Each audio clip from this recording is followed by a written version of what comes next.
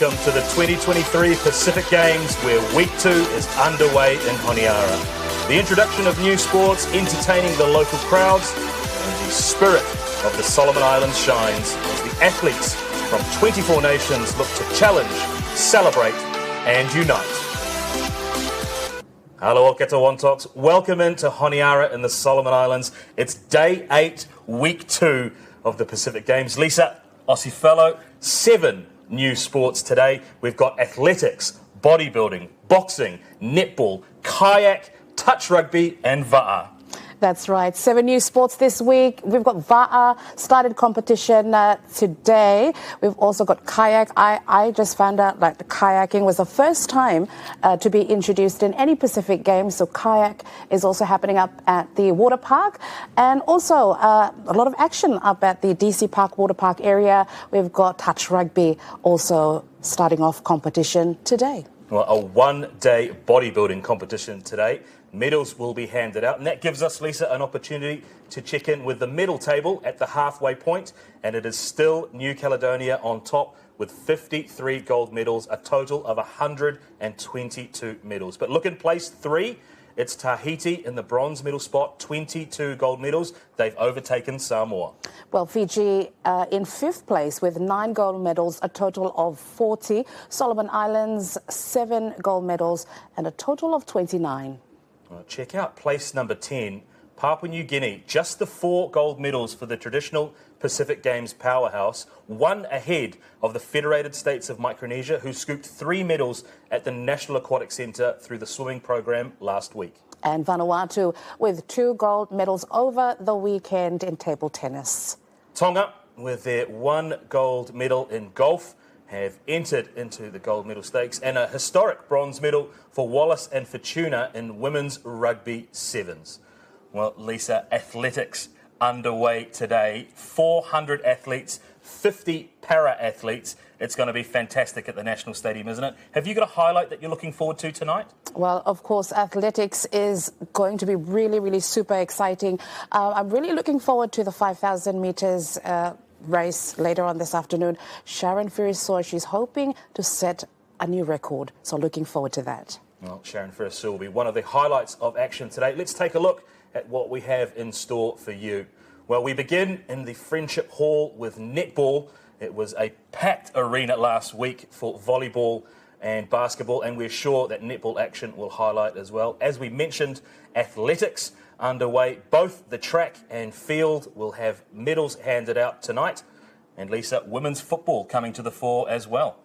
That's right. The women's football semi-finals, Papua New Guinea versus Samoa and Fiji versus New Caledonia. And boxing, we have both Olympic qualifiers and Pacific Games medal in store. Down at the Friendship Hall, Benny Pike and Mervyn Singh will have the call for you there. And that promises, Lisa, to be an exciting event. But first, we begin with a look back at last week. We are going to the Honiara Golf Club, and it is the final round of action in the men's and women's individual competitions.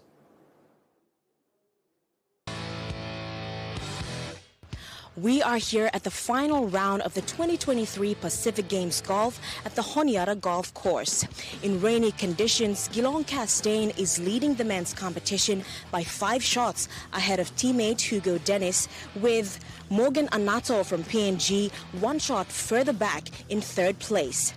In the women's competition, Alexis Vakasiola from Tonga is the runaway leader. On the 14th, Vakasiola narrowly missed a birdie to tap in for par. On the 15th, a beautiful tee shot and chip set up a putt for par, which she narrowly missed. On the par 3 16th, the young Tongan teed into the bunker and had to settle for a bogey 4. On the 17th hole, this long chip from off the green set up this putt for birdie.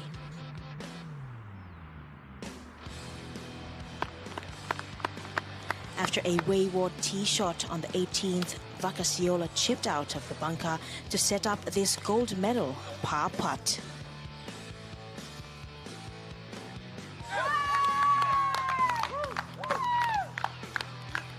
honestly, it just feels unreal, honestly. I just a lot of emotions right now. I've been playing since I was like 6, but competitively like when I was 8. It feels really nice. I'm really happy that I get to come and represent Tonga. It's really nice to represent my country and my family and all. Weather conditions improved for the men's afternoon session. Starting his back nine, New Caledonian Guillaume Castain chipped close to the hole for this tap-in birdie and extend his lead. The New Caledonian hit a lovely tee shot at the 11th, then chipped to within inches of the hole for a simple birdie 3. Castain found more trouble on the 13th tee and after losing his ball, recovered to salvage a double bogey 6. On the short par 3 16th, Castain found the green off the tee and finished with a par 3 as the rain started. Castain confirmed the gold medal with a par 3 on the final hole and hugs from his teammates.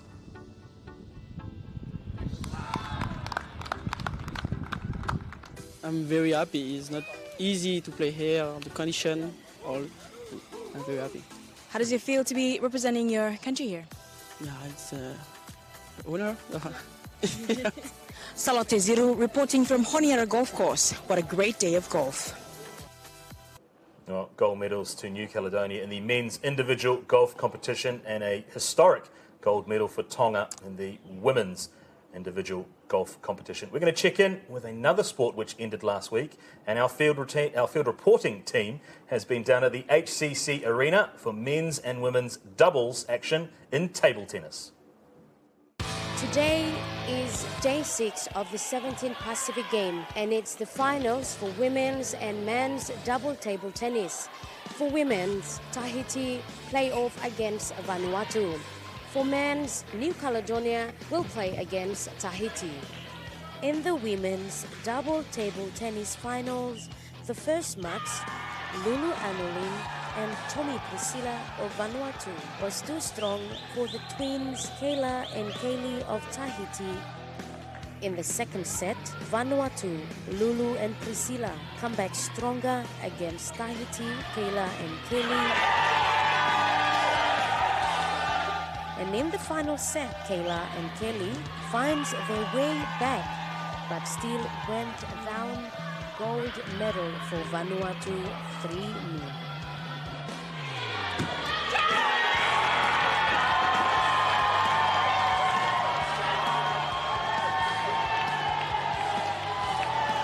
It means a lot. It's the first goal for Team Vanuatu in this 17th Pacific Games, and we are so honored to win that first gold medal.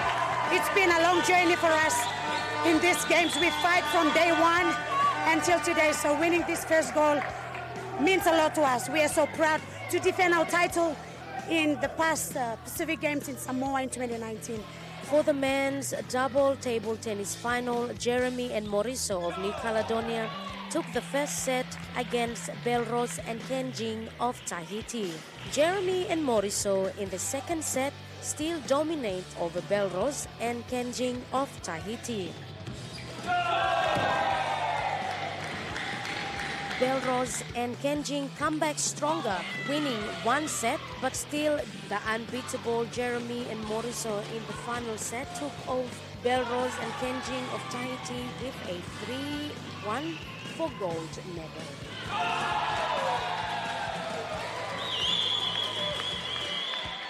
I'm very proud of this gold medal with my partner. We worked hard a lot to prepare this competition, so we are very happy to win this medal. Emma Komasi-Martin reporting from HCC Table Tennis Finals. Well, men's table tennis, doubles gold going to New Caledonia there, and the first gold medal for Vanuatu in women's table tennis doubles. Well, we're going to get today's action underway, and we're going to head down to the Friendship Hall for the only women's-only sport at the Pacific Games, Lisa. That's right, and it's netball. Starting off competition today, Cook Islands, the defending gold medals. Well, Cook Islands will have a battle on their hands if they're to hold on to that gold medal. Hot on their heels will be Tonga. the 7th ranked nation in the world at the recently held World Champs in South Africa. They are looking for their first ever gold medal in netball, and they took on Niue earlier this morning.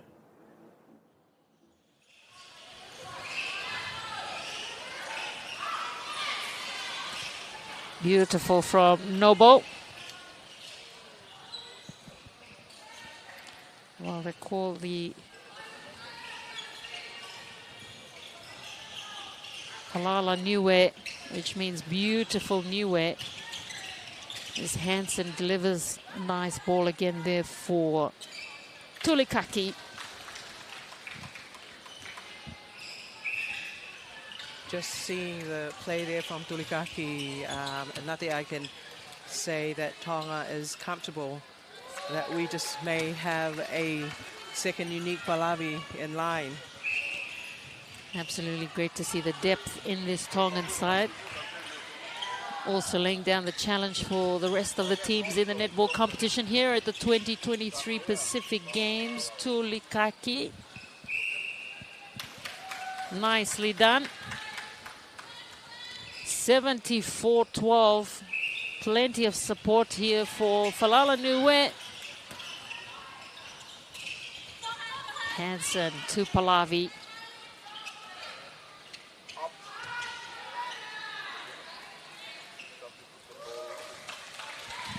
Tulikaki again there for Tonga. 75-12.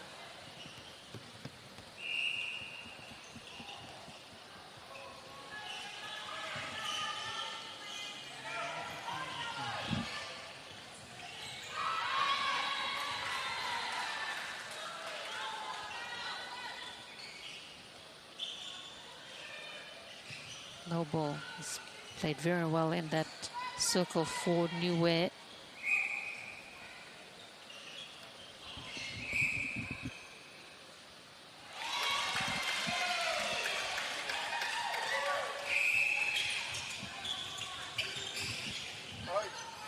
(75-13). The umpire was in a good position to make that call. Niue. Dilworth. Back out wide for Dilworth. Unfortunate there for Niue. Ball going into the circle. Did not go according to plan as Tonga quickly down the court. Hansen. Nicely done. Tulikaki.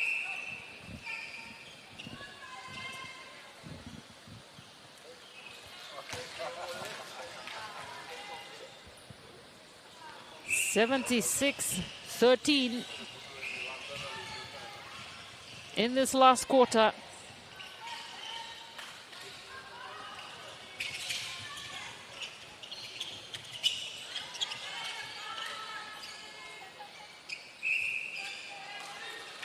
Pallavi on that occasion for Tonga.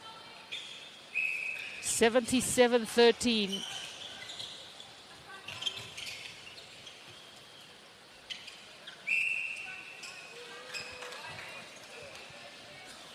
Tongan bench. 78-13 it is in favor of Tonga in this last quarter. First match for netball at this 2023 Pacific Games. Tonga have looked very, very strong indeed. Not only on defense, but on attack as well. And the depth in this squad is really what makes them a very formidable side in this competition, Salote. And also, you know, we must give credit to the coaching staff, you know, the style of play that we see here, and just being able to gel a team like this who live in 2 different countries, 9 different states, that are able to come through every time. It's not your most ideal way of coming together with a team, Nate, but it is what it is for Team Tonga. And I think it's just everything off court that is beautiful, that these girls are able to transition on court. just a little bit of miscommunication there, passing the ball through. Will Niue be able to take advantage of this? This is great to see. Niue, of course, competing. A lot of the players in this Niue side are still in school, so to be playing against these Tongan players, of course, who've ranked 8th in the world, who've been to the World Cup, is really a great exposure for a lot of these young Niue players. Most definitely, and of course, that is the pinnacle of every netball career of any country, is to make it to the World Cup, and Tonga, most fortunately, went to the World Cup for the first time qualifying this year, after the qualifiers last year for Oceania. Tonga and Fiji had gone in to this year's World Cup and came out at number 8, and Fiji, unaware, are also sitting at top 20. Long ball for Tulikaki. Again, it's 84-13.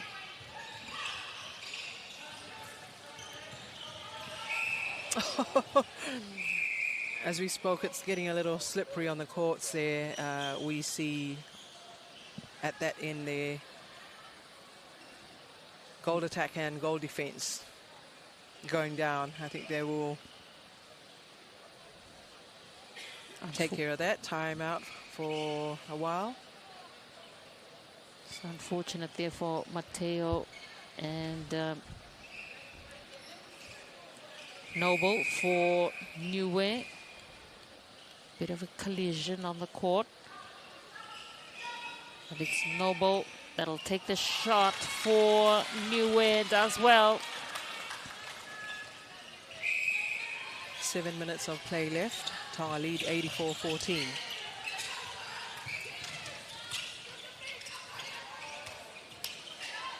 Ricochets off the post. Niue.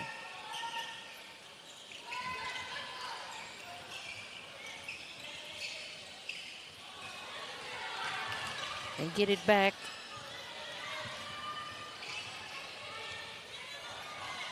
Dilworth. Nicely done from Niue. Oh, great shot there from Niue. 84-15 in this fourth quarter.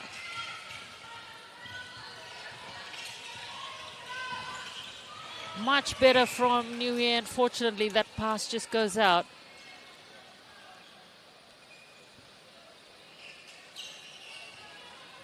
But they get another opportunity here. Niue. Noble. Settling in quite well to shooting duties for Niue. It's 84-16.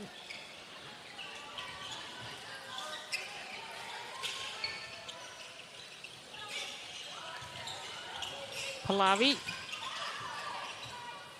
Tulikaki.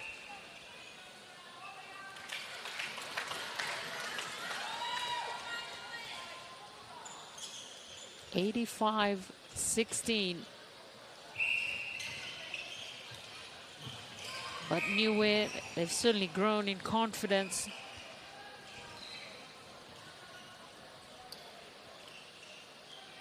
Doing a lot better in terms of their shooting accuracy. Peti Talanoa with the intercept for Tonga. Pallavi to Tulikaki. I think usually, Nate, for games like this coming in, the first games are usually the best games for any country in terms of everyone's got fresh pair of legs. You know, it's your first game.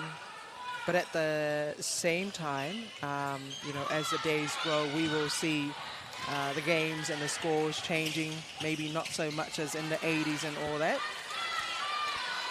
As players get tired and fatigue kicks in.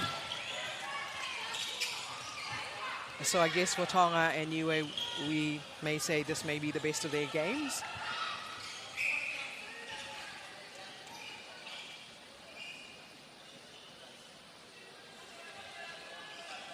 What I also know, Nath, is that in Oceania Netball, they're really trying for teams of the Pacific, you know, to come in and be part not only of Oceania membership, but also world membership. So that gives them the space to play more games in terms of not just waiting for every Pacific game, 4 years. We do know in terms of criteria with world ranking, you have to play at least 6 games within 8 games, I think, within every 2 years. So that gives every country more games, which upskills the players and everything. So those are the things that we're looking at from Oceania for all these teams here of the Pacific to not only just come in and play once every 4 years at this competition, but to be a member of Oceania and be part of the ongoing games. As you're aware, Australia, with their assistance, you know, they have a game that runs every year, which is the Pacific Oz, and all these teams here who put their hands up are actually invited to it, and where Tonga, Samoa, Fiji and PNG have benefited of more games to play. Certainly a great idea to have a lot more matches in the Oceania region. Just allows for growth and competition as well. Tonga in the lead, less than 3 to go in this match. They lead 87-16. Niue have certainly grown into their own in this fourth quarter.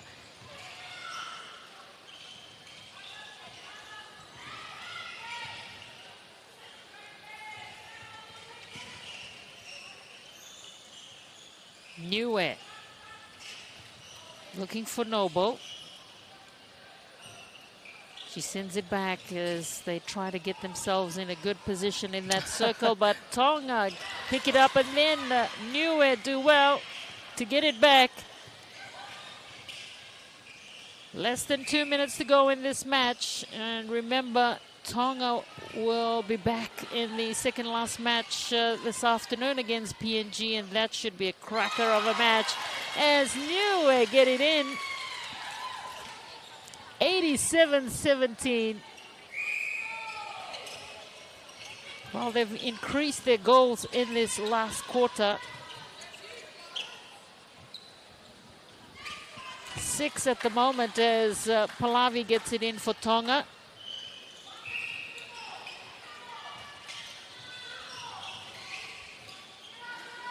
Playing a lot better, Niue, in this last quarter. But just as we say that, Tonga, Hansen, Tulikaki. Tulikaki has made her first match debutante for Tonga today. She's made her mark, we could say. Made a name for herself, coming in to relieve Unique Pallavi there. Tulikaki. She brings up the big 9-0 for Tonga. What a statement in the opening match here in day 1 of the netball competition. 2023 Pacific Games. We welcome you in wherever you're joining us from.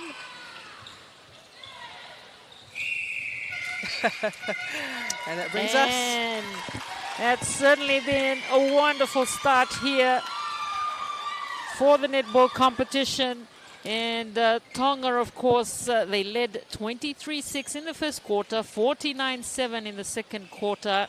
In the third quarter, it was 67-11. And they wrap up game 1 here with a huge score, 19-17 over Niue. And of course, they have PNG later on this afternoon at 2:30. But what a wonderful start from Tonga, the top-ranked side in this competition. Niue, of course, back in the competition after 20 years. They'll certainly relish this opportunity to play against the top side in the competition, Salate. Right, and as we view the highlights there, as we spoke, Jaylin Tulikaki came in as her first time. Also the GD there, Emma Mateo. First-time players for Tonga, the 2 new players, debutants for Tonga, with 10 coming back of the World Cup team. We see, and as we spoke about, how the Tonga team were the stronger team today, Nate, playing comfortably within their space and just reading their game well. You know, let's be honest with this. Niue did throughout the whole time suffer in trying to lock Tonga down, but Tonga was the stronger team for today, opening up our netball competition for the Pacific Games 2023. Fantastic indeed as well from Team Niue. A lot of these young girls are still in school. They're all making their debut back in the competition after 20 years, and they had a much better quarter, of course. In that last quarter, we were able to get 6 goals, so absolutely fantastic to see Niue in their first outing back in the netball competition after 20 years. That wraps up here. So Tonga and Niue get the netball program underway at the Friendship Hall. Tonga, a big step forward towards that quest for gold, their first ever with a big win over Niue. We'll catch in with the defending champions Cook Islands just a little bit later on. But Lisa, to the National Stadium we go, and our first look at athletics. That's right. We've got at the National Stadium athletics. We'll check in with the 400-metre hurdles heats. That's both for women and men. Yeah, and later on, we'll also have the heats of the men's and women's 100 metres. So the first full day of athletics, track and field in action from the National Stadium. Cannot wait. It's really going to be an entertaining program of events running right through until Friday. A jam-packed menu of sports in action. Sharon Furusua later on today looking for gold and a new Pacific Games record in the women's 5,000 metres. That's right. Sharon Furusua, she's looking forward to a 5,000 metres final later on this afternoon, and she is hoping to set a new record this afternoon, so we'll be catching up with that as well at the National Stadium. Well, we also will see new kings and queens of sprinting in the Pacific, the defending champions, both absent this time around, as we take in some live pictures from the National Stadium in Honiara. It's an overcast day here, so a little bit of the heat taken out, but it's been very hot, Lisa, hasn't it, in week 1? Yes, we've had some few showers over the weekend. It's a good thing to cool off the heat a bit, also take down the dust a bit. But it's a cloudy, overcast day here in Honiara, but it's a start of the athletics. Yeah, well, it looks as if it's Tarivali and Kiwono. So it looks like Managi is out. Why would that be? Well, she's never run it before. Okay. So Managi is out. She's a scratching. And it'd be in the second one, Edna Bob.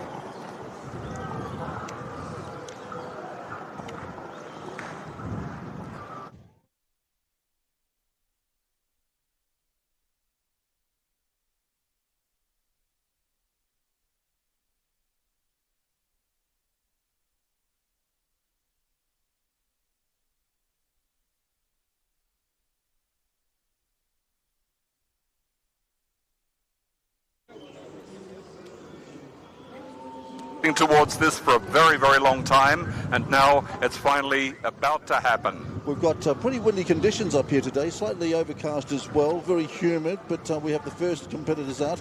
This is the semi-final, the first semi-final of the women's 400 hurdles, and we're getting some breaking news as well that 2 of the PNG runners, Bob, are out. Yes, well, I was really interested to see how Adrienne Managi would go. She's a 100-metre hurdle specialist, and this was going to be her first time, and Edna Boafob. So this is going to be a very, very good competition for the French. Well, you can see there now starters in lane number 2. That's Bernardino. She's from French Polynesia. Taravali from Solomon Islands is running in lane number 3. Lane 4 is Isabel Guthrie of Australia, by far the quickest qualifier of all these women.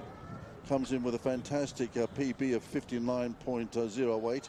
Managi is out. She was going to run in lane 5. Kiwono of Solomon Islands is in lane number 7, only 16 years of age. And Barasinas of Guam is out in lane number 8. 400 hurdles, semi-final number 1. First 3, top 3 go through, plus the best 2 times at the end of the day, Bob. Well, it's they're running the 2 heats to eliminate 2 people. It's a small field, but it's a quality field with the favourite going in the second heat. The favourite, of course, comes from New Caledonia. WorldFeed we'll be seeing here in just a moment. But I tell you what, Guthrie's a pretty handy runner herself. It'll be very interesting to see how she goes. She comes in with a 59.08. PB is a 59.08 from 2022 and participated in the Under-20 World Championships. So getting ready then for the first event here at the Pacific Games on this wonderful track at the National Stadium, reportedly very, very fast. Standing by for a start then in our first event, the women's 400 hurdles.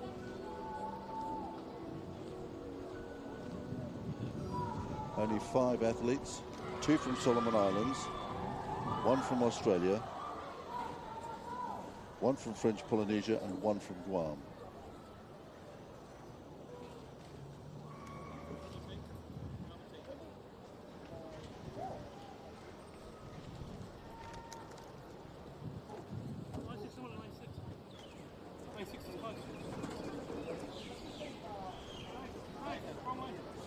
So the strategy here for the Australian, Bob, with obviously the profoundly well-credentialed time of a 59.08 as she gets ready for the second round, would be what, just sort of stretch your legs, get into the conditions? Well, if you try to slow down too much, you lose your rhythm, and it can be a bit of a disaster. So just repeating that lanes 5 and 6 are empty. So who's out in lane number 7? That's Kuwano.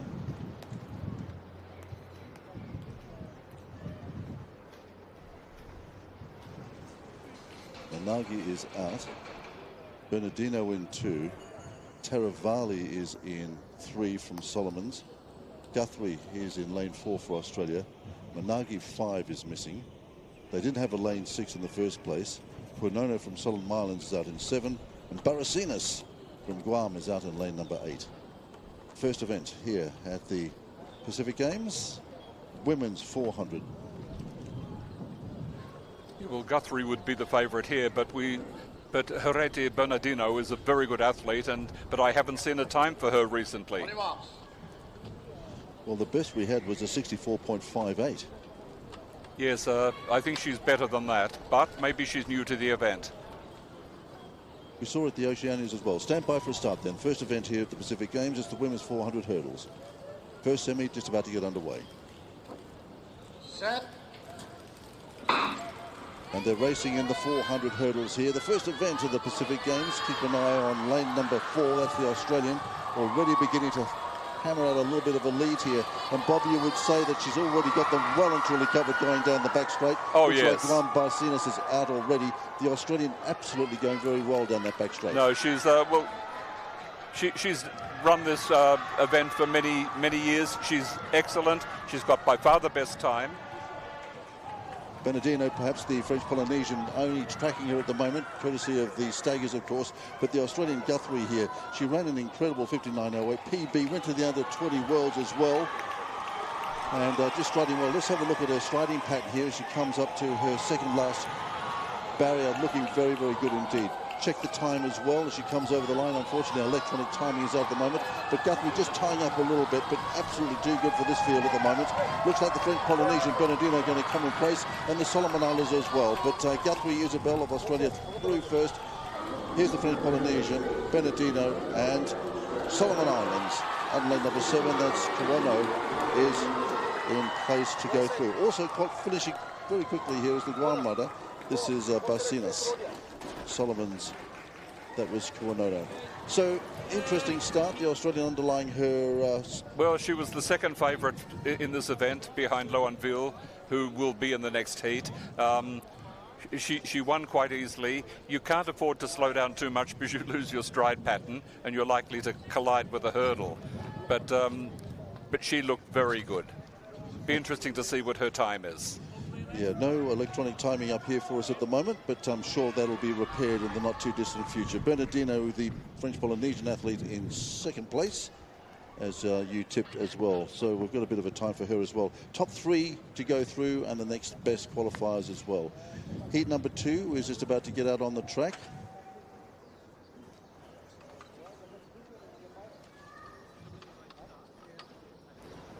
Be interesting to get the reaction from the girls after that first heat, Bob, and how they're finding the conditions out there today. A little bit warm, as I said, overcast here, slightly overcast. There's a northerly breeze coming down this stadium as well, running north to south, which could have a bit of an impact. So they're just calling up the second heat, 400 hurdles.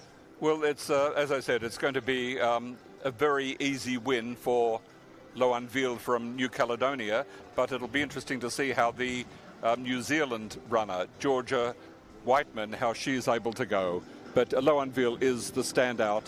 She's 2 seconds faster than all the other women in the 400-meter hurdles field. Certainly got some great credentials. Veal will be running out of lane number 5.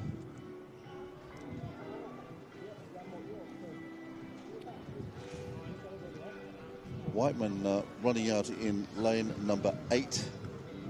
In the mini games in last year, Loanville collapsed at the end of the 400 and looked as if she'd be hospitalized. Then she bounced back the next day to win the 400 hurdles by an impressive margin.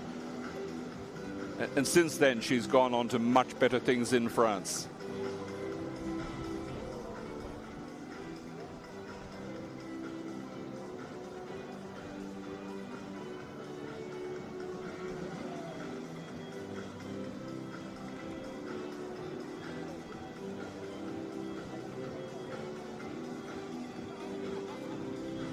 So just running the field then. Tuifua there from Tonga. She's running out of lane number 3. Looks like we've got another scratching as well. Who from Solomon Islands. Doesn't look like she's running in lane number 2. So Tuifua there. There's Whiteman. She's out in lane number 8. That's the New Zealander. Comes from Palmerston.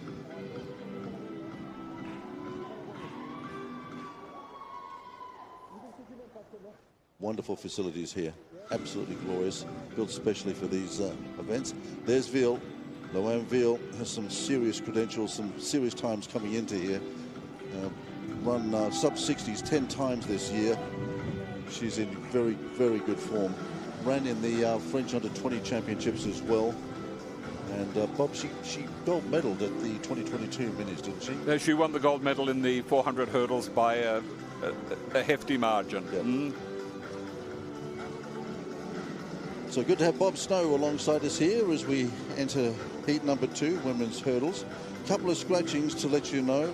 Edna Boafab of Papua New Guinea is out. Joining her compatriot, Adrienne Managi, also scratched from heat number 1. So the 2 PNG girls are out. Deborah Hu of Solomons was to have run in lane number 2. She's down there. She's looking pretty good. She's in 2. We've got Tuifua from Tonga in 3. Boafab is out. Loanville, the favourite, running out of lane number 5.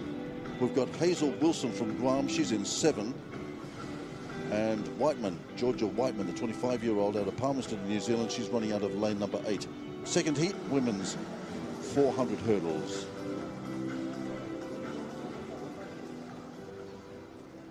Georgia Whiteman doesn't have the credentials. She's been put in this to gain the experience, but we don't know Hazel Wilson from Guam. We've never seen a time for her, so who can tell? Well, Whiteman seems to be improving. I see a 66.97 as a PB. There's a picture of Whiteman and Wilson out there in lanes number 7 and 8. As we look down, as the starter gets them ready for the second heat here. Women's 4 by 400 hurdles. There's a fantastic shot of our favourite, Loanville, New Caledonia. Then a 62.02 at the French Under-20 Champions or Championships.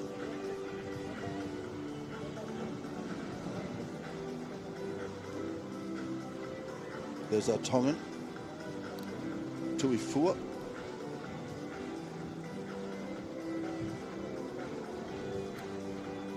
There's our Solomon's runner. She's running in lane number 2.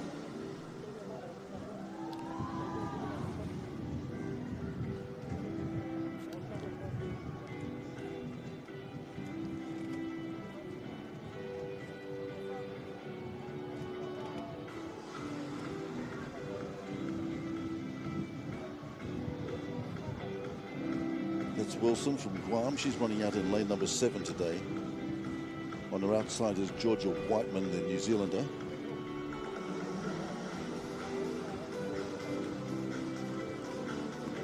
Donna Colliel holds the record here, set back in 2015. Yes, that was a great period for Papua New Guinea in the 400 hurdles for women.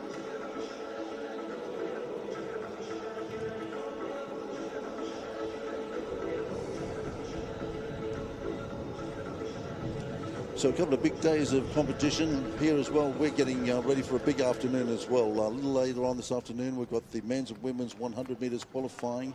The Australia's fastest woman, Tori Lewis, is not here, but Georgia Harris is. In the men's, it's Lockie Kennedy of Australia, should be hard to catch.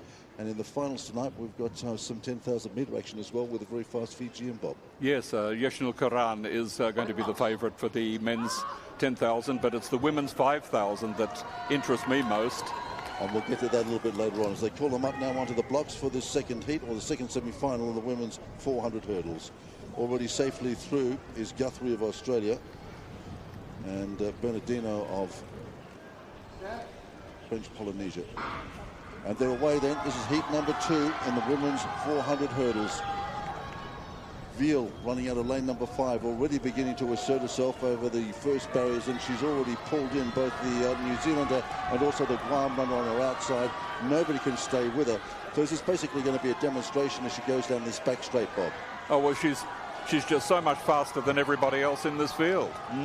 So some serious running, 60, under 60, 10 times so far this year, and you can just see the form as well. So for her, this is a little bit of a training run, just getting used to the conditions. Yes. And also the breeze, light, and where the competition will be later on as well.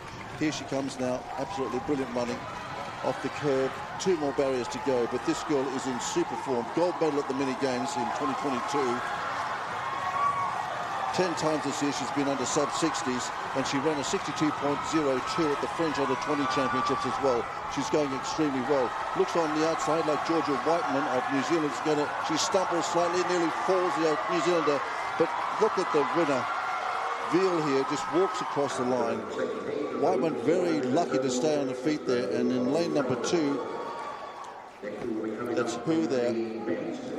Wilson of Guam across the line next, and Tonga closing out the second of those 2 heats. But emphatic win there by Loane Veal, serving notice, Bob, that she's in great nick. It's going to be an interesting showdown between her and Guthrie, the winner of the first heat. Also later in the program to see how she goes in the flat 400. She's also entered in the 100 hurdles, which is something I've never seen from her before. But who knows what she'll do. She's a fine athlete, and she's spent quite a lot of time in France honing her skills. Whiteman, I tell you what, Georgia Whiteman, very lucky to stay on her feet there in the dying stages of that. Not sure whether they got a shot down the track, but she really got a little bit tied up over that last barrier. No doubting who the winner was. There she is in super form at the moment, serving notice it's going to be a great battle between she and the Australian later on. I imagine I'll be brave enough to predict an easy win. Easy win for Loane Veal. Wow, that's a big prediction, Bob. Well, she's a couple of seconds faster than the Australian. Let's have a look here who we trainers have. Bit of concern here for one of the athletes. Warm day here, as I said. So here's the start again, Bob, and already here she's asserting herself. I mean, we're coming up to the first flight already, and she's already reeled in basically the 2 runners on the outside. She gets over that barrier before Well, she's anybody. got a good hurdling style. She knows what to do. Well coached, and she's had lots of competition. Just have a look at Whiteman here as our winner, Veal, comfortably finishes off here and just basically walks it out. No problem whatsoever for her. See, Loane Veal had a season best time 10 seconds faster than Whiteman. Look at that. Meantime, Whiteman just behind her. Here's Veal again. Looking around, absolutely. And she just basically walks it out. Unfortunately, we don't have electronic timing up here, so we can't bring you the times, nor can we do a comparison with the first heat. But there's the New Zealand girl in the background. You can just see her left of picture, just having a bit of a stumble. Hazel Wilson there behind her as well. Whiteman good to come across the line. She had a little bit of a hiccup there, but very comfortable in the end. Now we get to the men's 400 hurdles. I wonder if there'll be any scratchings here. The weather is looking interesting. Certainly the breeze is coming up. The first of the men out on the track.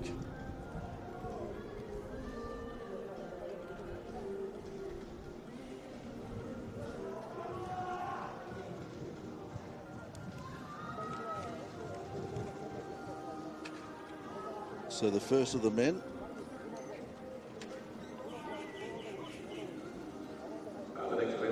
Limtiako will run from lane number 2 for Graham. Vulita from Solomon Islands in 3.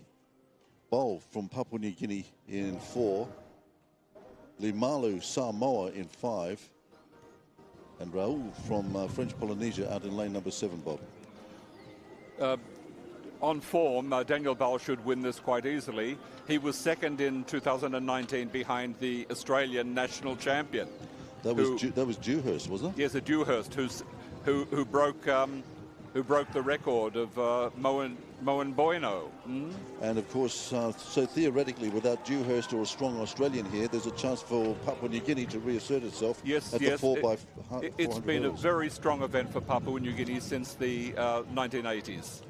So Daniel Ball is definitely the guy to keep an eye on. He's running out of lane number 4 there. You can see the starters in the first heat of the men's 400 hurdles.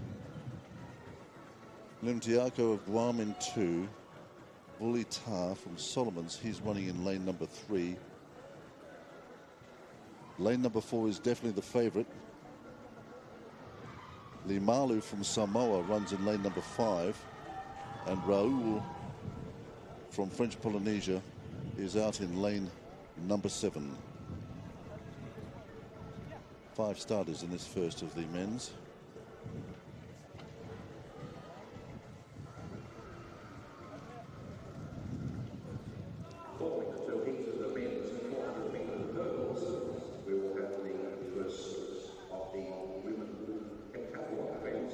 Six of the countries have given no seed time for their athletes, so we really don't know what they're capable of. I've not heard of them before, so I'm assuming that they're not top hurdlers, but you can never tell. Well, I'll tell you what, we've got a seed time for Bol, though. He's come in at a 52.93, he's quoted. And I think he did that in Brisbane a little bit earlier. There he is, looking absolutely resplendent. That's Papua New Guinea favourite, and keep an eye on him. He's running out of lane number 4. Yes, I think he posted his start time of 52.93 in Brisbane earlier on this year. Yes, it's not as good as his time that he did in up here in 2019, but he'll be satisfied with the gold medal, irrespective of the time. So let's hope that he's not overconfident. He looks good. Tell me about the Olympic points here as well, Bob, as we prepare to start in this, the first event of the men's here at the Pacific Games. Well, if you win here, your time or your performance has a certain number of points on the scoring tables, plus you get 100 bonus points, and that really boosts your chances to get to Paris. But more about that later. 10 flights of the hurdles, 400 hurdles for men, the first of our men's events here at the Pacific Games. Just getting a little bit of a taste. Wonder whether they've got the electronic timing working yet. We haven't had any official times yet for any of our heats, but I'm sure that will come out. There's the schoolboy champ out of Samoa, Limalu, schools champ. He's dominated competition there in the higher education system in Samoa for a couple of years. And I think he's supported by one of the resorts as well, Bob. He returned to Paradise Resort. Vulita there, that's the Solomon Islander rep. He's running out of lane number 3. No start time for him. And also wondering whether, in fact, he might have been one of the Solomon Islanders, one of the 80 that might have gone up to China for 90 days earlier on this year. Yes, I don't know who they were, and that's something that has not been widely publicised. Limtiako with a time has just walked off the track for some reason. Not sure. He's in lane number 2. And I'm not sure why. He's just warming up at the moment, so he seems to be okay. He's in bottom of a picture there, just not sure why he walked off the track. His seed time was 60.09, which will give him a chance to make the final, but he won't be up with the medal winners.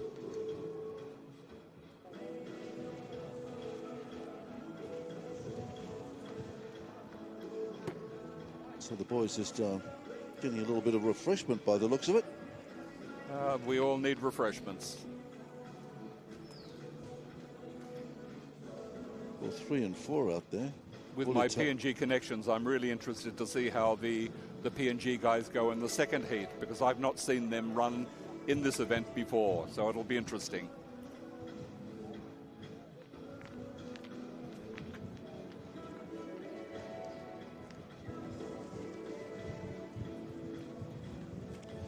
So if you're just joining us, a reminder that this is day 1 of track and field competition here in Honiara, and it's fantastic to be alongside of Bob Snow, the Oceania statistician who is here. So as we were saying, later on this afternoon, featuring the men's and women's 100-metre qualifying, Australia's fastest woman, as I was saying, Tori Lewis is not here, but George Harris is.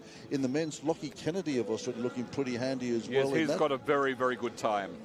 If he wins and gets the 100 bonus points, that's the equivalent of a 9.95. That's a nice get for him on his way to Paris. And of course, a number of these Australian, if he wins, a number of these Australian and New Zealand athletes certainly fashioning their international careers in and around the Pacific Games in order to try and get some of those bonus points. Excuse me, to head off to Paris. Later on today as well, we've got the men's 10,000, as we were saying before. Karan of Fiji could be a starter there. And I'm looking forward to the women's 5,000, Bob. Oh, I think it's going to be dynamite. You've got 3 very good runners, and we don't know the current form for all 3 of them, but they are potentially very good. Well, you'd have to consider one of those to be the CNMI runner, Natania Tan, fantastic. But the 2 Solomon Island runners on home turf, Sharon Firasua and Diana Matakali. Oh, the crowd. It's not a large crowd, but the crowd will be very, very much behind them. Well, yes, I absolutely agree. And Sharon Firasua, I want to see her. I was expecting to have seen a little bit more of her in the opening ceremony, actually didn't. So I just wonder whether she's just been concentrating on what she needs to do up here. Not too far away from a start in this, the first of the men's hurdles, 400. Not too far away, just waiting to get you down to the deck there. There's our French Polynesian, Poleli Raoul of French Polynesia. Comes in with a time of a 55.14, going to be running out of lane number 7 this afternoon. So he'll be out there by himself, running into a little bit of a stiff breeze as well, which seems to be swinging around, Bob. Not sure what you're seeing. Well, it's right in my face at the minute, and looking at the flags, they're having a wonderful dance. And there's a little bit of cloud up around the mountains off to our right as well. It wouldn't dare. No, it wouldn't, surely.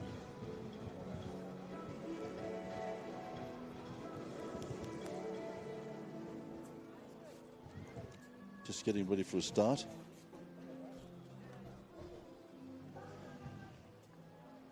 Yes, so just having a look out to the east, actually. That's where the wind seems to have swung around. It was sort of northeast, and now it's swung around into the east, Bob. So something's going on. It'll be interesting when the 100 metres come to see what the official wind readings are behind for each of the heats. As I said, we can't see that at the moment. There seems to be a little bit of work being done. This day 1 of competition here, so they're concentrating on Daniel Bowell. They must know that he's the likely winner of this particular heat.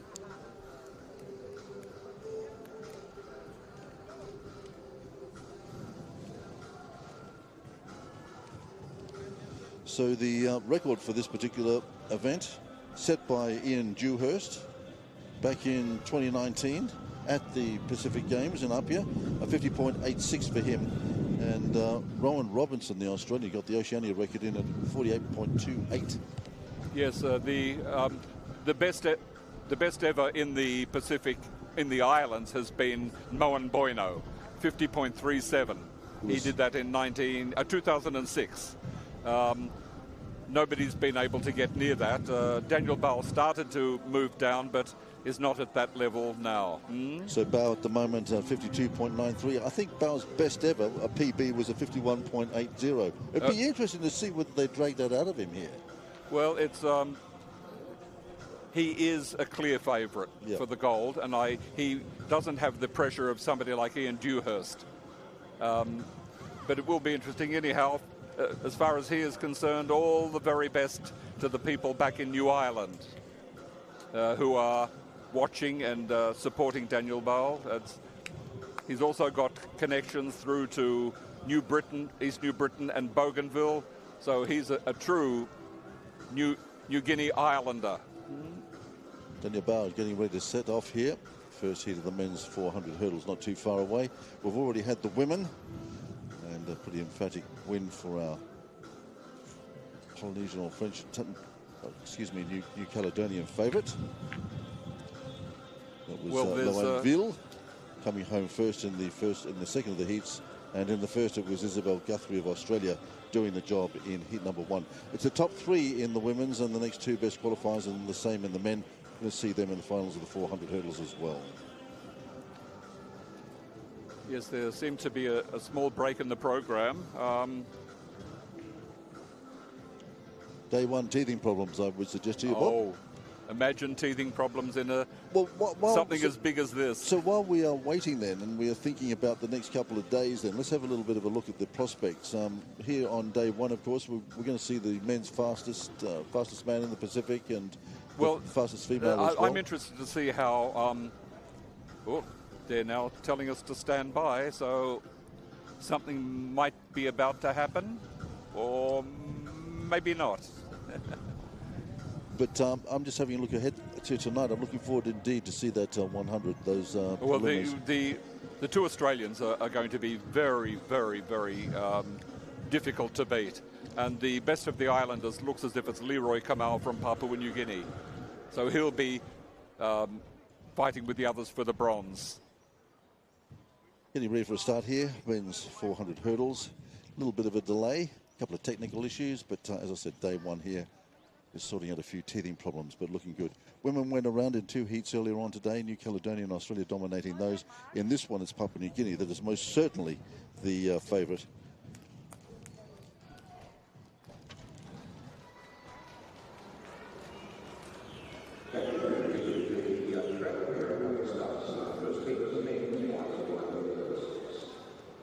So calling them up, ready for a start.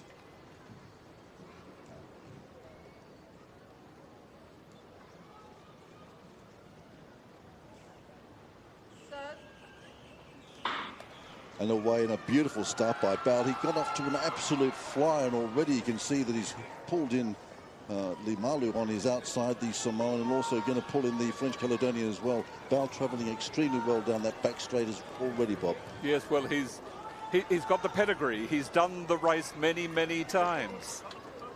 Looks like Jeffrey Lim Tikau is going pretty well as well from Guam, but at the moment there's no doubting that the PNG runner is here, well and truly in front. Yes, it's no surprise.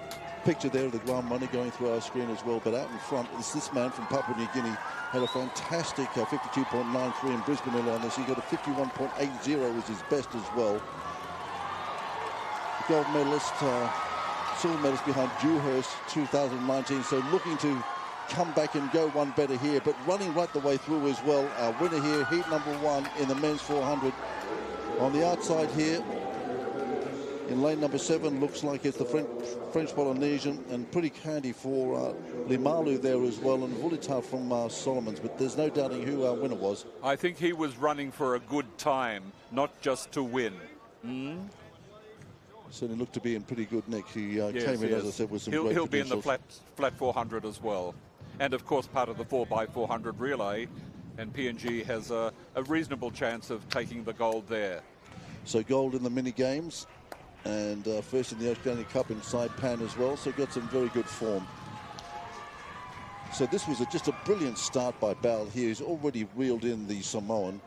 Limalo on his outside. You can see that already as he's got to the 3rd flight. And down here in the straight, he's just running away with a bit of a training run for him as well. For some reason, in the 1980s, this became a very important event in Papua New Guinea. They had Paiwa Bogela beating Joe Roden Sr., and from then on it was Barbo Neuendorf, then Ivan Wakit, then the fantastic Moen Boino, and now Daniel Bale. Great isolated shot there. You can see his technique as well, striding between those various barriers, 35 metres between each of the barriers, and he just finishes off nicely and runs through as well. Interesting to see that the French girl did not do that earlier on, but Bale obviously pretty serious. I think he was after a good time.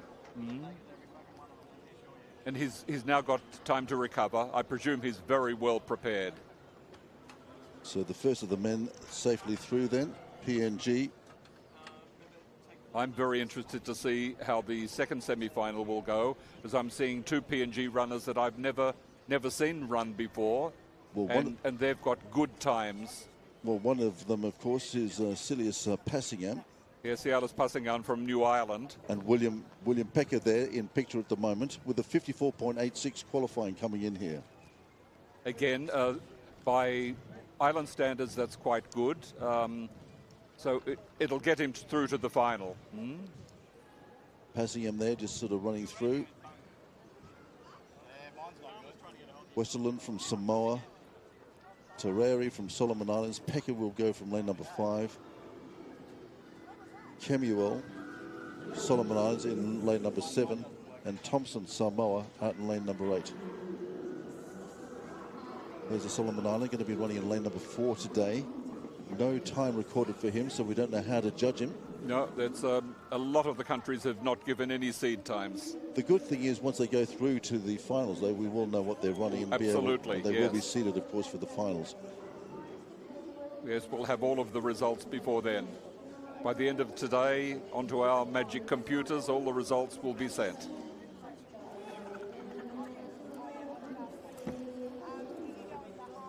So out here in lane number 8, this is Thompson, Samoa. Samoa has had a very good reputation in 100 and 10-metre hurdles for the men, but less so in the 400 hurdles. 2, that's passing in there, Papua New Guinea.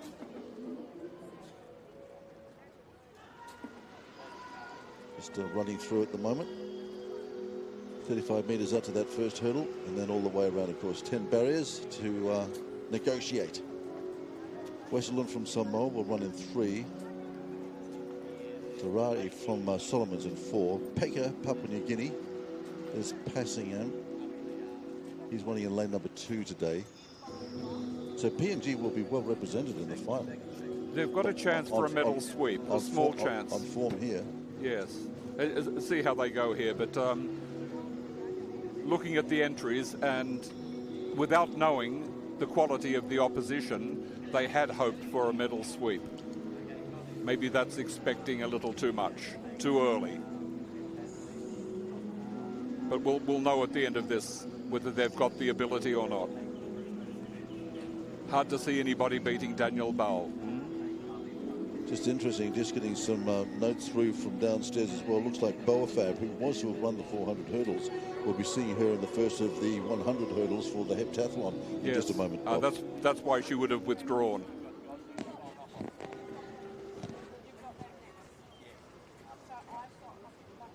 Just standing by for heat number 2, men's 400 hurdles. Passing in lane number 2, Papua New Guinea. Westerland, Samoa in lane number 3. Terai from Solomon Islands in lane number 4. Pecker, Papua New Guinea, with a 54.86 start time. He runs in lane number 5. He's the only guy with a start seed time here. Kemuel from Solomon Islands in lane number 7. And Thompson from Samoa is out in lane number 8. That's the problem when they don't have a seed time. They're an unknown quantity. They could be brilliant, they could be disastrous. Well, you've just got no way of knowing until you see them on the track. Well, we know that Passingham has got a 54.30 and finished behind Bowl in the PNG Nationals. Yes. So there's the Samoan out in lane number 8. Behind him in 7, that's Kemuel. 6 is Pecker. Terrari Solomons is in 3. Westerland. And then Passingham on his inside. Under starters orders. Could be anyone's this one, but the PNG boys were expecting to begin to assert themselves pretty soon. But at the moment, it's all pretty even over the first of the 2 hurdles. Bob, the first of 2 hurdles looks pretty even. Coming through now. Pecker beginning to make a little bit of a move. Westerland is there. Terrari from Solomon Islands, not too bad as well. He's running in lane number 3 at the moment. Passingham on the inside, going to have to do some work on the staggers at the moment. Going to be closest of all of them. Looks like somebody just tied up a little bit there. Could have been Kemuel from Solomon Islands. Looks like the two PNG boys beginning to assert themselves here at the moment. Passing him in lane number 2. And Pekka out in lane number 5. These two boys at the moment. Westerland there from Samoa as well. But Papua New Guinea on the inside. That was as expected. We didn't want to disrespect the others who had no seed time, but we did think that the 3 PNG guys would emerge as the main medal hopes. So Passingham and Pekka there, 1-2 for Papua New Guinea, and serving notice that they could be a bit of a handful in the finals. Top 3 and the next 2 best qualifiers to go through to the next round.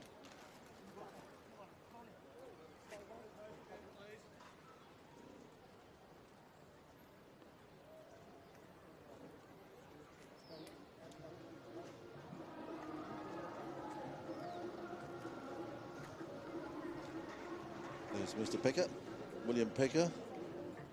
So 1-2. The replay will give us a little bit more detail as well. So here's the start then. Much more even this one. And I thought that Kemiel was travelling pretty well out in lane number 7 until he tied up around about the 200 metre mark. It's hard to do it for the full 400 metres with the hurdles. Indeed. There's the Samoan, Thompson on the outside, and this is where the boys started to make a move. There's the Solomon Islander on his inside. That's Kemiel here. We might see him just begin to tie up and get a little bit knocked around. Meantime, the 2 PNG boys coming on his inside, beginning to make their move. Pekka there, travelling quite nicely on his inside, passing him. We haven't seen him yet. That's Pekka beginning to make his move at the 200 mark. Meantime, the Solomons beginning to tie up behind him. Thorough there from Solomons, also holding on to the 2 PNG boys. But Pekka here at this stage, passing him is on his inside. And we'll see him come into shot in just a moment. But PNG certainly got a fantastic history in the 4x400, 4x... in the 400 hurdles, it's been their event for the last 20 years. I don't know the reason for that.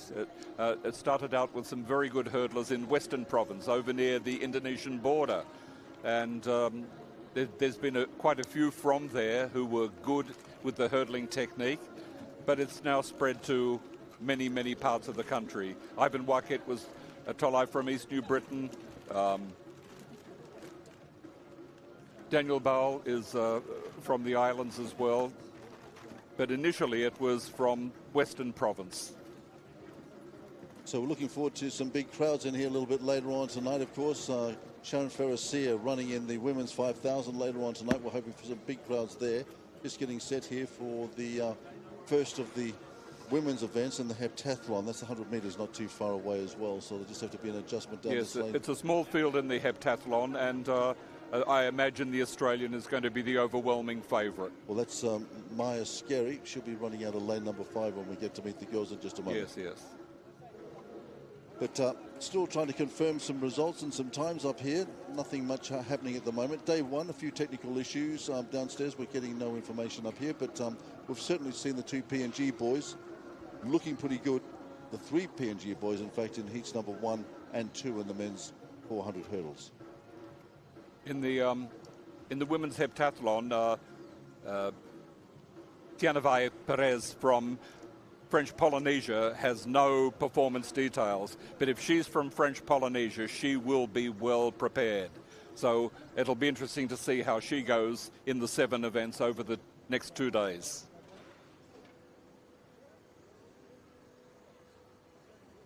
But the favourite there is Mia Skerry.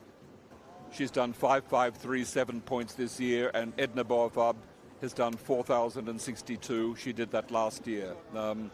So Mia Skerry ranked 4th in Oceania, and Edna Boafab ranked number 36. So I think this should be an easy win over the 7 events over the next 2 days for Mia Skerry.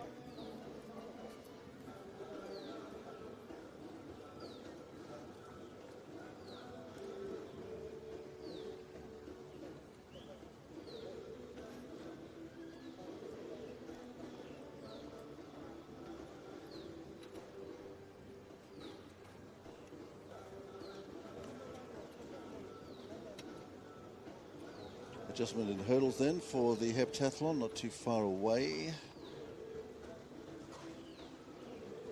if we have a look at the Pacific Games heptathlon record, the name of another great Papua New Guinea athlete confronts us, Siama Launa. Yes. With a 5,037 points set way back in 1989, Bob. That was at the mini games in Tonga. Wow. And we realised that there was no point in having separate records for mini games and for the Pacific Games because they were the same countries and the same events. So why separate them? So when that decision was made in about 2007, 2008, we discovered that hers was the best. Adrian Monagi was not too far behind. She was very, very good. She has now become a 100 hurdle specialist, but she was a very good. She won the gold medal in the heptathlon in 2015. But it's difficult to prepare for the 7 events.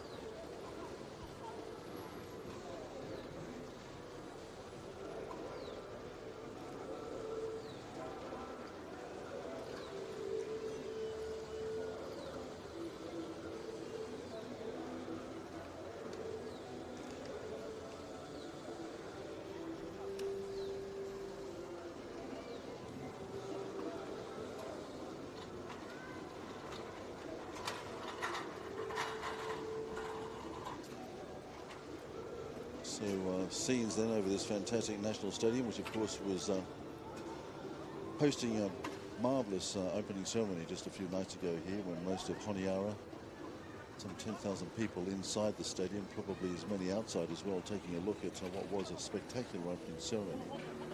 And we're hoping for some big numbers as well. Looks like we've got some pole vault happening on the far side of the field as well, Bob.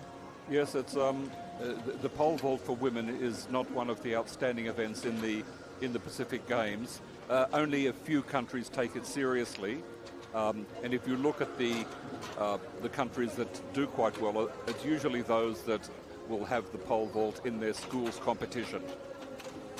So we've got we need get some shots over there, but the pole vault seems to be underway. And as you say, Bob, just a very small field here today. Yes, there's Pascal Gasson of New Caledonia, probably the best of them, eh? Yes, and again, Esther Wegiem, she's an athlete who's been around for a long time in many different events. French Polynesia have always been good. And it'll be interesting to see how Julian Sosimo from Solomon Islands goes, whether she can get over the 2-meter mark.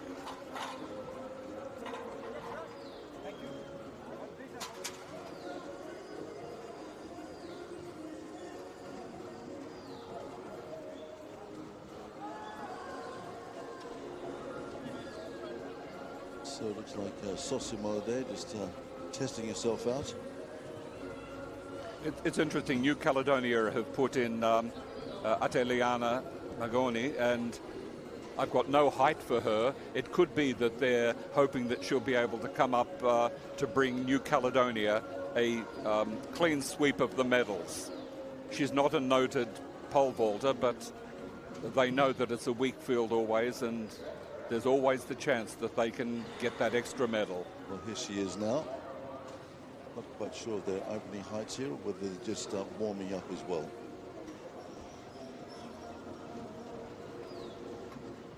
That's a warm-up because it's a... Indeed. It's yes, an uneven bar. It's not the proper bar. So pole vault not too far away. We're waiting for the heptathlon, the first of those events. And then looking forward this afternoon to a lot more here at track and field as well. Yeah, the hundreds are coming up at about 3:30 from memory. Yep.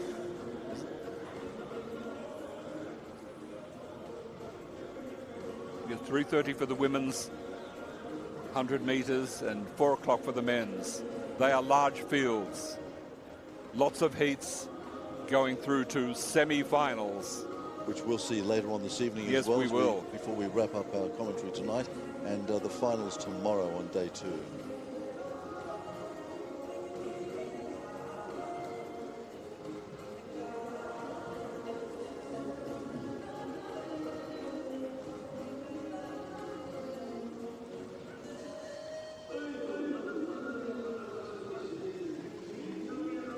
So not too far away from the start then in the women's heptathlon. Hurdles will be the first event. Do you know much about the field, Bob? Women's heptathlon? No, all I know is that Mia Skerry, the Australian, is ranked 4th in Oceania, and Edna Barthorpe from Papua New Guinea is ranked number 36 in Oceania. So it's going to be a very, very significant win for Australia. But we don't know, I mentioned earlier, we don't know about the French Polynesian. I'm sure they haven't put her in with no preparation. We have no score for her during the year, but French Polynesia, they're a serious athletics country. They will have prepared her properly.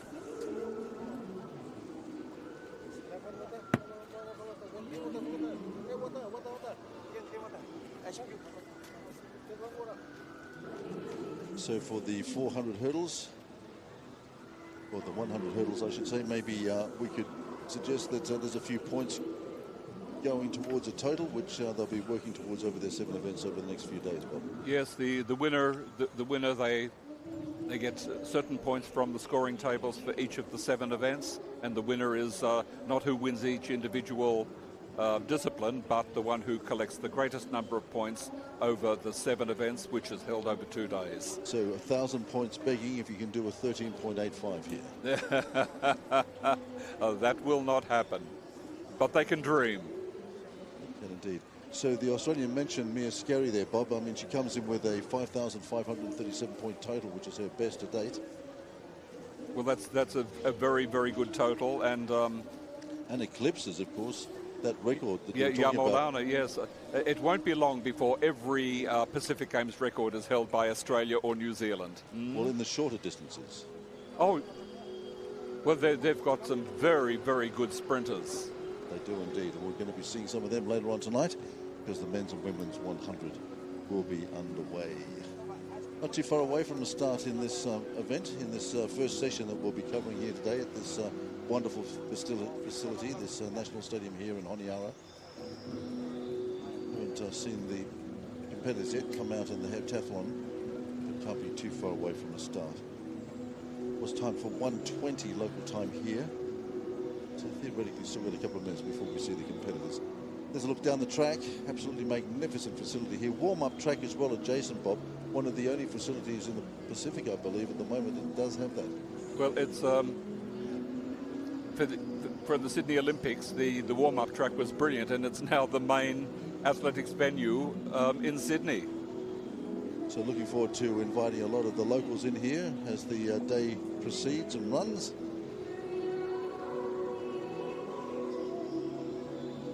So here they are then. There's Mia Skerry in the green strip of Australia in the middle there. By far the most best credentialed of these particular runners. Tauvaka from Tonga will be in 2. Lamorelle from French Polynesia in 3. Sosimo, Solomon Islands, will be in 4. Skerry in 5. Laisa from Solomon Islands in 6. And Boafab, who we were hoping to see in the women's 400 hurdles, will be out in lane number 7. She's got a much better chance in the heptathlon because she's done it before and she knows what it's all about. And I'll send a big cheer out to Munum village in the Markham Valley of the Morabie province in Papua New Guinea, where her family hopefully is watching this event. First of 7 events.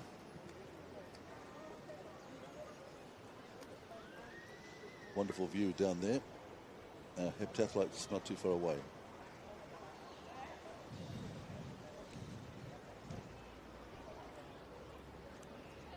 And there's the start list. Tauvaka then from Tonga goes in lane 2. Lamorelle in 3 from French Polynesia. Sosimo Solomon Islands representing the home country. She's in 4. Wonder how well she's gone up in China as well. Skerry, the Australian, she's in 5. Yes, well, Lamorelle was not on the original list that came out, so she's an addition. Laisa there in lane number 6, and Boaf, Papua New Guinea, in lane number 7. So Lamorelle is a serious contender as well. 28-year-old out of New Caledonia. Boafab, a bronze medalist from the heptathlon in Apia. 3,848 points, Bob. Well, it's an event that is not all that popular around the Pacific because it requires a lot of training, a lot of discipline, and you've got to have all of the equipment available, so only a few countries will take it seriously. And did a lot better, actually, the following year, in 2022. She finished up the mini games. Yes. With 4,062 points. Yes, which is her best. Okay, so she's come in with that to the qualifying. There's a picture of the Solomon runner, or competitor. Sosimo. Tavaka in 2, Emerald in 3, Sosimo is in 4. There's the Australian. And Scary. Powerful competitor.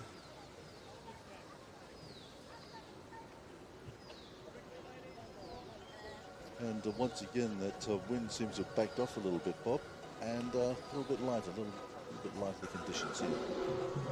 Boafab closest to us with the white hairband today. Still just doing a little bit of a run through. Not far from the start in the women's 100 hurdles, heptathlon.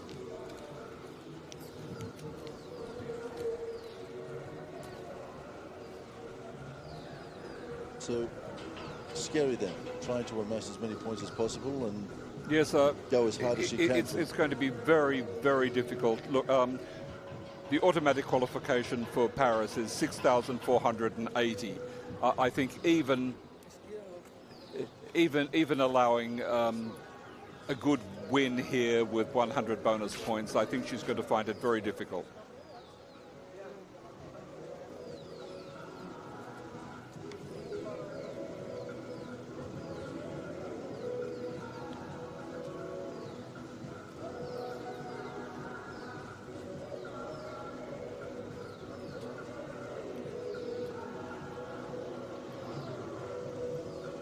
So our competitors then in this women's 100 metres hurdles, heptathlon, heat number 1, Tavaka in 2, Lamorelle is running out of lane number 3 for French Polynesia. Don't know too much about her, but Bob suspects that she could be in pretty good form. Sosimo from Solomon Islands, likewise. And MC just welcoming them up to their starting blocks. Sosimo probably one of some 80-odd athletes that spent 90 days up in China prior to these games. Chinese government trying to bring out the best of the national athletes. Scary in 5, Laisa in 6, and Boafab closest to us with the white headband and the red PNG strip in lane number 7. Starters getting ready for the women's 100 hurdles heptathlon.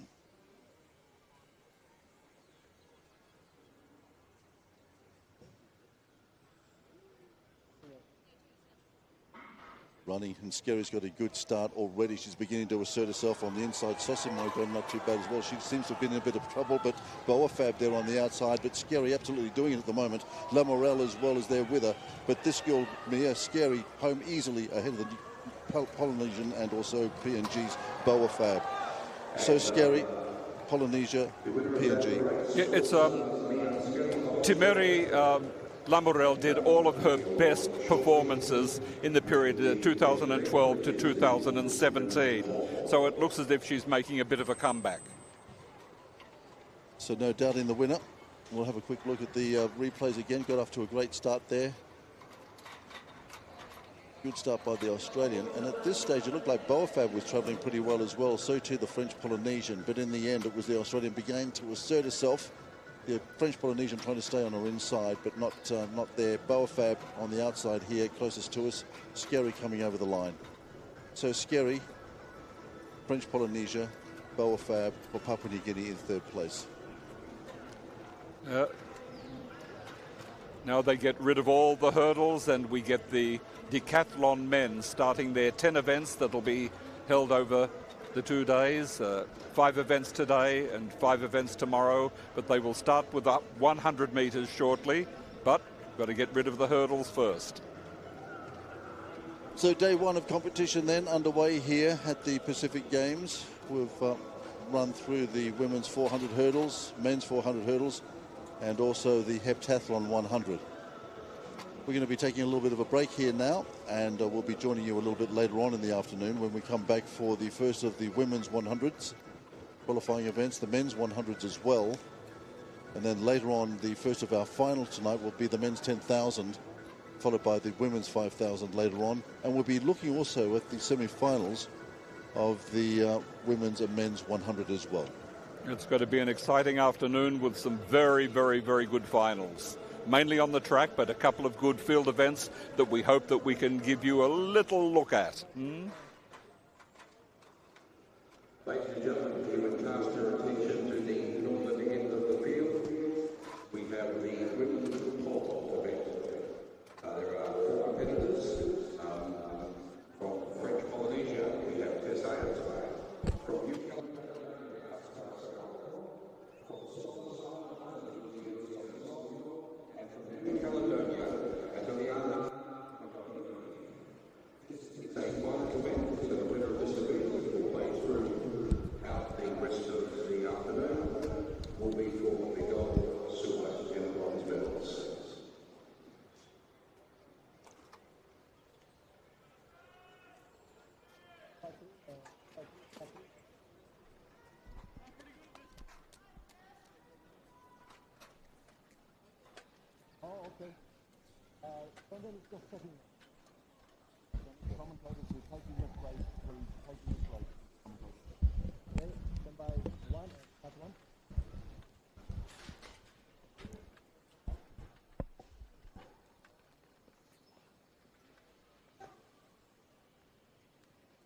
So standing by then, we'll be taking the first of the men's events, the decathlon.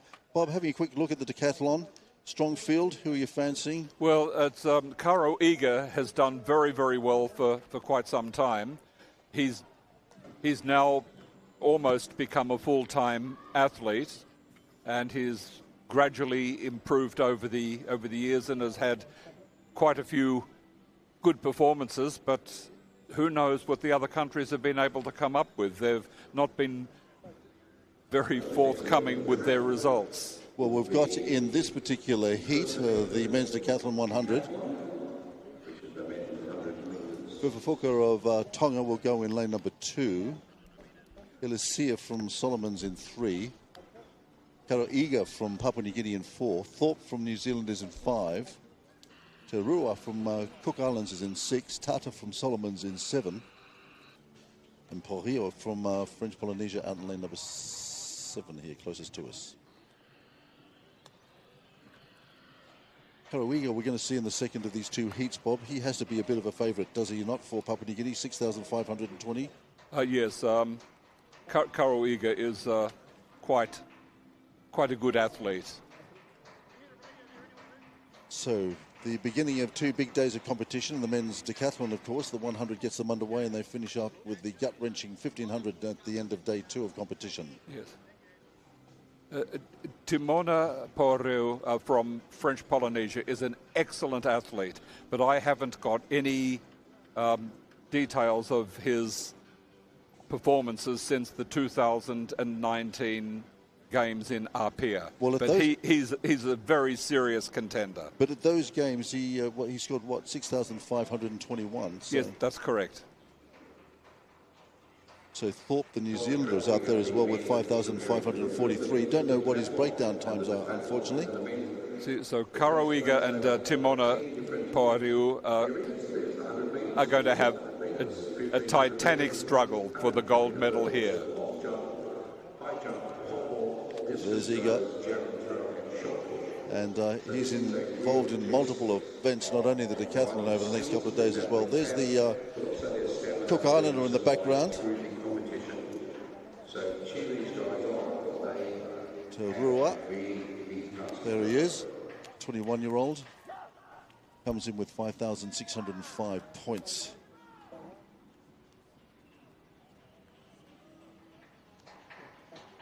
Yes, this is a PNG versus a PYF contest. A very serious one.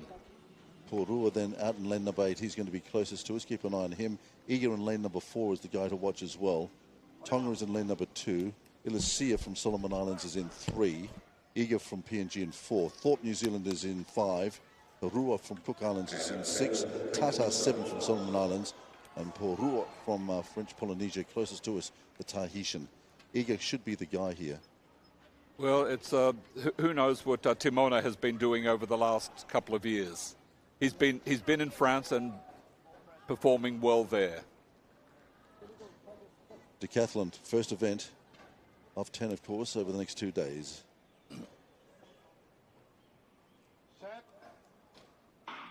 Oh, a false start there. Don't like that. That's the Solomon Island. I went in 3. Alfred Ilicia. Bob, implications for the decathlon? I apologise for not being up to date with the decathlon false start rules. I don't think they're the same as the for individual events, but they might be. And if they are, it's an automatic disqualification. Qualifications. There it is. Just have a look at the gun and the start. Under the gun now. Yeah. Looks like a little bit of swaying by the Tongan on his inside as well. But normally it will be up to the judge to decide whether it was a false start or whether there were extenuating circumstances. And well, fortunately for Ilicia at the moment, it looks like they're going to give him the benefit of the doubt. So getting ready then for the decathlon men's 100.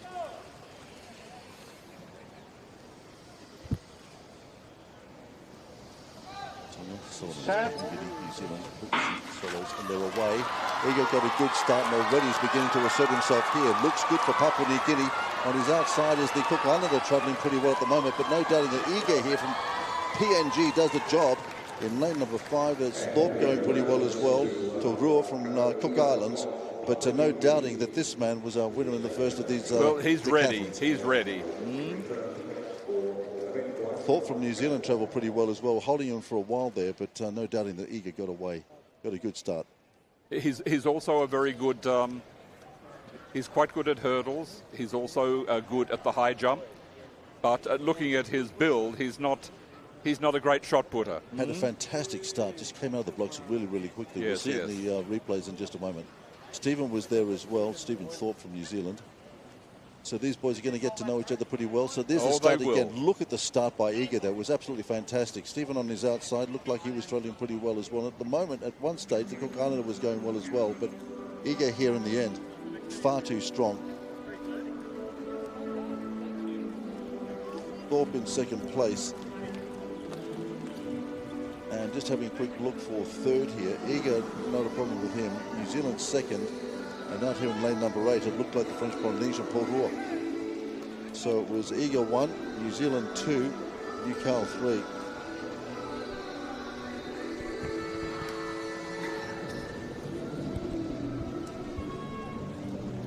The PNG team has been warned no false starts in the 100 metres field in the mini games in 2022. PNG got 1 disqualified in the heats, 1 disqualified in the semi-finals, and 1 disqualified in the finals for false starts. They've been warned.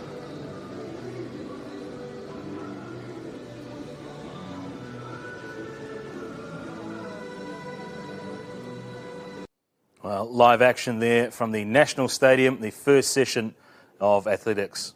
Well, earlier today, Tonga opened their campaign in netball, their quest for a gold medal. How would the defending champions Cook Islands fare in their opening match against Vanuatu? Let's take a look at action from earlier today. The original coach, Rima, is at home having a baby, her identical twin sister, Kura. Normally the manager is the head coach for this. So, Cook Islands with an early opportunity here. Toru looks for support. Toru again there, straight to Alana Smith.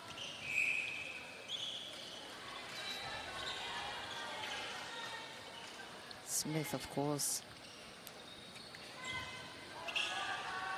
part of that 2019 Pacific Games team. It's Cook Islands that lead. Yeah, and they've got the centre pass as well, having forced a turnover from Vanuatu, and they get the ball into the attack end very quickly. Alana Smith from right under the goal doesn't miss.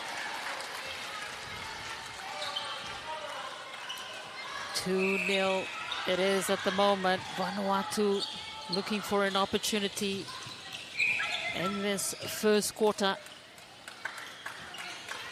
The height advantage, of course, with Cook Islands.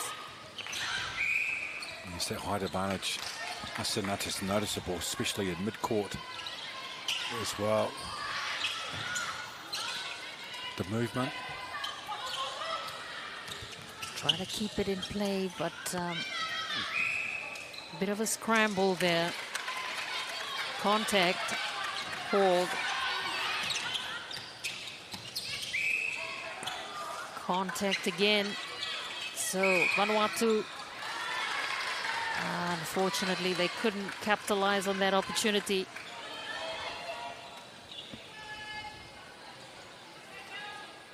Position for the Cook Islands. They start from their defensive end.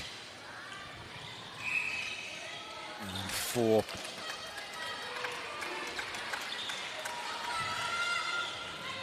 no infringement. So Vanuatu with another opportunity with the ball.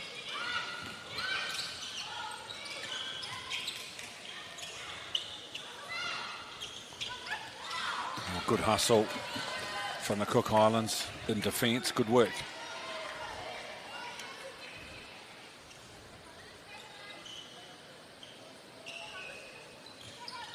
Toa. Grafina. Toa. At goal attack for Team Vanuatu. Unfortunately, again for them, just couldn't capitalize on that. It's 2-0 at the moment. Quickly down the court for Cook Islands. Te'iri finds Smith.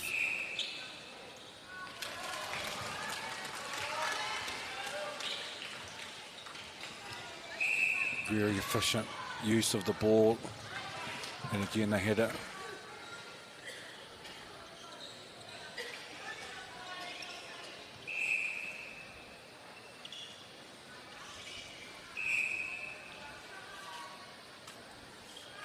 From the centre pass, Asenati, they had the ball in the attack end in 3 passes. Very efficient start to the game from the Cook Islands on attack.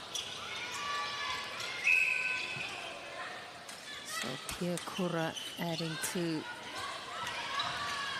Cook Islands goals at the moment. It's 4-0. Long ball was meant for Grafina Toa, but again, too long.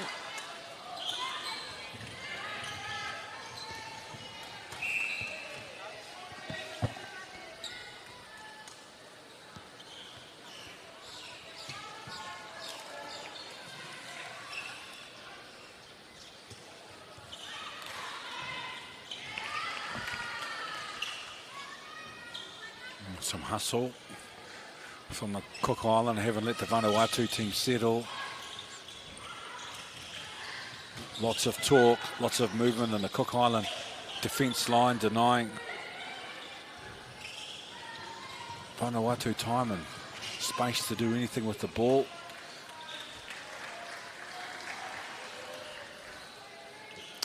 Toru goes to Terry and then Smith.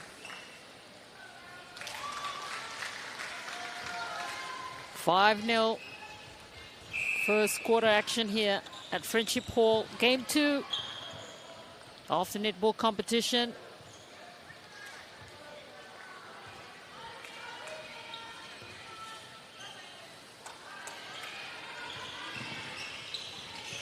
Miss Vanuatu, if they can get one goal, get their first goal, they'll take some encouragement out of that. The challenge for them is trying to compete and contest for the ball. Vanuatu centre pass. Can they capitalize on this opportunity? It's quickly played by Cook Islands, and a mistake there will give Vanuatu an opportunity in this first quarter. Long ball is intercepted again by Cook Islands. And again, a long pass goes right out. Yeah, well, the anticipation of the Cook Islands team, of course, they are the defending champions. They're just back from the Nations Cup in Singapore as well, where they finished a very credible third. So they bring some very solid form into these Pacific Games. A great defence again. Good defense indeed from Pepe. Vanuatu. Grafina positions herself well and nice. Gets it in It's for taken 8.5. Vanuatu. It's taken some time for Vanuatu to get their first goal now. The Cook Islands, they have just started very efficiently, very clinical.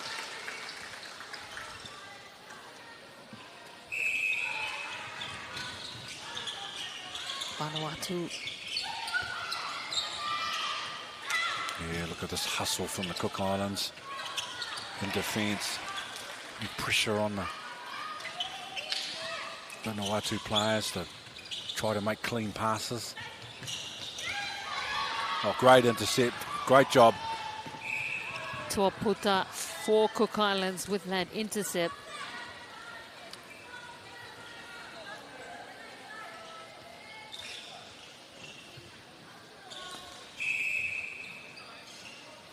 It's 7-1 in this first quarter. Great support for Team Vanuatu in the stands. Alana Smith forces it out.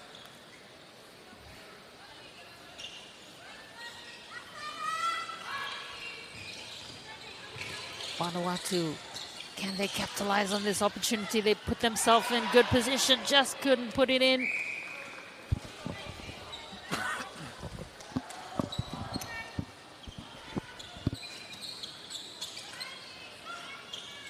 Cook Islands down the court. Teiri, always the link, but again. Nice defence. Brilliant defence from Vanuatu to get a hand on that ball.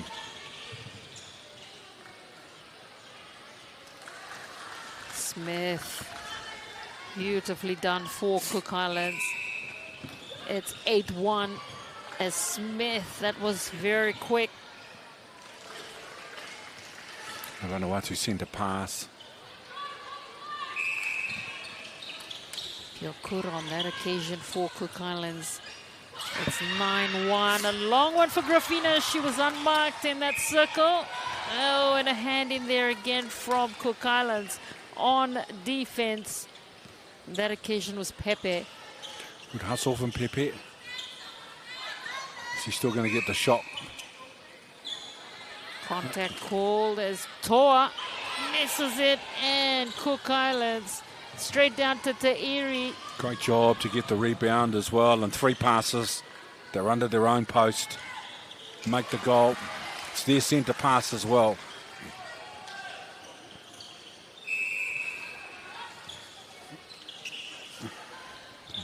So Piakura makes it 10-0 for Cook Islands, as this time it's Smith. Couldn't put it in.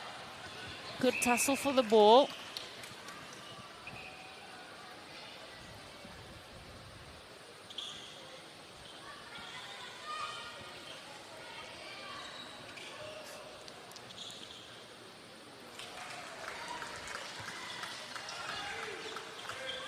(11-1) for Cook Islands. Vanuatu. Support is good.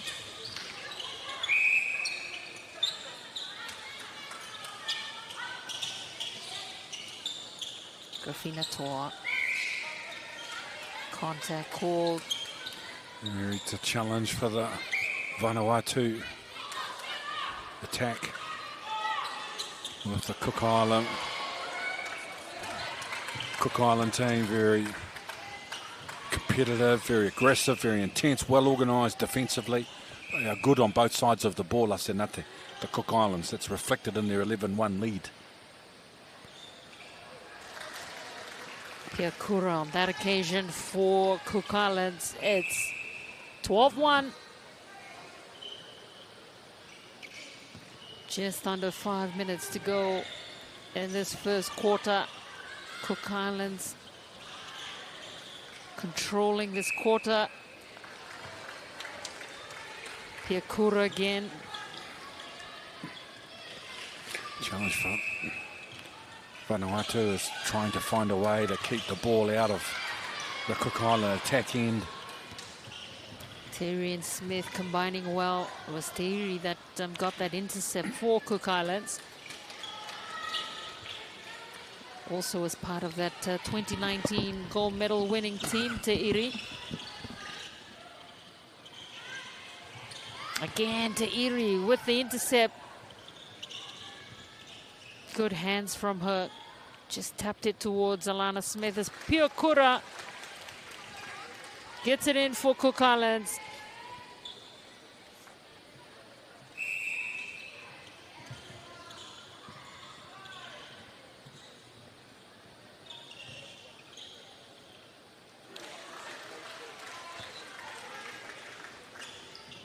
(15-1) with Smith.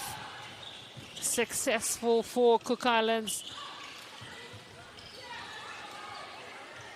And again on defense for the Cook Islands. Playing very, very well indeed. Tiaore. Vanuatu.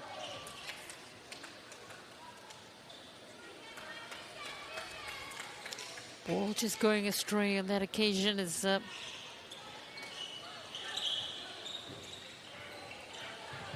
loose ball is picked up. Footwork. Vanuatu.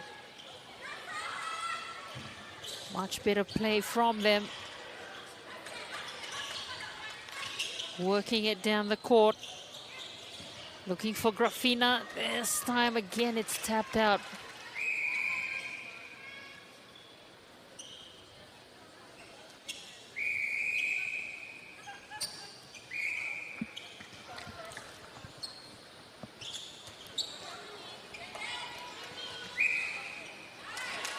Grafina tore for Vanuatu. 15-2. Those two goals that they have been restricted to is a reflection of how strong and how well defensively the Cook Islanders are on defence.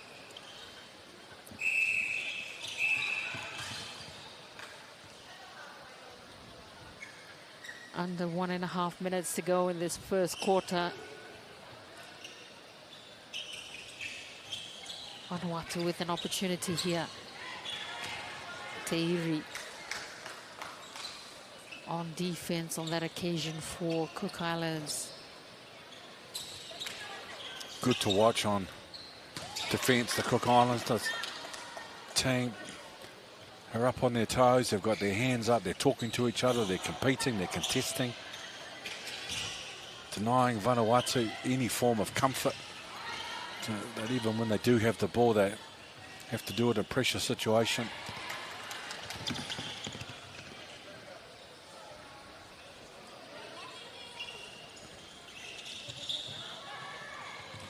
Terry to Alana Smith. Missed, and so Vanuatu. But it's Cook Islands that get the loose ball. Terry again to Smith. Terry. Smith.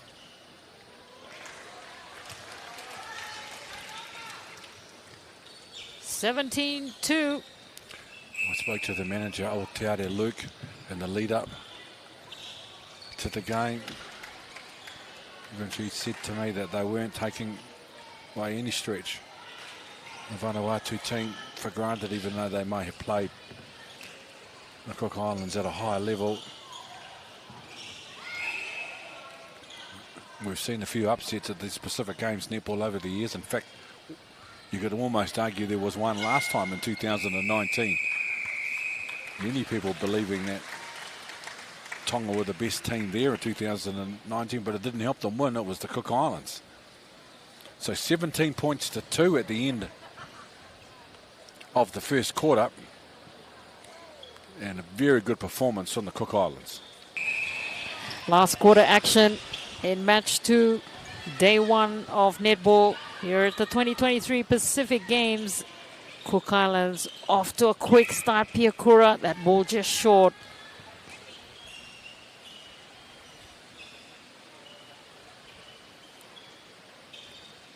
Lana Smith is out there.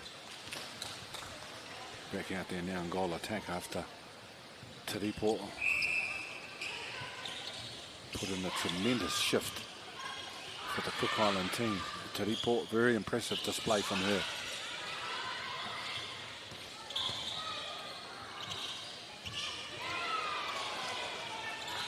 It is Cook Islands that come away with it. Oh, good intercept there for Vanuatu. The Cook Islands bench looking on. Smith. Piakura.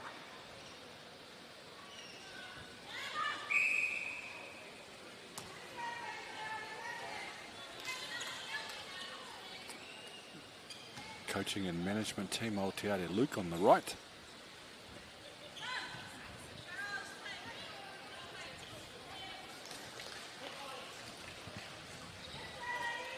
(64-12).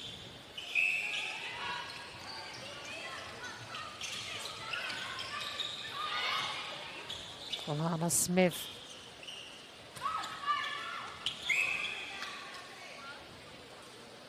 Wins her own rebound. Alana Smith, 65-12.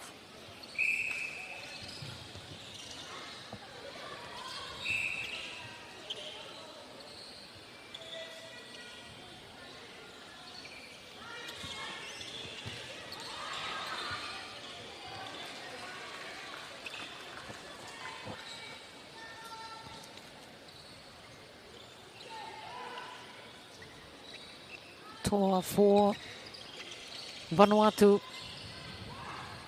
Bravo. Could not get that in, so Cook Islands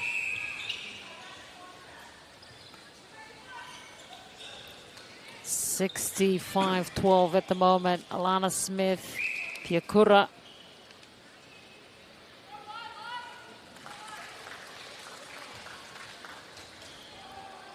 (66-12). Smith. Alana Smith just improving her position. Listen, not able to get it done on this occasion. But they get the ball back. Piakura.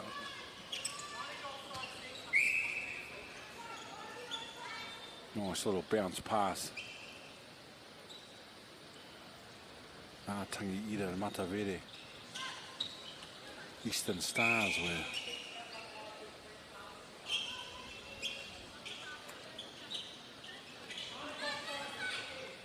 Smith. Piakura High was from. Alana Smith. Titikaveka. Great tip there from Alana Smith.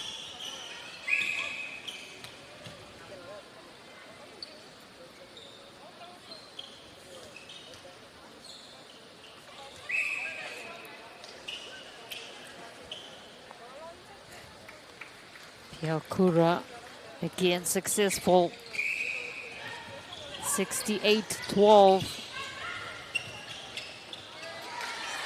Nice, Piakura, nice movement off the ball. Took a defender away from the goal and then came back and the ball was available.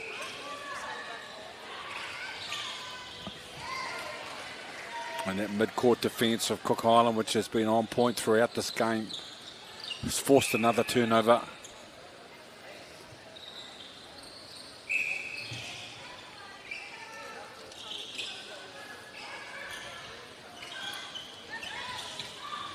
Lana Smith.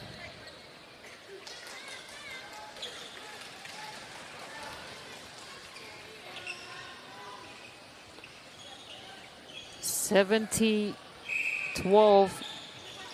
We had a bit of rain at the Friendship Hall, but it's a bit hot. As Vanuatu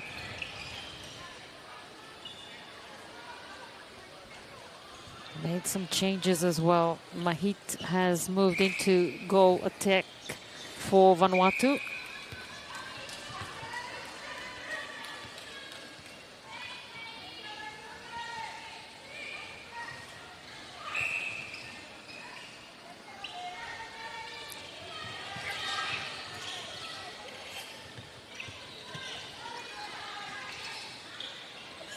Bravo. Yeah, Vanuatu not able to finish the play. Alana Smith now in good position there. Pakura. Terrific goal from Piakura. 72-12 in this last quarter.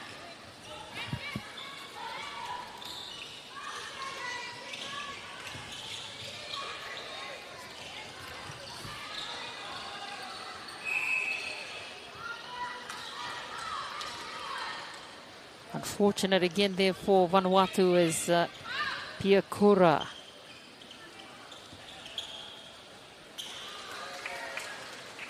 Another good goal from Piakura. Her shooting has been consistent. It's a good volume too on her shots. She's got through a lot of work in this contest, Piakura. And Vanuatu again beaten for height and speed in the mid-court, making it difficult for them to win clean possessions. And Piakura advanced the score to 74, and it will be a Cook Island centre pass as well.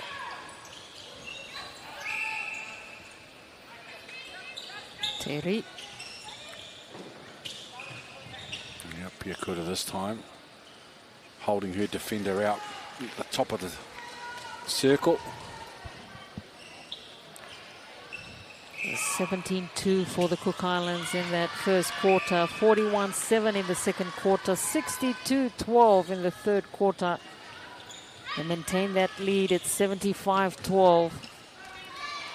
A lot of competition, of course, in Pool A with Cook Islands. Of course, we saw Tonga earlier on. They defeated Niue 90 points to 17. The top-ranked side in the Pacific at the moment, 8th in the world. They also have PNG in their pool, bronze medalists from 2019. So very competitive pool, Pool A. That ball from Raura, not going according to plan to Piakura. Vanuatu move the ball, but great defence.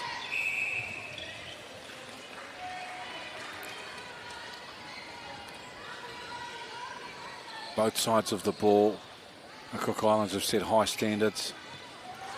Their anticipation, always in front of intended receivers, always with their arms in the air. You can hear the talking. The bulk of those voices you can hear through our ground microphones are Cook Island voices that are talking in defence and organising and regrouping.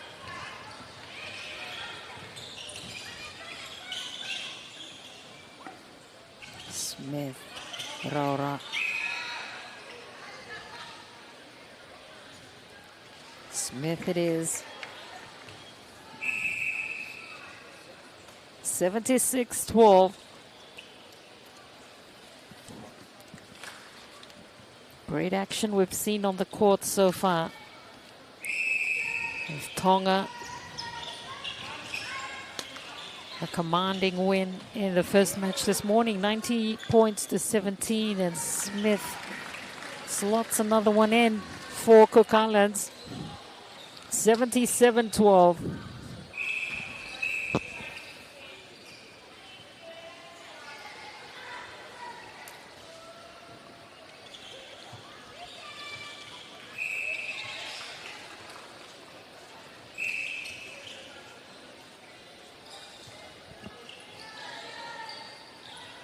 Teiri, Raura. That pass going right out as Vanuatu. Pepe. One down the court, it's Charlie. And just look at the effort again of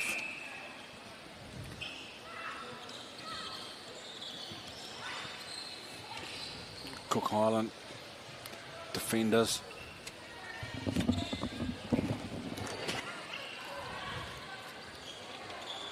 Teiri picks that one up for the Cook Islands. Raura, Teiri, Piakura.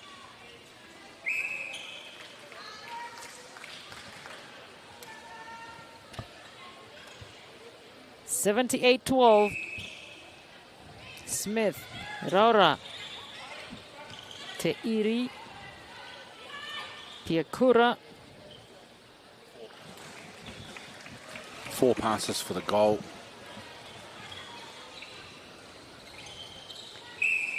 A great crowd here at the Friendship Hall, enjoying the netball action here in day one. Raura to Piakura. Under 4 minutes to go. Oh, great job, Alana Smith. That's a great tip back for Piakura.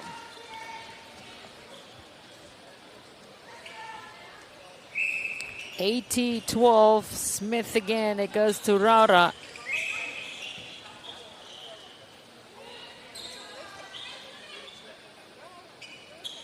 Piakura, who's hardly missed. 81-12.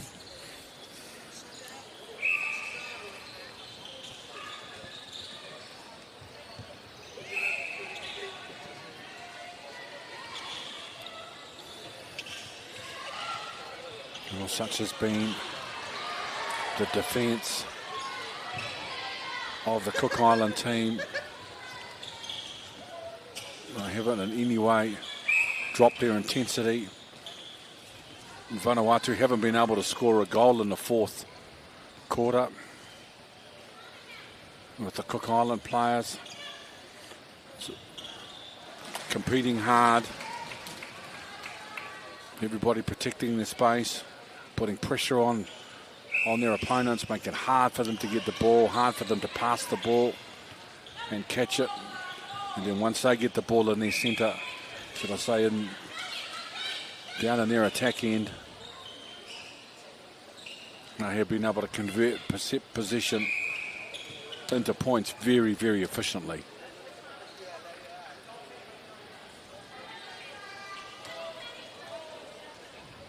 (82-12) as Piakura puts in another one. 83-12, Charlie for Vanuatu. Vanuatu coming back to go forward, more hustle from the Cook Island defence.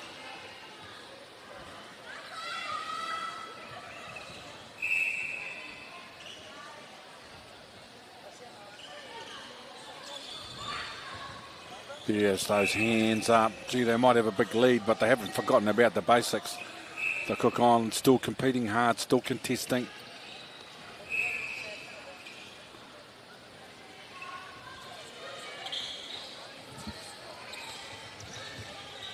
Charlie looking for Ravo. Oh, great defence. Oh, it's not going to be rewarded. Oh, well, we've had to wait a long time for their 13th goal with less than 2 minutes on the clock.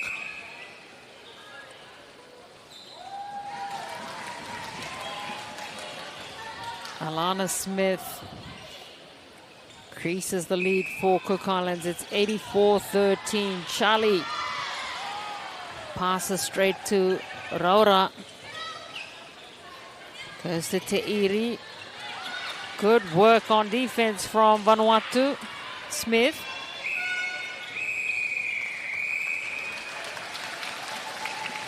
Commanding, dominant, and comprehensive from the Cook Islands, who won this game comfortably, 84-13. So the Cook Islands join Tonga in the winner's circle on the first morning of action and the netball at Friendship Hall, Lisa.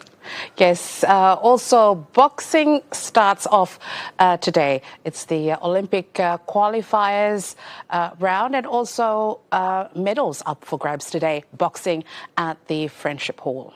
Well, boxing is going to be one of the events which is highly anticipated by the local fans here in the Solomon Islands.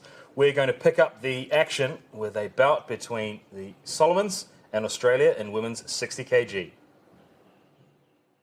We'll get set shortly as our first bout is, we'll get underway. The referee Rex just having a last chat with the officials.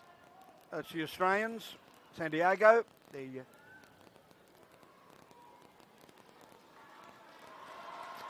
Well, good luck, ladies. Yeah. Big job being the first bout of the night. Not easy, the afternoon, I should say. 13 bouts. We've had one walkover already. Here we go. Let's get into it. Let's light this candle. Solomon Islands in the red. Taking on Australia in the blue. Well, they're both orthodox, meaning they lead with the left hand. Yeah, she's been able to get a few early shots in. I must say that outfit that the Australians in is a couple of the athletes. Paul Fleming, a former Olympian, did the design. I'll think of the other young man's name, but that was a good right hand over the top. Good scoring point.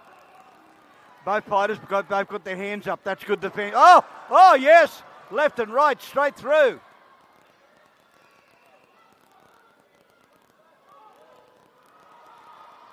Good left hands. Scoring points. If you're watching the fights, it's got to be on the knuckle part of the glove. It's got to have the full weight of the body. That right hand missed.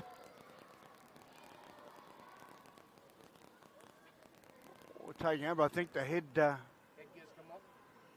Come a bit loose. They're 10-ounce gloves too, by the way. All for all amateurs. Sorry, the women are in 10-ounce gloves, and they've all got to wear the head guard. The bouts, I must mention, are under the IOC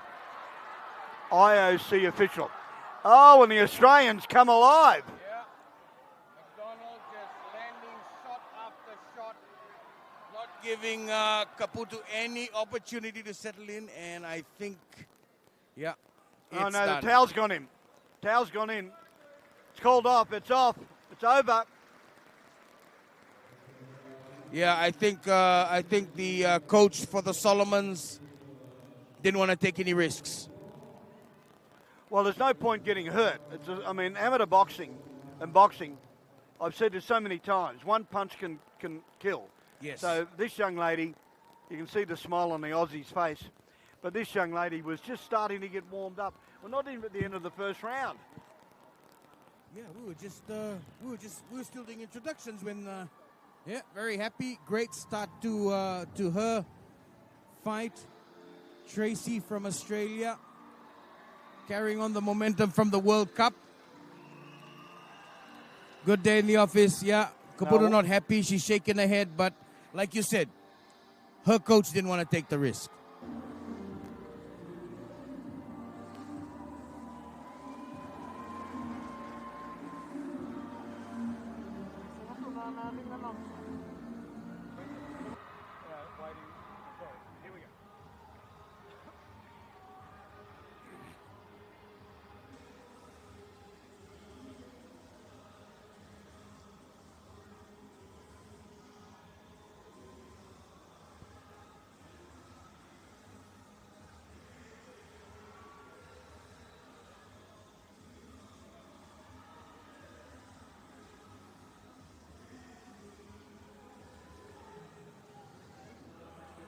Well, they move into centre ring now for bout 2. This is Alan Aoki from Papua New Guinea. He's in the red. And Lionel Warawara from Vanuatu in the blue. And I've got to say, Aoki's he's got it all. He won a bronze at the World Cup. He won the King of the Ring in New South Wales a few weeks ago. And he won the Golden Gloves in Queensland. So he's in scintillating form. Looking forward to a great bout. As Warawara has also been training in Fiji for a while. I saw him in a few warm-up fights. So a lot of speed coming in.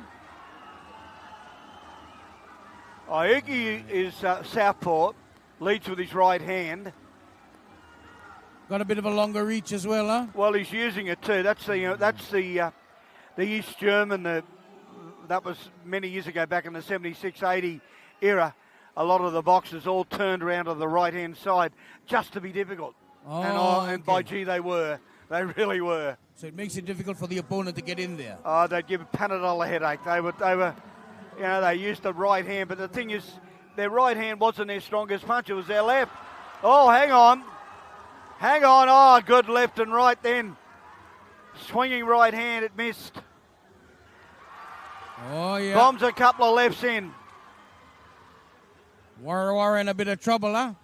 He is, but he's got his hands up. That's the smart thing to do. That's important, eh? You can say that again. You can say that again. Keep your hands up and you got half a chance. Just needs to survive the round. Now that's good play. He's backed him up. He got him up against the ropes and kept him. That's what you got to do. But Owaiki does have good movement. Oh no. And quite a few of these teams. Oh, good punch. Yeah. To win this, you get a ticket to Paris. And not just for the croissants. Well, the New Guinean has faced back up. He's gone back to an orthodox. And he slowed down just a little bit, huh? Well, he has, but he's using his left hand. He's just got that right hand ready to drop it in if he can just get him in the right spot. That's the trick. Good left hand. Yeah. Is Warawara coming back slowly into this one? Yeah, he is, but he missed with the long right. Missed again. He's trying to bomb him. He's trying to throw the big one in. Swing and a miss there from Owaiki. Well, he's letting the New Guinean take the lead. He's got to try and go in with his left, go behind the left, and then do something. Yeah. Don't just stand there and let him throw and then decide to throw and punch. He can't be reactive. He needs to be proactive, huh? Not in boxing. I think he's already behind by a few points. Oh, I'm not even going to think about that. You're smarter than I am. Yeah, nice one, Benny, nice one. Well, you can have a look at this. The Vanuatu boy, he's standing up. He said, I'm okay. I'm good. I'm going all right. In his corner, they should be very happy. It was a good performance for him in the first round. Whereas Alan Aoki, in his mid-20s, well, both fighters in the same age. New Guinea have had some wonderful boxers over the years.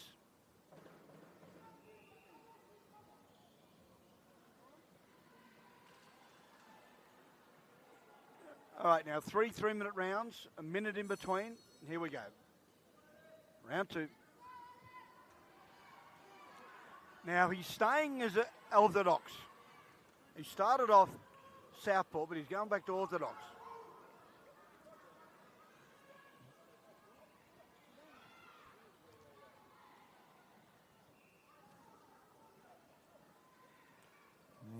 They're both missing the mark. They're a little bit too far away. They both. Yeah. Oh, he got him. Little right hand. Little poke there, got him.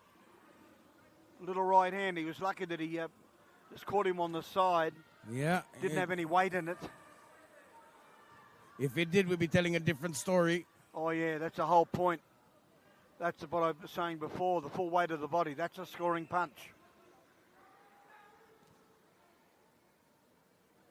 So Warawara, the shorter of the two. He's trying to counter-punch all the time. I think he needs to take the lead. Yeah, good body work. But then see, every time he gets in there, Owaiki tries to, keeps him away with that long jab. so he doesn't get any momentum. He's trying to get in, he's trying to build something, but being repelled every time by PNG. Well, that's because he's going in, straight in. You watch where that's a good left hook. Watch, he's going straight in and out, in and out. He's got to step aside, step the other way, cut the ring down. Oh, right hand. Oh, gets a shot, nice. That's what he's got to do, go in with something. Step to the left, throw a big right hand. Step to the right, throw a left hook. Variety is the spice of life. Yeah, keep the other guy guessing. Warawara again, just trying to... Oh, yes. Yeah, gets him. Did he get him that time? Well, I'm not sure. It looked like the inside of the glove, but I got him then. Got him again. 2 left hooks. Another one.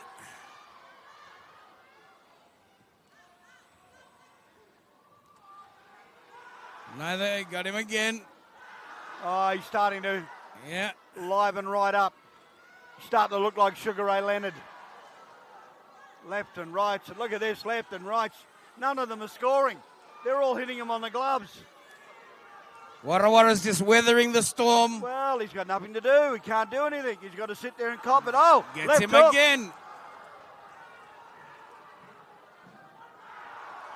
No, Right it didn't hand, score on it that missed. occasion. Yeah, that missed. It's going on the shoulder. He's got to go in and throw it strongly.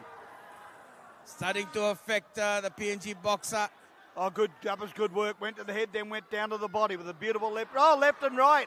Went straight through. Oh, right hand over the top. Scoring punches. Just keeping the PNG boxer at bay. Warawara working nicely. Wow. Good round for Warawara, huh? Warawara, you can say that again. Terrific round. And what the secret was for him was that he counterpunched.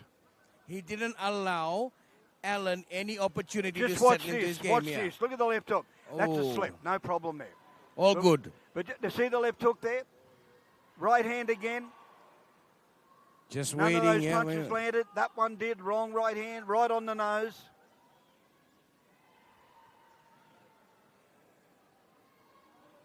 Nicely done by Warawara in the second round, getting some points. Well, I'll give it 1 round each. Yeah, same here. Same here. You don't have to agree with me, you know. No, the first round, Allen, because of his reach, had the advantage, but now Warawara's Well, come on the back other into side it. of it, he also faced up as a southpaw. Yes. He was awkward. Yes. Look at the size of him. He's a very tall man. Well, we see how this one finishes off. Third and final. We're going to centre ring as we count down the third round. And he's back to southpaw. He's gone back to southpaw, the New Guinean. It's his preferred stance. I think he's more comfortable. Well, I think he scores more points this way. Yes. Nice right hand. Fell short. Just looking for an opportunity.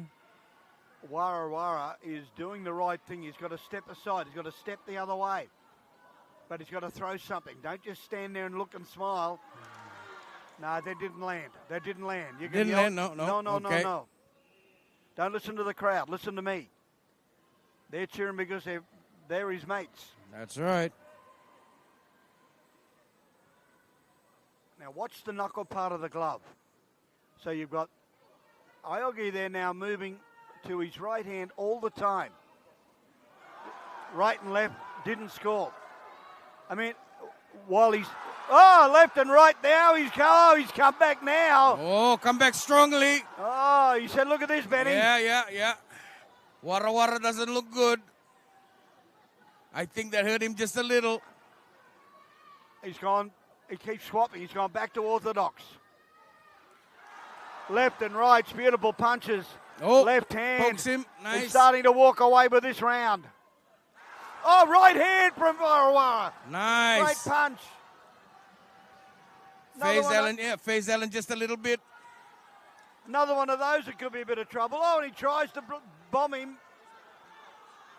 If he could go to the body with a left rip and then a right, go to the body. He does. It's still too slow. Oh, yeah, the Vanuatu fans are starting to get into it. And the And the Vanuatu supporters are on their toes. Left hook, double left hook from both fighters. He's gone back to orthodox. He makes, left and right. Again, a beautiful left hook. Right hand over the top, that's a scoring point. But the body punches from the New Guinean are all scoring. Yeah, needs a minute. Needs a second or two just to catch his breath. I've got to catch mine. What a great way to start our second bout. Boxing program here at the Pacific Games, Friendship Hall. The punches he's throwing them, both of them from too far away. Got him that time. I saw that one. That was a nice shot from left Warawara. And right. Left Comes and in right. with a lovely combo just to finish off the third round. Warawara's got him. Oh, yeah. The bell. Another 20 seconds. Anything could have happened. It was full on. All right. Let's catch our breath, Benny. Well, watch this. Now, Warawara lands with the right hand, gets a beautiful right hand. A beautiful right on the... another one. Yes, beautiful. That was the one that hurt. Then it was it again. There's the left hook. There's the right hand. Oh, yes. Left but and see, right, with left Allen and with right. his body punches, was he scoring? No. Okay. Good to know. Well, I don't think so. Yeah. They certainly weren't harder than the shots from Warawara. I still think that the bout favours the red corner. Oh, okay. But I'm not a judge. All right, so you're picking Allen? Well, I mean, the end of the day, I thought he won the first 2 rounds, really. Okay. But we're not seeing the scores come up on the... Yeah. Anyway, here we go. Let's go to the decision. Yes. Great We will fight, now wait for the ref. Judges gives it, yes, and you called it, Allen. We've already had a winner, but they haven't put him in the ring. Oh, he has to come into the ring.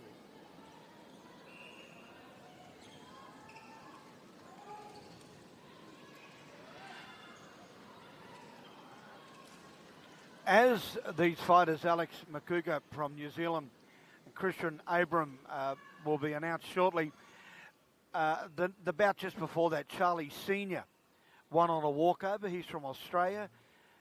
David Rounds, he was, but didn't front. Yep. So Australia have had, 2 fighters so far.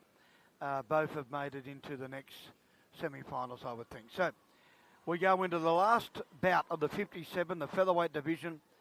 And if you could introduce some fighters, please. Yeah, sure. No worries, Benny. In red, we have Alex Mukuka coming in from New Zealand. And in blue, we have Tristan Amram from Nauru. He is the defending gold medalist. You're reminding me? I'm reminding me. Okay. He might try and remind his opposition. Yeah, I think he just might do that. He's in the blue. They're both orthodox. They're both tall. Long punches. It's terrific to see New Zealand here. It's terrific to see Australia here. They don't normally fight in the Pacific Games. It certainly lifts the level of boxing at the Pacific Games. Well, we go back to 1969 in Sydney, 1971 in Tahiti, 1973 in Yamea, 74 back to Tahiti, and then 1979 to Dubbo in New South Wales and Australia, where they had the Oceania Championships. They first started this international tournament as far as boxing is concerned. Right. All run by the late, great Arthur Tunstall.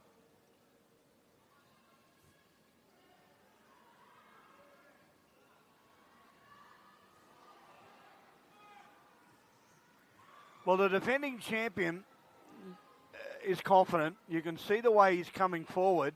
He's just skipping in. Look at him skip. He's just skipping in. Biding his time, huh? He is.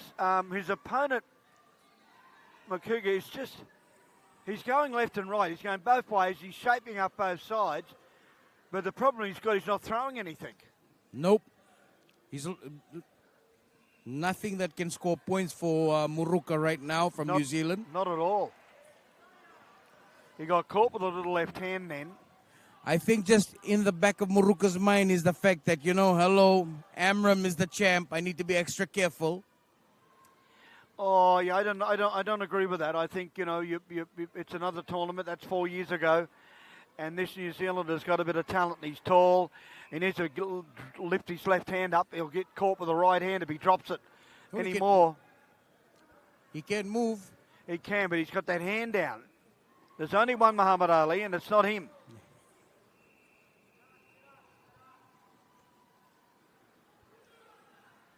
Now, that left hand that he's throwing, it's not strong. It's a flick. It's not a jab. It's a flick. Although he is landing with a few right hands there. Around the back, not a scoring punch.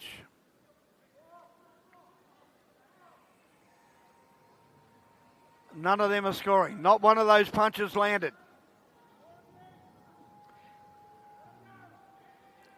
I'd be scoring more points than them. I'm sitting on the sideline. They're not landing. None of them are landing. Oh, wait. No. What do you reckon? Did that land? Nah? Maybe one. Yeah. Oh, the right hand went to the back of the head. There's the bell. Well, it'll be interesting to have a look at some of the replay here because really, nobody scored. Knuckle part of the glove, full weight of the body. Let's have a look. That was to the back of the head, so I don't think that counts, eh? No. That little right hand caught. That right hand there. Little clubbing the right hand. See the left hand? Left and right. So they're not the full weight. They're just jabs. They're just keeping his opponent at bay. Not a lot of power being used, huh? No. And you got to remember, these guys, they're featherweights. 57 kilos. A gold medal winner. He knows exactly what he's going to do. And I'm going to say now, we're going to see a different fight from the Naruan. I think he's going to come out firing because he's going to have to really dominate this second round. He is the champion. You want to win this, you've got to take it off me. All the pressure's on him, eh? Of course.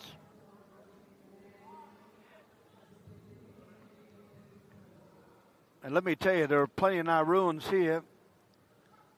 Plenty of cheer squad here. So, here he comes.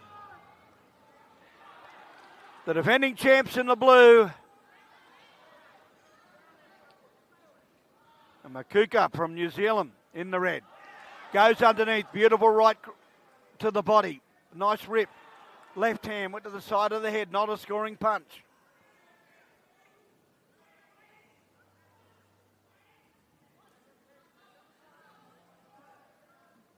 Now, if you look at the Naruan, you can see his right hand. He's getting it ready. He's trying to load it up. It's going to come soon. I think Alex heard you when you said the Naruan was winding up his right hand. Because as soon as you said that, Alex turned and pushed the hand away. Oh, you can see it by a mile. Yeah. He's just got to throw the... Amram still seems a bit cagey.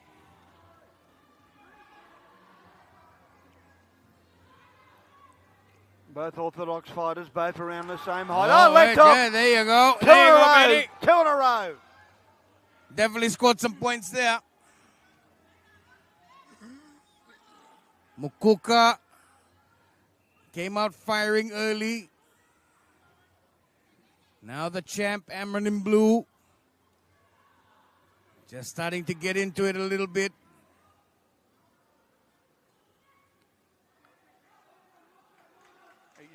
He changes back to southpaw, but then he comes back to orthodox very quickly. It's okay if he lands, but if he keeps changing steps left and right, left hook didn't land. Nah, left hand clubbing, missing, long way away, too far away. Couldn't get anything on that one? Not at all.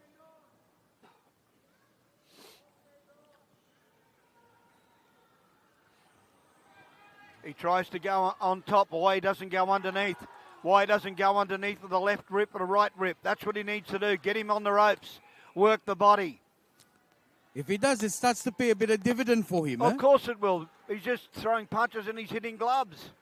10-ounce gloves. What a waste of time. Go to the body. There's a little right rip. There's a left hook.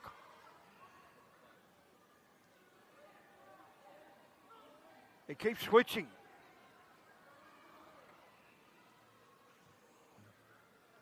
Left hook. Just not finding the mark. No, Mukuka still struggling. Oh, did he? I think he got him that time. We got him then. Yeah. Right hand. The referee calls it up. Rightio. There's the second round, and I don't know. I don't know. We might see some of the replay here. I thought Amron would come out in the second round and, put in a bit more power. I think that the New Zealander, as you can see here, his left hand, his feet are wide apart. See how wide his feet are? So when he turns, he swivels, he's still a long way away from his opponent. That's what he's doing. He's moving, shaking his body at the same time. And that's making it tough. You can see he's desperate. He's not happy at all. I wouldn't be too. I'm the defending champion. I haven't scored any, significant points in the first 2 rounds. Not at all. Not at all. But we go into the last round. Different story, huh? It's not over until it's over. That's true. That's true. But I would clearly give the advantage to Mukuka from New Zealand. Yeah. Okay. Good first 2 rounds. You're trying to get some kiwi fruit, are you? Yeah. Yes.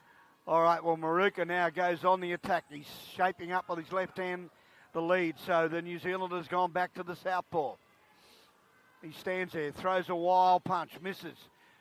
Goes over the shoulder, misses again. See those feet?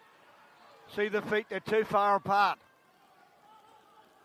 Through a left and a right. Got maybe scored with the right hand. Went underneath, goes to the body. Beautiful right hook. Goes again, another right hook. Mukuka just needs to keep Amram at this... keep him at the distance. Yeah, keep him at at this the right distance. distance. And that's why he's winning. Yes. Because he's got his feet. You watch him. He's got his feet right below his body. He's staying. He's balanced. Good stance. Absolutely. The New Zealander's too far away. Amram, on the other hand, no. The way he's going to need to send a Christmas card to get it there. Is that far... He's just moving backwards, dropping his hands. That's not a wise move. And he comes at a beautiful right to the body. Now he goes to the body, underneath. Oh, right hand over the top. Yeah, the left I saw his head move back, yep. Another right, that's 3 in a row.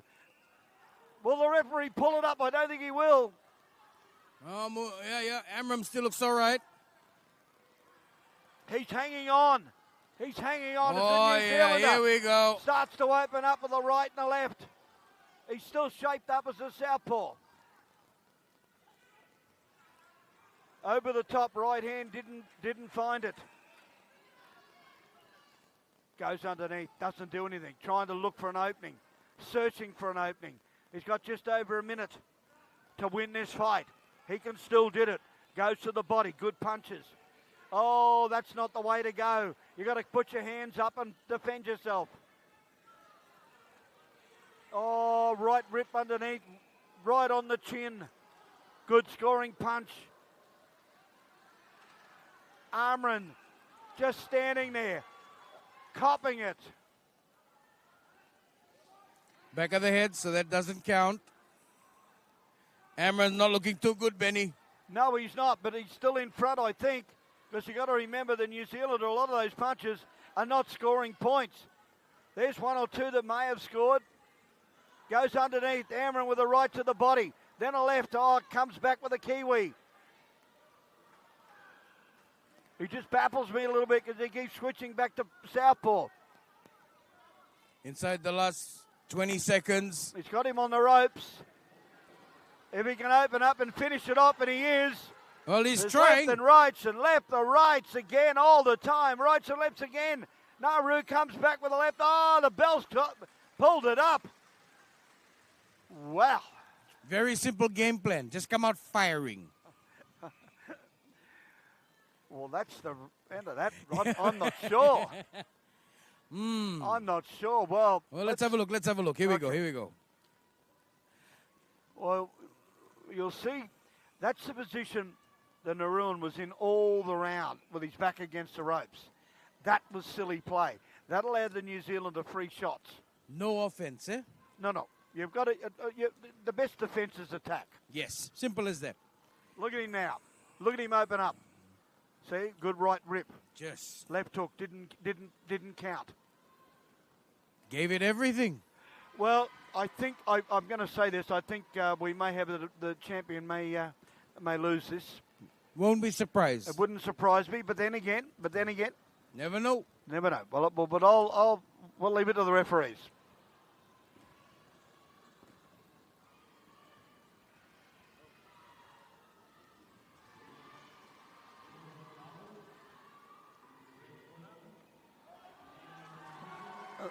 It's 2 out of 2. Yeah. I'm going all right. You called it, Ben. Straight after this, we should take it down to the TAB.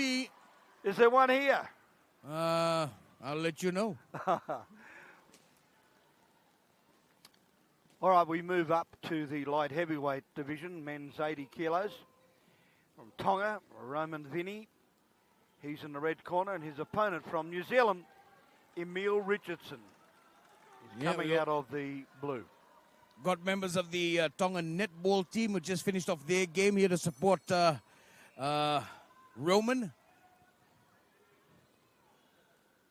Well, the one thing Roman's got to do as a light heavyweight is that's definitely don't roam. Oh, nice shot. Go straight in, good left and right. Right hand again.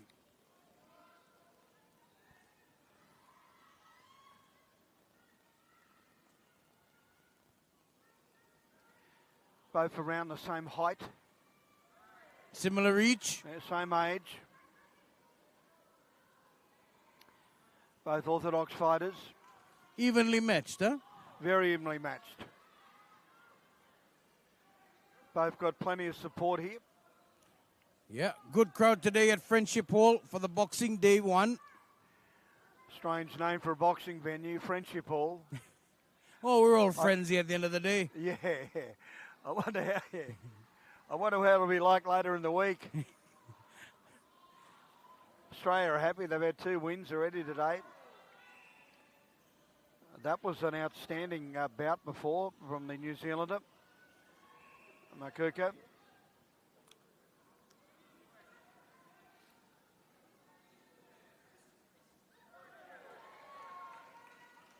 So Viney trying to counterpunch. He's having trouble, and the reason is because his left hand's not finding the mark. He's got to get his left hand in, score, then throw the punch. He's going directly to the punch first. That's right. He's got to throw the left hand first, but then again, so's Richardson. He's got to do the same.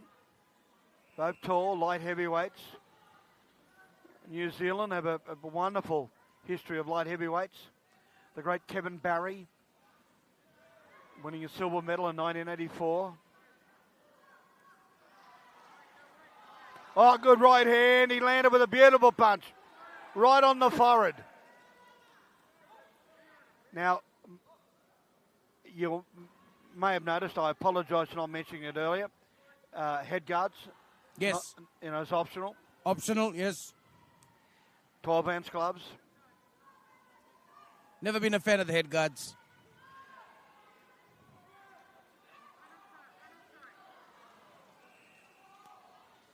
Up to 71 kilos to 12 ounce, and then after that, over, up higher.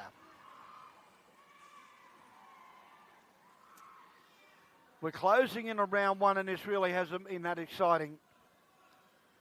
But rest assured, ladies and gentlemen, they'll open up like a can of worms in a minute.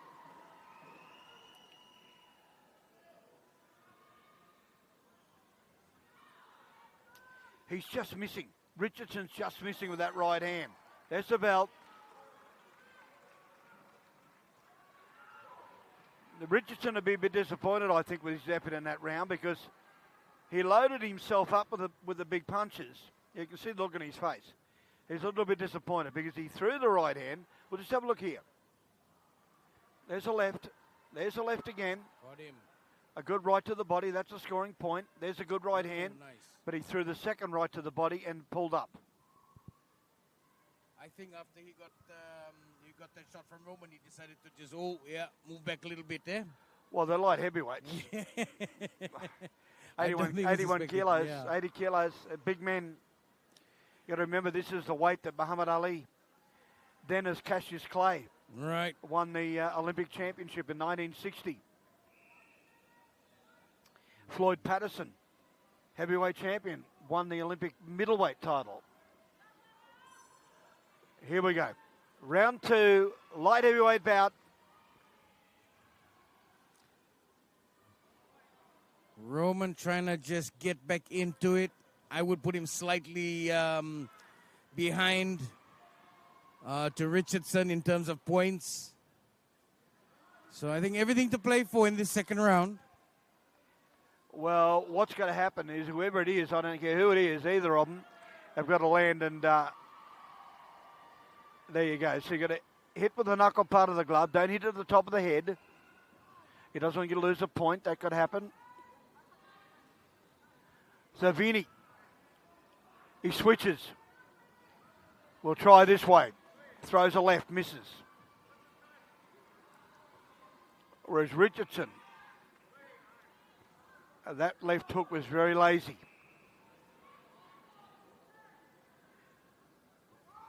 What both boys have got to watch here is the counter punch. Neither of them are scintillating as far as lead punches, but they can both counter punch.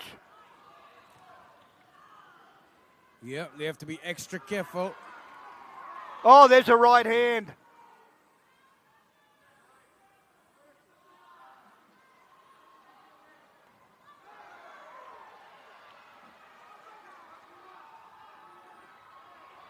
Vinny starting to... All right, but now to the halfway mark in this second round. Crowd are warmly receiving this bout. We've got another light heavyweight bout after this, Fiji versus Solomon Islands. That will be exciting. Looking forward to it.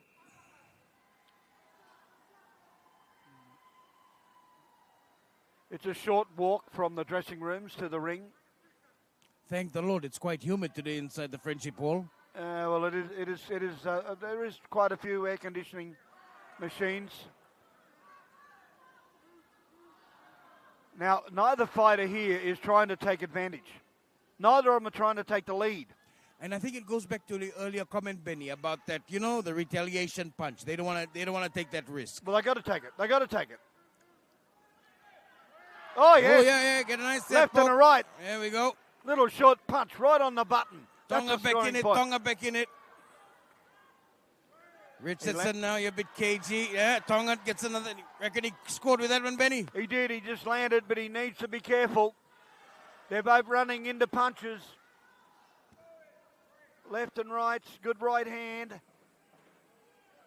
Sweeping punch. Counter punch from Richardson, a left hook.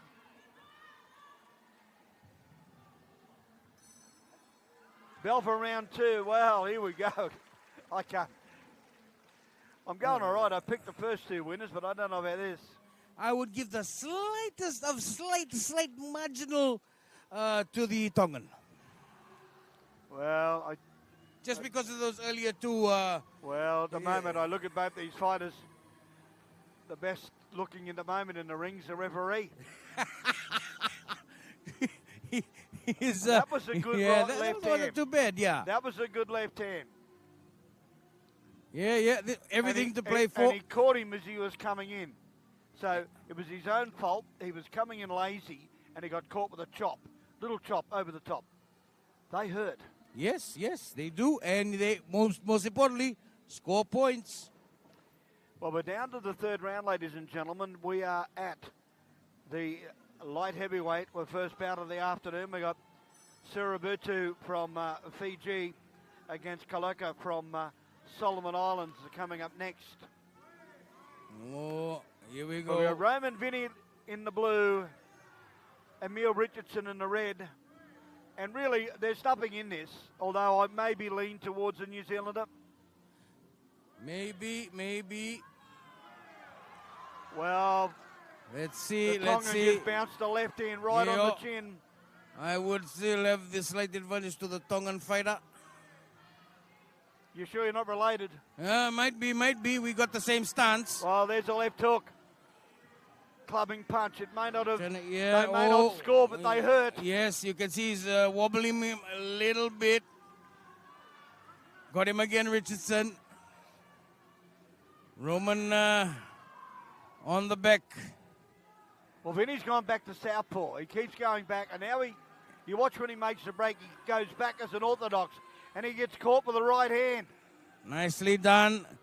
Richardson starting to score some points. Roman, he needs to get back into what made him, helped him in the second round.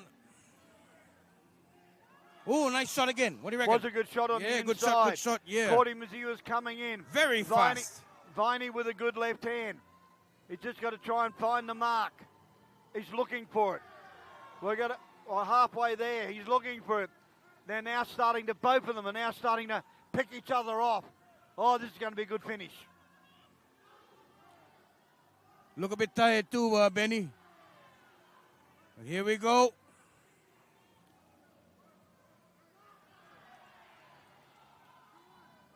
Well, Roman saying, come on, let's do this. He may not want to say that because Richardson might fire right up. Comes out with two left hooks. Long right hand missed. Little short left, clubbing punch. Didn't land, but that right hand did, right on the nose. Little right, left and right on the inside. Good punches. Gets him again. But Viney with the left hand, a left over the top, missed. This will be a good finish. Lovely. Getting to the last 40 seconds. Oh, yeah, nice shot there from Roman. Oh, he's going to put a count on him. Oh. Is that a count? I am looking at the referee. No, the mouth guard went flying, yeah. I didn't think that was worth a count. No, neither did I. I agree with you on that one. Yeah, just the mouth guard coming out. Well, we got 22 seconds left. I think the New Zealanders in front. Just a little. But the crowd starting to get into it. The Tongan fans are up. Timmy Tonga cheering on the side. Richardson just trying to hold off Roman. Roman swinging. Trying to get some points. Richardson holds him off again. Roman takes time. This one's come to an end according to the clock, but the ref says... Well, they've got to keep going. The bell hasn't gone. Yeah, ref says play on. Here we go. Viney lands with the right hand. Get in there, Roman. Here we go.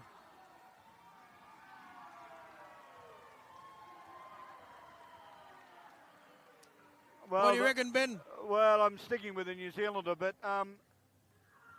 it's just that bell, the time finished and the bell.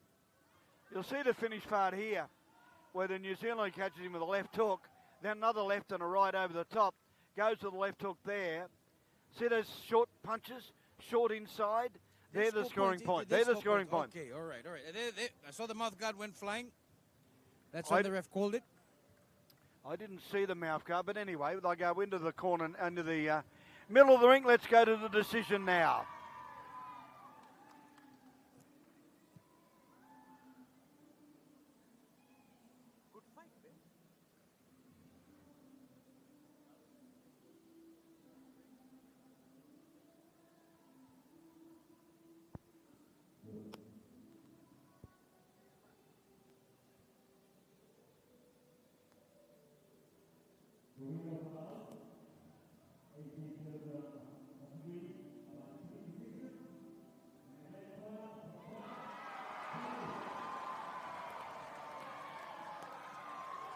Well, Viney has won the fight, Roman Viney, and we don't have the official count in front of us or the score, but it'll be a fairly split decision, I would feel.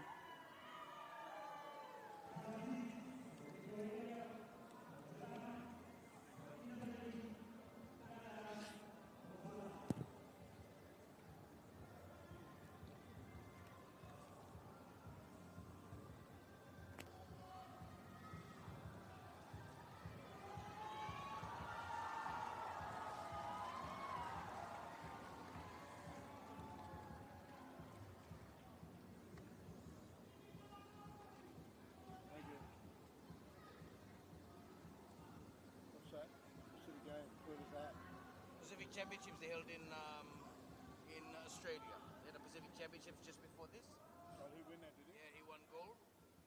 17 fights, 17 wins, and he's a soldier.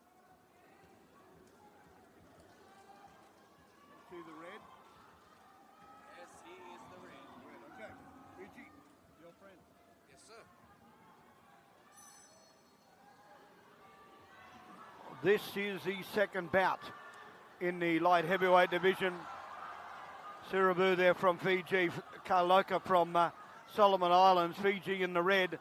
He's tall, they're both tall. Kaluka's 35 years of age. There's opponent. I know you're very proud of his performances so far.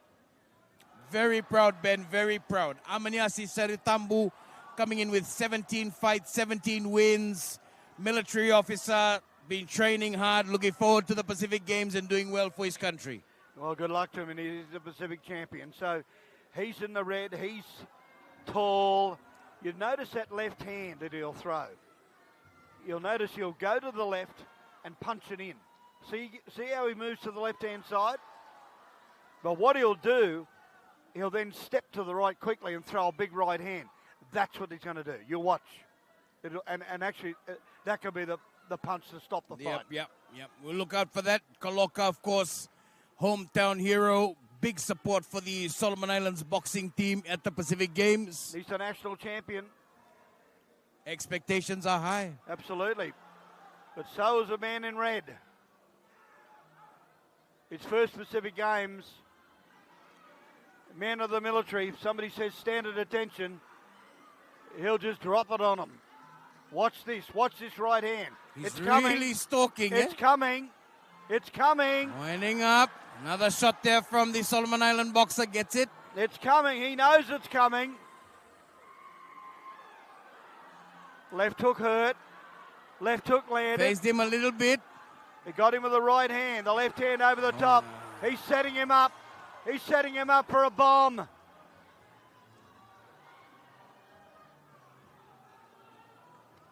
Mervyn, we got a minute to go. I think he's going to open up shortly. Here he comes. He's starting to throw the shoulders in.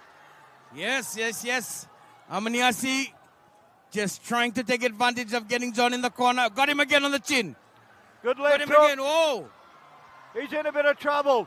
The referee with the left, did I say a bit of trouble? I mean a lot of trouble. He goes down and the ref is counting. I don't think he's going to get up. Come on, boy, you can do this. No, he's not going to get up. No, and that's that. It's over. It's over. Referee RSC. Home crowd disappointed. Fiji supporters in the crowd. Same flag that was waving when Fiji won the gold in boxing, in basketball last week. Back again for the boxing. I thought he was going to get up, honestly. No, never. You watch this. He's throwing punches at Gaia Band, and none of them are landing. And then okay. look at the big, strong army man. Goes to the body of that right rip to the body there. That hurt. That right rip. That was the punch that hurt. He's in trouble. See how he buckles up? Yes. And that he was the end buckled of up with the right rip. That was what hurt him. I even felt it, and I'm over here. No, well, this man is heading for gold. All right. Here's the decision, ladies and gentlemen. Done and dusted.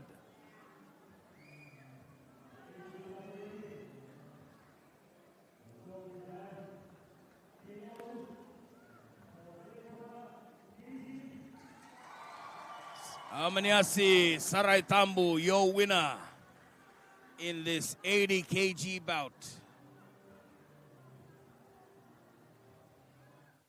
Well, the referee now giving the instructions. We've moved up to the big boys, the heavyweight division, 92 kilos.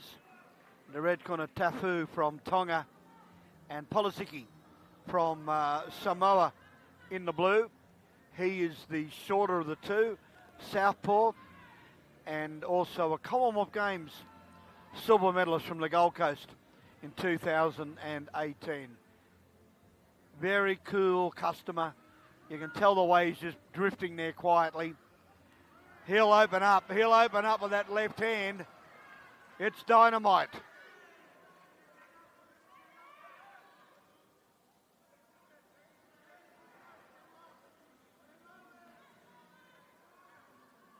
Neither boxer really scoring yet at the moment. Not hurting each other. Referees, keep your head up. Oh, yes. Oh, he got him. Yeah, it was He got him. Yeah, it was a little just short clubbing punch. I'm not sure whether it'd be a scoring point, Mervyn. I mean, it was a good punch. It hurt. He felt it. He knows he's not in here for ballroom dancing. That's right, for sure. Talofalav and malopito to our Tongan and Samoan brothers and sisters joining us across the Pacific. He's starting to find the mark. Left hand, right hook. Yeah. None of them are landing. They're going to wrestle themselves. Yeah. They're going to wrestle themselves. Long arms. He's tall. He's lanky. But there's no point just throwing a punch. You've got to have some weight behind it. And follow through, huh? That's right. See, long left and rights, and the referee, Podoliski, just throws him to the ground, but there's been no real scoring points so far this fight. A lot of dancing, though. Yes, a lot of dancing. Into the last minute, we're into the heavyweights. This man's a silver medalist. He's fought all around the world. He's in the blue. He's southpaw, he's shorter.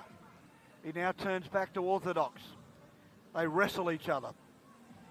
Pushes his face away. Did Tatafu score on that with that little jab? No.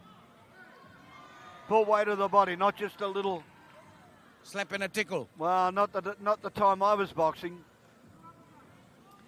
It hurts. It hurts. The referee, see what I mean? Keep your head up, keep your head up. He's taking a point off him. Oh, that's quite serious. He's taking a point off the... Yep. He's taking a point off the Tongan.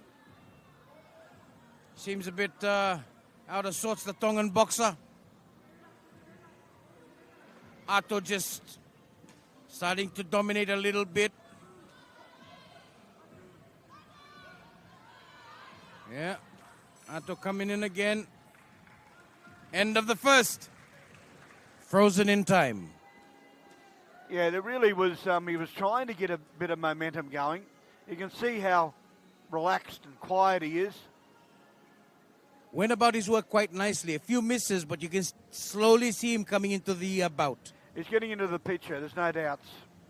And you can rest assured his cornermen's acknowledging that. In other words, get in and do it something. You're the silver medalist. Show this tall young man how to fight.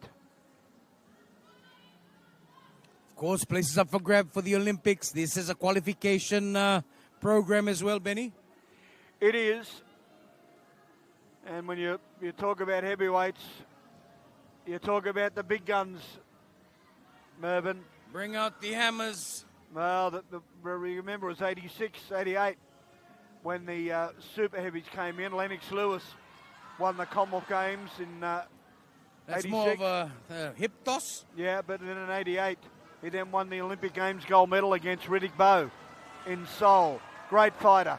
He turned it on its ear from heavyweight to super heavy.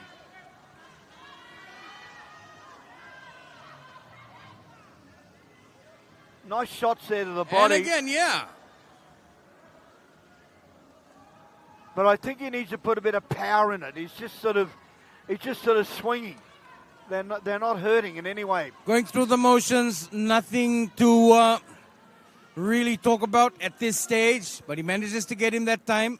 Hopefully he won't go for the hip toss again. Well, he's leading. There's no doubt he's leading the fight because he's throwing more punches. I mean, his opponent, Tafu, tall, lanky. And I got to say, the one thing a tall man hates to do is fight a short man, and vice versa. Resulting in all these entanglements between the two. He's warned him again. Oh, there's a second. Was that a There's the headbutt? second. No, he's head down. He's putting the head down. You just can't do that. Doesn't want to get one more. There's a nice little right rip to the body. Arto starting to go to work. Well, he's getting Yeah. annoyed. He's saying, "Come on, let's fight. Let's get on with it." Getting frustrated. Tatafu's locking him up once again. And this frustrates boxers. It does. Particularly when you're trying to open up. So was that a slip and a fall, or did he actually go down? Just a slip, I think, yeah.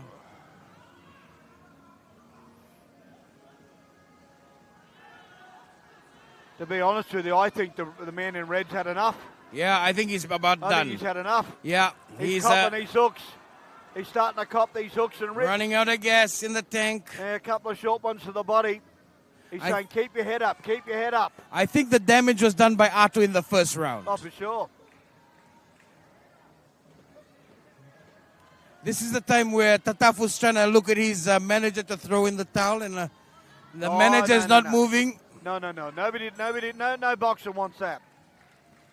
All right, Well, so there you go. Before we had the clock wind down, then we had the bell after it.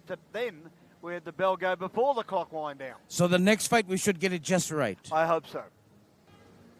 Because normally the seconds are told to get out of the ring. Yes. Well before, but he was still in there, these corner men. Yeah, he was getting a bit of treatment from the team doctor, but I think he's going to be all right. So he comes back with a sweeping right rip to the body and it didn't land. The Samoan just coming in behind, holding his left and right up. Look at him. Arto starting to go to work. He is.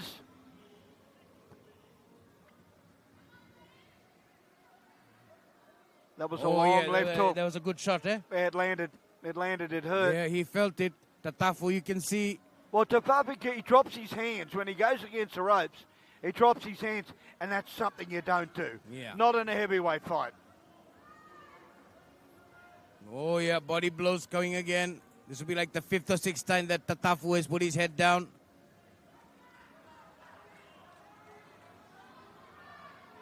Timmy Tonga supporters here in full voice. Got a bunch of Samoans as well. And you said Arto is the Commonwealth Games silver medalist. He is. It's over. It's over. Yeah, he's done. It's over. Couldn't keep up. No, that was a standing count. Well, he didn't do the count. He said, that's enough. Yeah, We're already giving you 2. So the Samoan will continue on that charge to try and win another medal here. There he is. And I think qualified for the Olympics, eh? Yeah, well, I remember him at the Commonwealth Games in the Gold Coast. He was one of the class fighters of Samoa. See how he goes in his journey towards Olympic gold. Well, of it course, just Pacific shows- Games gold first, huh? It just shows you how much the man in red, he's out. He's out of the ring and away. Yeah. You got to wait for the decision. Takes the gloves off. He took a few heavy shots. Our fighter from Tonga gave it everything, fell short today. Tomorrow's another day.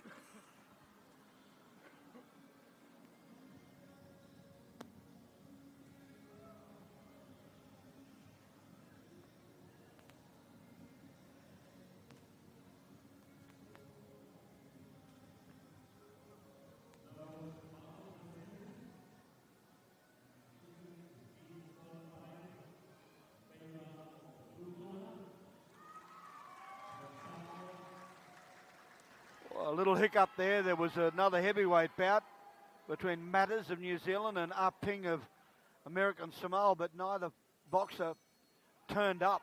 So I'm just trying to find out exactly who won that fight. But we'll continue on with Halila starting to open up very early. Look at him, he's taller. He's the orthodox. He comes back with a long right hand.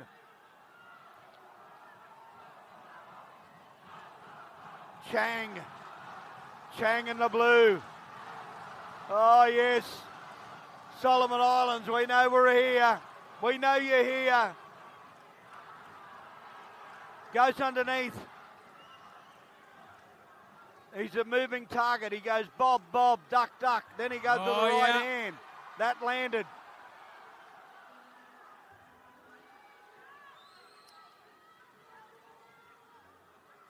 Halala, the Solomon Islands, and Jamie Chang from Papua New Guinea. Chang doing his best to hold him at bay. Gets another shot in, but the Solomon crowd really starting to build high hopes for Dennis. They can yell as much as they like, but Dennis has got to score. He can't just stand in the middle of the ring and listen to the crowd. He's got to score. And he does with the little left hand. Oh, he gets caught with the left and a right and another right. Left and a right. Oh, yes. Back and forth.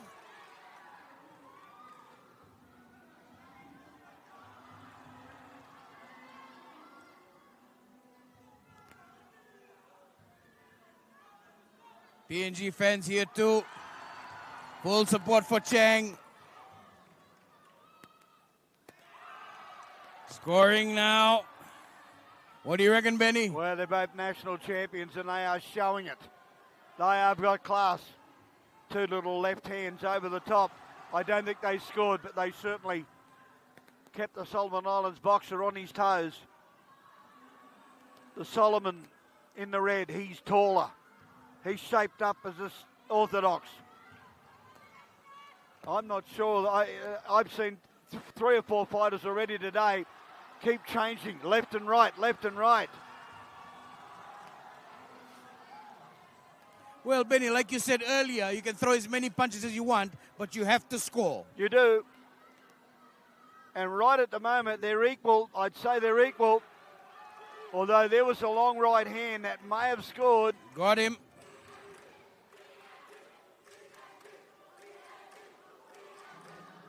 Throwing them from a long way away, and they're not scoring. Neither of them are scoring. There's the bell, round one. Well, in this first 3 minutes. Hung in there nicely. Let's see if he can score some points. Solomon Islands. Big crowd here at Friendship Hall behind him. PNG Chang once again coming back out strongly. Not allowing the Solomon Islander Dennis any rhythm.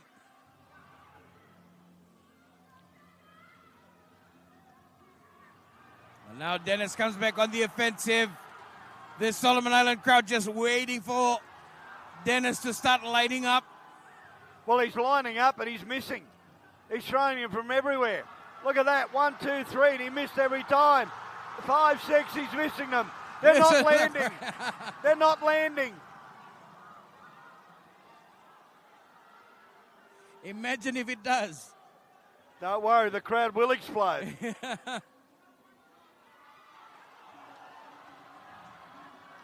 I reckon Dennis should be going more for the body.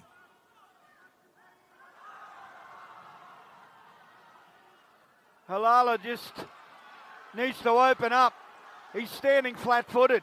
He needs to use his height. Oh, nice shot there from Chang. He needs to use his body. He needs to use his legs. He's got to try and stab a punch in, then move out again.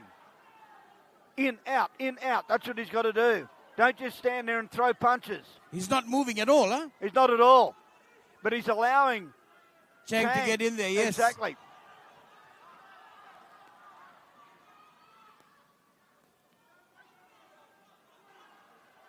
Comes underneath. Missed. He's looking for an opening, Chang. He goes to the left hook with the right hand. Right and the left both missing. Halala comes back. Nice right. But a short left hook. That scored. Clubbing punch. Chang missing. Again, all of them. All the punches missing. Under a minute left. I'd give Chang a slight advantage over Dennis. Chang again gets him. He does. the Solomon Islands boxer's a bit lazy. He throws a counter, but then he leaves it there. Nice sharp one. Oh, yeah, that was good. And that allows Chang to come over the top with the right hand. You watch. It's going to start adding up. Oh, yes. Gets him that time. I think Chang felt that one. He did, but here comes the Solomon Islands. He's starting to liven up. Throws a left and a right miss. Here we go. There's the bell. Wow, what a round. You can just see the crowd just ebbing Solomon's on, trying to get him back into this fight. Well, they're going to need a little bit more than the crowd. His punches are just not landing. Now, look at this. Left hook, right underneath, left hook again, not scoring. Whereas Chang comes back with a long left hand, little left right there, right hand over the top.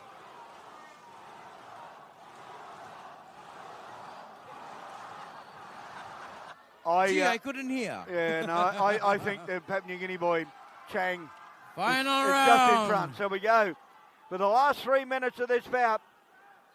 Halala there in the red, Chang in the blue. He was just told to keep his head up. Chang moving around a lot, expending a lot of energy. Yeah, but he keeps that beautiful right hand. It's a great punch. Just poised there. It's a scoring point. He gets him again, Dennis. I don't think so. No, they don't land. But here comes Chang. Oh, right and left. Right That and landed. left again. Left and right. Got him Oh, again. both of them. Oh, yes, they Here go. we go. Here we go. Get into it. Right hand, left. Beautiful punches. Chang just clubbed him. 2 minutes to go. Oh, beautiful. Right, left rip, right on the mark.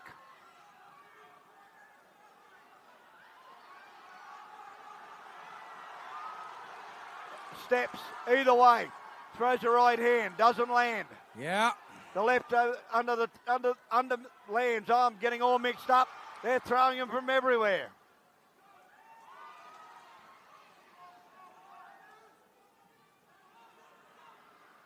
Chang, good I would put punches. Chang in an advantage. In the round or the bout? The bout.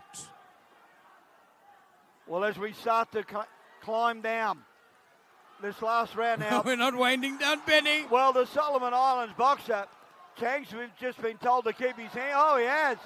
And dropped the big left right in there and another left.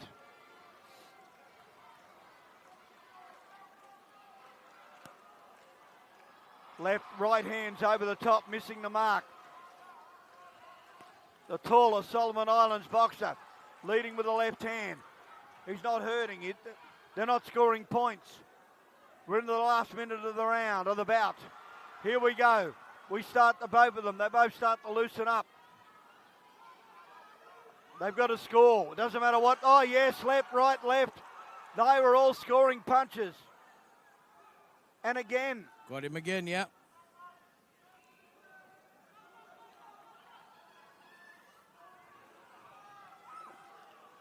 Left and right.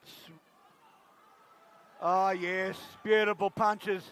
Went inside the guard and went right, left, beautiful punches. He moves to the back and then comes back on his orthodox stance. Now he goes back to southpaw. Throws a little weak left hand, just keeps his opponent at bay. Now he throws a left and a right and a left and a right. Right and a left again.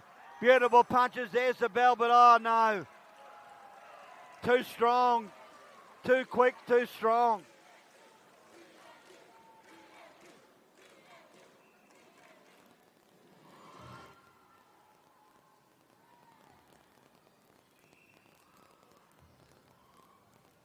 I think Chang has shown that Commonwealth Games experience. Done enough.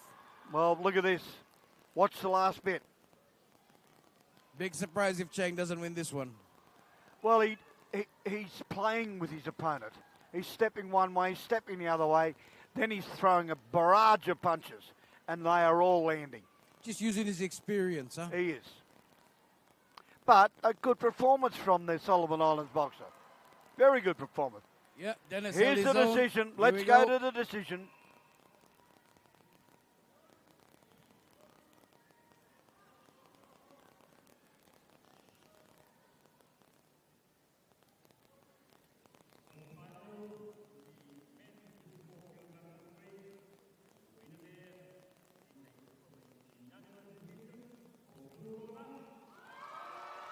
Nicely done.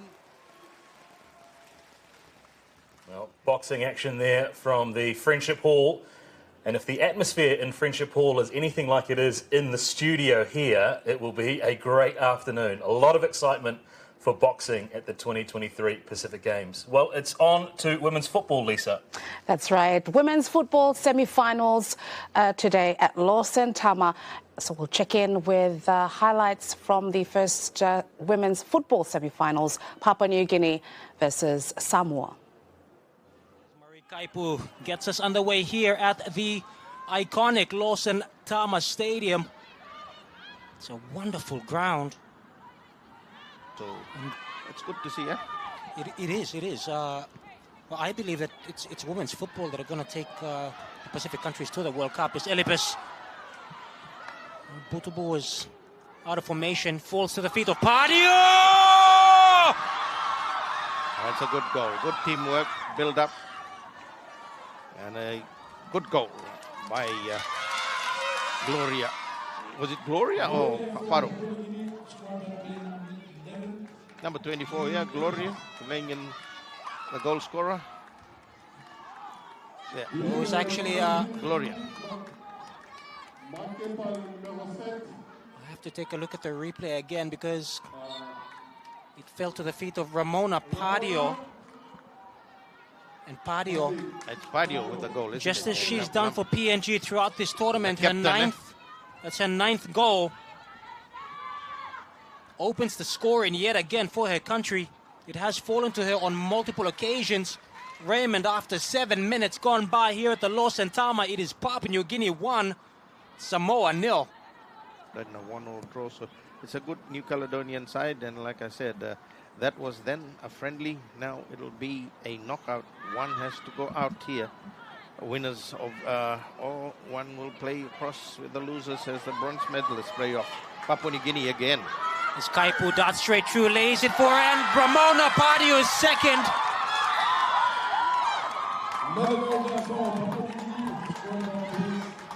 They made it look easy, didn't they?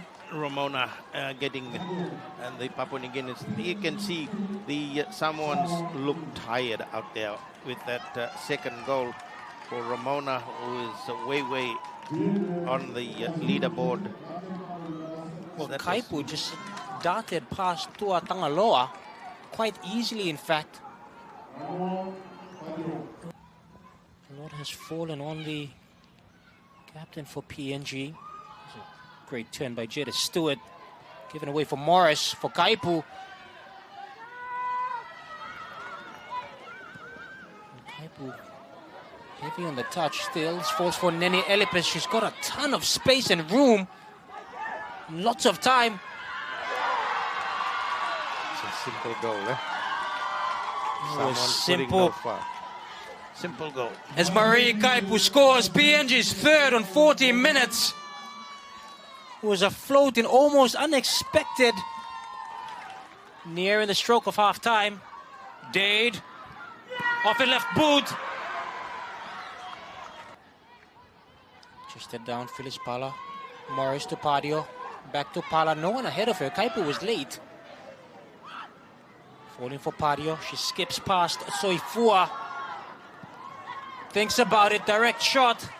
This time better from Angelique Tuisa-Amoa.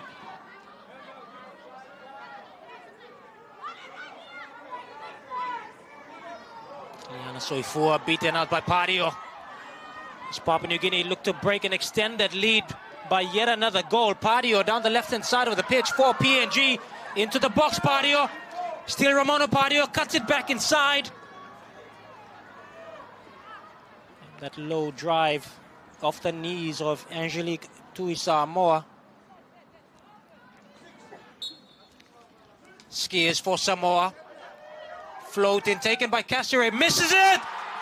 And the captain, Torian Lewis, on 56 minutes has pulled one back for Samoa. Yeah, I told you this is Torijan Lewis. Once they get a better performance in the second half by the Samoans here and pushing their striker, and it's a good set play again. Ariana involved in it, another of the players that has been outstanding. Tapped away, then the follow through by their captain. Great goal great team goal by Samoa. Great. Just checking down below where I am, it's Taiwa Li'i also being given instructions. She might be making an introduction for Samoa.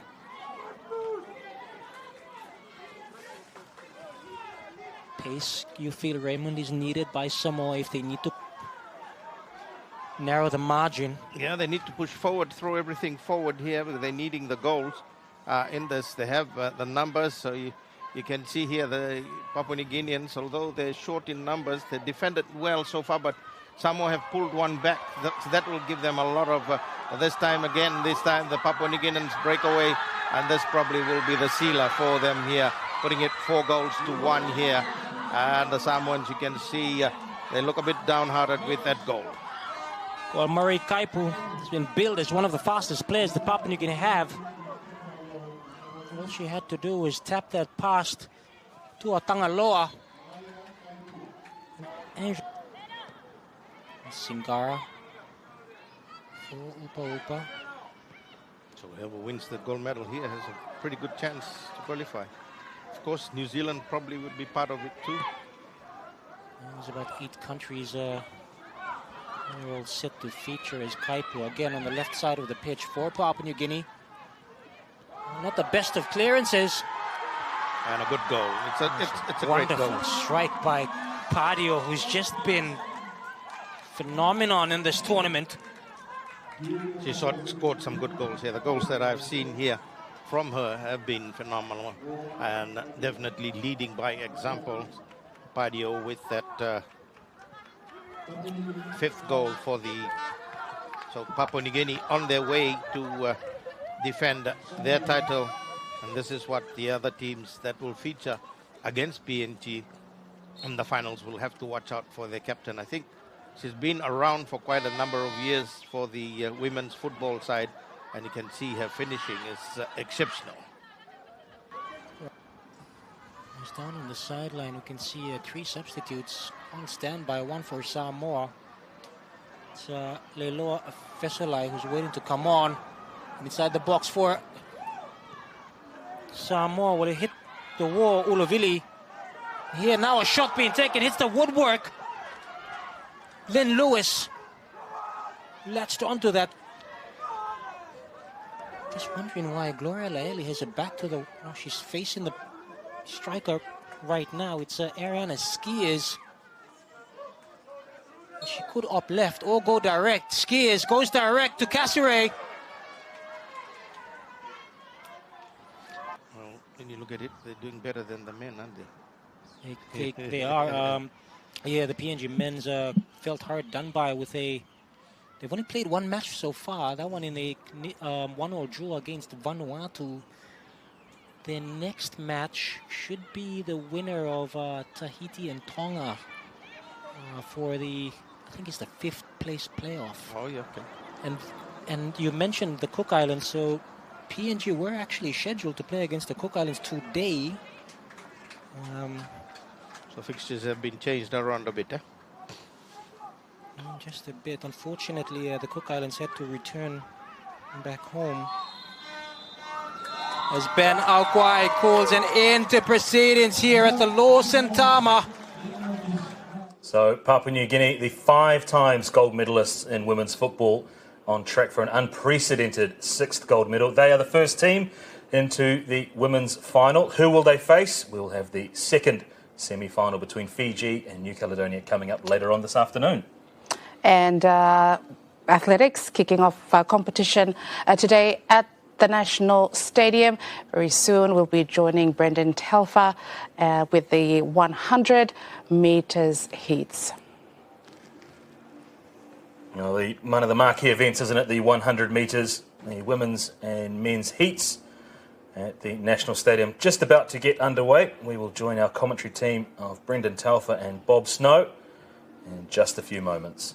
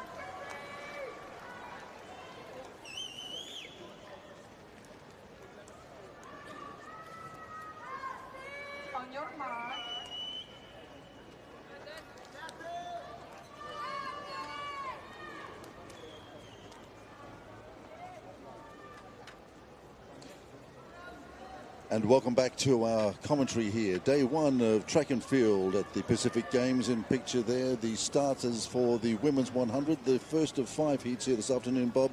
The Australian girl, Georgia Harris, in lane number 5, has to be they're away. I was saying that Harris has got a great start and she's going to dominate this, and she already has. Out in lane 7 is Magani, the New Caledonian, Tahitian as well. Ayat, that is the 15-year-old, but Harris absolutely smashing it here. And the Tahitian on head of the New Caledonian.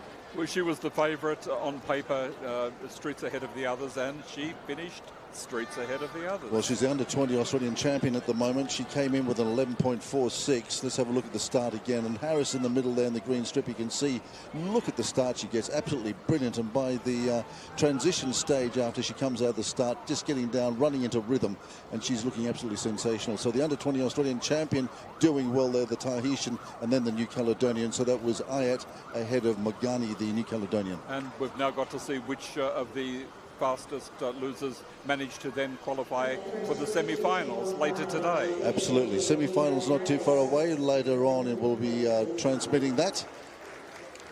So the women's, the first of the 5 heats in the women's. We've got some men's action coming up as well. We've had a couple of results earlier on as well today, Bob. We had the pole vault, which went the way of New Caledonia, but a surprise perhaps in second place. Yes, well, not a surprise, it's just a reward for some hard work, yes, I guess. Yes, in the women's pole vault, the gold medal went to Pascal Gazon from New Caledonia with a jump of 3 metres. In second place was Julian Sosimo from the Solomon Islands with 2.10 metres, and the bronze medal went to Ataliana Magoni from New Caledonia, 1.80 metres. So a wonderful silver medal for the Solomon Islands on day one of the competition. But again, just reinforcing just how strong this New Caledonian team is, particularly in the technical events, the jumping events in particular. They have always been strong. Very strong indeed. So yes, if you're just joining us for the first time today, welcome. Great to have your company. Got a big day in Prospect here as well. This afternoon, of course, we're running through the 100-metre qualifying, both men's and women's. As we have said in the earlier transmission, Tori Lewis of Australia is not here, but we just saw perhaps the girl closest to in Australia at the moment. That was Georgia Harris, going extremely well. Later on this afternoon, talking about quick Aussies, we've got Lachlan Kennedy of Australia going to be going hard out in the men's as well. And tonight, a couple of big finals, looking ahead to the 10,000 metre men's and also the women's 5,000 as well. Should be a big night. We've got some semi-final action in the 800s. I'm looking forward to that very much indeed, Bob, as well. Yes, after this event, we'll bring you up to date with the men's decathlon. They've had 2 events, and we'll give you the progressive scores after this 100-metre heat. And there's the New Zealander there in heat number 2 here in the women's. Now 31 years of age, Vanuatu's Maleris. Yi of Fiji next to her, there she is. Braylon Yi. Kahigi of Solomon Islands will be running out of lane number 5. Santos of Guam. There's the solos runner. No start time for her, no seeding time. There's Santos, Guam. Comes in with a 13.94. Part of a pretty handy Micronesian Guam track team. And this is Ia Kopov from American Samoa. Nice story with that one, Bob, as we just have a quick look at Luka out here, the Tuvalu runner in lane number 8. But a beautiful story from American Samoa concerning this girl's family, eh? Well, Dad is 50 years of age. He's competing in their 4x100 metre relay, and the 3 children are all competing in the sprint events here in Solomon Islands. So it's going to be a great family event for the American Samoan group of people. Well, we've got Philomena here. She's going to be running in the women's 100. And we'll see her 3 brothers at work as well. Yes, her 2 brothers will also be running later. A beautiful view down. You can see as well the crowd beginning to build up here in the main stadium. There's confirmation of our starters there. Ruinui of New Zealand, fascinating history, 31 years of age now, 7 times national champ. Should be a bit of a handful for everybody, I would suggest, running out of lane 2 here this afternoon, Bob. Yes, I would imagine so, but you think that she has possibly been put on the team to provide some sort of stability for the young people who are doing it for the first time, and that's a good thing to do. It is a very good thing to do, but really it's quite a pointed team that has been selected, is it not? Because the New Zealanders have been sort of quite, shall we say, professional about their selection in terms of Olympic qualifying. So do they really need that sort of mentoring? Well, I think almost every member of the New Zealand team here would be struggling to get on their Olympic team, certainly in the sprints. And once again, just to reconfirm, and the Olympic qualifying, how does it work here? What are runners trying to do in terms of the 100s? Well, it is Olympic qualifying, right? Well, every event is an Olympic qualifier. Yeah. There's an absolute standard that they must reach, and if they don't do that, they've got to be able to do it by the point score. Indeed. Okay, so we'll perhaps talk about that over the duration of the next couple of days. This is heat number 2 of the women's 100 to decide the quickest woman in the Pacific at the moment. New Zealand on the inside, that's Riri Nui. Malera's from Vanuatu is in 3. Yi, Fiji goes in 4. Kahingi 5, that's Solomon Islands. Santos, Guam in 6.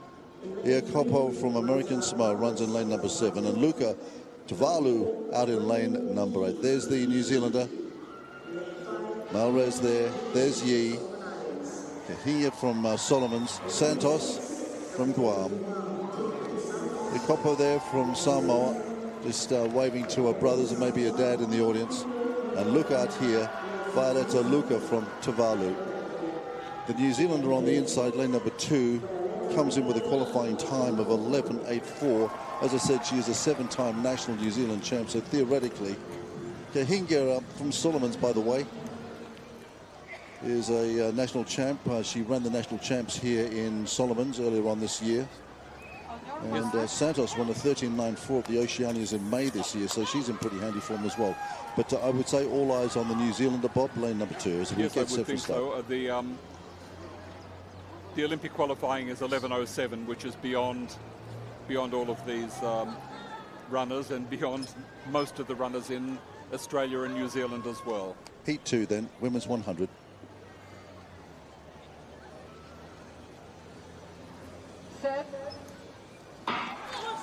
Good start by Yi from Fiji in the middle, and over on this side as well. Luka Tuvalu is travelling nicely at the moment as well. Malara's of Vanuatu going nicely. In fact, she leads at the moment ahead of Yi.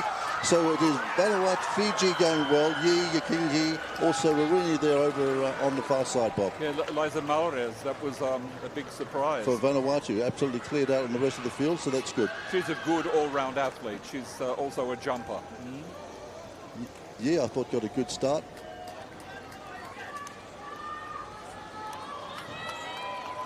So good start there by Malrez. The Vanuatu runner started to clear away at this stage. Yi holding on to it at that stage as well. The New Zealander just beginning to fade there. But nice finish off here by Vanuatu. Takes the win.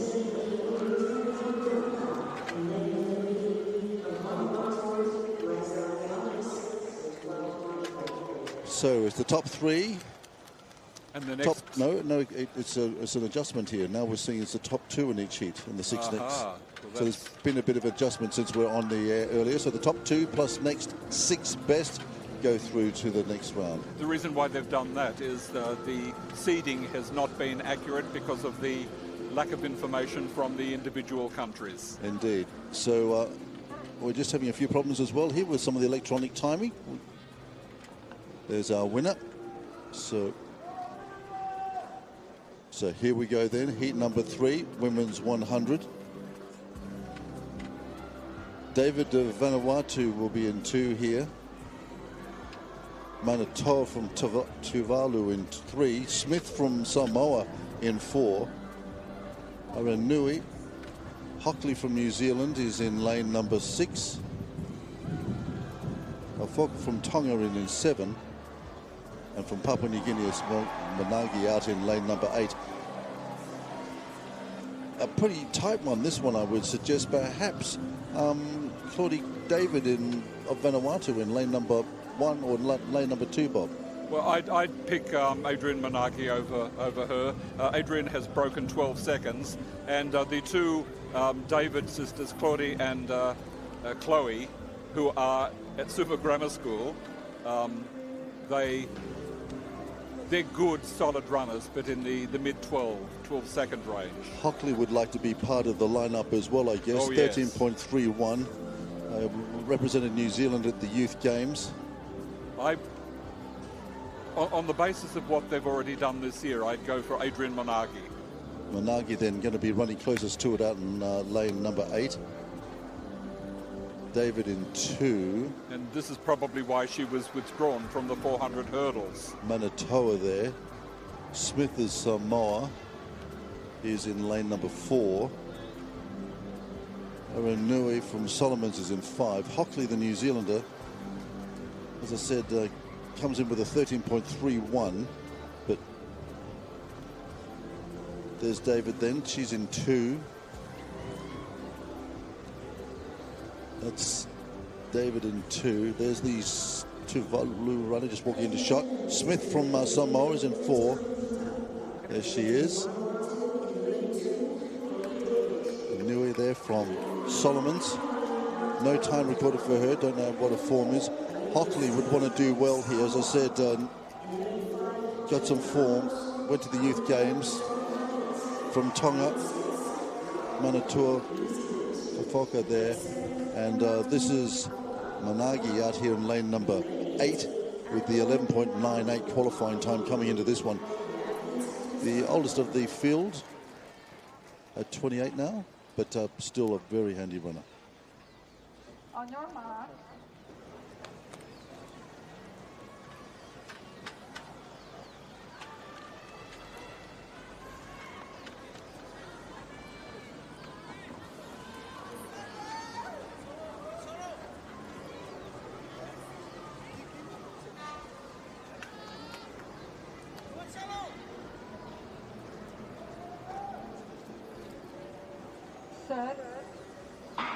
And they're away. Managi closest to us, got a very good start. Also running lane 2. David went well, but Managi here from Papua New Guinea absolutely streaking in at the moment. Managi going to run away with this heat, no doubt about that. In lane number 2 it was David. But PNG, she's in fine form. Well, she's a good 100 hurdler. She's just got a big PB. She's on scholarship in southeast Queensland, and she's getting very good training and very good competition.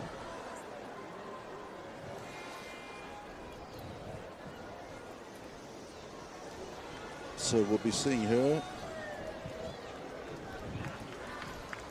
And look at the start in lane number 8. Managi here from Papua New Guinea. You can see her form and class there. She just basically run away from the rest of the field.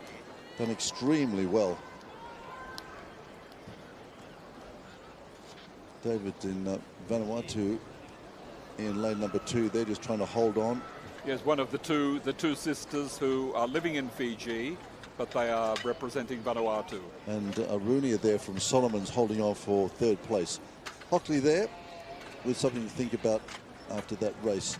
Okay, let's move on then to the next heat. Heat number 4 of 5, women's 100.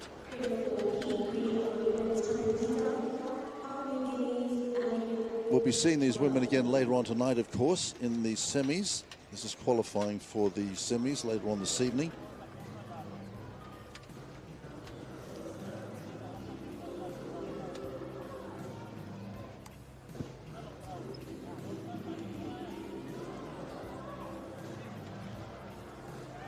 Featuring a very good lineup as well.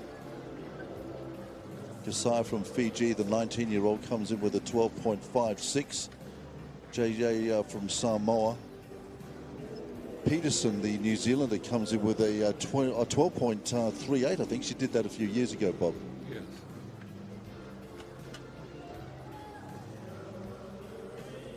Take us through the field. Who were you thinking?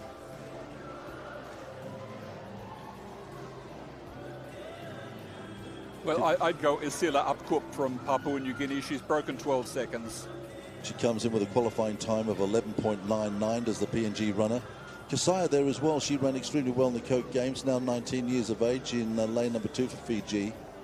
JJ Samoa, Peterson, New Zealand, comes in with a qualifying 13 seconds flat. Palisok from Guam, no qualifying time for her. Cook from PNG with 11.99, and Cruz from CNMI, closest to her, she's come in with a 13.28. There's our favourite. Isila Upkup, and there'll be Leonie Biu in possibly the next race, and they're very confident that they've got a very good 4x100 metre relay. Yeah, well, Leonie Biu will be in the next heat. There's Kasaya there. Looking forward to seeing her run, actually. Saw her a couple of years ago in the Coke Games and thought she was a bit of a talent then. She's going to be running in lane number 3, furthest away from our camera position. Well, she was incredibly fortunate to be able to represent Fiji at the World Athletics Championships in Budapest earlier this year. What a wonderful experience for a young lady. There she is. Comes in with a qualifying time here of a 12.56, but I've seen her do a 12.46. Yes. That was at the World Champs, wasn't it? Yes, I think it was, yes. Yep. So there she is, closest to us in picture. Kasai, 12.46 at the World Champs, but this year's done a 12.56. So Fiji is on lane 2. There she is. Onataka Kandavu is in lane 3. JJ from Samoa. Peterson of New Zealand comes in with a qualifying 13 minutes. 13, yes. 13 seconds, excuse me. From Guam, Erica Palisok. We've got quite a handy team here as well. Babcock here from PNG comes in with an 11.99. And Cruz out here in lane number 8 comes in with a 13.28. So all eyes are on lane number 7, PNG. Isila Upkup comes from a very remote village in the Sepik area, and it took her a long time to finally go from primary school to secondary school to international. I was just noticing that the championship record here is 11.50, held by another fantastic PNG sprinter, Toya Whistle. Not here, but we congratulate Toya on her recent little bubby babe. On then to the start. Heat 4 of 5.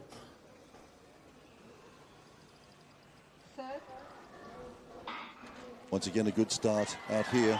Cruz going pretty handily, but Abcook just streeting her at the moment. Abcook has just smoked them at the moment. Over there, Kasaya from Fiji going to run into second place. Looks like Peterson in third, but no doubting Abcook, Papua New Guinea. Got him very early. Didn't surprise you, Bob?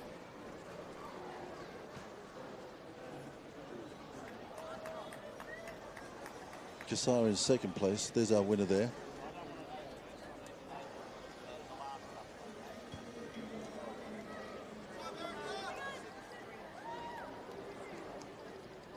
For a moment, I thought Cruz got away pretty handily here, but within 20-30 minutes, she's gone. Abcook just beginning to stamp her authority all over this. You can see Kasaya from Fiji on the inside, and Steve and Peterson there as well. Isila can run the 200 and 400, so she's got all of the sprints well covered. Just beautifully ran through the finish there. Absolutely nice running. Okay, so our final heat then in the women's. A reminder that's top 2 in each plus the 6th best next times. And unfortunately, we can't bring you those times at the moment. But as soon as we can, we will bring them to you. Mr. Snow is on results duties today. Don't blame me. Blame it on the Bossa Nova. Blame it on the Bossa Nova. We've got some interesting runners here as well, perhaps in lane number 4. I haven't seen a run for a while, but Tugadi Watson out of Guam is going to be running in lane 4. She's comes good. Comes in with a 12:06. I agree. I've seen her running around Micronesia. She's done some great stuff. Yes, well, again, with her US connections and her very, very good training and coaching in the USA, she's risen slowly throughout the Pacific Games, the history of the sport. So there we are. Renati then from Fiji with the 13:05 qualifier here today. Out of Nauru, and a very warm welcome to our viewers across Nauru today. Gabore there, going to be running out of lane number 3. Tugadi Watson from Guam comes in with a 12:06, the quickest qualified here. Both from Papua New Guinea, a 12.39, so those two probably going to assert their authority here, I would say. Sierra Keel out of Samoa runs in lane number 6, and closest to us will be Edwin Renda from Solomon Islands. Again, no qualifying time. Probably one of the athletes we think that would have gone up to Xinjiang province in China to hone their skills ahead of these games. I would say it'll be Tugade Watson and Leonie Biu. They'll be the two who go through automatically. Leonie Biu is more a 200, 400 runner, but she's a very useful 100 sprinter as well. She is. A nice 12.39, I think she ran recently. As you said, she did the 200 and 400 at the Oceania Cup, bronze at the 2019 APIA Games, and silver at the Oceania Cup in Saipan. Yes. So pretty handy. Oh, yes, she's and her stint at her university and college in the United States of America has seen her produce a lot of very, very good performances. Let's have a quick look then at who we've got here. So this is Renardi here. That's, in fact, Gabure there. Gabure from Nauru. Looking across at this very nice crowd that's building up here, Bob. And I'm impressed with the number of people in the stand. And on the far side as well, this is a beautiful facility. And I'll tell you what, by tonight when the lights are on, these beautiful breezes blowing across here, it's going to be a great night for finals. And hopefully they'll bring home Filisua in the big event tonight. Renati here from Fiji runs in lane number 2, comes in with a 13:05 qualifier. Gaburi, good to see her from Nauru, the 19-year-old, a 13:21 qualifier. And Edwin Renda closest to us from Solomon Islands. Final heat, the 5th of 5. Top 2 plus 6 fastest go through to the semis tonight. All the action likely in lane 4 and 5. Tugadi Watson out of the USA Guam. Biu from PNG with a 12.39 qualifier right next to her in lane number 5. Renardi, Fiji, Nauru, Guam, PNG, Samoa, Solomon's closest to us. Heat 5 of 5. Good start again. I tell you what, Brewer's done very well at the moment. So too is Guam. This is fantastic. Guam Tugadi Watson has got away to an absolute fly here. She's looking really smart. Boo going with her, but those two well and clear of Renardi in lane number 2. I tell you what, Tugadi Watson. Yes, well, she's a very, very useful. So serving notice, the Chamorro runner there came in with a 12:06. Want to see this start again because she just smoked him. Once again, the transition running. I was really impressed with the transition from the start. Watch her there in lane number 4. Absolutely, look at that. Boo there just trying to hold on to her, but she's gone. Yes, Leonie Biu is a 200, 400 runner. You can see that, but this girl is going to be a bit of a handful. I'll tell you what, later on tonight. She's into the semis, so there she goes. Guam 2, PNG 2, I should say. Guam 1, PNG 2, and Fiji on the inside, Renardi from Fiji. Top 2 going through. so we know that they're through, and we'll bring you the minor places a little bit later on, and the fastest qualifiers on time as well. Not too far away from the start. We've got a couple of very quick men to get through now.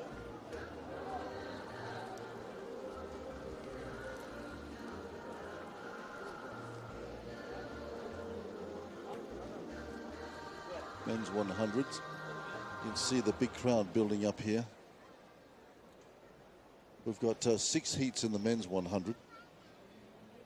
Well, talking about the shot put that's still continuing, that's in the decathlon. Could you repeat that for us, please, Bob? Yes, the shot put that is underway at the minute. Oh, what a wonderful shot of the crowd. Well done, the people of Honiara. You're supporting a very special event. Congratulations. And I tell you what, they're not done, Bob, because they're going to really surprise you by tonight when Garcia gets out here for her big event. Yes, later on this evening. We've got a men's 10,000 as well. We've got a women's 5,000. It's going to be going off here, I can tell you. We've got some pentathlons to bring home as well, and we've got some semis in the 100s. In the men's decathlon so far, the leader is Karo Iga from Papua New Guinea on 1650 points. And then Stephen Thorpe from New Zealand second, 1368 points. Timona Poiru from French Polynesia, 1358 points. Max Turar from Cook Islands, 1272. Alfred Elysia from Solomon Islands, 1108. Then Malazelo Fufofuka from Tonga is next, 1041. And then Elton Tata from Solomon Islands on 972. Couple of boys doubling up as well. We might have seen Fufofuka in the 100 earlier. Yes, but 300 points ahead at the top of the field is Karo Iga from Papua New Guinea, who's now in the third event, which is the shot put. Okay, we might be able to get a couple of pictures of that, Bob, as the crowd begins to come in here. So let's go down and have a quick look and a bit of an update on the heptathlon. Bob, maybe you could just sort of run through some of those again, see if we can't pick up a throw and the numbers. Okay, so we're coming out to the men's heats. We'll catch up with that a little bit later on. Decathlon running all afternoon into the evening. Day one of competition here. Wraps up, of course, with the 1500 tomorrow. Now, talking about very fast people, we're going to see probably one of the quickest of them, in fact, in this particular heat in the men's 100, because Kennedy from Australia is going to be running in lane number 2. The Australian is absolutely really well qualified. It's coming down the line there. Dravuni from Fiji. Kennedy in lane 2. Joshua there from Fiji in lane number 3. Tafuna from Tonga.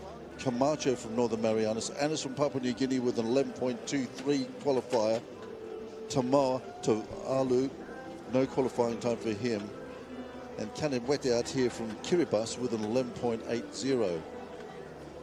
Well, Lachlan Kennedy is the overall favourite. He has the fastest heat time of 10.24, which is significantly better than the second Australian, Caleb Law, 10.39, and then you've got Leroy Kamal from Papua New Guinea, 10.46. Well, they are the ones who are likely, we think, will end up being the potential medalists. Look at that fantastic view down the straightaway there. There's Law on the left.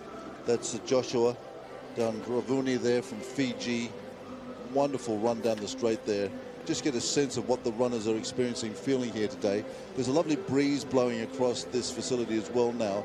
It's cooled down a little bit here in Honiara. There's a little bit of a greyness about the skies. I don't think we're going to have one of these incredible sunsets here tonight. But I tell you what, it's not bad for sprint running. And this guy, Kennedy, here in picture, as Bob said, a 10.24. He's been all over Europe lately as well, qualifying, getting himself set. He's been running in Germany, I think.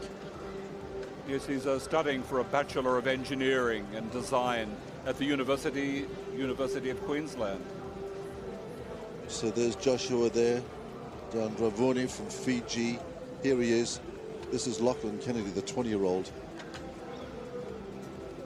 And certainly getting a little bit of attention from our cameras. Well, he's the favourite for the gold. Let's see if he can live up to the expectations. And, of course, if he is, he takes away an incredible Fiji tradition as well, Bob. He certainly does. Because Fiji have dominated this event all the way back to 1995. Well, and I wonder where Benuve is this afternoon. I wish him well, and we shout out to the great Bow Bullet, but we wished he was here, but he's not. But he of course, was part of a dynasty of Fiji sprinters that dominated this sport all the way back to 1995. Here's Kennedy then, running in lane number 2. Dandruve from Fiji, Tafuna from Tonga next to him. So the MC just going through it, introducing you to Lachlan Kennedy here. Joshua here from Fiji. Here's Tafuna from Tonga, comes in with a qualifying 11.14 from Sinemai Camacho with an 11.93 qualifier. Anis Papua New Guinea an 11.23. Tamoa here. Tavalu, no time qualifying for him. But this guy out here in lane number 8 comes with an 11.8. Kanivete of Kiribati. All eyes on lane number 2. Lachlan Kennedy, the outrageous favourite in the men's. This is the first of the heats. There he is. Australia, Fiji, Tonga, Northern Marianas, Papua New Guinea, Tuvalu and Kiribati out here closest to us in the pink. Ready for a start. First of the 6 heats. Dandruvi comes in with no qualifying time. Next quickest out here is Anis from Papua New Guinea in lane number 6. Kennedy in lane 2. Fiji 3. Tonga 4. Sinemai 5.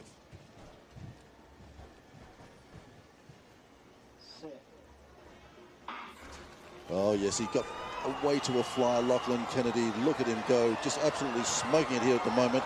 Anis is trying to stay with him from Papua New Guinea out here. Also Joshua from Fiji, but it's Anis finishing behind the Australian.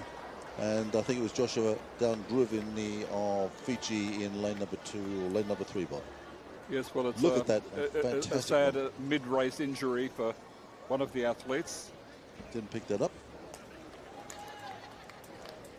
But Kennedy came in with a super qualifying, and he seems to be in very good nick. As I said, he's been doing a lot of travelling, trying to qualify, wants to get to the Olympic Games next year. He's ranked number 8 in Oceania. Look at the start from the Australian in lane number 2, absolutely smoking at the moment. Joshua with Fiji trying to stay with him, and I thought Anis ran pretty well out here on this side as well. Everybody else is gone. Top 2 to go through. So just easing up over the line. Kennedy just doing it easy. Yes, with Emmanuel Anis was second. It'd be lovely to know what their times were. But of course, it's not going to be serious until tonight. It won't be. So we're working on that, and we're going to try and get you some information as soon as we can. And a big cheerio call to Bonuve Tambakodoro and family. We really miss you, but I hope you enjoy your retirement from the sport. But you are missed. So there is the injury that you were talking about, Bob. Yes. It was the Tongan that went down. Came in with an 11.14. Looks like an Achilles. He looked as if he was in the middle of the field when it happened. Not a happy sight. And that could undermine any relay team that the Tongans might be thinking about as well, unfortunately, if that is a serious injury. Relays are an important factor. I must say that the medical staff here have been absolutely fantastic, and anybody with any complaint whatsoever, they're onto it straight away. So he's in very good hands. For those back home who might be a little bit worried, having a look at the Tongan then in the middle of the race, Kennedy is away, and there's the Tongan just pulling up. It looked very severe when it occurred. He gamely ran on, but he was in no state to finish that race. He should have probably just propped there. Yes, Emmanuel Anis was looking over at against the at the Fijian, and I think he slowed down at the end. But the winner was a mile in front. I'm very interested in having a look at this particular race because, of course, it not only features Caleb Law, the Australian, running in lane number 3, but I'm most interested in lane number 6, Jeremy Dodson, who finished second to the great Benuve when last we saw him out in the Pacific. I think it was 2019 at the Games. Well, in 2019, Jeremy Dodson was one of 2 Pacific Islanders who won an Oceania area championship. Well, you'll see him in lane number 6. So But we have that was then, this is now. Fitty is in 2, Law of Australia is in 3, Mamwea Kiribati is in 4, Kakikua from Nauru, there's the Kiribati runner, he's in 4. In lane number 5, this is Windsor from Nauru. It's good to see Nauru well represented. Here is Jeremy Dodson, now 36 years of age, used to run for Team USA, turns his allegiance to Samoa. Solomon Islands now well represented here by Aratara and Blaluk from Palau with a 12.01. Interesting to see that Dodson is in here with an 11.13 qualifier in lane number 6. The Australian Caleb Law. There's Fitty. There's Law. Law is in with a 10.39 qualifier. Kakiao from Nauru is in with an 11.23. Dodson is an 11.13. Caleb Law is 18th in Oceania in this event. Running out of lane number 3, the Australian, the green strip. Fitty in 2, Law in 3.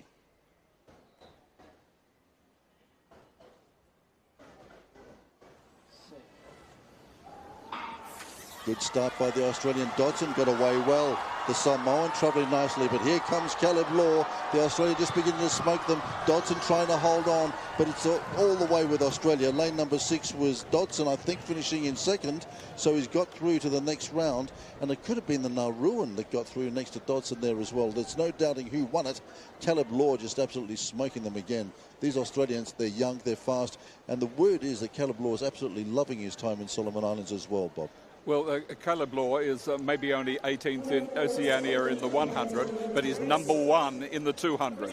So he's going to really put on a good display when it comes to the 200-metre heats and finals. Looking forward to that. Well, he's got a couple of 100s to run yet. He's got a semi-final tonight and then theoretically a final tomorrow.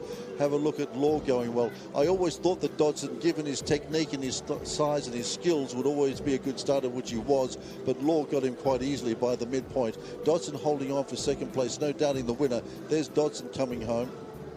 Dodson's very experienced. And I think that experience is going to come into play. He has represented the United States of America in the Pan Am Games. He's represented Samoa many times. A couple of very quick Australians in picture there, just exchanging a few ideas about the track. I'd love to know what they're thinking about the facilities here and what the surface is like to run on. We'll have to send a few spies into their camp. Don't look at me, though. Subterfuge. Very hush-hush, Bob. Oh, I'm not good at subterfuge. You're an undercover agent, Bobby Snow, with a walking stick. What mysteries does it hide?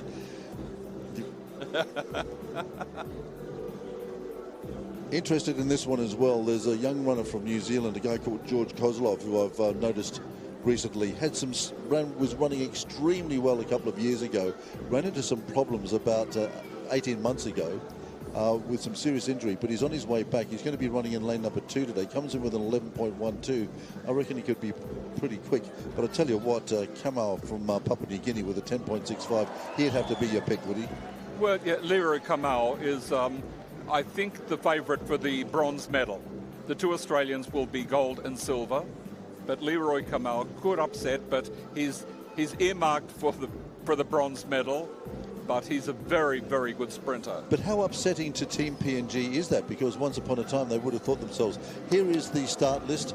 Rogers is going to go from Sienamai in 2. Kozlov, we were talking about from New Zealand there. Savainia from Samoa runs out of lane 4. Reed, Tasahiro out of New Caledonia. Mao from Vanuatu. Kamu there from PNG. You can see him in lane number 8. And then that's Kostika from FSM. He's in lane number 9. Yes. Tiki Teremail is he is their most prominent athlete. from Vanuatu. He's running in lane number 7. Yes. So this is heat number 3 of 6. This is Kozlov. This is the New Zealander that I was talking about. I don't know, I just got a bit of a feeling about this guy. I reckon that he's been working very hard. He had a very debilitating injury, and he's come back, and it's good to see him back here running at this level. So hopefully Yes, he'll have a great game. I've got a note here. He's 22 years of age, and his best times were done in 2019 and 2021. Absolutely right. So then he had this sort of debilitating injury. I don't know quite what it was, but I do know that he's on the way back. And he was running some scintillating times, and everybody was talking very highly of him in New Zealand about 18 months, 2 years ago before this injury. But anyway, we won't... It's good to see that they've given him a chance to see if his comeback has been successful. Indeed. So let's hopefully, let's hope that this is the part of a rehabilitation for him, part of a process which sees him doing some good numbers. Rogers from Northern Marianas, he's coming in with a 12.03. This is Meal here from Vanuatu, 11.24 for him. So you're pretty respectful of his times, eh? Well, Tiki Teremaya, he's a good all-round athlete, and I think his best could be behind him, but he's about to prove us wrong, I think. Well, here he is in picture at the moment. There's the New Caledonian alongside him as well.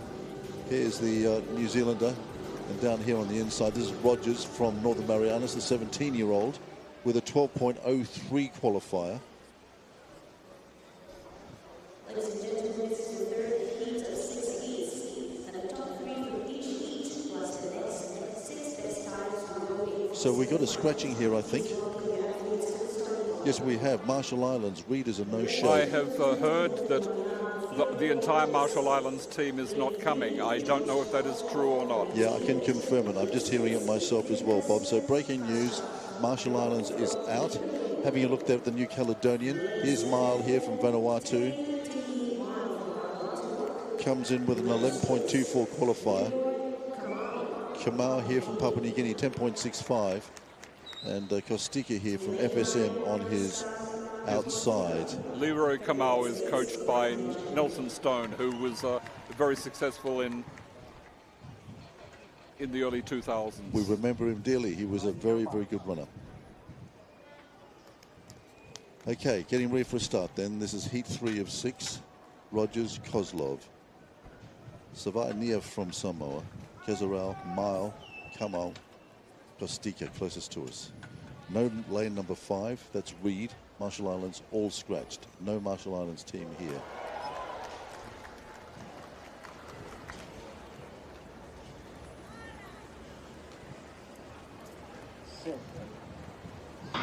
Looks like the Samoans out of the race as well. At the moment, though, it looks like closest to us come off from Papua New Guinea going well. He's dragging Mile along with him as well. Those two together, the New Caledonian, Kozlov trying to stay with them, but it is Camu, Mile. Camu did it well in the end. No Samoan there as well, picked up at the very last moment as well. Which Samoan was missing? That was Savainia. Ah. But that could be bad for their 4x100 metre relay team. Indeed. So we saw the Tongan taken off in the arms of medics just a moment ago. Camo here. And he was always going to be a bit of a handful with a 10.65 qualifier. He's actually done a 10.46 this year. Wow, that's great running. He did that in the States. So again, a good start over on this side. Kozlov, you can see, just trying to hold on to them on the inside. Couldn't do it. Come on, just running away. Mile going well alongside him, being dragged along by the PNG runner. But in the end, it was daylight. New Caledonia holding on. It's going to be the fastest qualifier after the top two. We'll wait and see when the results come to us via some little bit of magic. We love magic. It's a magic afternoon here. It's day one of competition at the track and field. And I'm sending out yet another message to the people of Honiara. The stands are filling. Come here for the night the night's performances, you will not be disappointed. Very famous name up there for Papua New Guinea. Pius Whistle, of course, the Whistle family well represented. His sister was an absolute outrageous... And Kupun was the other brother who represented. Indeed. Joshua there from Vanuatu. Mambutha there from Tuvalu. Haga from Solomon Islands. Agege from Nauru. Humboy from New Caledonia. And here's another one of the American Samoan family, Akopo there. Yes, he's one of the young sons of Stanley Akopo. In lane number 8, closest to us. It could be a Pius Whistle, I'm not sure. Well, he comes in with a 10.72, ran the Oceania Cup Melanesian team, and the third member, as Bob says, of the Whistle family that there's cutting their... Toya, Kupun, and now Pius. And but then they can't beat the Akopo family. No. They've got 4 here. Hamboy, New Caledonia could be a bit of a handy one. I'm picking up that it's not been put down here on his start time, but I've seen him do a 10.99. I think that might have been in France, Bob, the New Caledonian. And Haga as well, the Solomon Islander, I'm seeing him with an unofficial entry time of 11.20. Agege, incidentally, the Nauruan who's in this race, he ran an 11.08 in Birmingham. So he's got some Commonwealth experience as well. Absolutely, yes. So keep an eye open on Agege. He's running in lane number 6, the Nauruan. As I said, the Nauruans have got a pretty handy track team, and they're putting and you should see their track.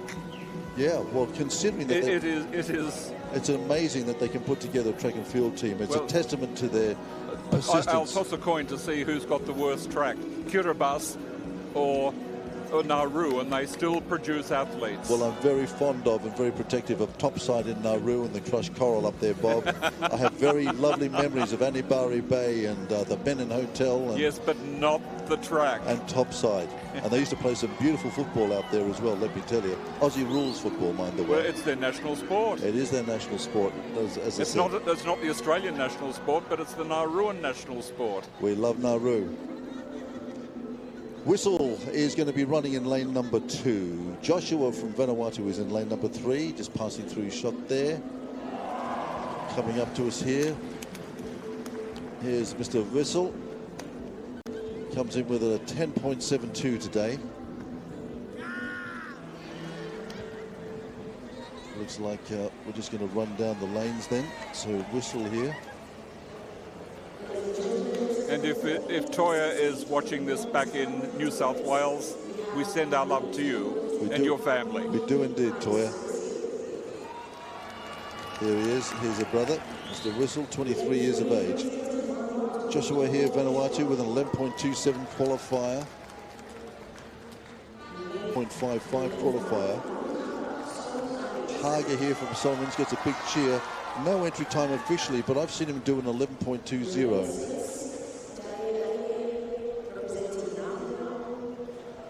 This is a Agege from Nauru. Got him down with an 11.08. Humboy from New Caledonia. No qualifying time for him. In fact, I get a 10.99 out of France, that's right. And here he is from American Samoa. 12.58. Okay, time to get down for heat number 4 then. Whistle, Joshua, Maimbuka, Haga, Agege, Hamboy, the Akopa, American Samoa closest to us, the 16-year-old, with a 12.58 qualifier. And their coach is Peter Pulu. First, probably the quickest guy here at the moment is Whistle, running in lane number 2 from Papua New Guinea. Agege in lane number 6 could be a bit of a handful as well. If Agege gets it together, might be too far off Whistle, but Whistle in 2 is the man. Lane 4 is my Booker from Tuvalu with 11.55. Whistle in 2. And away, and Whistle gets a good start indeed in lane number 2. Looks like Solomon's travelling pretty well at the moment as well, but there's no doubting that Whistle has got this well and truly under control. And then there's a gaggle of runners. It's about 4 of them. Looks like Hamboy of New Caledonia, Agege was there, and also Haga from Solomon Islands. That was the closest that we've had so far. No doubting our winner, but there was a gaggle of them over second place. Yes, I'm glad that there is the electronic timing. Well, we're assuming that we've got the electronic. Oh, there will be. There will be. There is, of course there is. No, I've got a question for the people out there in television land. Karalo, is it Karalo Mainbuka, or being a Fijian really, is it Mainbutha? His father is a Ratu, a Fijian Ratu, who comes from Butha Bay. Well, let's go for the Fiji pronunciation. Yes. Okay, here's the start again. Look at the way that Whistle got away here. It was absolutely fantastic. And then what we've got is Whistle just doing it in his own time in lane number 2, as we thought. But look at this, the finish. Agege going well. New Caledonia coming up at the end as well. Nicely to dip in front. Hamboy there from New Caledonia just finishing over the top of Hage perhaps, and Agege as well from Nauru. They all ran well. But as I said, it's the top 2 in each heat, and then it's the next qualifiers. When I lived on the island of Taveuni, I could see Kioa Island, where Karalo's mother was born. Bob, a correction, it's top 3 in each heat in the men's, and then it's the fastest qualifiers. Electronic timings to us momentarily. Heat 5 of 6 then. Tewa from Fiji with a 10.97 could be pretty handy. And Yoneto as well. I'm interested in this guy. He's the New Zealander there running in lane number 6. Interesting story, this guy. He's basically self-trained, self-coached up until about a year ago, and then suddenly broke through. He paid his own way to get some international competition, and he is really beginning to run into some great form. That's the New Zealander down there in lane number 6. And there we've got another of the Jacopo family, Audi Scott. There he is. He's running in lane number 4. Tewa from Fiji with a 10.97. Yoneto from New Zealand with a 10.79. Malua from Tuvalu, no time recorded from him. And Peter Alafasio from Samoa in lane number 8, closest to us. Oh, this will be interesting. I'm most interested in the story of the New Zealand runner. Yes. It just appealed to me that this guy is looking after himself, and now he's been picked up after he's posted some good times. This from Vanuatu with an 11.47 is Kieron Meeke.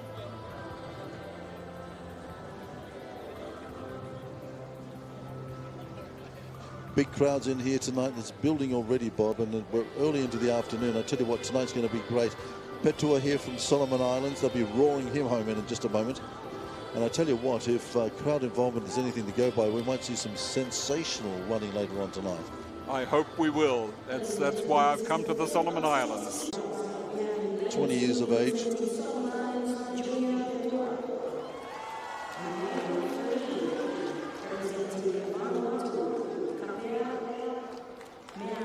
Here he is, Miyake, with an 11.47.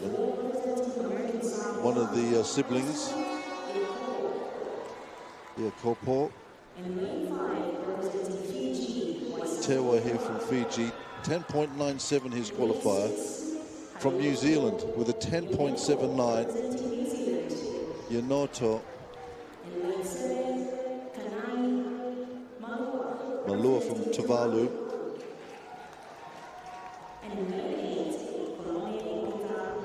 In fact, just looking at Tewa there from Fiji, Bob, I reckon he's the fastest Fijian here at the moment.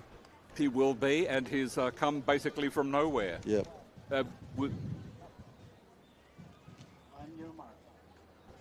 Yes, with their retirement of Banuve, there's a big gap to fill, and there's a lot of people trying to fill it. We might check that, but I got a feeling that could be their quickest in Fiji at the moment in this particular heat. We get to see him in lane number 5, heat 5. Petua, Miyake, Jacopo, Tewa, Noto, Malua, and Kalani Samoa closest to us.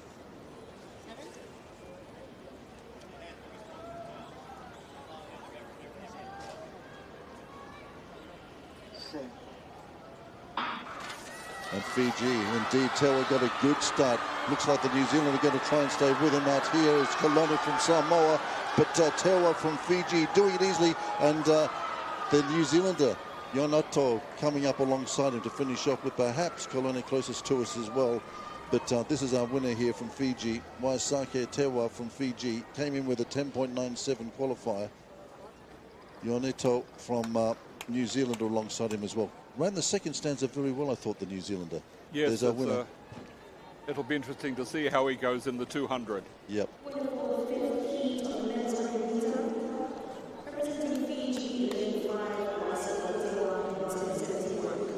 look at the start again.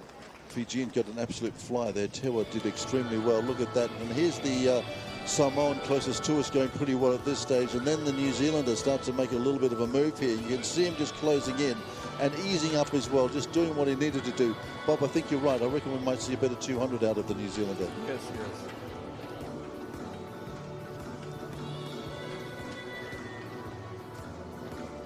When you've got people who are in the 100, 200 and 400, it's sometimes difficult to know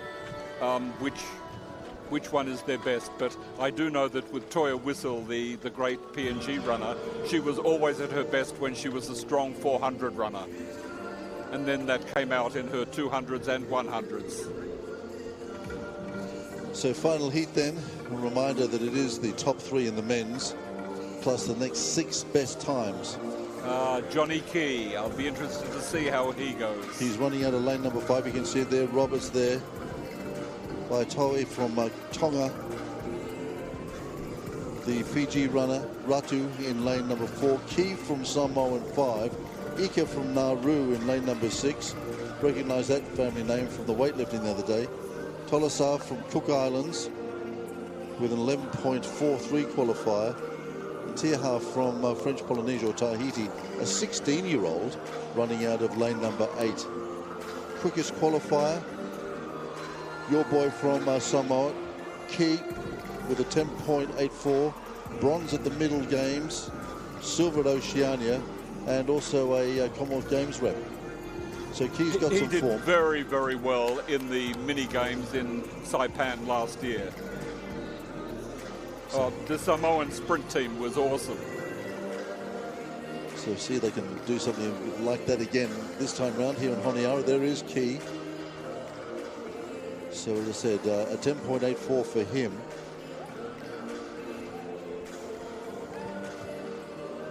And has represented Samoa at the comp game, so he's pretty handy.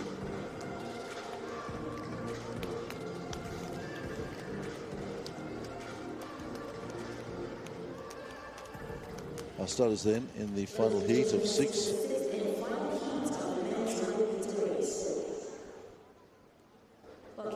So here's Robert then. FSM.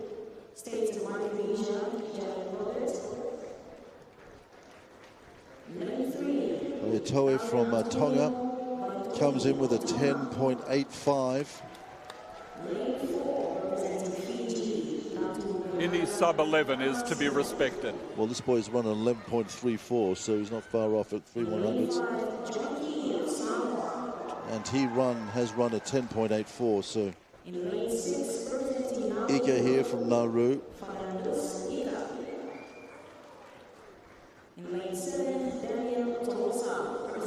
Tolasa from Cook Islands has an 11.43, 3-time national champ for the Cooks.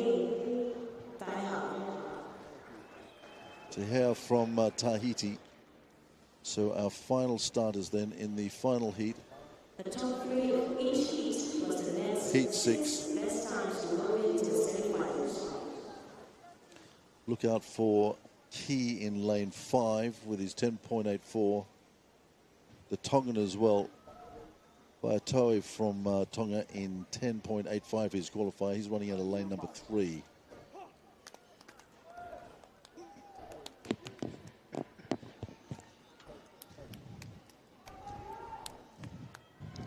Ready for a start.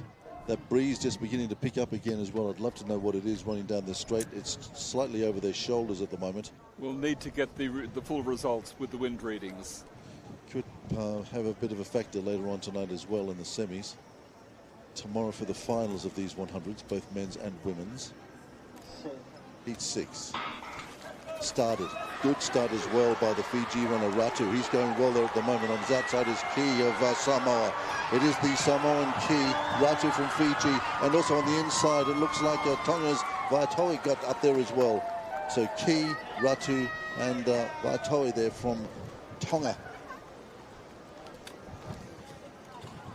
Good run by the Samoan. Those three for sure. Having a look round at the big board as the crowd here as well enjoy the pictures.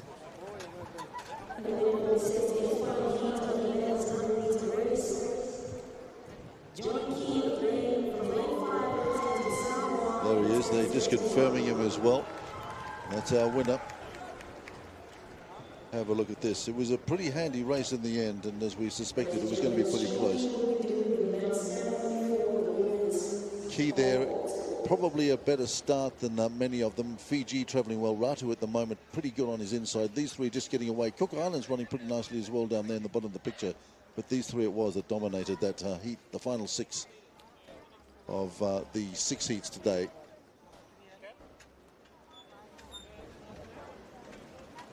So later on tonight, Bob, we have the semi-finals run, and later on tonight we'll be seeing the semi-finals in both the men's and the women's.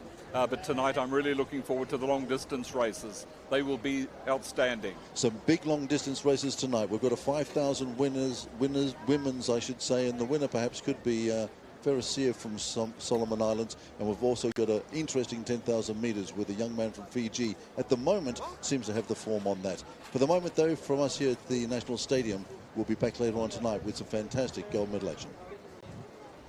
Well, we hope you've been enjoying those live pictures from the National Stadium. The men's and women's heats of the 100 metres, Lisa, always one of the highlights.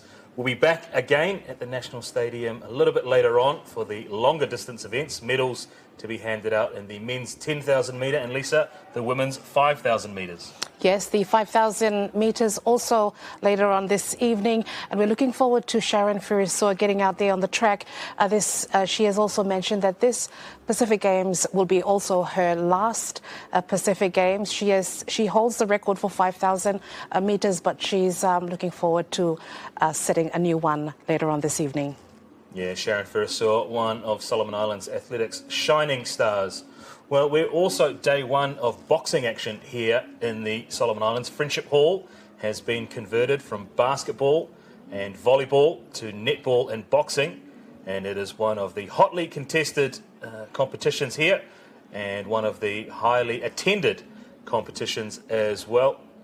We will expect some of the Pacific Games qualifying action in the medals there. Just a reminder, I'm getting myself muddled up because it is a confusing process, the boxing. We've got Olympic qualifiers as well as Pacific Games medals on offer in the boxing program. So 2 competitions running parallel. And Lisa, we were excited here in the studio with the boxing action we saw earlier on, weren't we? Yeah, that's right. We've got at the Friendship Hall, the boxing started today, and also we've got netball happening as well. The crowd at the Friendship Hall is building up, especially this afternoon, and also the National Stadium. It's a cool afternoon, so everybody's really enjoying the athletics today as well. We've got a really packed National Stadium out here, so looking forward to more action all throughout this afternoon. Well, away from our cameras, DC Park, in the east end of Honiara, is a hive of activity. Touch rugby kicking off earlier this morning, as well as Va'a, the traditional Pacific Island voyaging canoes, and for the first time, kayak taking place here at the Pacific Games. We'll hope to have our roving reporters out to bring you some field reports from that action, but for now, we're going to head down to Friendship Hall to the men's 54 kg quarterfinals. Papua New Guinea versus the Solomon Islands. Well, they come in for the instructions for this, the welterweight division, 67 kilos. Michael, my jockey from New Caledonia, fighting for Sini Tulupo from Tonga. This is in the 67 kilo division. And again, another southpaw. He's in the red. Yes, we've had a lack of orthodox over the last couple of fights, Ben. We have New Caledonia, of course, fighting under the French flag. That's why they're fighting in this. These bouts, I must mention, are the Pacific Games events. We finished with the Olympic events a little while ago with the men's heavyweight, where Matters from New Zealand won with a walkover. He'll go in. He'll be fighting Boziki from Samoa later during the week. And this is our first New Caledonian boxer for the program. Mikhail taking on Finiasi from Tonga.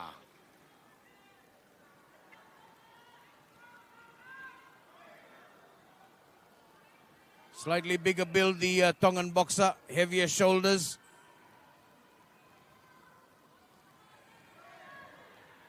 One of the other points about the welterweight division, 67 kilos, there are 14 boxers have registered to fight, and that is the biggest of the tournament. Oh yeah, gets a shot there.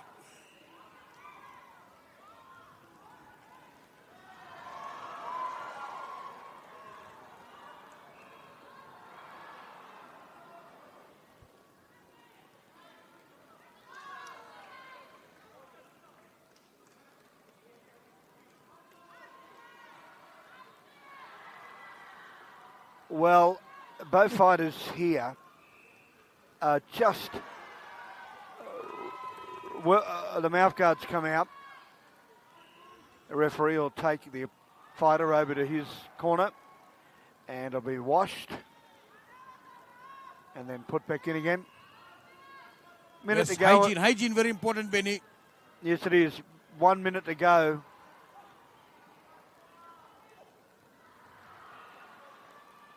Both boxers, welterweight division, they're both very, they're not moving that much. They're just standing in the middle of the ring and throwing punches at each other, but they're not scoring. They're just I think they're trying to feel each other out, you know? Yeah, but they're just standing there. They got to do more. And if I was Mikhail, the New Caledonian boxer, I'd be a bit wary of those tree trunks that Finiasi has brought into the ring this afternoon. He's very, say that, he's big. Well, they are only welterweights.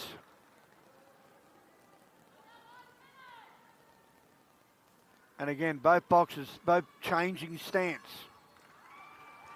There's a bell for round one, even round. Very even round. Dead even, nothing to pull them apart.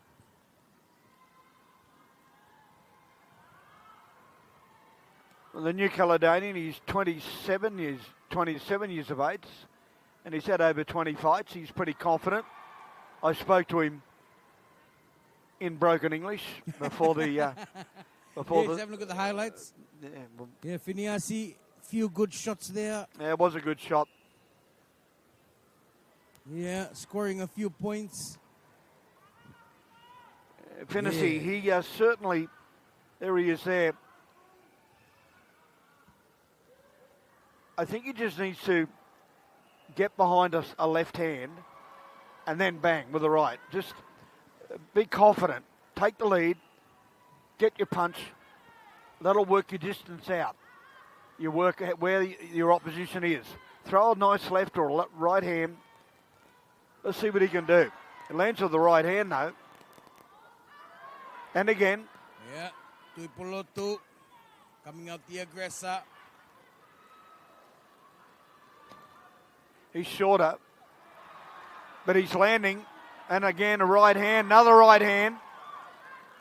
Yeah, this is what Mikael was a little bit frightened of. Oh, hang on, hang on. Again. Hang on. Wobbled him just a little bit. The count. Yeah, standing count. You could see it shook him just a little, huh? Oh, I felt it over here. What he's got to do when you're in this position is look at your referee.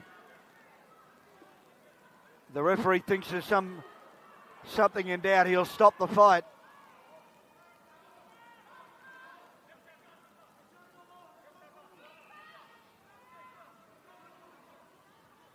A nice right hand.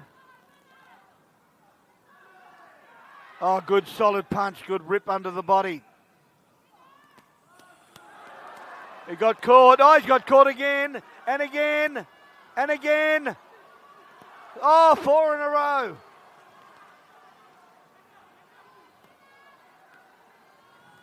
Yeah, Tuipolotu doesn't look well. He's dropped his guard. So would you. Most deaf. I can just look at the New Cal trainers on the side. They're sensing there's an opportunity. Well, the opportunity is behind a long right hand. He's got to get himself. Oh, here he comes. Here he comes. Awa. Tipoloto back again. Well, he went to the body there, which wasn't a bad move. See him trying to come over the top with right hands and left hooks. But the Tongan boxer's weathering it quite well so far. Had a few back of his own.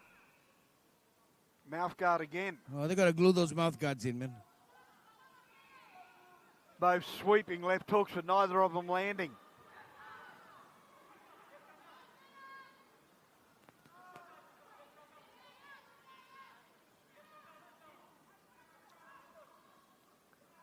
Goes along the ropes. Oh, got him again, yeah. You could see him shift. Well, the thing about it... No.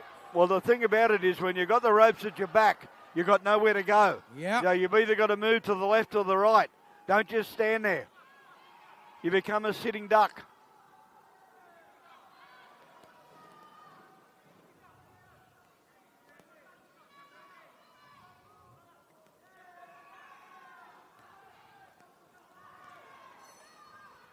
There's the bell. Trying to steady the ship a little bit on that one, Benny. Well, I can't pick it. I can't pick a leader. Although... Yeah, give a slight, and I mean like the slightest of slights. Well, look at these punches here. Yeah.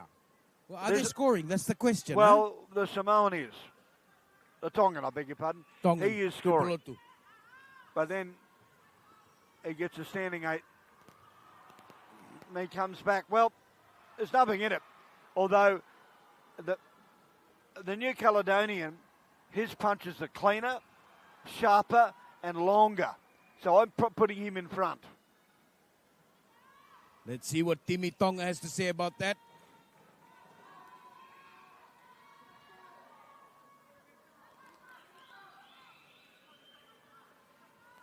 We move into the third and final round. Good luck to both boxers. Yeah, 2 more fights left in this first program, the afternoon program, before we get back together for an evening program. Oh, and right hand. Yeah, got him. Right, another one. Oh, his mouth guard's gone. I don't know whether that was a punch or his mouth guard wasn't in properly. Could be a bit of both. Well, we might see it in the replay. I know what the Tongan's going to do next.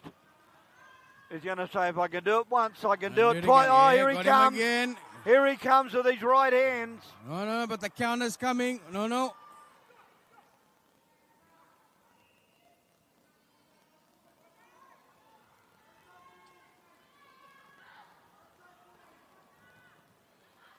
Rocked him a little bit.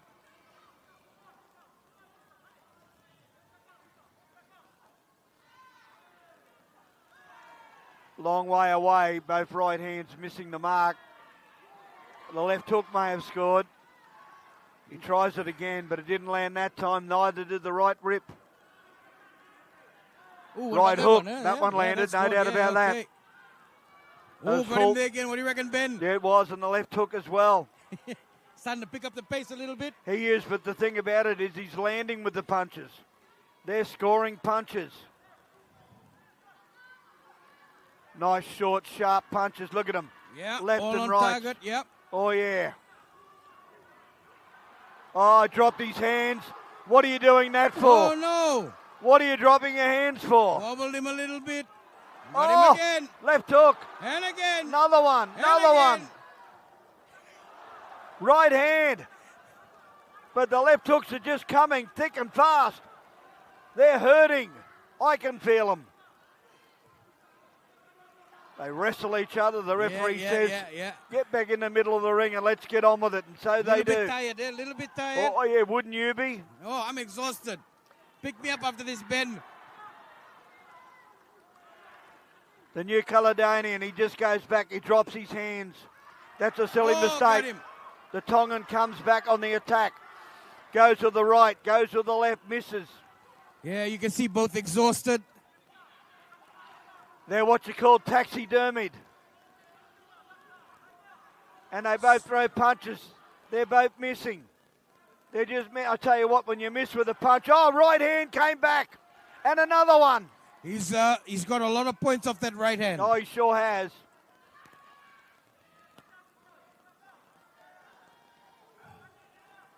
Very back and forth this fight. Oh, I think the Tongans edging his way to the victory. Yeah. They're solid. They're sharp. Left and a right hook. There's the bell. There's Swing the and a bell. miss.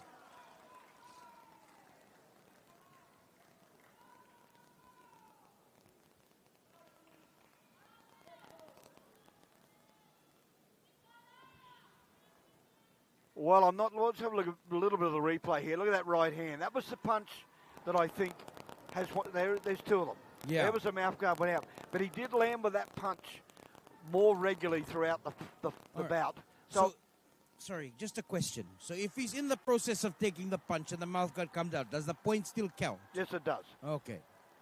Thanks, Ben. He gets hit. He gets hit. Simple is simple, huh? Hey, we're not here. This is not ballroom dancing. I noticed. Here's the decision. I'm calling Tong on this one.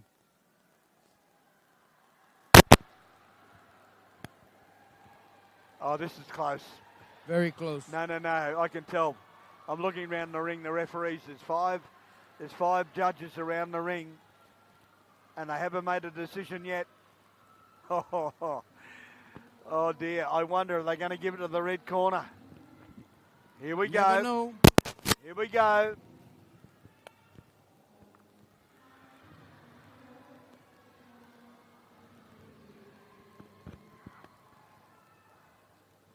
Both boxers waiting.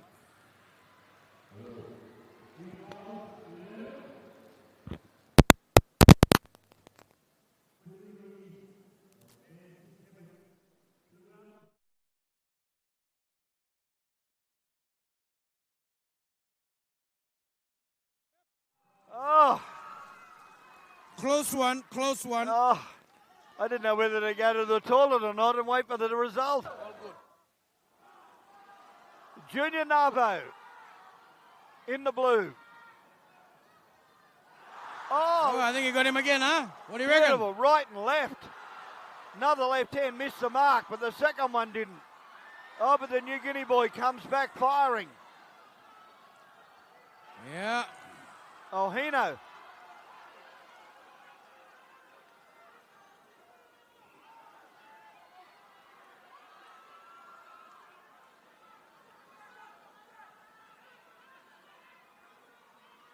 One would think the New Guinea boy wasn't the one that got knocked down, but he was. He's on the attack. Referee. Oh, ref not happy with something.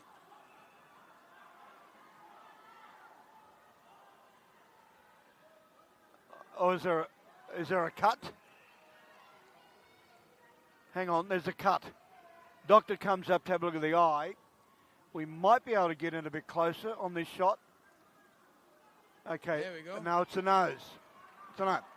Well, it's a boxing match. Of course she's going to have a blood nose. I know it's the lip. Nose, Nose and the lip. Okay. Couple of teeth. He's the one that he's the one that knocked the other guy down. Exactly. All right. Kind of woke him up, huh? Now, what is being said here by the doctor? Box on. Box on. Box on. Here we go. Here we go, all right. The Solomon Islands, the crowd are on his side. He's throwing him from a long way away. A long way away. Oh, that one landed, so did that. And that one as well.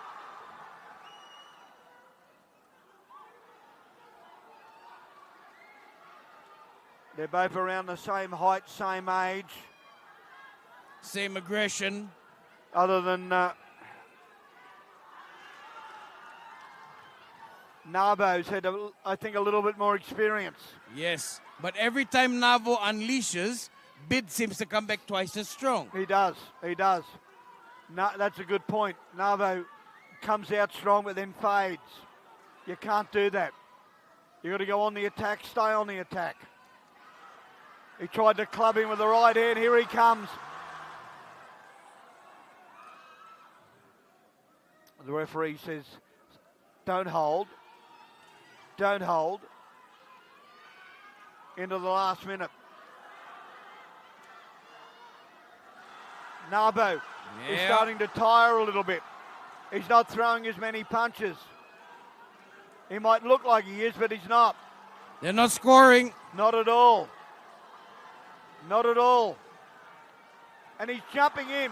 He's jumping in with his punch. He's going to get caught with a long right hand. That's what will happen if he jumps in again.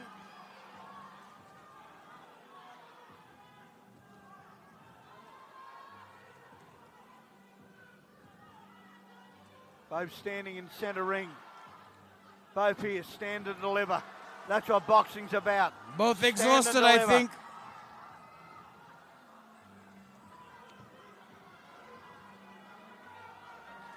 Nabo needs to move around and needs to go around to his left hand. Bring him in. Oh, swing and a miss there from Navo. Oh, that'll wrap up. Now that round was equal. I give that round equal. Very close, yeah. Elbows in, because that's where the New Guinea boy is coming in with rips underneath. You watch. When they get in close, he does. The referee says push the seat out. Right.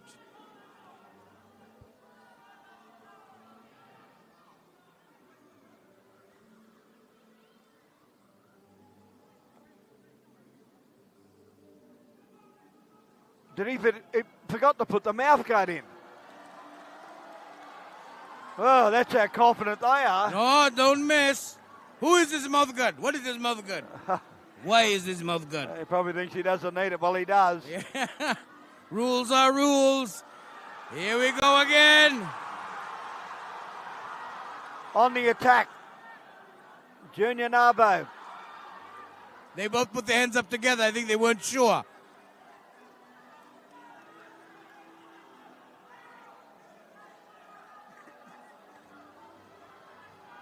Look at them, both standing there. They're going to have to do more than that. They're either going to move to the left, move to the right, right hand, good punch. They're going to have, look, they're just standing there. They're right in front of each other.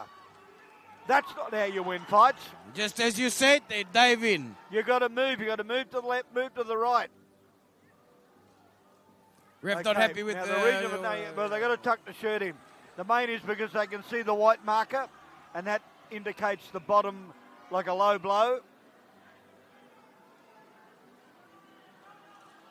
All right, so really there's nothing in this fight now. And mainly because the Solomon Islands boxer, Junior Nabo, has really gone to sleep.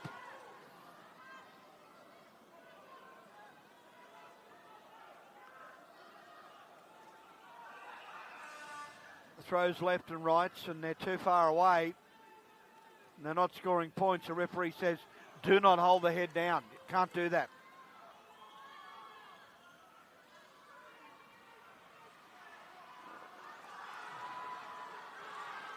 Inio comes in. Left hand. Navo over the top with a sweeping right hook.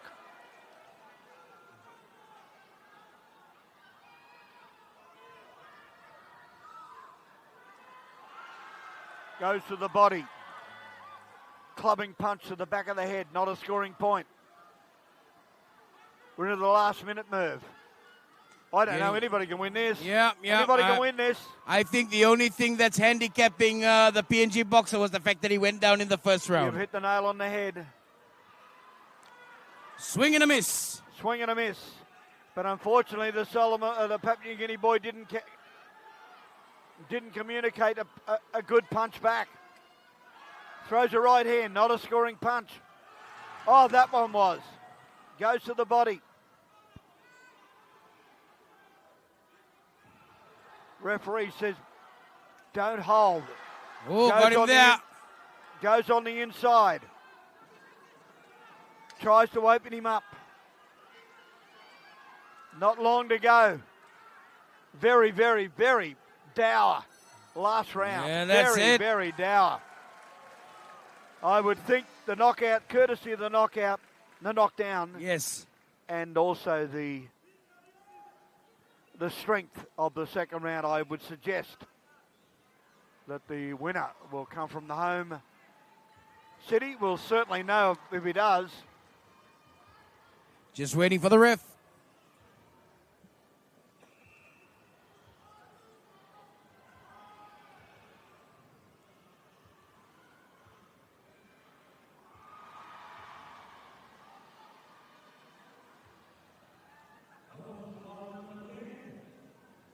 Unfortunately, they can't keep showing that knockdown because that was way back in the fight in the first round. But I Great think it punch, might be though. telling. Yeah, it might be telling. Well, it was the only real definite score. Anyway, let's go to the decision. See what the ref says. Oh, well, there you go. Referees disagreed with us, Benny. That's okay. Yeah, this is the final bout in the first program here at Friendship Hall. We have Tahiti taking on PNG, Dauphine Raphael of Tahiti taking on Laia Fidelis of PNG. And we're off to a flying start, Benny. This will be an interesting bout. Phyllis, national champion, 29 years of age from Papua New Guinea, and Dolphin from Tahiti, taller, orthodox. Again, against a southpaw. So PNG, they've got him there in the red, but he's not. He's in the blue outfit, and the Tahitian in the red. Doing everything again to hold the PNG box at bay. And of course, the next Pacific Games will be held in Tahiti. Yeah, looking forward to it. I have very good memories of Tahiti. Got him, yeah, look at him. Scored that time, the Tahitian boxer. He needs to get his hands up. I think he's trying to draw in Fidelis as much as he can, eh? Well, he is, but I mean, the point is, it's all right early in the fight, but he's going to have to, you just don't just poke. You don't just poke out a punch. You've got to have some weight behind it. Like that. You've got to put some weight behind it. He does have a slightly longer reach, the Tahitian. Well, you can tell by the stance of their feet. Tahitian moves side to side, whereas the boy from New Guinea just goes in and out backwards.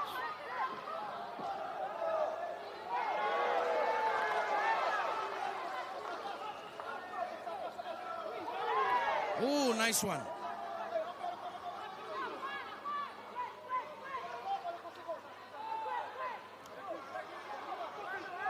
Well, there really hasn't been a clean scoring punch so far in this round. Nothing. Lots of excitement, lots of back and forth, but no points. No. I think this Tahitian will get his hands up soon, because I'm fairly confident that the Papua New Guinea boxer, Phyllis, I think he'll double his right hand up, get himself close, and then throw his left hand. What about that one? Did he score there, Benny? What do you reckon? Well, not really, because he was on the back move. The PNG boxer just needs to be a bit more patient, huh? Well, he is throwing some very good punches, but they're just winging him. They're just slipping past his chin. There's a bell for round one, and I'd square that up for the pair of them. See how well that cut holds up for the Tahitian. No doubt Laia's going to go straight for that cut, try and open it up again. Yeah, and you called it, Benny. Dauphine has now lifted up his arms, kept them up. Well, I'm pretty confident that's what his coach would have told him. Stopping a show off. Don't take the risk, eh? I mean, it's all right to sit there. I mean, No, boxing. he's dropped it again. The art of boxing is to hit and not be hit. Yeah, he's dropped them again, Ben.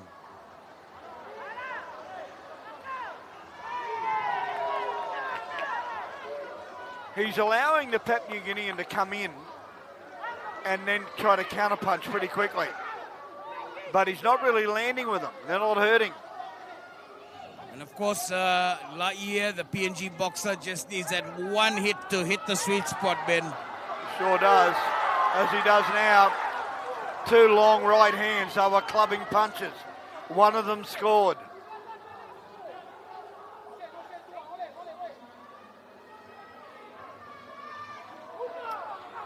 Left and right to the body.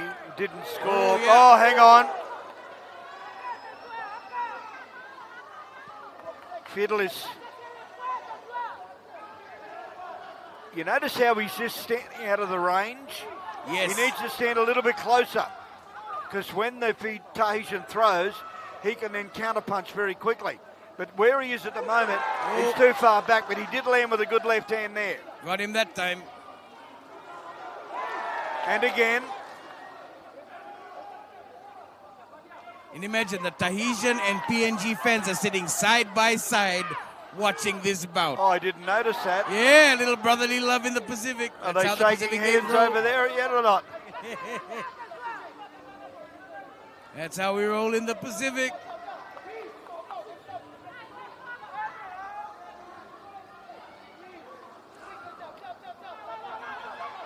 Laie looks a little bit tired, PNG boxer. Well, what he's doing wrong is he's standing too far back. He's too far back. He needs to get in closer, right? He needs to get in closer and counterpunch. He got caught with the right hand then. This Tahitian, he isn't magnificent, but when he does throw one and land it, it hurts. He does make it count.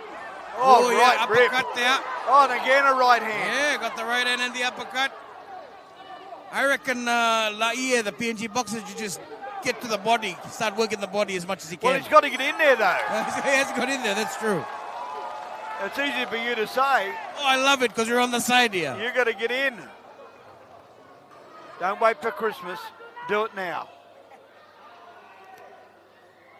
Even if Christmas is just around the corner. Oh, I wish it was. That Dolphin is, in my opinion, in front. Not by much, but he is in front.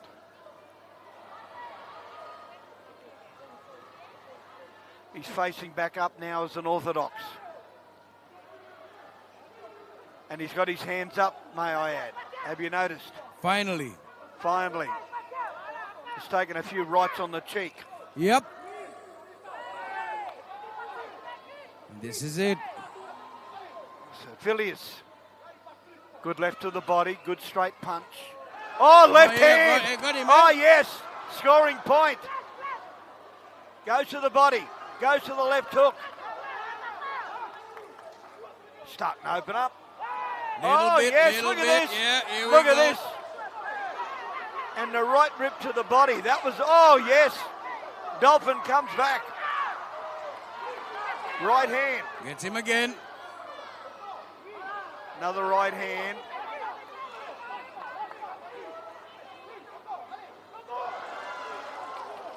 Well, this is the first day of boxing, Mervyn. And I know you're pretty excited. Yeah, it's full a good on, crowd. great program, great and we're crowd. only half full. There's still more to come. What happened? Mouth guard? Is it another mouth guard? No. Shoelace. Shoelace. One of the things you do when you play sport, if you're playing football or rugby or whatever, or boxing, you do your shoelace up. Get the old Velcro. Where's the Velcro? All right, we go to the last part of this third round. I think the red may be just in front. See that left hand? Counter punch, beautiful left, but he did get caught by Fidelis. Here he comes, here he comes. Yeah. He's trying to move away. Starting to open up a little bit. He's dropped the guard again, Benny. That's right, and that's when he lets the Papua New Guinean score. But now he comes back, left hands. They're not scoring. He's down, but it's not a punch. It's not a punch. It's not a knockdown. Although the Papua New Guinean fan club think it is, it's not. Here he comes. Last 30 seconds.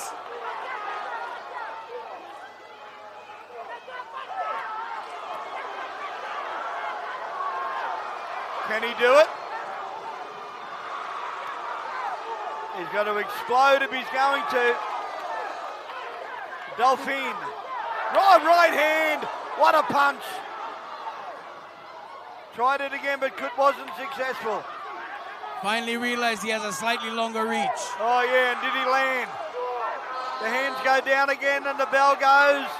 Is that the bell? No, it wasn't. Almost. There was somebody in the crowd. There's the bell. There's the bell. They both think they've won it. I don't know, Benny, what do you reckon? Why you keep asking me? Oh, you're the Jedi Master when it comes to boxing, Ben. I wish I could have picked a couple of my fights years ago. A couple of split decision losses. Here we go. No, but look at this. See that little short, sharp punches? Yes. I think they're the punches. See that? I think they're the punches that will win it for the Tahitian. I think. But if I'm wrong, never know. No problem. And that was where he went down, but he lost his balance. It wasn't a knockdown. So don't count it as a knockdown. And anyway, it's only one punch. You got to win the fight with multiple punches. No. But if you knock a guy down, it's still only one hit. Here we go. Good luck to both boxers. Good fight. Here we go.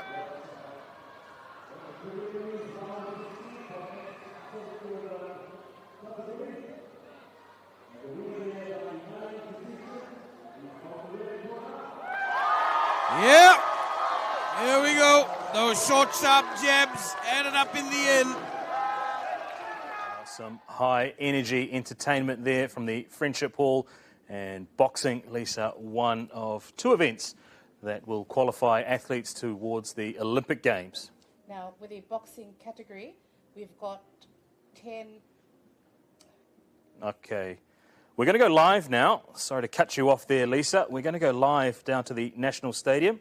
It is the men's 10,000 metres, and our team is standing by for the start of the race.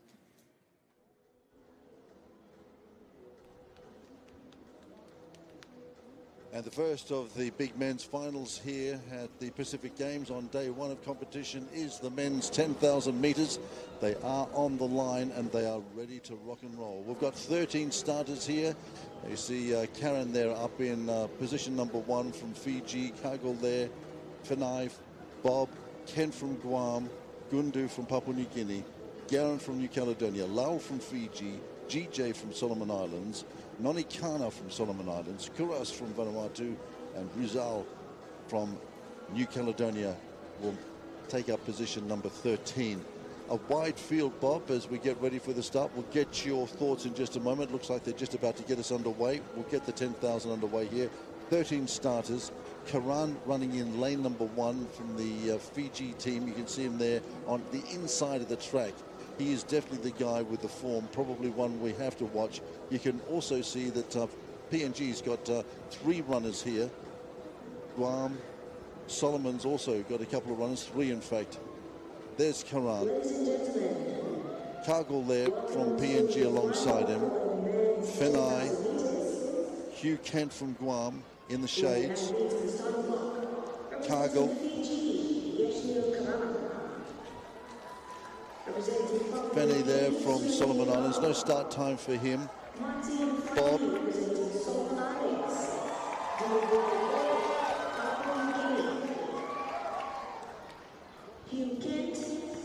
Ken from Guam.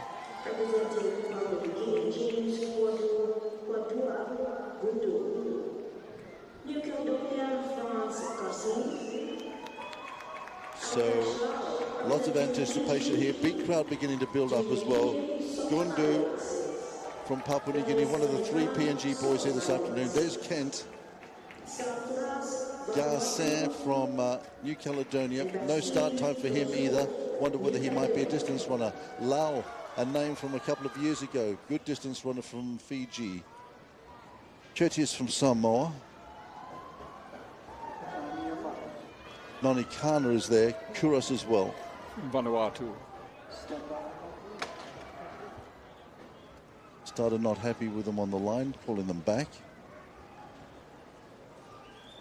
Getting ready for a start of the men's 10,000. The first of the big gold medals to be decided here today for the men. 10,000 metres is underway. Going to be an interesting race this as the 13 runners just sort out their pace. Bob, a couple of issues.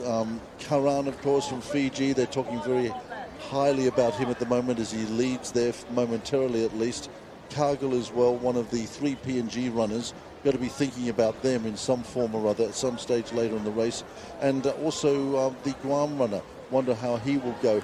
And also wondering whether indeed the PNG runners will run as a team here and try and take Karan out in some way. Oh, not in this race. I think he's got too much. He'll be way ahead of them after about half a dozen laps. That's the other Fiji run at the moment. That is Lal, Avikash Lal, leading at the moment. Lal, of course, has some form, goes back a few years, Bob. But he hasn't been running well in recent years. He finds it very difficult to train with his employment as an airline steward. I don't know if he's still doing that, but that really makes it difficult for you to train. So Lal at the moment is leading. Cargill is there from Papua New Guinea in second. 3 is Fenai. 4 there, Bob as well, travelling pretty nicely at the moment. 12 is Kuras from Vanuatu. So this is a pretty slow old time. They've done the first circuit in a 1:16, 1:20. Oh, this is pedestrian. This is totally pedestrian. That's a 1:24 first lap. So they're well and truly outside of record pace. Record, incidentally, is 30 minutes, 0.3066, set by the great Alain Lazare back in 1989. Lal then just leading them around on a little bit of a garden walk here. Oh, this is a garden walk. The race will eventually start, and then I would expect Yeshnul Karan to go to the front. So he's obviously going to rely on his kick. So just settling down here at the moment. You can see that the water station's been brought into play as well on some of these distance events here. Conditions for this 10,000 metres, not too bad actually. There's just a slight suggestion of a few drops of rain in the atmosphere. It was very heavy and very humid earlier on the day, but with this cloud cover here late on this day, this first day of track and field, conditions not bad for our distance runners. Well, they're lucky to have such ideal conditions for a tropical climate like the Solomon Islands. So it's everybody bunch pretty much at the moment. Lal is leading. The race has not started. It hasn't at all. So Cargill is there as well.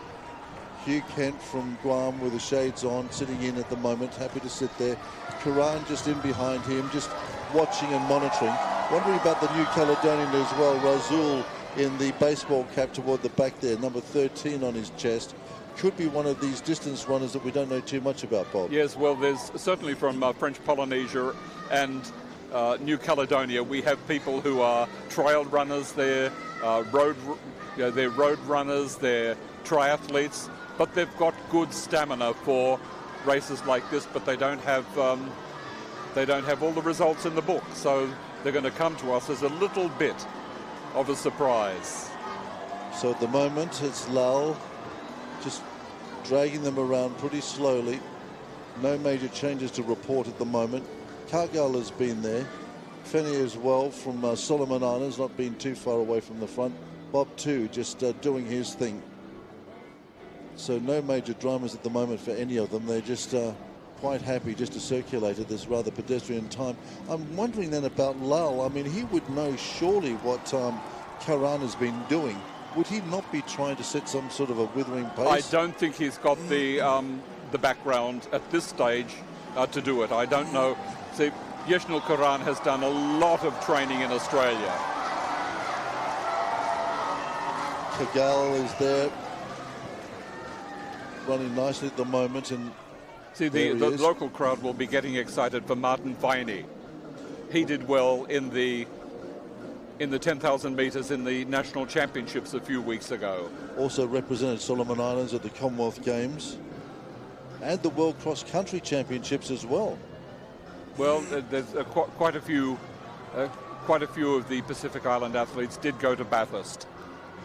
So Lal just happy just to sort of ease it off a little bit, let the PNG boys come up and take some of the load. They're running into a slight breeze down this back straight, so those on the inside being sheltered somewhat from that. Lal's still happy to make this slow pace, and perhaps he's happy as well with his kick at the end. Well, my feeling is that Yeshnil Karan knows he's been entered in 5 events.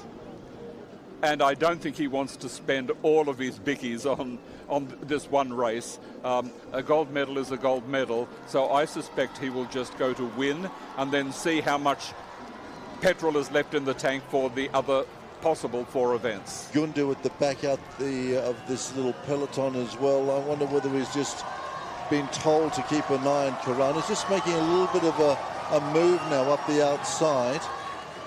GJ from Solomon's just following as well. So these guys, I'm sure, are very well aware of his form and just going to sit in on him and see how they go. It's put it this way, it's the race has not yet commenced. They're running, but there's no race. Lal still there out in front, men's 10,000 meters.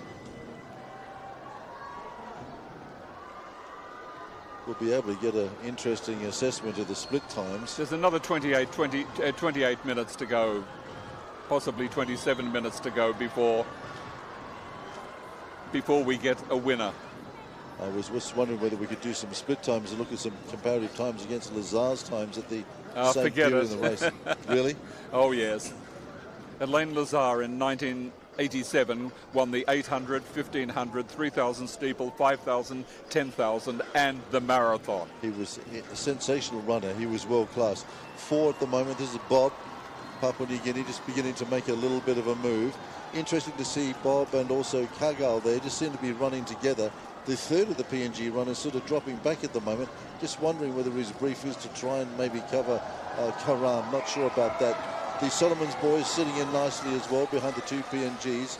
Lal still leads. Karan is there. Kagal, Bob. See, like Yeshnil Karan is 1.5 minutes faster than every other person in the team.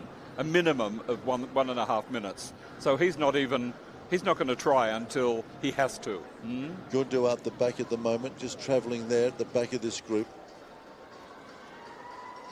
So the PNG boys beginning just to assert themselves a little bit. Lal just happy to sit in behind them. It'll be interesting to see how Avikash Lal goes, because I haven't seen much of him. I saw him at the 2021 or 2022 Fiji Championships. Kuras there from Vanuatu, just beginning to make a little bit of a move up the side of that group as well. As I said, just a little bit of a breeze blowing over this national stadium at the moment. The boys just taking it very easy in the early stages of this men's 10,000. No major changes to report at this stage. Nobody looks to be in any difficulty, and nobody's gone to the water station. So No, everybody's travelling well.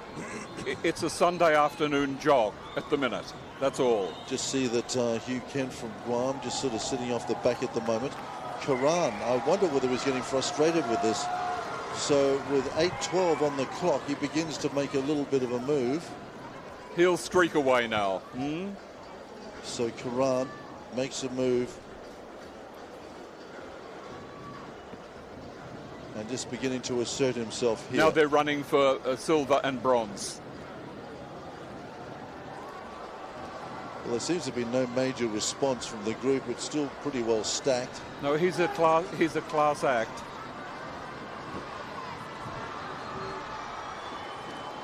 So Karan just beginning to assert himself here. Made the move at the 20 marker. So 19 laps to go when they come around this time. He made a move at 20.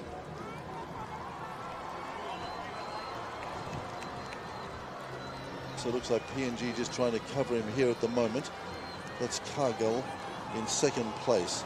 Nobody really wanting to come out and test themselves at this pace at the moment.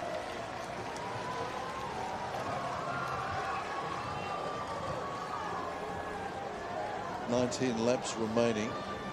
Cargill in second. Lal is there as well.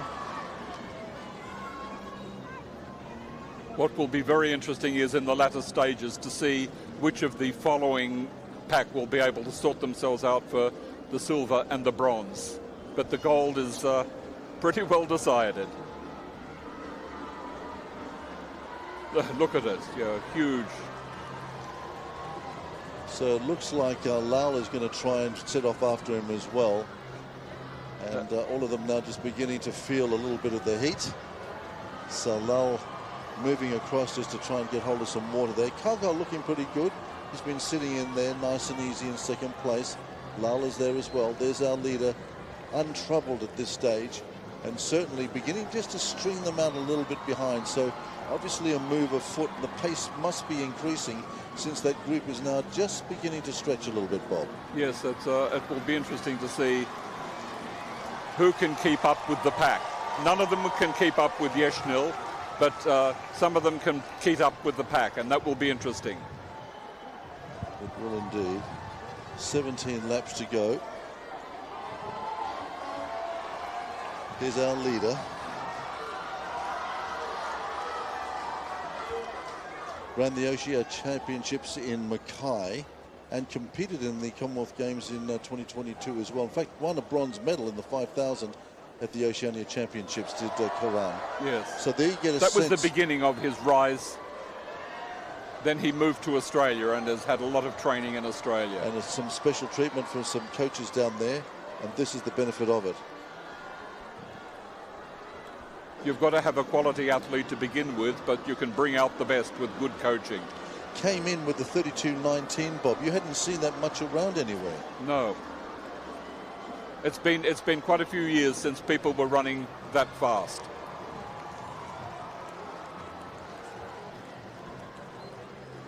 So just beginning to string them out. The two PNG boys beginning to form up behind him. 16 laps remaining in the men's 10,000 meters as Karan comes through now. Looking pretty easy at the moment. Clearly our leader. As they have all race, Kigal here and Bob just working together, the two PNG boys, would be well aware of Lal, who set the early pace. It would surprise me if Avikash Lal had enough to get a medal because he hasn't done enough competition over the last year. But he's a quality athlete. So is this boy. So is it now Papua New Guinea second. And third. And third. And fourth, is it? And Lal just beginning to drop back a little bit as well. 16 laps remaining.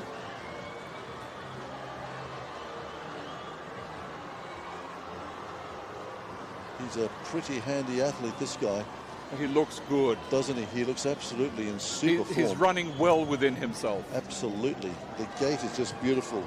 Low arm action. 15 laps to go when he passes through here. So 10 laps or 4,000 meters have been completed at this stage. 15 laps to go in this 10,000.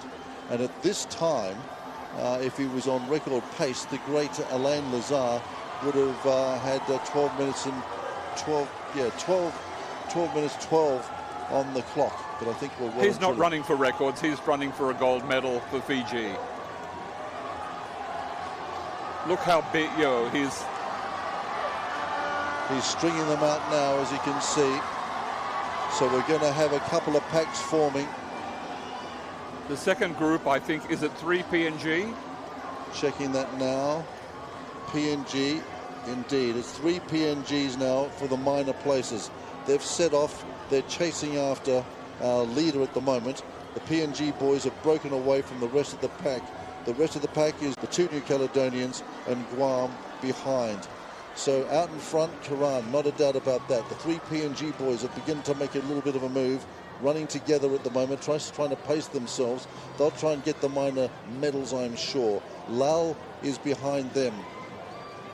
And interesting, a little bit of a battle at the moment happening between those two and the Solomon Islanders.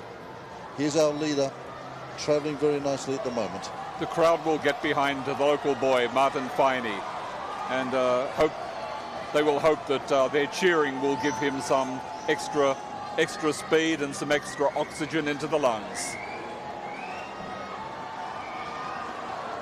No doubting who the leader is at the moment. Karan of Fiji could be bringing home a very important medal for Fiji, who are beginning to assert themselves perhaps in the distance runs. You were telling me, Bob, that he has multiple events here this week. Oh, yes. He's entered in the 15, the 3,000 steeplechase, the 5, the 10, and the half marathon. But it will be interesting to see which ones he eventually does actually compete in. So we're definitely not going for times here. It is just a medal that he's going to try and secure, yes, and probably incorporate it into his training ahead of the other events as well. The 3 PNG boys are trailing him. They're almost 100 metres behind. And then a further 100 metres behind was our initial leader. That was Lal of Fiji, bringing on a gaggle of runners, including the 2 Solomons boys, New Caledonia, and just wondering whether the Guamanian runner is at the moment as well. He could be part of that group, but they're beginning to string them out on the far side, and they're beginning to hurt as well. They're not beginning to hurt. They've been hurting for some time. They have indeed. So Lal in that third group, ahead of the Solomons runner, the 2 New Caledonians, 2 Solomons runners in that group, also the Guam runner as well. So there's the 3 PNGs. This is the following group. So we're in 2 groups now on the far side of the field. That's the water station there. Our leader at the moment, as he has from the start, asserted himself at the 20 lap marker and basically hit the afterburners, put on a jet of speed, and nobody's been able to stay with him. The 3 PNG boys at the moment trying to run and do something together here, wondering whether they're now going to start thinking about lapping people. And I think Karan, by the end of this, might get right the way around the field. He certainly seems to be on that sort of pace, Bob. Well, it's going to be interesting to see how many of the runners are going to be lapped. Incredible. So here he comes. Looks like he's going to be lapping in the moment. That's the Vanuatu runner, 12 going through. Just see how many he's got left on at the moment. He's got 12 laps to go. Karan got 12 laps to go. He's moving effortlessly. He's just coming up on Sam Kouros, not too far away to lap the first of the runners.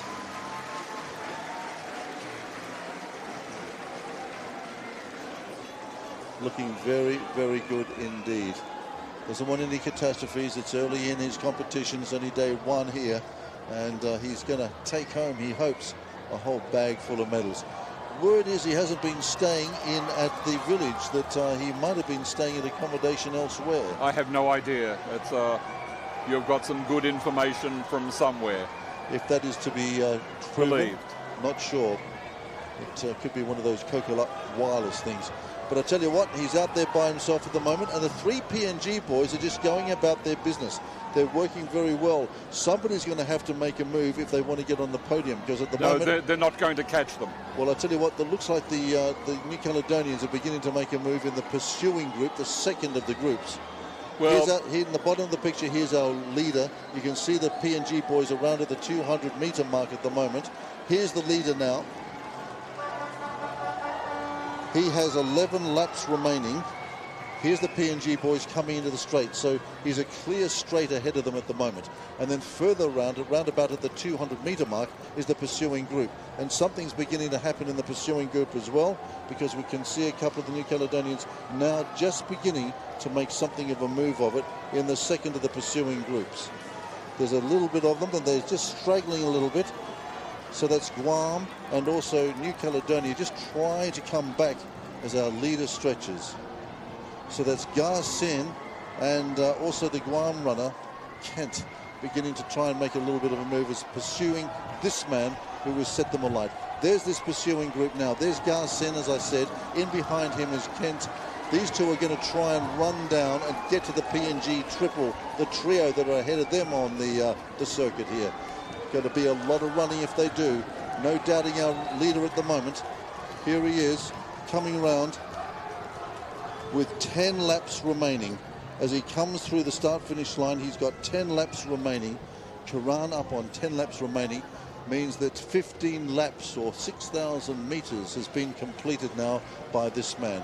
He made his move at the 20 mark, moved away from the group, and he's just been steaming home ever since. See the elapsed time there at the moment. Won't be a record-breaking time. Well, nobody in the Pacific has been able to get anywhere near Alain Lazar's times since the 80s. He's been running around about 20 minutes now, running through the 20-minute mark. He made his move with 20 laps to go, and it is from Fiji. The PNG group is now breaking up, and I think somebody's going to be left behind without a bronze. Indeed, and if these boys in the pursuing group as well, about 100 metres behind them, start to work extremely hard, there is a possibility that Garcin and also Kent from Guam could be able to do something about that, but they're going to have to get motoring, and they're going to have to get motoring now. They have 10 laps to go. So this man now is well clear of the entire entry form here. I tell you what, Kuras has gone. He's already been lapped now. So going to come up on the next of the Solomon's runners, straggling at the moment. The PNG runners have split up now into two groups. Noni Kana then from Solomon Islands is under threat to be lapped. So the PNG group have begun to break up, as well as you correctly say, Bob. They're around at the 200-metre mark at the moment. So the two of them are away. One remains out the back.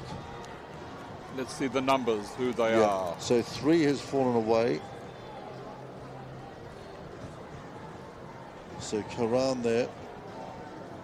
Gundu is still there. And Cargill? No, that's... Gundu is there, and Bob. Cargill has fallen off. Cargill, so Cargill he's lost touch with them. Yes. Here's the move behind them. And I'm just They are getting closer. I wonder whether there is a little bit of move on. If these boys run together as a group, there is a chance that they could get in touch with the PNG runners. They've got enough laps left. No doubting who is the leader. He's absolutely torn them to pieces. And he did that with 20 laps remaining. This guy is just absolutely in scintillating form at the moment. He's just about to come up and lap another runner. This is Dale's Noni Kana from Solomon Islands. Going to be doing it as they come through the start-finish line, I would suggest. And it's going to show the leader with 8 laps remaining. 8 laps remaining for our leader. And there's the passing move. So Cargill has lost touch with his two buddies out in front, Bob and the other runner as well. That's Gundu. So the two PNGs, those two PNGs are running together as a group. Cargill is vulnerable at the moment, and I tell you what, there's been a little bit of a move in the pursuing group. There you can see the far side. That was the move. Here are the PNG runners now. Gundu, Hiram, Bob, they've cleared out on Cargill. Cargill could be vulnerable as these boys behind him start to mount something of a challenge. That's Garcin. That's also the Guam runner. In fact, it looks like Guam now has moved ahead of the New Caledonian. Indeed he has. Kent's moved. Kent's moved.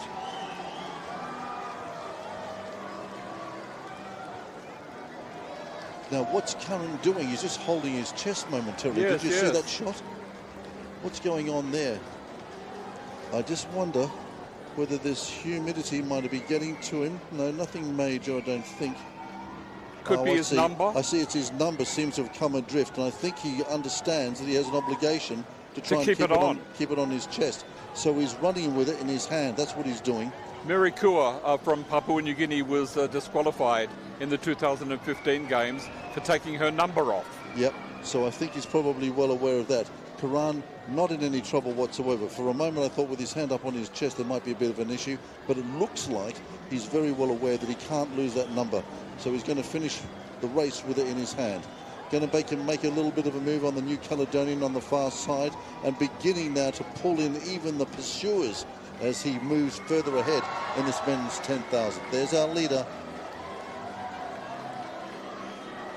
There's the New Caledonian being passed. So Karan now just reeling them in.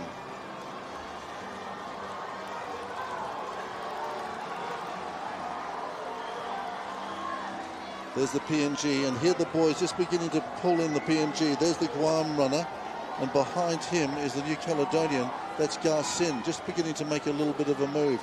Karan threatening to come up and lap all them as well. So he'll lap everybody up to second place, Bob. 6 laps remaining in this race. This has been a demonstration. It goes back to the olden days, people like Tau John Tokwapota, Usaya Sotutu, John Kokenai, they were powerhouses in their days, and of course the great Alain Lazare. Well, I wonder then whether this guy is going to lap the entire field. Well, he's looking good. These are the pursuers here now. Kent and Garsen getting in touch with Cargill from Papua New Guinea, who was setting that early pace. As you can see, the rest of them, and there was Lal, who early on led the race. Faimai there from Solomons as well, just about to be lapped. So this is an important moment for Lal in his career, being reminded that perhaps a new generation now is here for Fiji, and that in this guy, they've got a real world beater. Here's the big lap on the Fiji runner. Lal's gone. Karan passes him easily. Still got 5 laps to go. There'll be a lot of satisfaction in that for Yeshnil. Karan away. Number 1 on his bib, doing the job here. Not too far away from pulling just about everybody in, apart from his PNG pursuers. I reckon he's going to get to them by the end of this race. Here's the Solomons runner, finally going. Incredible running here by Karan. So away he goes. So now he's about to pull in runners in 4th, 5th and 6th place. He's passed everybody. The next group he passes are in 4th, 5th and 6th place on the stadium. So here's Karan. So here are boys. There's Cargill. Kent, Cargill and Garsen now. Just about to pass these guys. Meantime, the 2 PNG boys are running. They're being told as they come around the start-finish that they've got a few laps to go. They've got 5 laps to go. But Karan now has lapped everybody, apart from the guys in 2nd and 3rd. So 4th, 5th and 6th have now been passed. There are only 2 men. Cargill was caught by that following group, and they're now passing him. So look at Kent now, just sitting in behind. Wonder whether this might just get him across the line. This could be interesting by Kent. He needed somebody maybe just to help him across. He too struggling with his number. Yes. And I wonder whether he's seen what Karan has done, because he could be in default if he drops that number. So Kent just going to try and pace across here with this amazing runner from Fiji. And what a golden week it's going to be for him if he can deliver on this. You can see also he's running in spurts here as well. I reckon he's kicked a little bit down the back trail, trying to throw the Guam runner off. But Kent is there.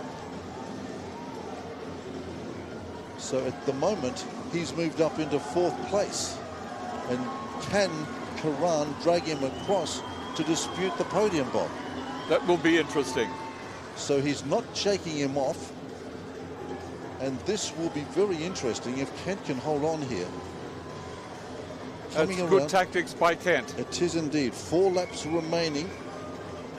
In fact, it's 5 for these guys, 3 for the leader.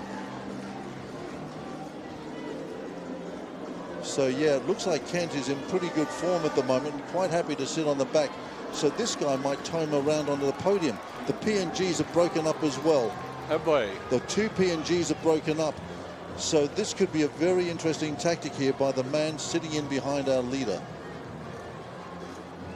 Unless he kicks away and then breaks that connection. Well, I'll tell you what, this guy Kent, he ran at the World Cross Country Championships in Bathurst. He was 2nd in the 3000 at the Oceania Championships. He finished 3rd in the 1500s at the Oceania Championships and 3rd in the 800 in Saipan. So probably he's stretching his capacity here by running this event tonight. Yes. We might see him use his speed at the end. Correct. To satisfaction. Correct. So if he is such a runner, then this is a very interesting strategy and tactic that he's doing. He's staying there right with him. He won't let him go. He's shadowing him all the way around. This could get very, very interesting over the next lap or so. We know who our leader is, but a guy who's trying to run himself onto the podium will not let go. This is tenacious by this young Guam runner. It could be a sensation. So he's got some form. He's got 1,500 metre, has the Guamanian. He's got 800 metre speed as well, and he can go hard out to 3,000 metres. He's done that at an Oceania level. So interesting that he's sat on the back of a 10,000 metre man here, Bob.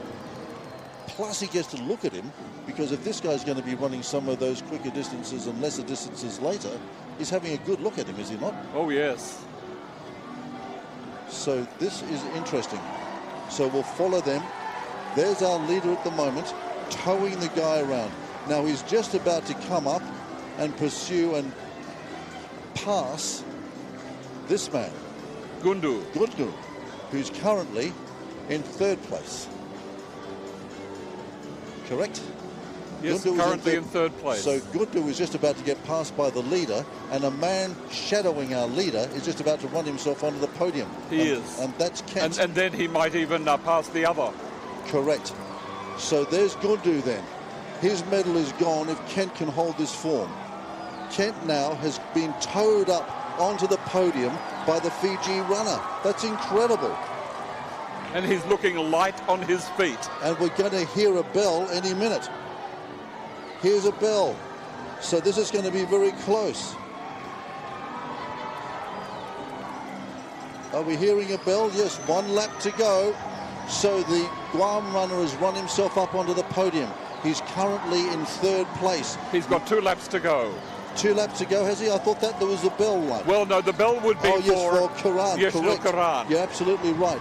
So the Guam runner is just beginning to lose touch with him. Interesting. Karan now beginning to run for home and leave Kent behind. Kent has run audaciously here. Oh, Karan, it's been good tactics. no doubt about our winner, but at the moment, Kent has run himself onto the podium. The question is, can he run himself even better? That we'll find out once Karan is done. Karan has run him off his back legs. There's no doubt in the form. And if I tell you what, Kent was trying to get a look at him for the 3,000 and lesser distances earlier. He's certainly got some form to follow. Here comes our leader. Here comes our leader.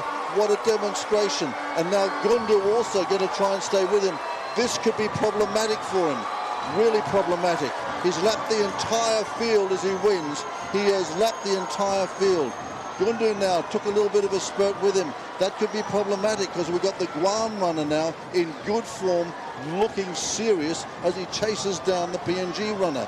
Could be all on in this last 300 metres, Bob. Oh, it's going to be a very tight race. I tell you what, Karan. No, I think the Guam guy is lighter on his feet at the minute and will pass him quite easily. We know that because he's got a 1,500 and got a 3,000 pedigree. And Guam moves into the next place as one of the PNG runners collapses over here, trying to get a number on him. There's drama happening all over the place at the moment. PNG trying to hold off Guam. That's 6 who's gone down. 2 is it running at the moment. 6 looks like he's collapsed. I think there's a misunderstanding. Because Karan has lapped them all, there's a misunderstanding about the lap counting. Yes, yes. So Guam has run himself into 2nd place. This has been a brilliant run by Kent of Guam. Hugh Kent has used our winner, Karan, to get himself. No, he's got 1 more to go. There's some misunderstanding, I think, amongst the runners about how many laps they've in fact done. So I'm not sure, but I tell you what, Bob reckons he's done. If he's done, why is Kent still out there? Oh, I hope the lap scorers haven't made the same mistake that they made with the 3,000 steeplechase in Suva 2003. Noni Kanu, the last of the Solomon Islanders running. There's medical attendants out all over the start-finish line. I tell you, the guy who seems to be in the best nick at the moment is our winner. The Guam runner is still out there. Solomon is getting a huge roar. That's Martin Finey. He's coming home. Here's Garsen, put up a great fight midway through the race. So why is he home and that the Guam runner who passed him and left him is still coming home? I have no idea. Here's Kent. Unless he had been double lapped. Unless he had. That could be the answer to that. So Kent's back. So is Lal, who started off so bravely. But there is no doubting our winner, and that was Karan. Absolutely brilliant running by him. He looked remarkably smooth and easy. Everybody else really feeling the heat at the moment. Here's the New Caledonian coming over to finish the line as well. Oh, and we've now got the women's 5,000 after this. This is Razul finishing off. And the solo. This is Kuras coming over for Solomon Islands, getting a huge roar as well. That was not, in fact, that's Nonikana finishing off.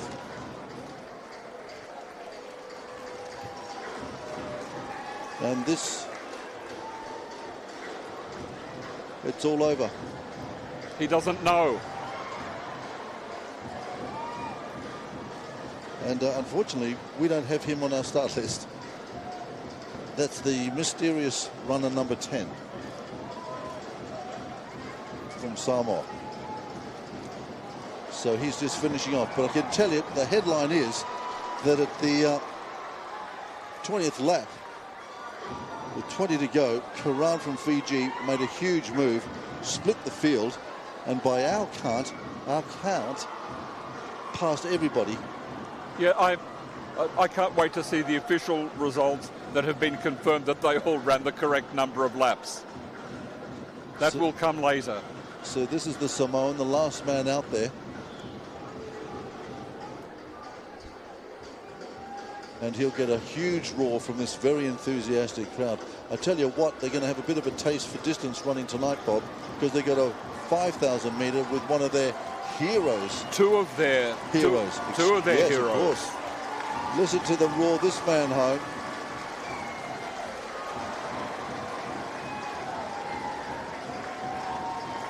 So this is Samoa, our last man out on the track. What an eventful 10,000 metres. And carnage behind him. Curtis there from Samoa, finishing off a remarkable 10,000 metres. The headline is at the 20 lap mark, our man Karan from Fiji went nuts. No, at about the 5 lap. With 20 laps remaining. With 20 laps to go, Yep. yes. So with 20 laps remaining, he just split the field apart after a rather leisurely start. There he is, and there's Kent as well, who we think got dragged up onto the podium. But we're going to have to go to the officials to find out whether that in fact is the case. Lal there. Karan, absolutely. Look at him. He's just seems to be having no problem whatsoever. Everybody else is just laid out across the floor. But the news here is that Fiji have won an emphatic gold medal. They've taken out the men's 10,000 metres. He led from start to finish, and with 20 laps remaining, hit the afterburners, and Karan from Fiji has won the men's 10,000 metres. We're waiting for confirmation to see who got the silver and the bronze. There was some confusion towards the end. A big medal in prospect is the women's 5,000, not too far away. Well, the crowd at the National Stadium enjoying the men's 10,000 metre final there. We'll be back with the women's 5,000 metres shortly, featuring the Solomon Islands' Sharon Firisua. But before we do, we go back to Friendship Hall and it's netball action. Tonga on a quest for their first ever gold medal, take on Papua New Guinea in their second match of the day. Last quarter here at Friendship Hall, second last match of day one. Yeah, and Asinati, I can see some changes in Jepeth Tulapi, the captain. She was playing defense. She's now a goal shooter for Papua New Guinea, as Talanoa still a defensive pressure gets that block, and PNG able to steal that one back. Tulapi has done well since she's come back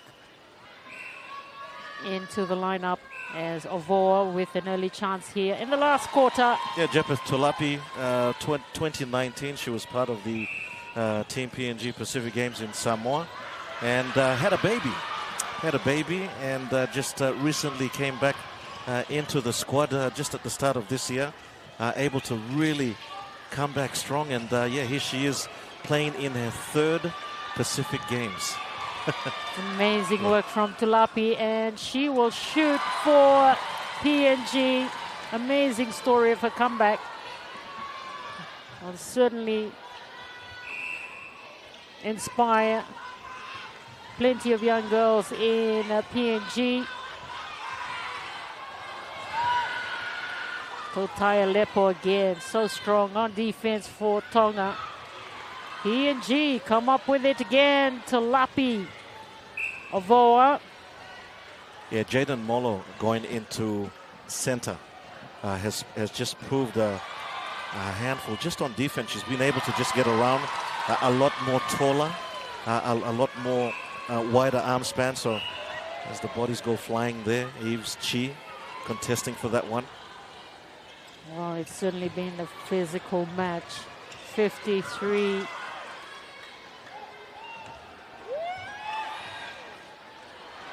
.39 at the moment.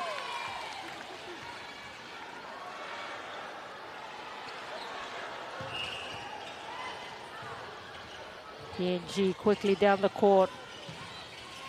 Ovoa, much better from PNG. That was very fast indeed. Yeah, man, that was like if you blinked, you'd lose sight of where that ball is. Great defense there, Eves Chi. Quickly down the court now. Comes in for Ovoa. That is good from Ovoa. Just a little slight turn of momentum at the beginning of this quarter. PNG have definitely come out of the gates flying. Much better again from PNG as Ovoa puts it in. 53-42.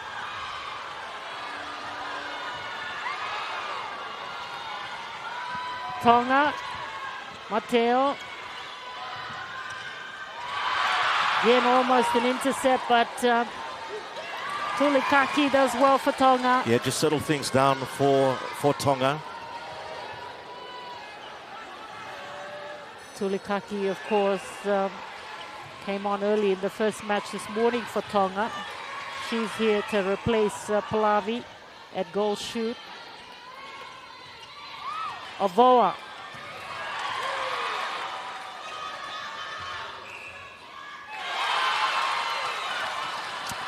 Look at the crowd. They're definitely into this game. 54-43 is PNG again with possession here. Jepeth Tulapi, quick one for Ovoa. Very quick down the court. And just in the shooting circle there, Pallavi, she was off. We didn't realize it. She was off in the start of this quarter.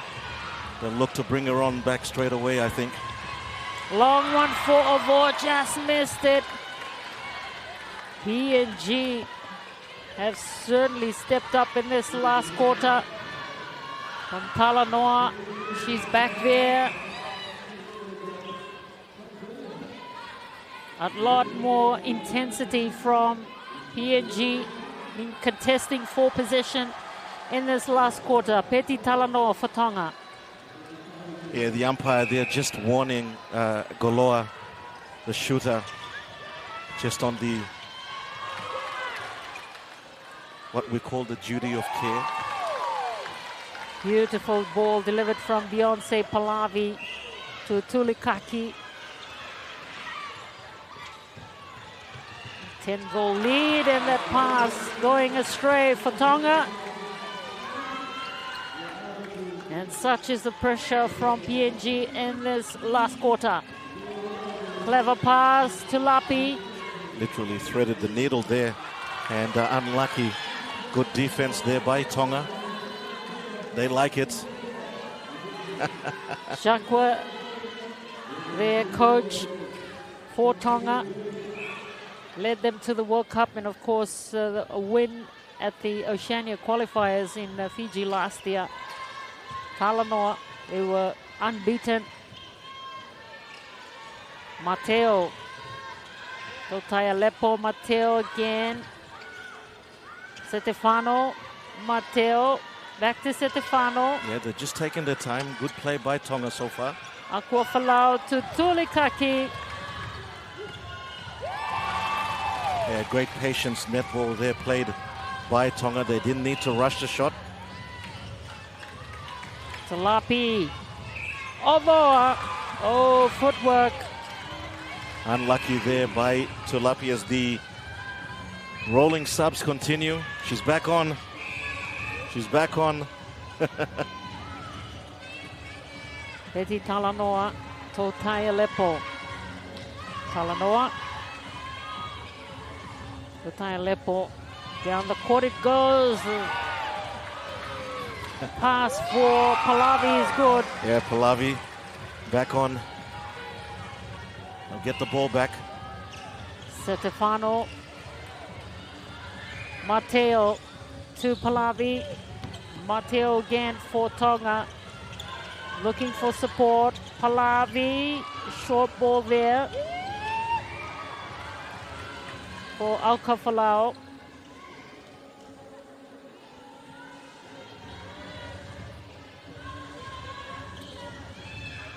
(56-44) will and Tulikaki. It's 57-44.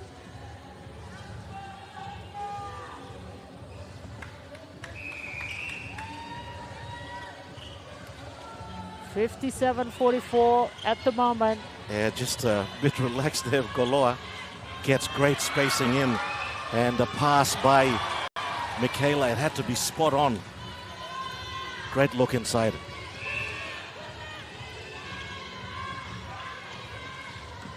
Alcafalau, Tulikaki under pressure from Barreto in that circle. Barreto again sends it down the court as BNG pick up the pace here. Jepith Tulapi, and nice ball for Avoa.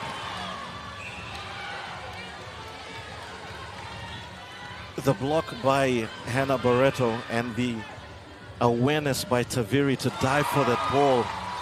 She did. She flicked it back in, and all of a sudden it was in Barreto's hand. Unbelievable play there. PNG have the ability to play it very, very quick, and again a missed opportunity for PNG. Just a little tip there by Tonga, which then floated on to Goloa. She was unable to control that one in. Man, time's flown. We've got 6 minutes remaining of the last quarter.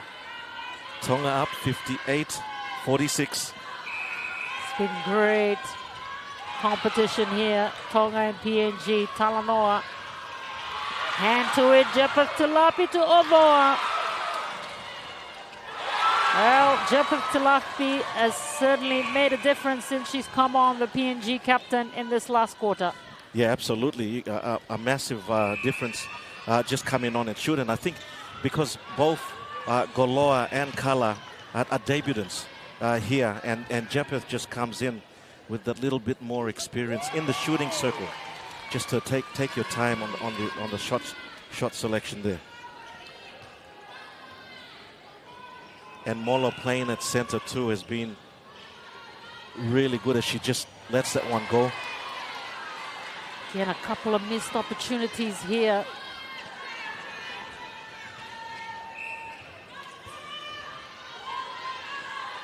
Talanoa for Tonga. Mateo. Again, good work on defense from PNG. Taviri, she's really reading the early play. She's really risking it, going out for the play before the ball coming into the defensive circle. But unfortunate there. Replay called. Couple of opportunities gone begging for PNG. Yeah, those are the ones you just can't let go. You need to make every opportunity count. Aqua below and Pallavi working well. And again, PNG with the steal. Wow, Taveri, she's playing out of her skin at the moment.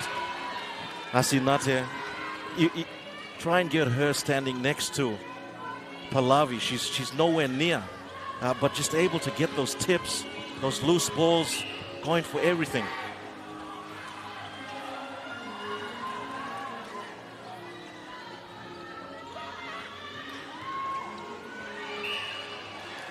And again, lost there. Yeah, replay called. Trouble for PNG, for Tonga rather, in that circle as PNG work the circle. Peti Talanoa got a hand to it, but Avoa does well for Jepeth Tulapi. Yeah, that's the other thing. I was holding my breath for that because in squad training, I mean, I see these girls, she's defending, she's playing defense, so I mean, they've put her in to shoot with all that experience. And they throw that ball away, Tonga. So I was just like holding my breath there, but we were able to, Papua New Guinea able to get the ball back. Well, Tonga really having trouble keeping up with the pace from PNG in this last quarter. There's speed across the court from PNG. Under 3 minutes remaining. Avoa. They fight back in this last quarter. 49-58. Contact.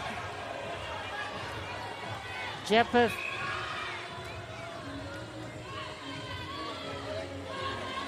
Avoa.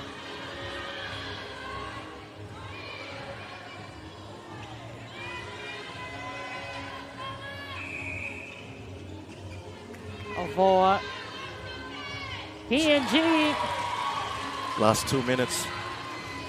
The umpire there calling it back just to warn the players. There was actually a warning given there. 59-50. Tulikaki for Tonga.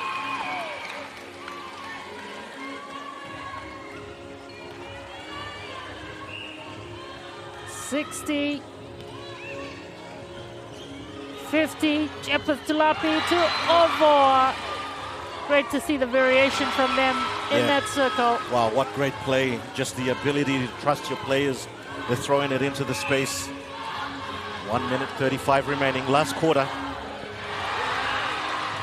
Again, good pressure on defense from PNG. Less than 1.5 to go in this quarter. Oh, nicely done, PNG. And who's there again? After that intercept from Tonga, Taviri right on it. She's certainly been on fire for PNG. Pallavi, she'll take the long shot. Misses it, but Tulikaki gets the ball for Tonga.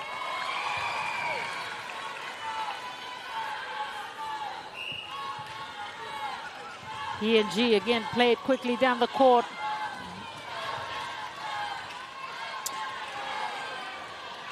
Oh, just some luck there. The ball bouncing in the way of... Yeah, well done to Goloa, getting two hands to the ball. Gets the advantage. Less than 30 seconds of play remaining. Tonga will win this one, but Asinate, what do you think? What do you think of Papua New Guinea and the way they've been able to play today? Yeah, absolutely. I mean, we've seen in that third quarter as well as this last quarter, they really stepped it up, the pace across the court. They've been able to play the ball away from the Tongan defense as Avoa again puts it in for Team PNG. At the end, Asinate, it was actually the first quarter after getting out to the 20 points to 9 lead that really is the difference in this game. Otherwise, for the last, the second, third, and fourth quarter, even though the game has sort of gone towards Tonga's area there, definitely Papua New Guinea have definitely come back hard in this last quarter. 54-61 it is now. And PNG have stormed back in this last quarter. Barreto just gets a hand to it and taps it out. Yeah, we haven't mentioned her name, but Hannah Barreto as well. She's been able to just hustle, get those tips defensively. They've been working overtime, her and Taviri. 62-54. That's full time. And that is it, but what a match we've seen here. The second last game here in day one. It was Tonga that led PNG 29 in the first quarter, and then it was 31-23, 52-36, and they've wrapped up this match 62-54, Lawrence. Yeah, just a 10 points goal for Tonga in that last quarter. And for Papua New Guinea, they had a, what's that, 54 minus 36. Can you work out those sums really quickly? 12? 12, yeah, 12. 12-10 in that last quarter. So Papua New Guinea winning that last quarter. But in the end, a great performance by Tonga. Jepeth Tulapi there. She came on to shoot and provided the difference. Just that cool head, the experience there really counted for that. And Tulikaki, of course, who came on to replace Pallavi. Pallavi, of course, came back in the game at goal attack, but of course Tonga had done all the hard work in the early two quarters. Avor, of course, was fantastic for PNG, her shooting percentage, as well as Jepeth Tulapi when she came on in that last quarter. They'll certainly take a lot of the positives from that match going into their next match tomorrow. Yeah, absolutely. Now, Lawrence. as we said, it's the last, it's the first two from each pool. And this pool that Papua New Guinea, Tonga, Cook Islands is in is going to be one that's, I named those three very early on in this piece in our netball tournament here. But those are the three that'll be fighting for two positions. Well, Tonga, when you consider they defeated Niue this morning, 90 points to 17. And in this, their second outing here in day one, they've managed to fend off the challenge from PNG to win.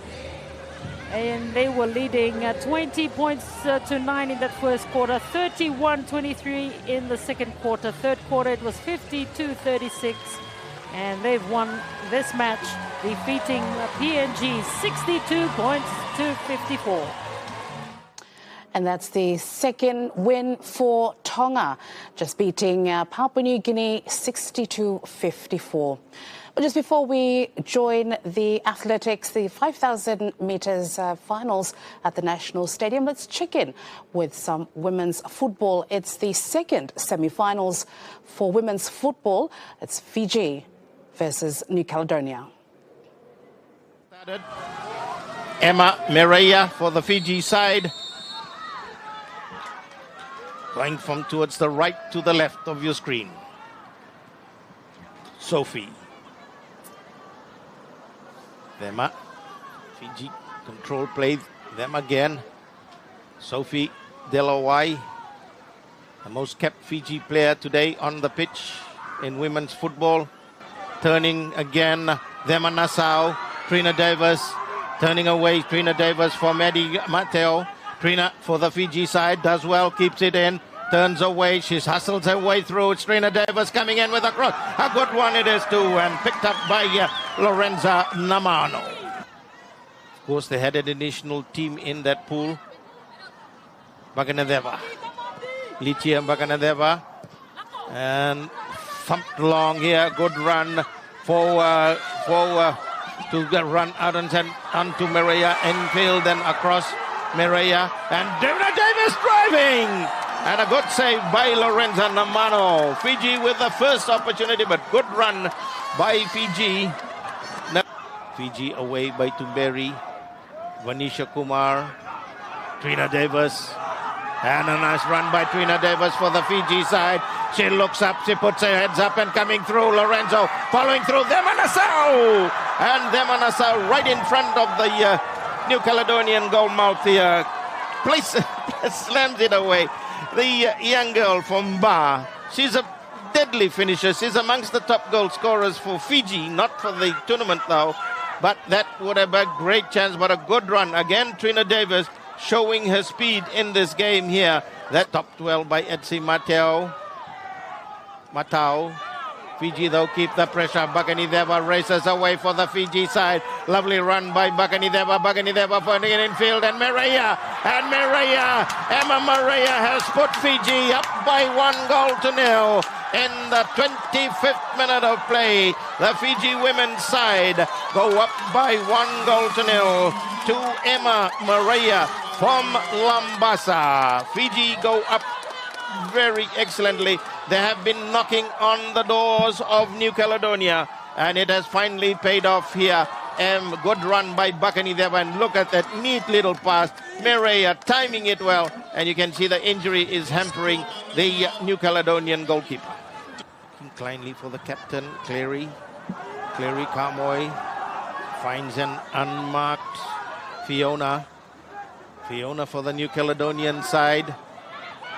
Across, and it's a great chance for the New Caledonians to Fiona Hage.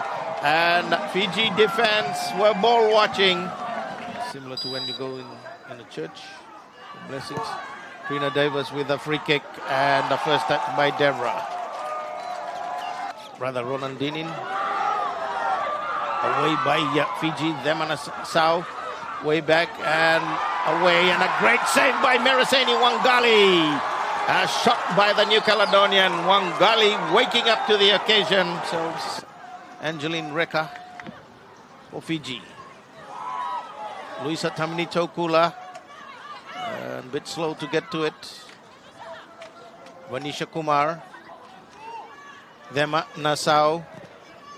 Them are looking to chip it over, and it's a lovely one by Thema Nassau. Seeing the goalkeeper Deborah Selefan on. But what a goal by Thema Nassau in the 49th minute of play. What a goal by the girl from Ba, Thema Nassau. She does the impossible and the possible, as you would say, as a beautiful goal, nicely chipped over. She saw her off the line. She was well off, and what a chip by Thema Nassau. A lady from Ba putting Fiji up by 2-0. I almost said Ba, but 2-0. What a goal by Thema Nassau.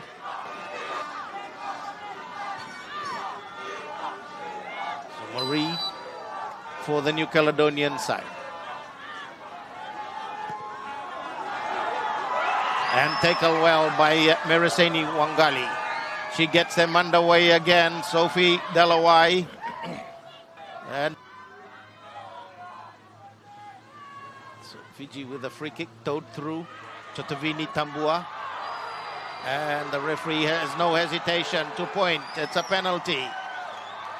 Working Fiji get the penalty in the 59th minute of play.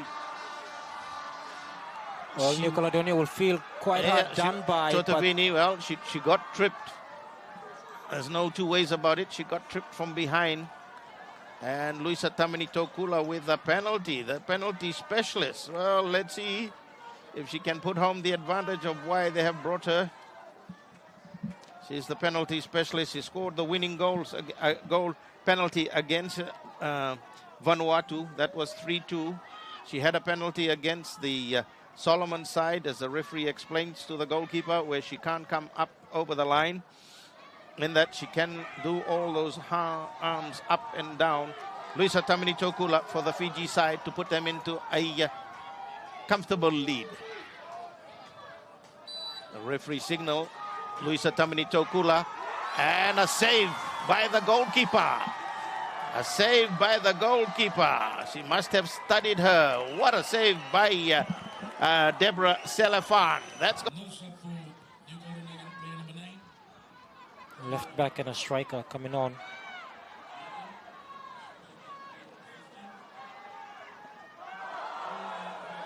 Honakoko is Vanisha. Vanisha with that shot from outside. And Vanisha Kumar in the 66th minute of play has put Fiji up by 3-0 here. And that's what they were looking for, that third goal. But what a goal again by Vanisha Kumar. She's so delighted with that shot as we're looking at the changes happening for New Caledonia. And in a bit of pain. Again, it's Etsi Matau that's down in the back of that play. Yeah, Etsi Matau out in that injury. They want the change. And this is Vanisha's goal. Look at it. From way out. What a shot by her. Great goal. And look at the space that was left wide open for her. With the result here coming to their favor, they certainly have been solid. The second half have been dominated. The New Caledonians had a bit of time to dominate, but they couldn't do so in this towards the end of the first half here. But in the end here, a great and comfortable win for the Fiji side by 3-0. Well, that win to Fiji sees them advance to the gold medal match in women's football against the 5-time gold medalist Papua New Guinea. That gold medal match to be played right here at the National Stadium on Friday night. And at the National Stadium, we'll be joining athletics for the women's 200 metres heptathlon and also the 5,000 metres women's. Honiara to bring you more action. The sun is gently slipping into the Pacific. Cloud cover across us, cool temperatures. The breeze has dropped away, and we're just about to get a start in the women's 200 metres heptathlon. There's our start list. The women have been working very hard all day, Bob. Well, the leader after 3 events is Mia Skerry from Australia on the 2,618, from Edna Bob in Papua New Guinea 2,034, Timeri Lamorel from French Polynesia 1816, Elsie Lysa Solomon Islands next on 1384, then Nola Tauvaka from Tonga on 1147, and Julian Sosimo from Solomons on 1019 points. So those are the starters then in this final event, the 4th event that the women in the heptathlon will do today, the 200. They had the 100 hurdles early, the high jump. The shot put. And the shot put, and now the 200 to see them out. Tomorrow, of course, it's long jump. The 800 metres is the final of the day as well, which will be across tomorrow. La Morel there from Tahiti. There's our leader at the moment. The Australian been in scintillating form, and we anticipated that she'd probably won away with this competition. She's in great nick at the moment, and absolutely, certainly putting on a little bit of a display here. Tavaka there, out in the outside lane, but a lovely crowd building up here, and we're not too far away after the heptathlon here to introduce you to the runners in the women's 5,000 metres as well. We've got some semi-final action in the 100s, and we've got some semi-final action in the 800s as well. Boafab there from Papua New Guinea, currently in 2nd place in the women's heptathlon bomb. Yes, she's about 600 points behind the leader, Mia Skerry from Australia, but they're following the form guide quite well. So Skerry was always the roaring favourite coming in here. Right from day one. Be very interesting, as we said earlier on, whether the great Iamo Launa's record that she posted all those years ago will be threatened here by this Australian by the end of 2 days of competition. As you can see, a lovely crowd here. That's the main stadium. We're expecting more in a little while. A lot of interest in the first day of competition here. The runners and competitors in the women's heptathlon just getting set here. La Morel from Tahiti, the New Caledonian. In the background, here's the Australian, the leader at the moment, Skerry. On her outside will be Lysa from Solomon Islands. She'll get a big roar as well. They're a very warm and energetic crowd here. They love their favourites. Warm, definitely. Occasionally hot. And they might have lots to cheer about in the women's 5,000. I think they will. They've got 2 wonderful athletes who are national heroes. Indeed. So just repeating that we will have some 100 action as well. We've got some semi-finals to get through. The fastest men and women of the Pacific have been hard at work here today. If you weren't with us earlier on, we will introduce them to you again shortly in the 100 semis. We've got the 800 semis as well. It's going to be an interesting show down there. We've got a young man from the Cook Islands, of course, Mr. Beddoes, who will be defending his title here. And I think he's going to have his hands full come tomorrow. I think he will. But after this race here, Brendan will have the official results of the 10,000 metres. So it's now been delivered from on high. Well, we'll get to that after this. Yes, Bob. after this race. Maybe you can run through that for us. Good, yes. Because you're the official results man. Bob Snow, the Oceania statistician here, keeping an eye on things for us and keeping everybody honest. And it's absolutely fantastic that we've got him up here. So now the official introduction, we came across a little bit earlier, just to welcome you all across here in the stadium. The athletes are being introduced by Master of Ceremonies. This is a wonderful looking track. I hope that it can be kept in this good condition for many years to come. And I'm sure it will be. It takes a lot of work to keep it good, but if it can, the Solomon Islands will be the benefit of getting more competitions coming to Honiara. Running through our team here, Sosimo then on the inside, La Morel from Tahiti in 3, Scary from Australia in 4, in 5 is Laisa from Solomon Islands. So the two Solomon girls here, Boa Fab, who's running second at the moment to the Australian, and out here is Tavaka from Tonga. She's out in lane number 7. This is the women's heptathlon, the last of 4 events today that's testing the women to decide who is the best all-round athlete in the Pacific by the end of 2 days. We'll find that out by tomorrow evening around about this time at the end of the 800 metres. Just about ready to hand them over to the starter for this 200 metres. And then stay with us, why don't you? Because we've got the women's 5,000 as well. And Bob can bring us up to speed on what happened in the first big medal of the evening, the men's 10,000 metres. And what an event that was. We'll have that in just a moment. It was exciting.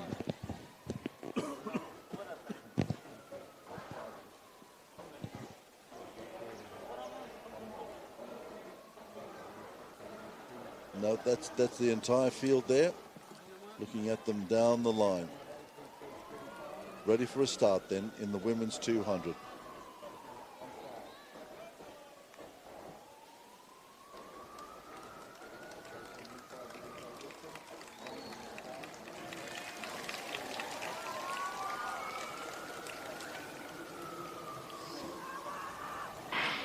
Racing the 200 heptathlon, Boa Fab going quite nicely out in lane number 6 at the moment, but Scary beginning to reel them in. First 200 done. Now with the staggers start to unwind. Boa Fab holding her at the moment. Scary trying to get in touch. On the inside, that's the Tahitian. That's Love Morel. But Boa Fab doing nicely here, holding off the leader at the moment. So the second place getter just relegating the Australian to second. Boa Fab a good run. And coming up on the inside in lane number 7, that was Tavaka of Tonga. So Tonga in third place. So Boa Fab did nicely there to hold off the Australian in the 200. That'll add a few more points to her total as they go in and have a pretty good night's rest after 4 big events today, Bob. Yeah, she was about 600 points behind, but that'll get her a little bit closer. It's going to be difficult to overtake her on the second day, but for those who followed the 10,000, these are the official results. So hang on, we'll just go there in a moment. We'll just see the girls off, and then we'll get to the men's 10,000. Bob's got the men's 10,000. And he's going to try and break the news to you. Replay for the moment. Let's have a quick look at this. Boa Fab, I thought, started very well here. She was out in lane 7, lane 6, I should say, and she was also always going to be able to keep an eye on the Australian Scary, who was going to come up on her inside. So probably gave her a little bit of advantage, although I must say Scary had her sights set on the PNG runner. So the girls then, the women I should say, 4 big events today. And the start then. So the Australian got a good start, but out on the outside lane, Tavaka travelled very well as well. Boa Fab then started to hit her straps as they came off and started to unwind the staggers here. Boa Fab beginning to assert herself. Scary trying to get in touch, couldn't do it. And look at Tavaka here out in lane number 7. She did extremely well. Boa Fab from Papua New Guinea did a good job here. finished off over the top of the Australian, finishing the last event, the fourth event of the day in the 200. Tavaka out here in lane number 7 did the job for the third position. So the points table then, we'll see the Australian still in the lead. Boafab just chewing away a little bit at the lead that she enjoys at the moment over the rest of the competition. Big crowd at the moment, just being introduced to, I think, the men's javelin final, not too far away. And I think they're going to get a very interesting surprise there as well, Bob. Yes, the javelin will be fantastic, but we've got the 10,000. Okay, so let's break the news. Bob has just been busting to tell us what happened in the 10,000. Bob? Well, the winner, of course, was Yeshnil Karan from Fiji, 32 minutes 32.30. Hugh Kent from Guam got second. We thought he did. Yes, and although he's forced to run an extra. Yes, 33.48.60. Then there was Dilu Goye Bob from Papua New Guinea, 33.57.08. Then James Gundu from Papua New Guinea, 34.38.13. Then France Gazin from New Caledonia. Martin Finey from the Solomon Islands. Avakash Lal next in 7th place. Sione Kagel from Papua New Guinea in 8th. 9th was Bastien Razul from New Caledonia. Dales Nonikana from Solomon Islands was 10th. And Jet Curtis from Samoa was next in 11th position. But the winner, Yeshnil Karan, a silver medal to Hugh Kent from Guam. Dilu Goye Bob from Papua New Guinea got the bronze medal. Fantastic. So could you just repeat the top 5 places for me, please, or top 3 places, please, Bob? Karan winning, Kent second. So Karan won. Who came second? Kent from Guam. Yes, Karan from Fiji was first. Yep. Hugh Kent from Guam was second. Yep. And Dilu Goye Bob, not me, but Dilu Goye Bob was third from Papua New Guinea. Fantastic. So if you weren't with us for the race, it really was quite dramatic. Karan with 5 laps down and about 20 to go just decided to hit the afterburners, took off, split the field, and then eventually lapped everybody. When he came round to lap the entire field, Kent got on his back heels. Kent, a 15 3,000 metre runner, decided to hang in there and see whether he could do some damage. He did, so Karan dragged him around the field for about 5 laps and ran him up into second position. Interestingly, it looks like the counters got the laps wrong because Kent was asked to do an extra lap, but never mind. He did finish in second position, Bob in third for the bronze. Okay, we're going to have a medal ceremony now, Bob, I believe.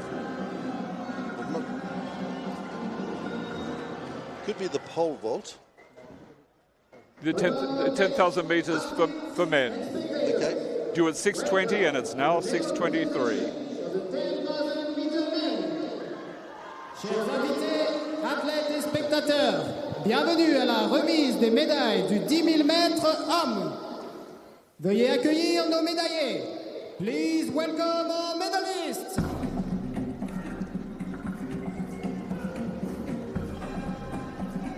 So medal ceremony, the first we've seen here tonight. Big crowd building up in anticipation of a 5,000 metres, not too far away.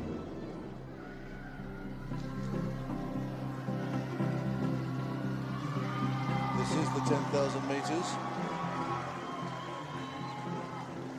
On the behalf of the 17th Pacific Games, Honorable John Manenyaru, Member of Parliament for West Areare, will present the medals to the winners of the competition. Au nom des 17e Jeux du Pacifique, son honneur John Manenyaru, membre du Parlement pour Areare West, remettra les médailles aux gagnants de la compétition. So the ceremony, of course. Receiving the bronze medal, representing Team Papua New Guinea. So fantastic run here by Bob. One of our 3 PNG runners that did extremely well. And I really did think that they had a team tactic going on at some stage, Bob. Well, some team tactic, but I think they're much more focused on getting the medal for themselves. And in the end, that's what happened, of course, because the following group of 3 PNG runners broke up. But I thought this guy who finished in the silver medal position ran a very smart tactical race. Knowing that he was the quicker guy over 3,000 and 1,500 metres, he was able to hang on the tail of Karan. Not only that, he got a look at him as well, because they will be coming up against each other this meet as well. And this guy did a great job, finishing up in silver medal position. Well, he's got a multitude of medals to chase. This was a little bit of an afternoon scroll for him, 10,000 metres. Did it very well in the end, and quite comprehensively. Lapped everybody in the field, everyone, as he ran through to pick up his gold medal. Dear spectators, your medal winners for the 10,000 meter man. Chers spectateurs, vos médaillés de la compétition du 10 000 mètres masculin. Veuillez vous lever pour l'hymne national de Fiji. Please rise for the national anthem of Fiji rings out across this wonderful stadium for the first time in our transmission.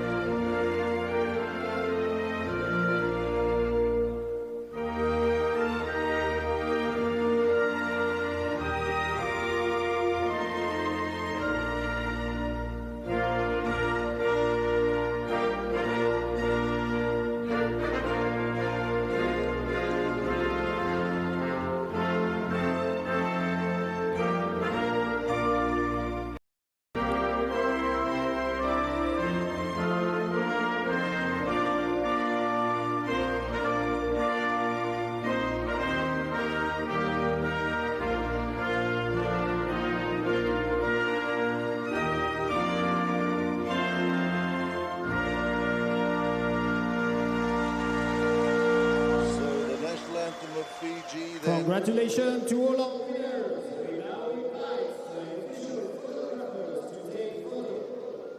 Félicitations à tous les médaillés. Nous invitons les photographes officiels à venir prendre des 5,000. photos. So the photo shoot. But you must admit it was a pretty clever run by the Guam runner, Bob. Yeah. A very, very sensible run. Tactical savvy.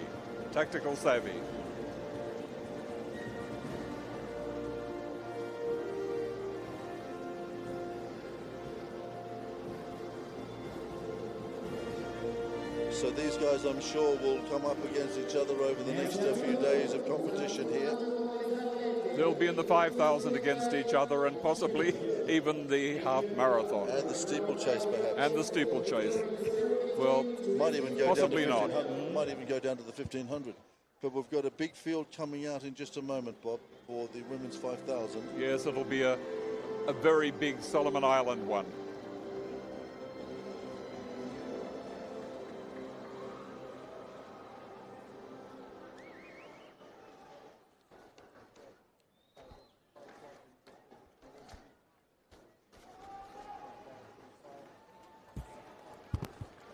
I don't need this. So pictures now of the women in the 5,000 metres about to come out. Another big medal here today. And a lot riding on this for Solomon Islands.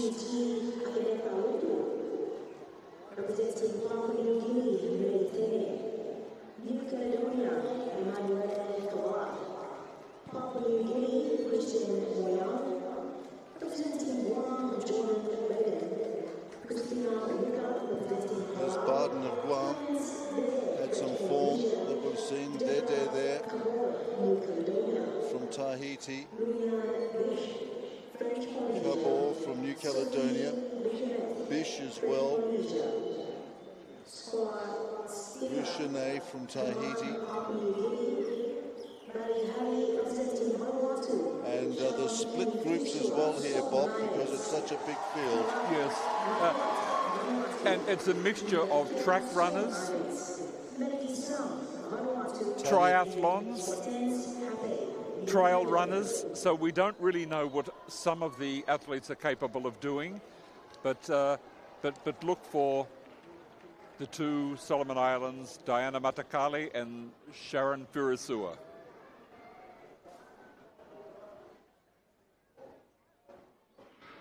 So they're running then in the women's 5,000, the first of the big gold medals to be decided on the track here this evening. Conditions are good for the event as well. The wind that we had a little bit earlier on today, just a lovely sort of sea breeze coming off the Pacific, is gone. The two groups will run in a stagger for the first little while, and then they will come across. Looks like already somebody from Solomons is beginning to make a little bit of a move here, Bob. Is that Sharon Firisua or Diana Matakali? It'll be one of the two. Settling down at the moment is Firisua. Of course it is Firisua. She's got so much to prove here. She's been a dynasty in running and distance running. Interesting to see that her main competition, Tan, is sitting in behind her as well from CNMI. Yes. So a couple of the big runners already beginning to assert themselves. Wicker is there, Herman is there, Tan is there, Firisua is there. The four have broken away. Firisua is away, Tan following her, the Guam runner, or CNMI runner. We have also the other big hope there as well. Herman is coming with them as well. Wicker is there. Herman, Wicker. 14, I think, looks like the Papua New Guinea runner, number 14. And the followers then. 2 is Buna from Fiji.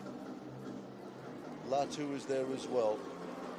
There's our leaders. Firisua is leading at the moment, wondering whether she wants to be out there. Just shadowing her at the moment is Tan, a fantastic runner, this girl from CNMI. Has some great form, but we've got some concerns whether she can reproduce this in these warm, humid conditions. The crowd behind Sharon Firisua already. Herman is there, and also Wicker. Herman was an 800, 1500 metre runner who decided to do extra training to make sure that she could have a wide range of events. This will be her first serious 5,000 for a while. So Tan is there, Firisua is there, Wicker from Palau is there, and also the PNG runner as well. And the first two are beginning to break them up a little bit as they try and set the pace here, but it looks like the two highly fancied runners are beginning to assert themselves already.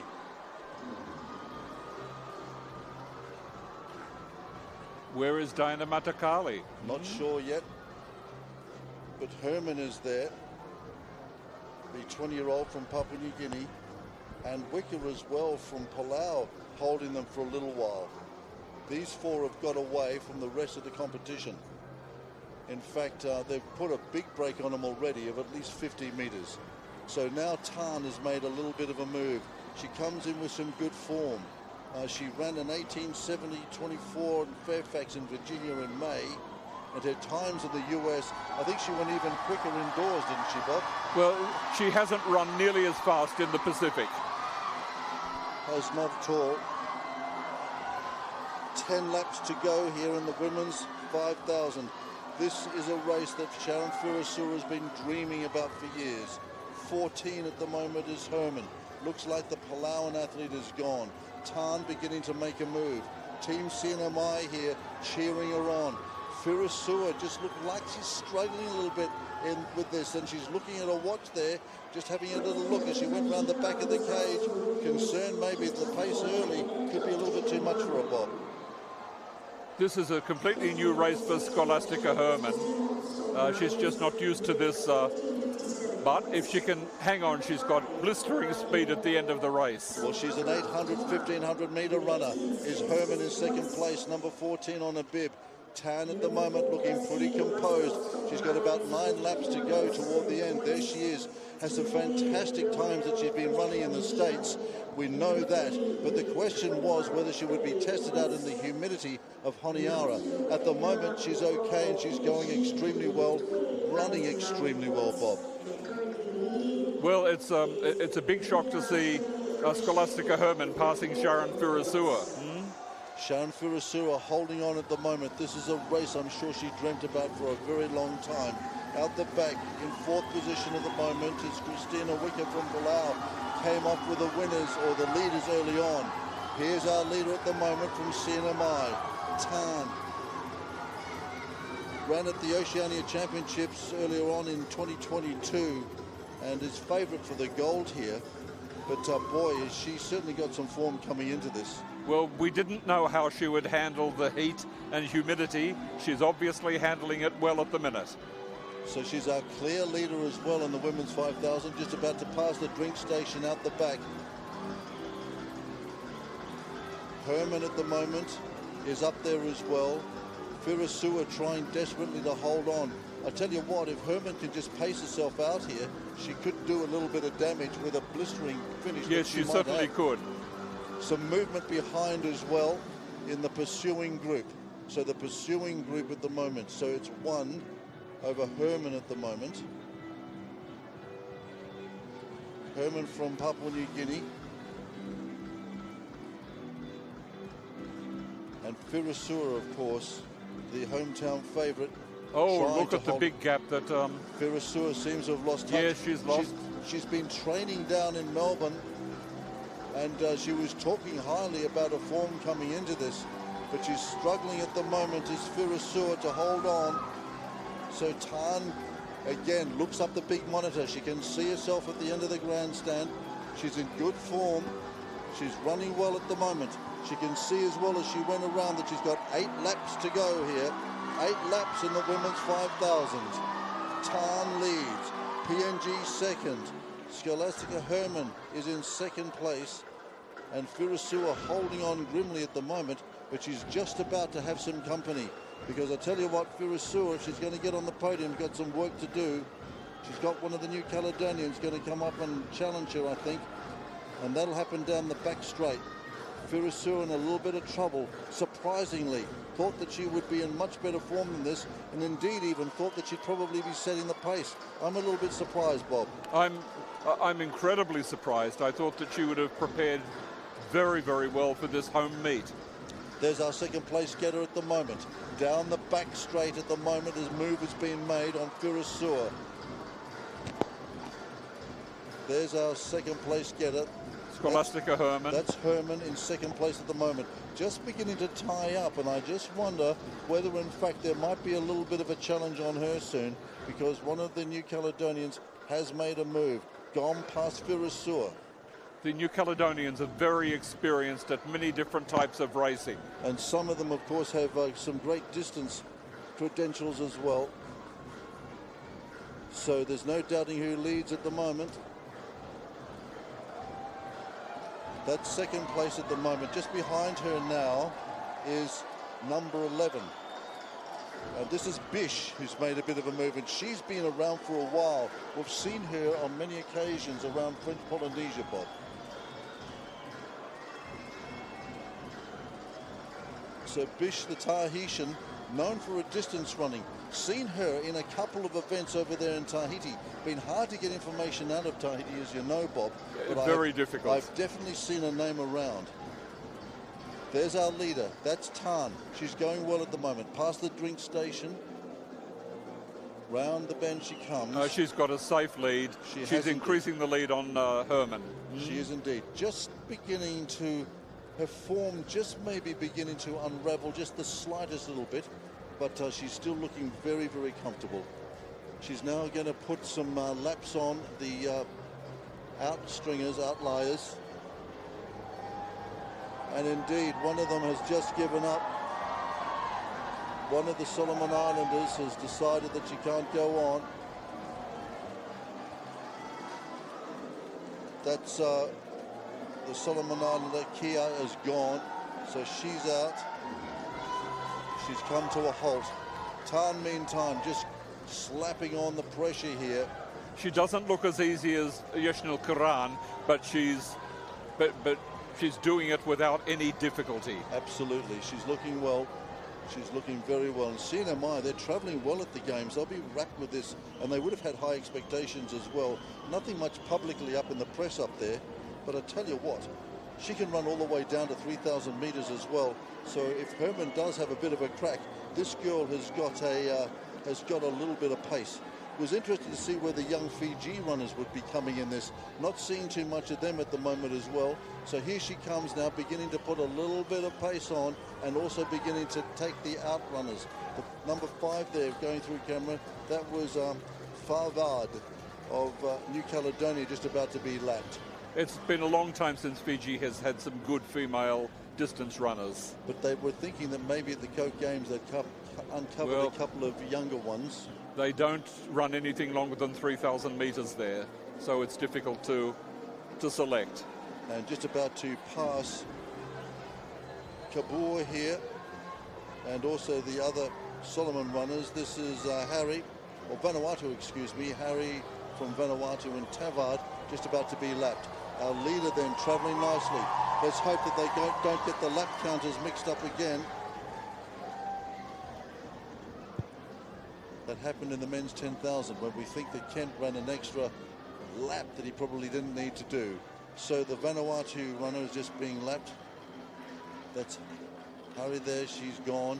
Tan continues this merciless pace. It's like a metronome, Bob. Yes, so she's very well prepared, and her work for her college in the United States of America has paid off big time. 2 more runners now being passed. That's number 3 and number 19. So that's Lutu, one of the young Fijians that I was thinking that maybe would be showing a bit of form out here tonight. No, they've been given a lot of publicity, but not. They haven't yet shown that they're up to the form that is necessary for medaling at this stage. Sam has gone as well. So this girl also cutting a sway through the field here. She doesn't have quite as far to go with the 5,000 metres, but I tell you what, if this went on much longer, she'd be covering most of the field here as well. Here's our leader at the moment. She's just cutting mercilessly through this field in the women's 5,000 metres. Virisua trying to get in touch with what some of the minor places are doing at the moment as well. No, Tanya Tan or Nathanya Tan has been a standout for NMI for quite some time. Having a look back down the straightaway to Herman, there she is. So she's a good straight now. The full length of this magnificent stadium straight in clear air in front of the second place runner. That's Herman of Papua New Guinea. Yes. And space behind her to our third place getter at the moment, and that's the New Caledonian. So again, Tan just cutting a sway through here. I'm disappointed for the Solomons crowd that Firisua and Matakali are not out there causing damage to the opposition, because they have been wonderful athletes for the Solomon Islands in the past. So here's our leader. Herman remains in second place. Bish is in third at the moment, and she's just being harried shortly, I think, as well. One of the other girls beginning to make a little bit of a move on her further back. No doubting who leads at the moment. Here's our leader from CNMI. Did some fantastic work in the US earlier on. Big improvement on her times in 2022 as well at the mini games. And at the Mackay Oceania Championships in 2022, she's really run into some form, this girl. Be interested to see whether we can get a clear sighting as well on the laps remaining for her.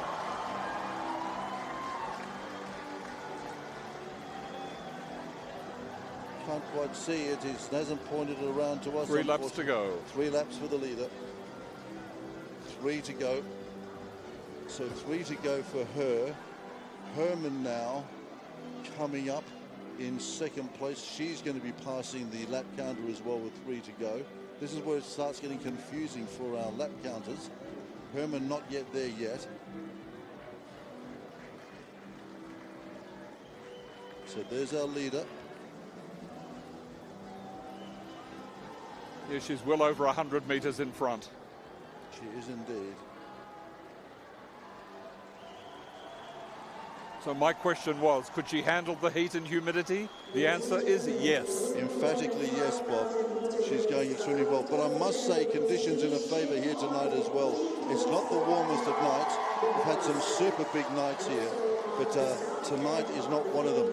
No breeze to speak of as well, but it is warm. It is definitely humid, but she's doing the job.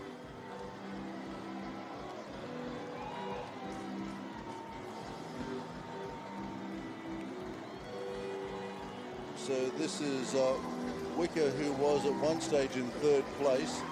Here comes Tan now, coming up to those that were in 5 and 6 through to 8th position. So Tan then beginning to cut a sway through this field in the women's 5,000. It's been merciless. 2 laps for her to go now. Good coaching over in the United States of America and great competition on a regular basis to bring out the best. It's the difference, isn't it? Oh, it makes a huge difference. But again, we must be, from a P&G perspective, you know, sort of giving it to Herman at the moment, because she's done extremely well to hold down that second position.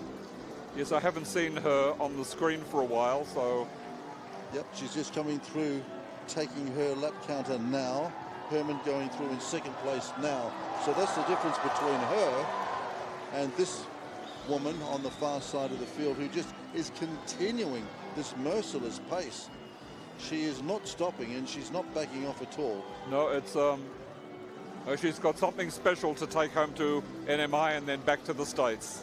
Well, she's going to get a bell ring when she comes around this next time then.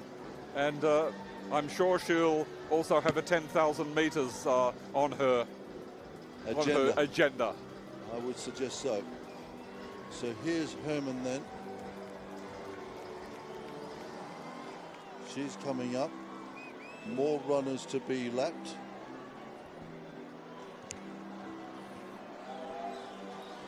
Here she is, just about to pass Mary Tangi and Dede of Tahiti.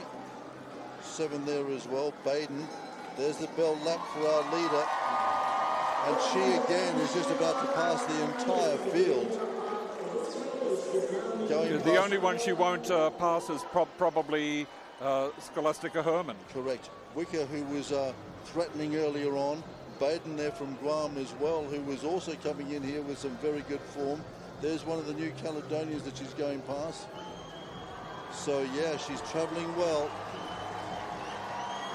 In second place, there's Tangi. She's been passed. Dede as well.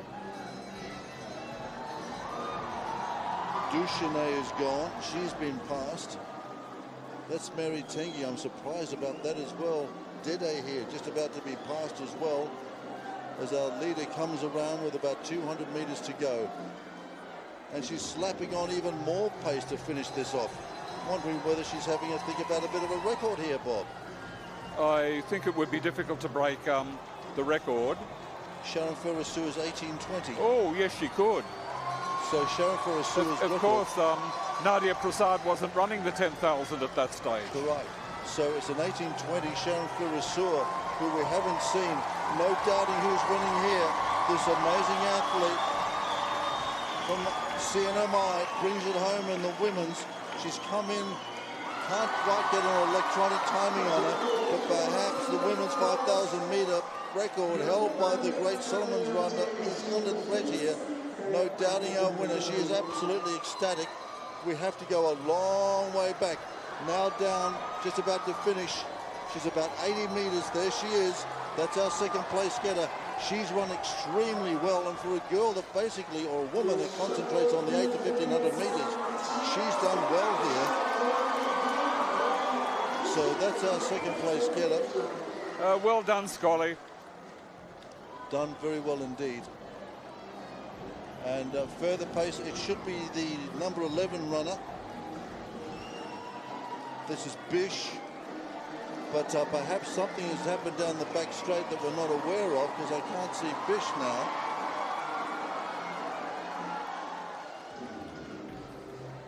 Yep, yes, indeed. So again, a couple of them are getting a little bit confused. So having a look for, there she is. That's our third place getter. So the girls getting a little bit confused as well with the lap counts. One of them being told he's come to a halt that she should get on. Bish is our third place getter here by our count.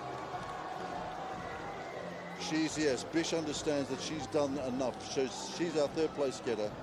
So CNMI first, PNG second, and Bish here in third position.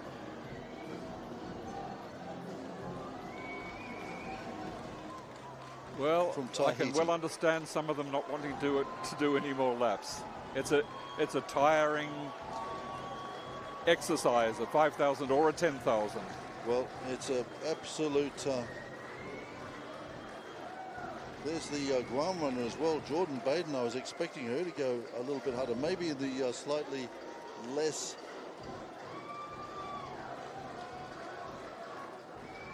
Yes, indeed. Tengi there again, a little bit surprised.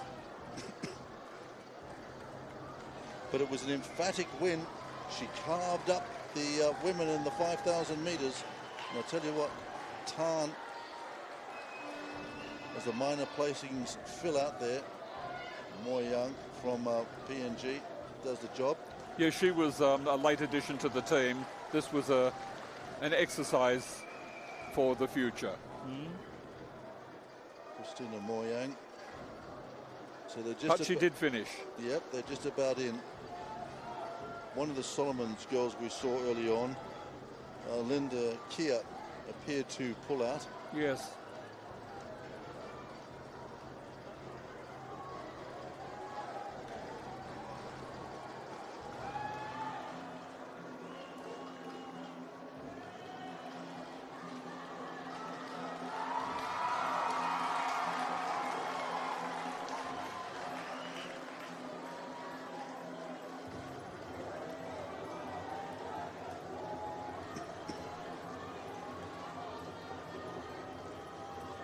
So incredible scenes here this evening as CNMI and Fiji take the big medals on offer here in the distance events.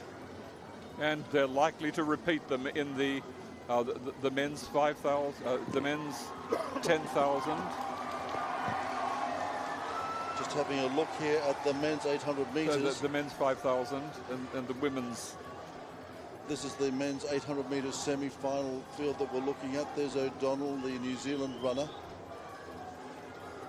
Adolf Kalber. It's Lun is one of the Australian favourites. Indeed, he has a 1:45.88. Did that in Vienna. Red hot favourite coming in here. Could be a big threat for Mr. Beddoes. Alex Beddoes, ready here from Fiji. Matai Tonga, he's the Fijian. Indeed he is. Who works at a resort in the Cook Islands. He does indeed. And Chan there. This is the first heat from Solomon Islands. Matai Tonga. Lun, number 5, there's the guy we've got to keep an eye on. Aru from Vanuatu. Not too far away from getting the first of these men's semi-finals in the 800s away. Busy night here, night 1 of the track and field. Good crowd in as well at the National Stadium.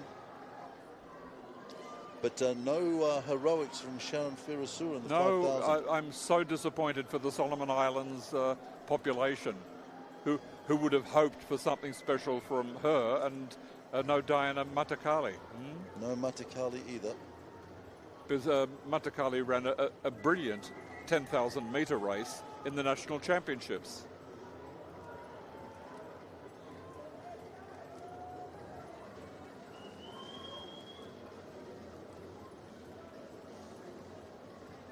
Very few Pacific Islanders have been under 1 minute 50 for quite some time. In the 800? Yes, in the 800. Okay, here's Gosh then hoping to become one of those. Aru as well from Vanuatu, O'Donnell, Liam O'Donnell out of New Zealand. Well, Jack Lunn is going to win this one, and interesting to see if Adolf Kalber can get into the low 150s. Vishant Reddy, I'm not sure that I know enough about him to comment. Well, he hasn't done a sub 2 yet, so we'll have to find out. Yes, yes. 153 is Calver, so he's a possible. Yes, that's Matia Tonga, this is new territory for Repeni representing the Cook Islands. I presume it's going to be first, second and third, plus the next two fastest times. Correct. 3 in each heat, plus the next 2 fastest. Mensong Kamong Chong. So the men's 800.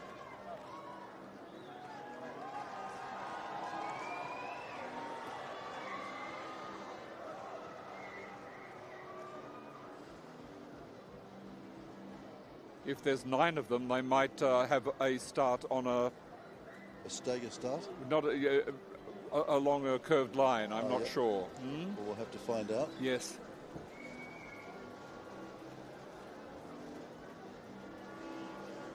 Yes.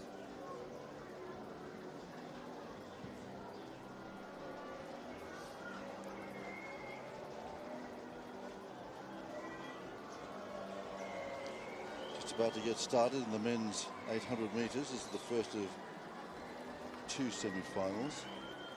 Not too far away from the hundreds as well. 3 men's semi-finals, 2 in the women to decide who goes through to tomorrow night's gold medal blue ribbon event.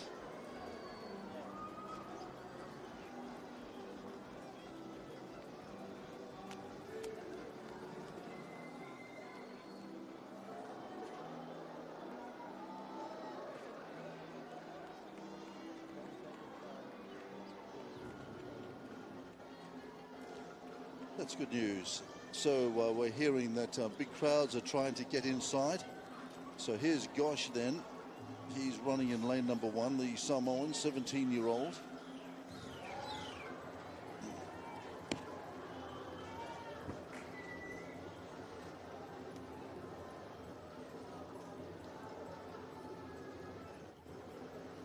Aru here from Vanuatu. Happy to be here. Yes, the Jack Lunn from Australia is the favourite here. Has to be. And Alex Beddoes a couple of seconds behind him. In the second heat, we'll see him later. Yes, Here's O'Donnell from New Zealand as well. He'll want to be there or thereabouts, I'm sure, by the end of tonight. O'Donnell comes in with a 156.53, so he's potentially going to stay with the Australian, who comes in with a 145. I think he's going to have a struggle with Adolf Kalber. He will, but let's see what Kalber can do. Been some interesting results here tonight. A couple of names that we expected to be doing some big stuff. But O'Donnell here has some good form. His PB, 154.84, was done, I think, in Hastings in New Zealand. So we'll be following him in lane number 3. Kalber here. Bob's got a bit of a time for him, a 153.85 qualifier. And this man got some form, got some class at the moment, the Australian in bib 5, Jack Lunn with a 145.88. Matia Tonga there from the Cook Islands, and a very warm welcome to you across in the Cooks. We're hearing that big fans across in the Cooks, loving what's coming out of Honiara, doing well here. And Chan out here in lane number 9. The run staggered for a little while, Bob, and then they'll all come across. Yes, good work to the end. One of them's going to have to share a lane with somebody else, but that's fairly common going. It looks like those two back there, Matia Tonga and Samare, they are doing that. Matia Tonga and Samare sharing a lane on the inside 5. That's the Australian. I reckon that O'Donnell, the New Zealander, is going to try and track him if he can. Stay close. The Australian Lunn just beginning to move to the lead. Probably wants to stay out of trouble. You have no idea what could happen.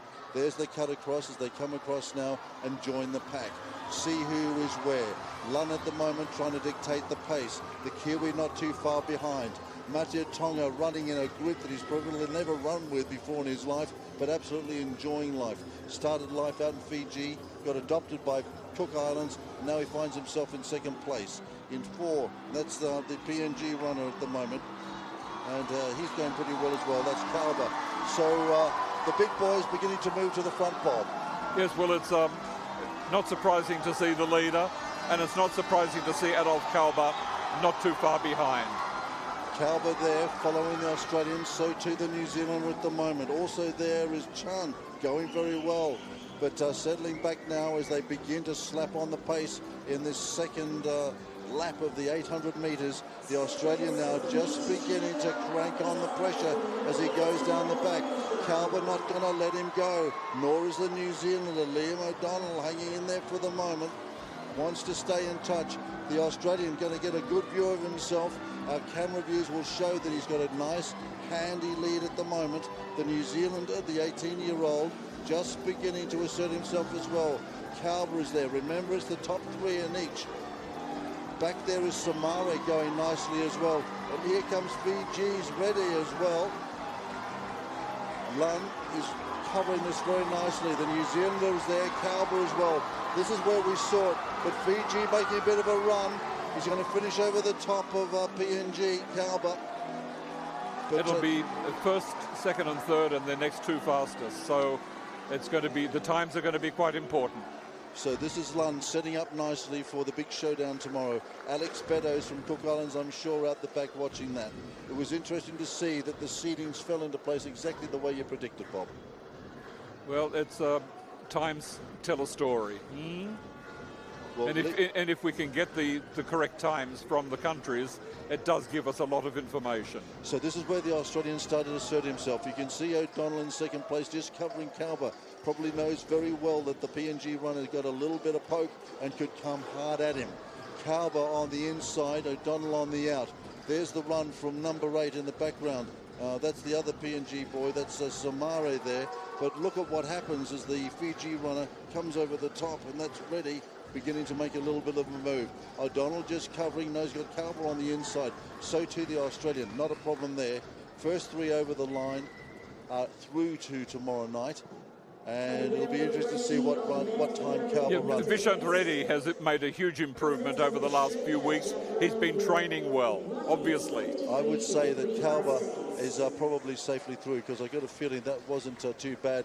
Again, unfortunately, we're not getting any timing coming up off the track, but we would be delighted to know what they ran. Got a feeling that Calver's going to be okay and go through. Yes.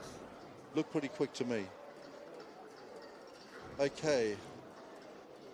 So this is the second heat then. This will be the one with Moala there. Alex Beddoes. Fiji. Number 2 is the other Kiwi. That's Jack Payne. He also has got a good time, a 151. Yes, a 151 I'm seeing, 37 for him. There's our run. There's a 151.37 for Payne on the inside. Rahasi there from Solomons. Moala as well from Fiji. He could be a bit of a handful. They're putting on some good form, the Fiji boys. Hungai there from Vanuatu. Alex Beddoes, the guy that is defending this gold medal that he won 4 years ago, runs out of lane 6. Alulu there from Solomon Islands. Brooks out of Samoa, and Robinson in 9 out of PNG. He comes in with a 158.38 does Robinson. Alex Beddoes has been running in Europe, been doing a lot of work. Saw him and tracked him all the way across Europe before we came out here, Bob. He's been working very hard, just quietly putting together some stuff. Here is our runner in lane number 2. This is Jack Payne out of New Zealand. Rahasi here from Solomon Islands. Moala then from Fiji. Watch out for him. The 20-year-old could be a handful. Hungai here from Vanuatu is running in lane number 5 at the moment. Where's Beddoes? Where's Beddoes? Where's Beddoes, Bob? Where is runner number 6? 7 is Alulu. Brooks is out in 8, and Robinson is 9. Just trying to confirm that there could be a late scratching here, and that's the case. Alex Beddoes is not a starter. The defending champ, it seems, is not out on the track. Trying to get confirmation. Bob, what do you know? I have absolutely no idea. I'm shocked. Okay, Jack Payne then. Looks like he's going to be the man. So Beddoes is not a starter. Tragedy for the Cook Islands. We'll try and pursue that at the moment. Once again, remember, this is the first of 2 laps. They run out here in their staggers and then come across. PNG at the moment. That's Robinson leads quite handsomely, setting a cracking pace as well. I tell you what, the 2 boys from Solomon Islands, Rahasi there and Alulu trying to hang on desperately. Moving up is Moala from Fiji, and just probably not quite believing his eyes at the moment is Jack Payne sitting back off the pace. Question is, can this man leading, the 19-year-old from Papua New Guinea, hold this pace? Because at the moment, it's devastating. Payne has been forced to make a move. The New Zealander's got to start cracking. His 151.37 is under threat here. Well, I think he's miscalculated, but he's lucky that there's no top person like Beddoes to chase him. Well, I tell you what, Robinson has made up for that because he's got away. Robinson here from Papua New Guinea has got to march on the rest of the field. Question is, can he hold it together for the next 300 metres and get himself into a memorable final? Payne having to start to work very hard as well. Rahusi there as well, and the other Solomon Islander, that's a Lulu. Robinson has done well. He's set a cracking pace. The New Zealander now responding. Moala coming at him as well, the Fiji runner. Here's our leader, done extremely well. Caught them napping. Now the New Zealander starts to move. Jack Payne starts to crack on the pace as well. Will Robinson tie up? Here they come. Solomon Islands have got a big cheer on because Rahasi is coming up to challenge. The PNG boy tying up. Payne's over the top of him. Rahasi from Solomons is going to get him. Is he? It's a dip finish in an 800. Very close, very exciting. Fiji in fourth. The crowd loved it, Bob. That was a brave run by Dutes. Wow. And a very cool and calculated run by Payne. He did, yeah. He didn't freak out. He knew that he had some work on, and he stepped up and he took the responsibility on as well. He had to, because he was just losing touch there for a moment. But the question is, where's the defending champion? I have no idea. Is he just going to concentrate on the 1500? I wouldn't think so. Why would he concentrate on his second best event? Because he's got some serious competition here for a start, and one of them is from Australia, and his name is Lund. Okay, so here is the start then, and I tell you what, this was quite intriguing. I'm not sure whether our Vanuatu runner broke a little bit early there, but that doesn't... Or whether the PNG runner broke to the inside too soon. Not sure, but anyway, that's interesting. So this was the run to the close. This was Robinson had cleared out, and for a moment looked like it kept them all. Payne started to crank it on over the last 200, and Rasi here from Solomons coming up alongside him as well. Moala making a late move from Fiji, but nicely run in the end by the man from New Zealand. So and Jack very easy run from him. In the end, and just slapping his chest and just doing it there for New Zealand, letting everybody know that tomorrow night there could be a very interesting run on. But I tell you what, on what I saw this evening, the Australian is going to take some beating.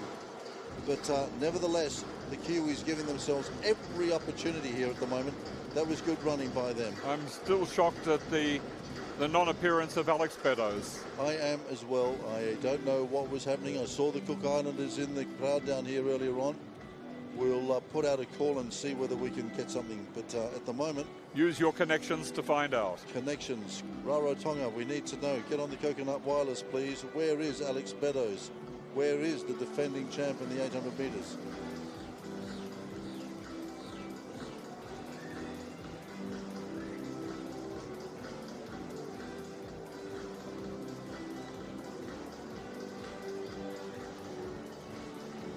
So I think we're going to enjoy a 400 metres not too long away, Bob. It'll be the decathlon 400. Boys have been working pretty hard today up there. They have. I would like to see after the high jump what the cumulative point score is. All will be revealed. It will. All Bob needs is patience, which he doesn't have very much of. Timing is an issue. Absolutely. You've got a very handy stick in your hand. Yeah. Put it to work. Yeah, so interesting. Don't know quite what happened, but the big headline here out of the first night of track is that a very good runner who's been running all the way across Europe, believe me, I've been tracking him. Yes. Beddoes, he was up in Scotland. I think he went across to Ireland at one stage. He was chasing the European, the summer circuit. Maybe he's stuck in France or something. Now here's, you're a big fan of this girl in shot. Yes, oh yes. Atama Matutafaiva. She's the best. in the South Pacific. And she happens to have a pretty handy coach in her. She certainly does, Dame Valerie Adams. Who speaks very highly of her as well. This girl has got a huge future, massive. Tonga power. Remember a couple of wonderful throwers from Tonga a few years ago, Bob? Oh yes, Anna Pohila. How can we forget Anna? We don't. Anna, where are you?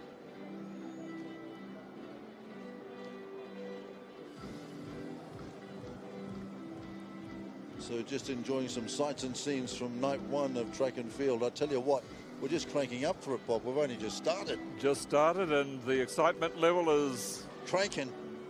Absolutely. She is the only Pacific Islander who won an Oceania Area Championship gold medal in Mackay last year. Stunning performance. Here's the Samoan.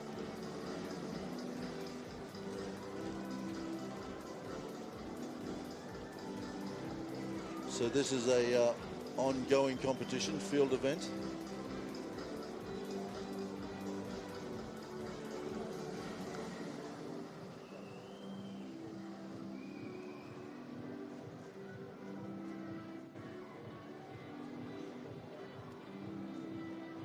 And a name from the past as well, Saka Solo is out there coaching. Yes, well, he's got a big throwing camp down in New Zealand called I think it's Solar Power. He does indeed, and he looks after a number of the younger lifters from around the Pacific and doing a great job. And he's very proud of the work that he's doing as well. Yes, yes. I know the young Cook Islander is being coached by him at the moment as well. And it's interesting, isn't it, that Tonga has taken away from this girl the form in the Pacific as far as shot is concerned. Well, it's I'm not familiar with her throwing past, but of course the Tutu Fiver is a legend. And for someone so young, it's good to have legendary status.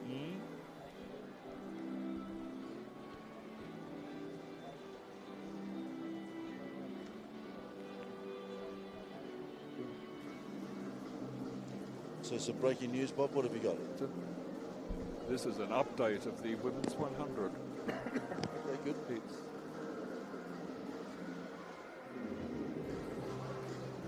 So the first getting some information up from the starters enclosure that we've got some runners getting ready for the women's 100, and we've got a 400 decathlon to go as well, which we'll be having a look at in just a moment.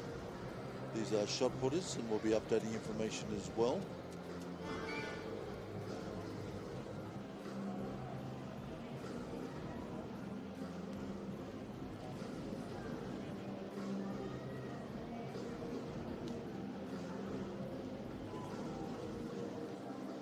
So it looks like information coming to us at the moment.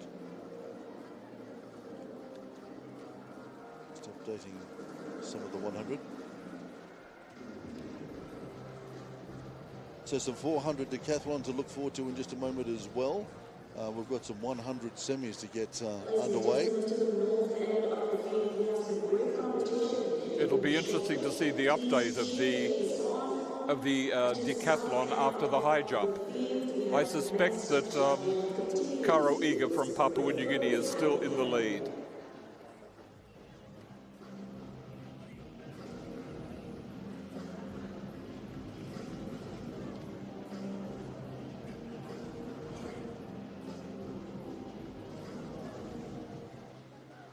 So a very warm and appreciative audience in here tonight as well. What a facility, Bob. Really, it is the most fantastic. outstanding. The crowd on this side has been quite good.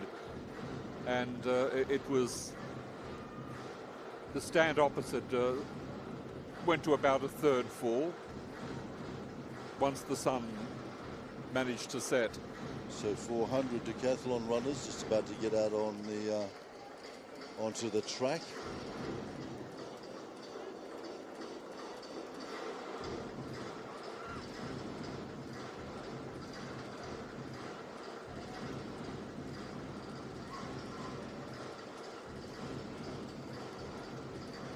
There's the Timona Poaru, getting ready for his start of the 400 in the decathlon. He'll be running out of lane number 3 alongside of Iga, Karo Iga, who'll be out of 4. He's leading at the moment, we believe.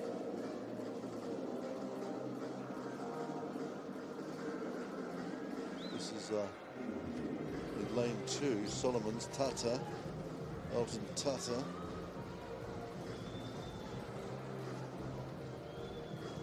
Any updates on where we stand as far as the... No, I don't have any updates. So but I do know that Karo Iga is a good high jumper, so I imagine he would have maintained his lead. But Timona Poaru is also a good all-round athlete. So events that the men have covered today, Bob, in the decathlon. Today they started off with the 100. Yep, they started off earlier on today with the 100, one of the first events that we saw today. Here's Thorpe out of New Zealand, Stephen Thorpe. Great view of him as he prepares for his 400. Pretty tough way to see out his day. There's the Cook Islander in the background as well. A number of the Cook Islanders over there. I'm just having a look round at the back of the turn there, where a couple of the Cook Islanders have congregated. Can't see Beddoes. The heptathlon events for today have been the 100, the long jump, the shot put, decathlon, the 100, the long jump, the shot put, the high jump, and now the 400 to finish off the day. And they open up tomorrow morning with the 110 hurdles. Yep. But of course finished with the dreaded 1500. Yeah, that's the that they all hate. It's the gut buster, isn't it?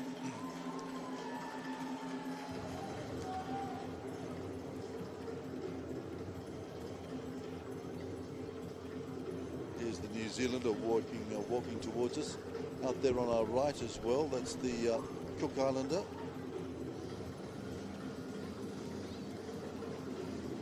Tiarua. Karo Iga with his dreadlocks. Our current leader. So here then are the men at the end of a busy day of decathlon for them. Those 4 events are done. This is the 5th now. Tata in 1, we saw him. Hororua from Tahiti. Iga, our leader at the moment. Pufuka of Tonga. Thorpe, New Zealand. Elasia is from Solomons. And also from Cook Islands there. Tiarua from the Cook Islands. So here is the Solomon Islander being presented to the crowd.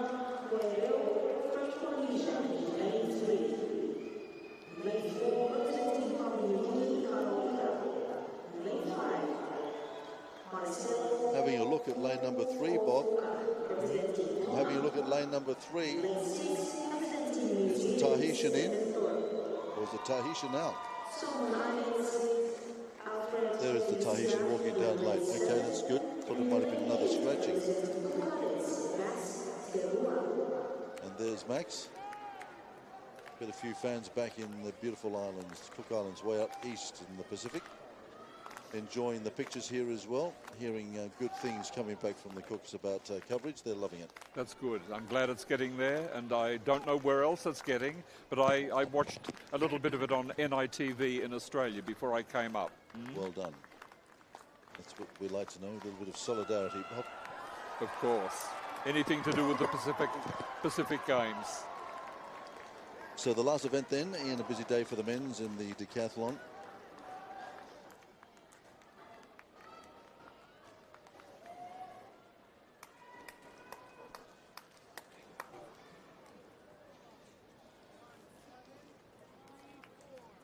Rua, closest to us, Cook Islands, the 21-year-old. Ready for a start. 400 decathlon, their final event for the day. And a good start as well by the Cook Islander. They'll be really working very hard out there, and he'll just want to run his pace. Meantime, on the inside, beginning to chase him down in the white singlet. That's the New Zealander, travelling pretty nicely at the moment. He's going well. And our leader, Iga, in lane number 4 got him probably on the staggers here. But the New Zealander, that's Stephen Thorpe, travelling quite nicely at the moment. Tata there of Solomon Islands on the inside. Eager now just beginning to make these staggers work in his way. The New Zealander on the outside, Stephen Thorpe trying to hold on. And the Tahitian in 3rd place as well. But it's been a great day by this guy. He's been all over the decathlon. The New Zealander in 2nd place. And also a good run there at the end by the Cook Islander. So Eager then put together 4 very good events today. I think he was 7th in the Commonwealth Games, so he's a quality athlete.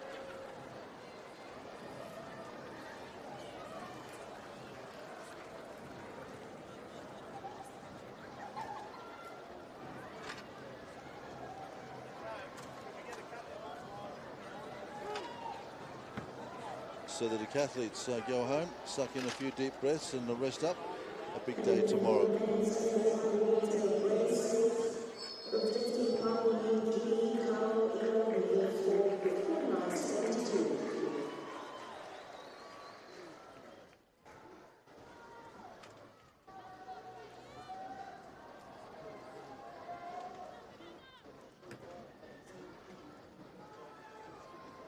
So this is the first of the semi-finals women that you can see on the main straight.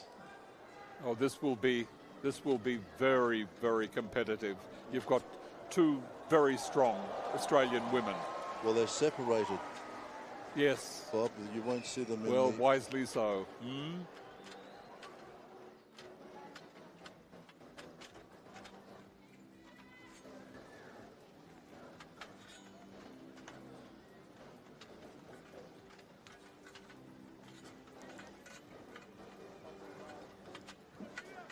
Now, we've just had a update, haven't we, from the start list down there.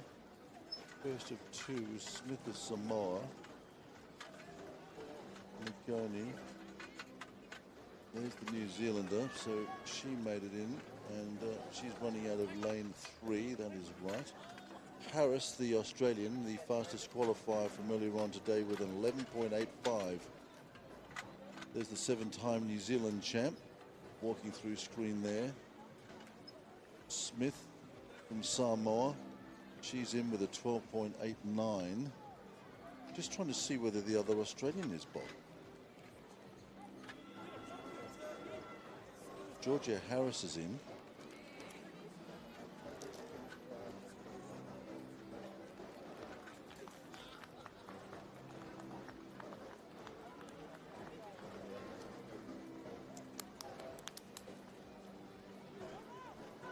So this is the first of 2 semis in the women's 100. Final tomorrow night. Big night tomorrow.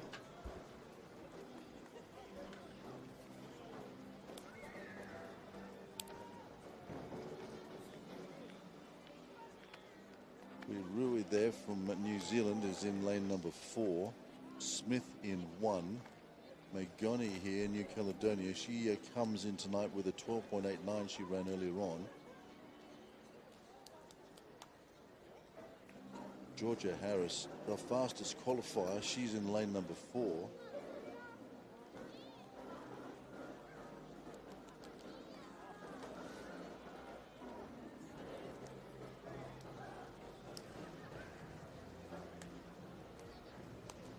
So Smith closest to us from Samoa, 12.89, identical time actually to Magani, who's running alongside her.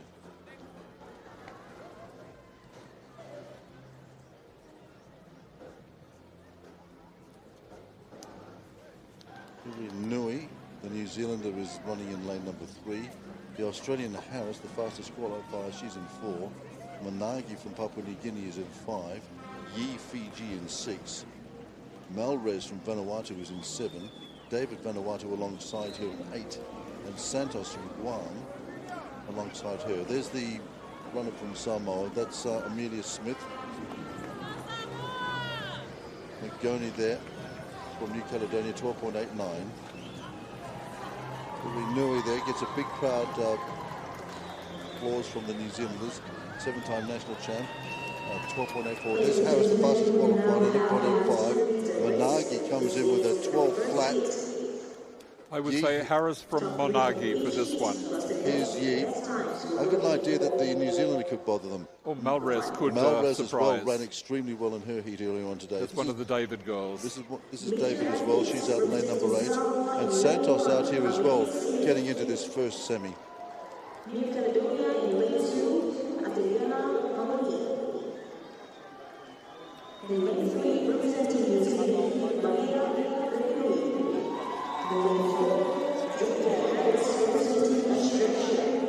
the New Zealander. Harris, the fastest qualifier, as I said, did an 11.85 here today. She did an 11.46 the Australian, the under-20 championships. Monagi is there. Yi as well. Comes in with a 12.62, improving on her PB, which was 13.01. Good running by her. This girl as well, Malres, could be a handful. Ran a 12.24 qualifying. The 13 is the best I saw. Malres is a bit of a surprise, faster than she has been for a while. Well, I think so, because the best I saw her do before tonight was a 13. She's in there with a 12.24. Yes, well, that's excellent. She's running in lane number 7. David in Vanuatu. On your mark. He's in at 12.75, and Santos at Guam out at 12.83. All the action on lane number 4. That's Georgia Harris, who can stay with her. Perhaps the New Zealander. She's alongside her in lane number 3. She'll like that. The Australian might really get something very special out of the 7-time New Zealand national champ on her inside. And see what Adrian Monagi can do. Riri Nui, Monagi on the other side. So the 3 to watch. Lane 3, 4, and Harris is away. Monagi trying to stay with her, can't. Riri Nui at the moment. Harris has got this. Monagi going to come at her. Here's Harris doing extremely well. Monagi is there as well. And down here once again, Malres from Vanuatu in 3rd position, Bob. Yeah, well, that's it doesn't surprise me after what she did in the heats. Well, what she did in the heats did surprise me. Well, she ran a 12.24 in the heats, and as I said, I thought her season best was a 13, yet to be confirmed. Smith there, no doubting the winner. This girl has been in scintillating form. Came in with the quickest qualifier early on today, and she's run away with it in the first of the semis here tonight. Yes, and Monagi was, as I expected, did come in second. She did, and she ran it down a little bit as well in that closing stanza. We might be able to see that in the replay in just a moment. But another wonderful start. Technically a great run by this girl. Just have a look at her start work and watch the first 30 metres that she puts on. It's where she really does start to motor. Then she just holds her form. Have a look at the start of the Australian there in the middle of the strip. Look at that. She's already got a metre clear. This is where she transitions now into the second stage. Just relaxes out. Beautiful high knees. And there she runs it out just beautifully. Nobody can touch her. Monagi, but look at Malres coming up on the inside there, out in lane number 7. Another good run and a tip finish by her. Monagi, Harris also enjoying it. She'll like the look of what she did there. Yes. I'm sure she'll be critical of herself, but really to us it looked like a very good run. Beautiful start. Got the work done in the first 30 and then just really just got into the workload and just cruised it home over that last 70.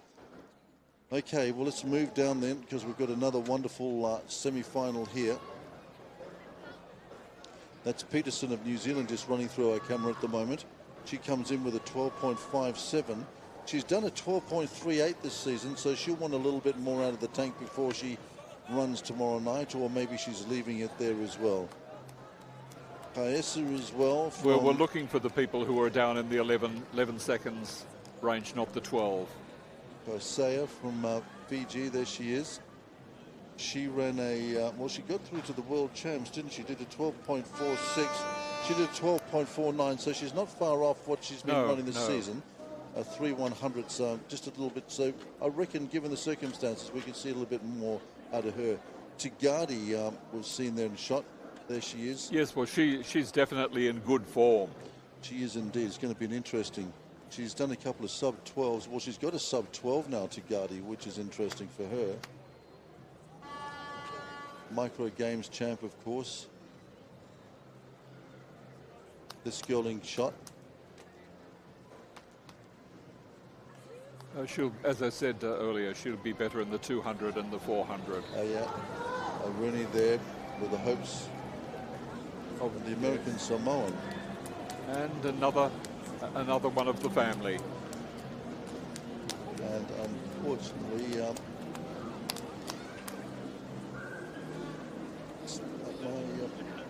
my start sheet is a little awry. So we'll just have to follow this as well.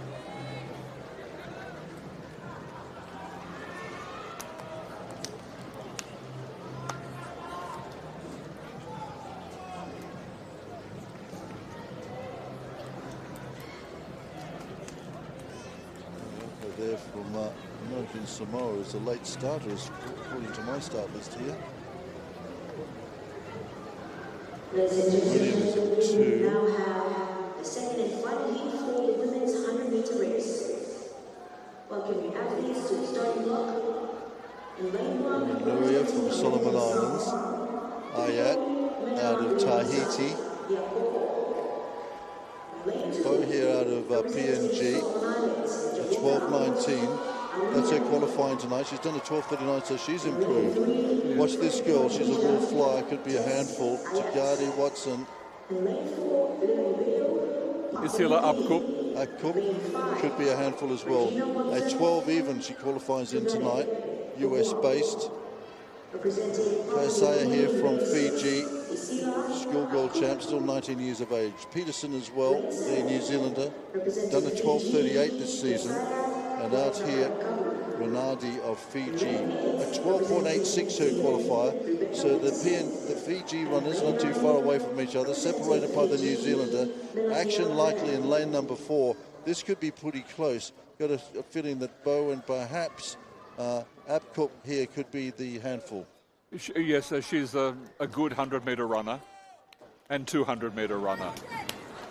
Good all-round sprinter. Heat 2, women's 100.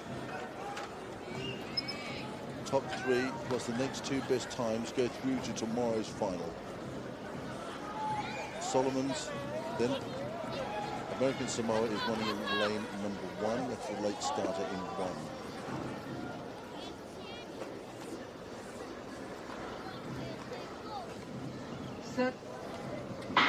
Johnny Bain in the second is another fantastic start by the Guam runner. I tell you what, Tagado's got away to an absolute flyer on her outside. Akup trying to stay with her. The other PNG runner trying to get through to her as well, but Guam does it again. Nice running by her. Akup there stays with her, but boy, oh boy, this girl is such a technician when it comes to this 100. Oh yeah, she's again very well trained back in the US of A. Bo and Apcook trying to stay with her, the 2 PNG girls, but I tell you what, once again, it's going to be a fascinating showdown tomorrow with the Australian. I tell you what. Now this girl, we go on to the semi-finals for the gentlemen. Indeed, but this girl, she can really put it together, and she's running extremely well. She's been around for a long time. And look at the start again, Bob. Yes. She's away there. She's got 2 or 3 on them already. Apcook trying to stay with her. So too is Bo from Papua New Guinea. But this is really big stuff by her. She's qualifying very nicely here and running within herself as well. Again, just beginning just to relax nicely over the line.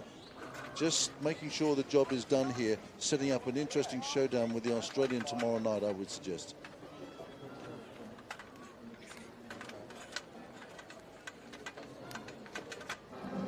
Well, we're getting word that there's a medal ceremony, Bob, not too far away.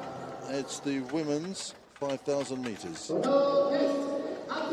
And quite honestly tonight, I really did expect Solomon Islands to be up on this podium.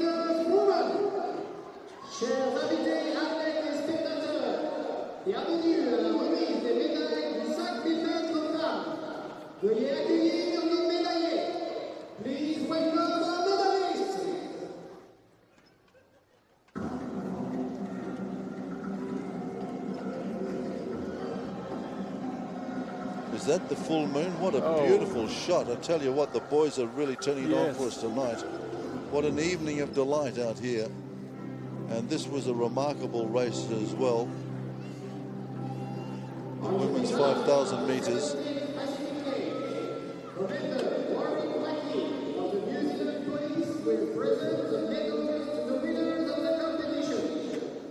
Au nom des 17e Jeux du Pacifique, commandant de Nouvelle-Zélande remettra les médailles aux gagnants de la compétition. Receiving the bronze medal and representing Team New Caledonia. Recevant la médaille de bronze et représentant l'équipe de Nouvelle-Calédonie. Bish. Seen her in the Tahitian press, Bob. Nothing much came up, but... yes, and then Scholastica Herman got the silver. Indeed. And of course, Natanya Tan, or Tanya Tan. Actually, that might not be Bish.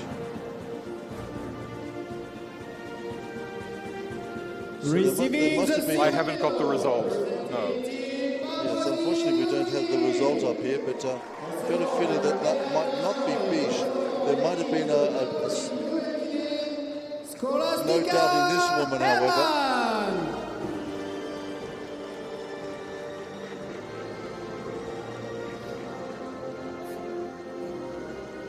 Wonderful run by her. Well, for an 800-metre runner, it was a big move up.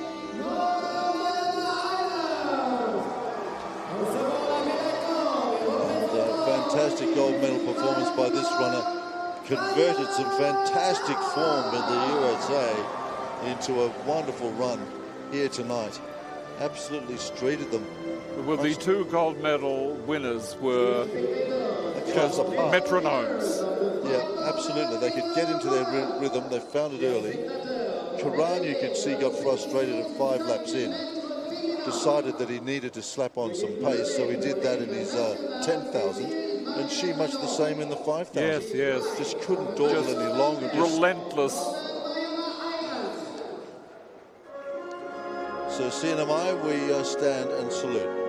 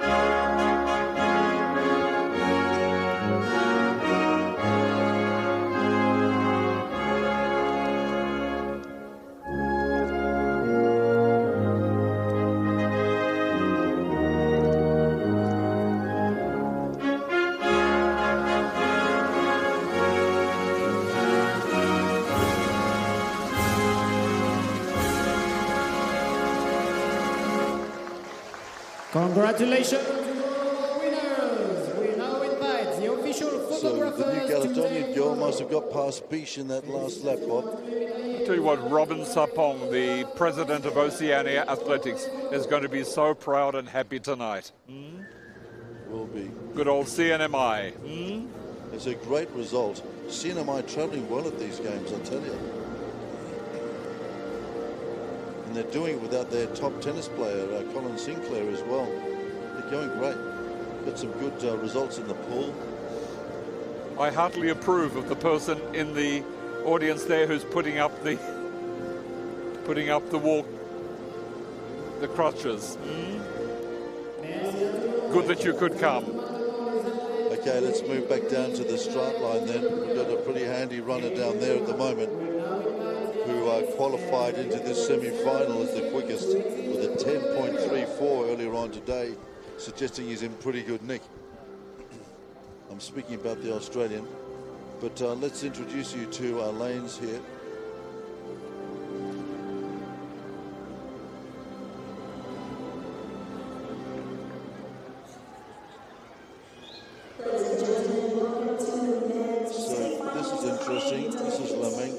Meet your athletes. Representing Samoa in lane 2, Lauren Peter Alfonsino. Representing Fiji in lane 3, Joshua Gavuni. Ravuni there. Anis from Papua New Guinea qualified in 12 or 10.76 tonight. Better than his previous 10.86. This man, our fastest qualifier. It's Lachlan Kennedy, the 20-year-old, at 10.34. Tewa from Fiji at 10.71. Mumbai here from New Caledonia got in with an 11.07. Joshua here an 11.12 to qualify tonight. And we are here out in lane number 9, qualified with an 11.30. Action going to happen in lane number 4, the Australian in a class of his own at the moment, and certainly wants to leave here tomorrow night, crowned the fastest man in the Pacific, and take a crown that has belonged to Fiji all the way back to 1995. And I'll tell you what, did I see 3 Fijians in this? You saw 2 Fijians. I thought I saw a third. Ravuni and also Tewa. Yes. But I could be shocked because the start sheet I have here is different to Yes, no, it was just as we were. Yeah. So 2 Fijians, they're running in lane 3 On and your 6. marks. Ravuni and Tewa. In lane 5 is the Australian, the 20-year-old Kennedy, comes in with a 10.34. Quickest he did in Europe this year was a 10.24.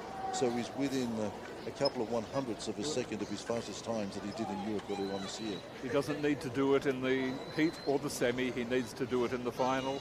So I think he'll take this. I won't say easily, but within his stride. At the start. This is where the Australians are asserting themselves. I tell you what, Kennedy's gone right. Tewa's alongside him as well. The 2 Fijians trying to hold him here. But Lachlan Kennedy going well at the moment. Tewa there as well. On the inside is the other Fijian, down Druve. But in the end, this guy just got too much in the tank and away he goes. Kennedy does it. Fiji, I think, in second and third. I thought Tewa run a good race there, the Fiji runner. Yes, yes. They've stepped up a little bit from the trials that they had after the Coke Games. Again, just watch the start. These Australians are so technically good. Look at this. The start, just a Tewa there holding him. I thought he did a beautiful. There's the transition. You can see Kennedy just beginning to step it up, begins to lift up into this cruise mode of his, punching hard with the arms and just runs it out over the 100. But a lovely transition. You could see the transition of the Australian there around about the 30 mark. Tewa doing well, and the other Fiji boy finishing in third place. There's our winner.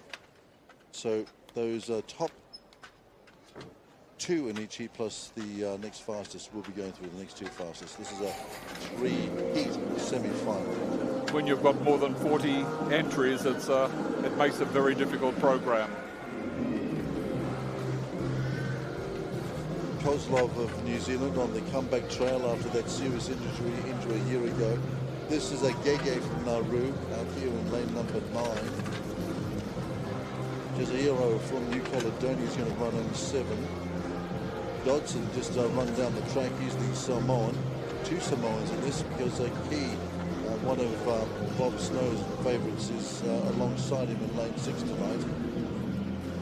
Mael from Vanuatu. Tomu is there as well for. He qualified in the 10.51 to get here in the second semi-final tonight.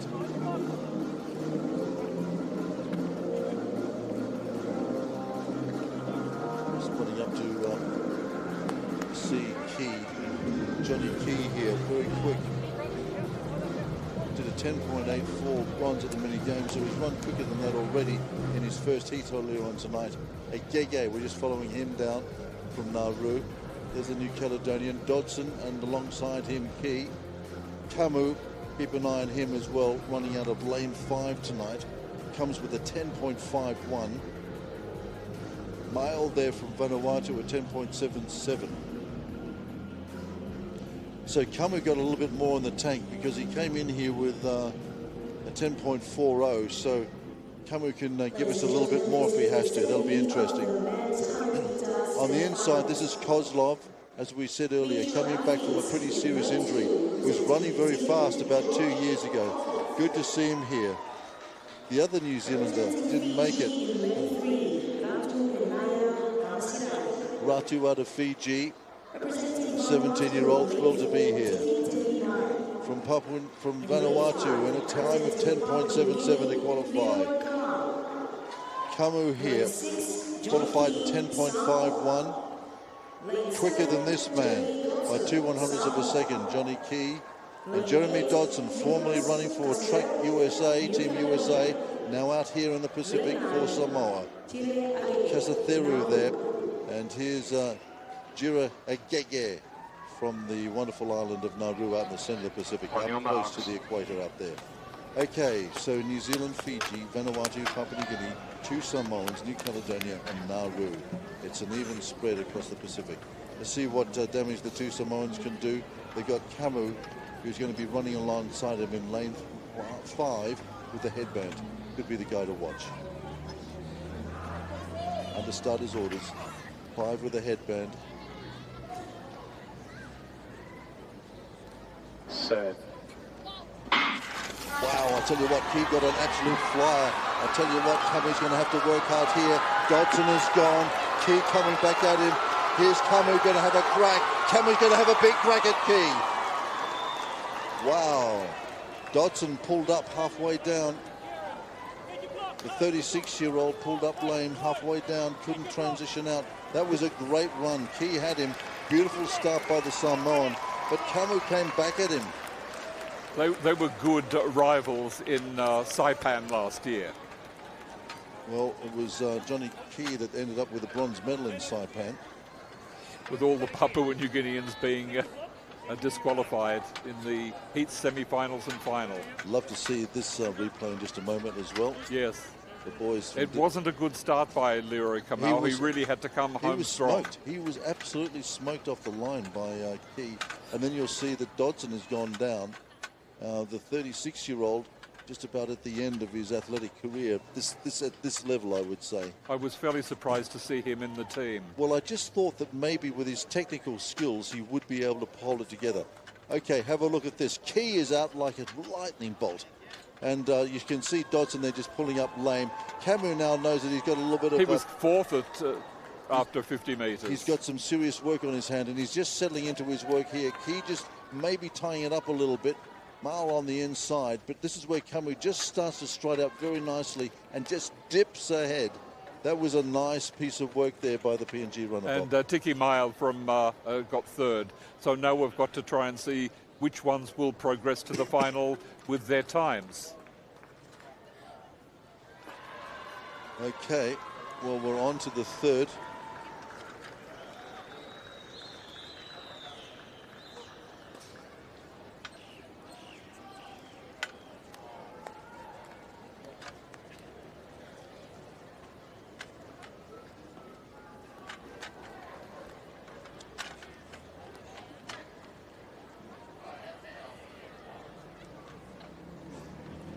Okay, so on to the third heat then of the men's 100.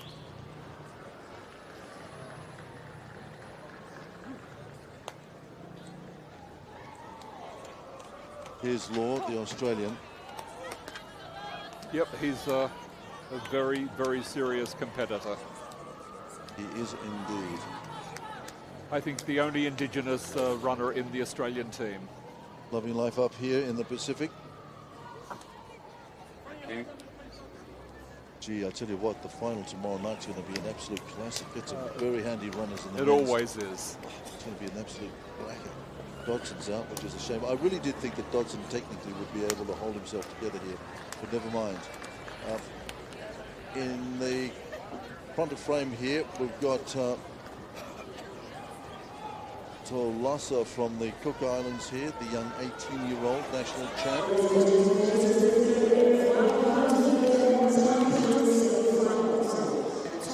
18-year-old national champ, doing well, representing the Cook Islands tonight. Comes in with an 11:10 that he ran in the qualifiers. Miyake here from Vanuatu. Here's the guy from New Zealand who basically trained himself for 2 years before he got recognised. Yonito. This man is an absolute flyer. Caleb Law, watch him out of lane 5. Whistle, also a bit of a flyer. Watch him in lane 6, comes in with a 10.60. In lane 7, By Towie there from Tonga giving it to us. Rakio up from Nauru running out of lane number 8 with an 11.04. And Hage here out in lane number 9 with an 11.14. Action going to be in the middle. Be very interesting to see how Yonito, the New Zealander, with a 10.8 qualifier, holds on to Law, the Australian, alongside him with a 10.6. Whistle comes in with a 10. Law will be easily on top of that. Well, Whistle came in with a 10.6 as well. We're only just seeing this now, Bob. So the PNG boy and Law qualified into this heat with a 10.6, and the New Zealand alongside with a 10.80. So not much separating them. All the action in lanes 4, 5, and 6. Set. Whoa, something of a false start there. Something of a false start. Whistle was held, did not go, did not respond. Are they going to give him a green card or a red card? Yonito there, not sure, don't know who broke. I got a feeling it might have been on his inside. Well, what happened was that I think Whistle didn't respond.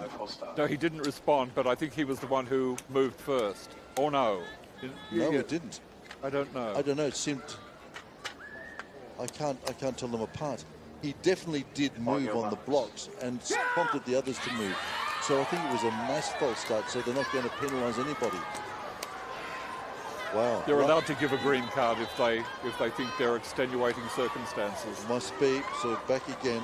The last thing you want to see is a red flag. Cooks, Vanuatu, New Zealand, Australia, Papua New Guinea, Tonga, Nauru, and Solomon Islands.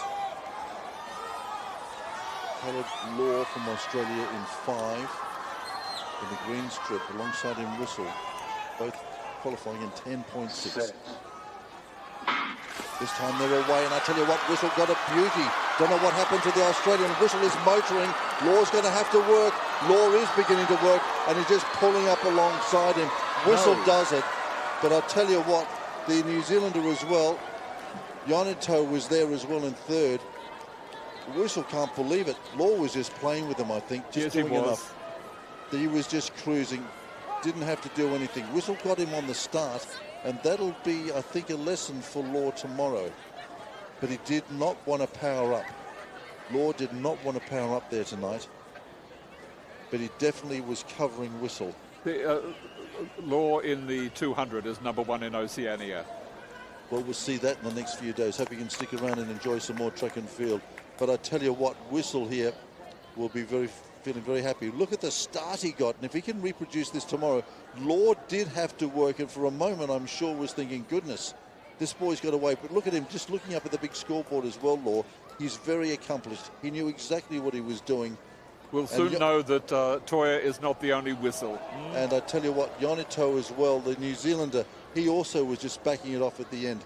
Did not push himself. Whistle was going hard, but Law and Yonito just doing enough to get through to tomorrow. So Team Cook Islands are celebrating some good work here today, but the big news for them is that Alex Beddoe was missing in the 800s. Do not know what happened. We've got no information. Now this is the 100 ambulant, I think. Well, unfortunately, we don't have a start list for this, Bob, so we'll just enjoy the pictures with everybody. And just let them know that with all the mixed levels of disability, the first person across the line is not necessarily the one who gets the gold medal. Indeed, so just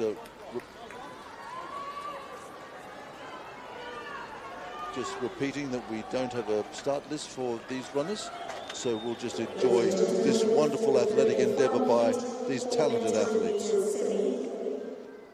Representing Papua New Guinea, Pies Brazil with 10.63. What they do is they look at their time and they compare it to the world record for that particular disability.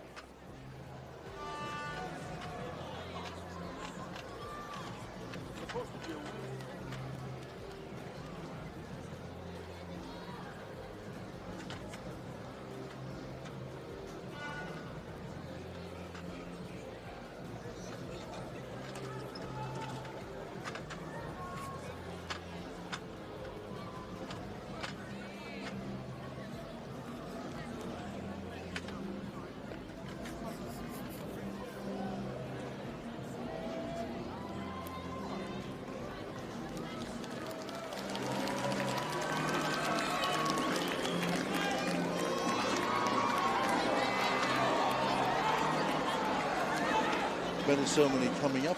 And a shock result. Samoa with Nuu Tuilapano is beaten the Tongan superstar Atma Tuatufaiva. But of course, Tuilapano is based in the United States. And then Leslie Tuilanga from New Caledonia has got the bronze. She's a good all-round thrower. Athletes and spectators, welcome to the medal presentation for the women's shot put. Chers invités, athlètes et spectateurs, bienvenue à la remise des médailles du lancer du poids féminin. Veuillez accueillir nos médaillés. Please welcome our medalists.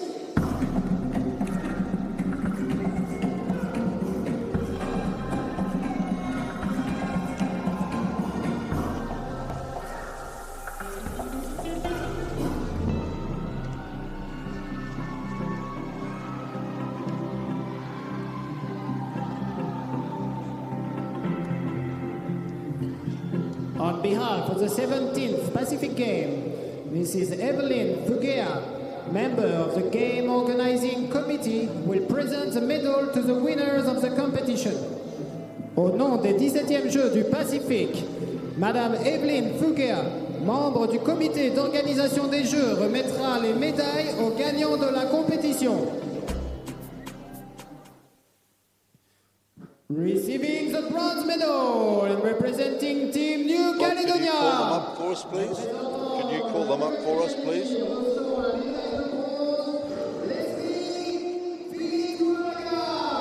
Yes, well, the bronze medal goes to Leslie Filitu-Alanga from New Caledonia, who threw 14.50 meters. She's a good all-round thrower, who's done many good, has many good competitions over the last 5-6 years, ever since she was a young teenager.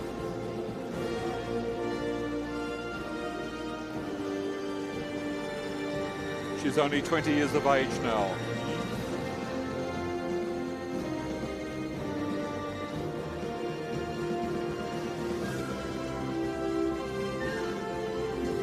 Receiving the silver medal and representing Team Tonga. Recevant la médaille d'argent et représentant And the silver medal goes to Atamama Tuatufaiva, who threw 16:37.37 meters. 16.37 meters.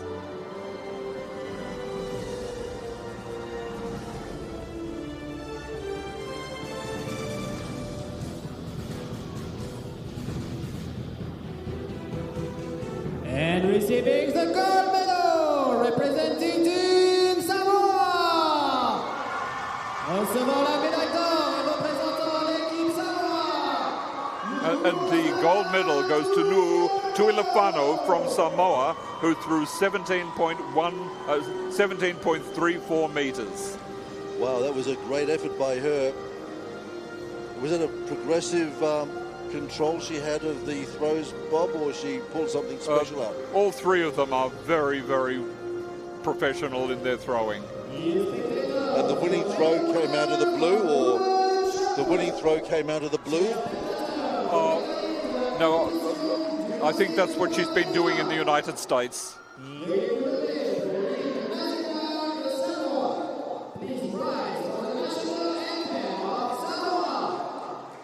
I have a feeling she's not homegrown.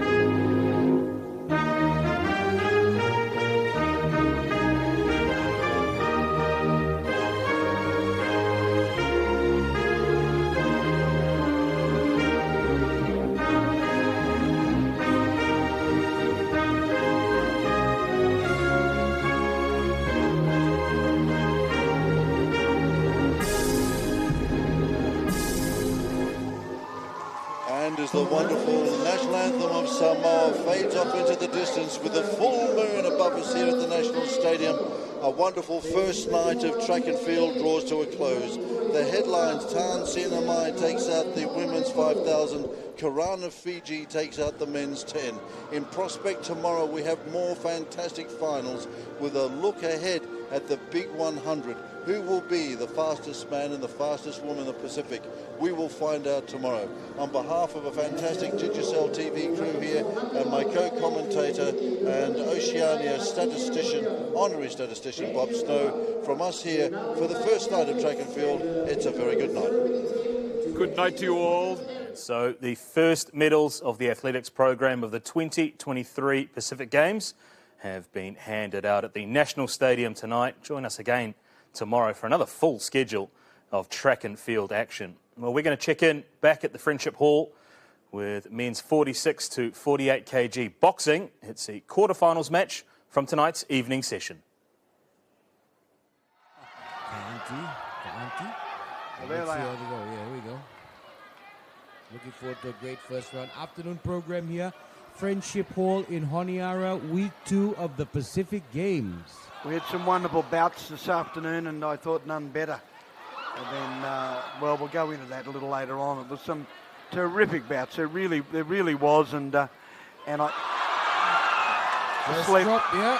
I think it's going to be a standing 10 count, Benny. Just, no. He slipped? He's a slip. All right. He's a slip. Don't get too excited. You've got to throw the punches like that. You've got to throw and land them. He's coming in. He's another southpaw. Quite a few this afternoon. Oh, plenty of them. Well, he's certainly got guts. He's not holding back. No, Carle throwing some good left hands. They're landing. Good shot to the body. But here comes the Papua New Guinean with the right hand. Papua New Guinea has certainly come to these games with an impressive lineup of boxers. Oh, absolutely. Peter Morrison has done a terrific job in coaching them. They fought down in Australia a couple of weeks ago. A couple of the gold medal winners there a little bit later on tonight. We'll talk about them when their bout comes up. But right at the moment, we're closing in on the halfway mark. Oh, got him there. And Aoki just seems to be more steady on his feet. Yeah. And he's got a beautiful right hand, and it's going to be a count. It's going to be a count. Jimmy Carle, he's a national champion, but he's got to put his hands up when you go backwards. You don't drop your hands because you get hit. And you can see his hands starting to move just a little bit out there. He's not really getting the accuracy he wants. Got him again. There's the punch. There's the count. Now what's happening now, the referee knows exactly what's happening. If he gets in anywhere around the head, because of the worry of the head knocks these days. Yes. But let's just see what happens. Especially when they don't wear the headgear anymore. Well, that's part of it, I suppose. Yep. I'm not the biggest fans of headgear, but anyway. No, here we go. There's another count. It's over. Thank you for coming. It's over. 3 in 1 round is automatic out. Yep. Safety of the boxer first. Good solid win for Papua New Guinea to start the afternoon session. Kenny Aoki, he'll be fighting your friend, your Fijian, Ratin Shan, in the semi-finals. We'll be looking forward to that. Yeah, that's going to be a good one. Well, Shan, who's one of the real talents of this tournament, has luckily got himself a bye. So he's got a bit of an easier run into the next round, if you could call it that, Benny. Well, yeah, I won't say that. I'm not going to say it. The referee had no hesitation. Yep. In stopping that. Yes. He didn't want to take any risks. Good fight. Clean fight. Well, you can't. You can't. There is a very high-rated official here from Kazakhstan. So I would think we'll be looking at all the... Anyway, let's go to the decision now. Yeah, this one's pretty much done and dusted.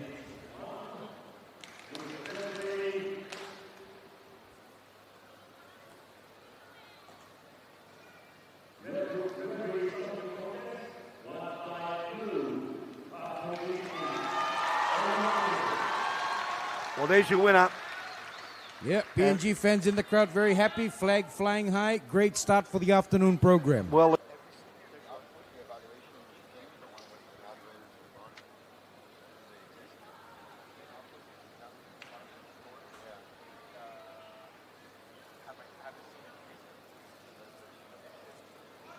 hello and welcome back to the Friendship Hall here in Honiara for this next quarterfinal. And of course with me, the living legend himself, Benny Pike. Benny, who are you going to pick for this one? well, it's going to be a Solomon Islands fighter, I can assure you of that. And they're both orthodox. They're both leading well. Mason Norman in the red. Phileas Fitako is in the blue. But both from Solomon Islands, because this is the Pacific Games Championship of the competition. Remember this afternoon? Yes, we had 8 fights, and they were the Olympic qualifications. Yes. But tonight is all Pacific Games. And as you can see, they're not letting anything back for this fight. Well, you can't blame them. I mean, they're only in their early 20s, and their crowd, their family, they're all here to watch. And they're both orthodox. This is the 46 to 48 kg quarterfinal. Yes, it is. That's right. And Phineas in the blue, he's taller. He's taller. And he's on the front foot. That's the important thing. You stay on the front foot. When you throw your punch, you normally do land.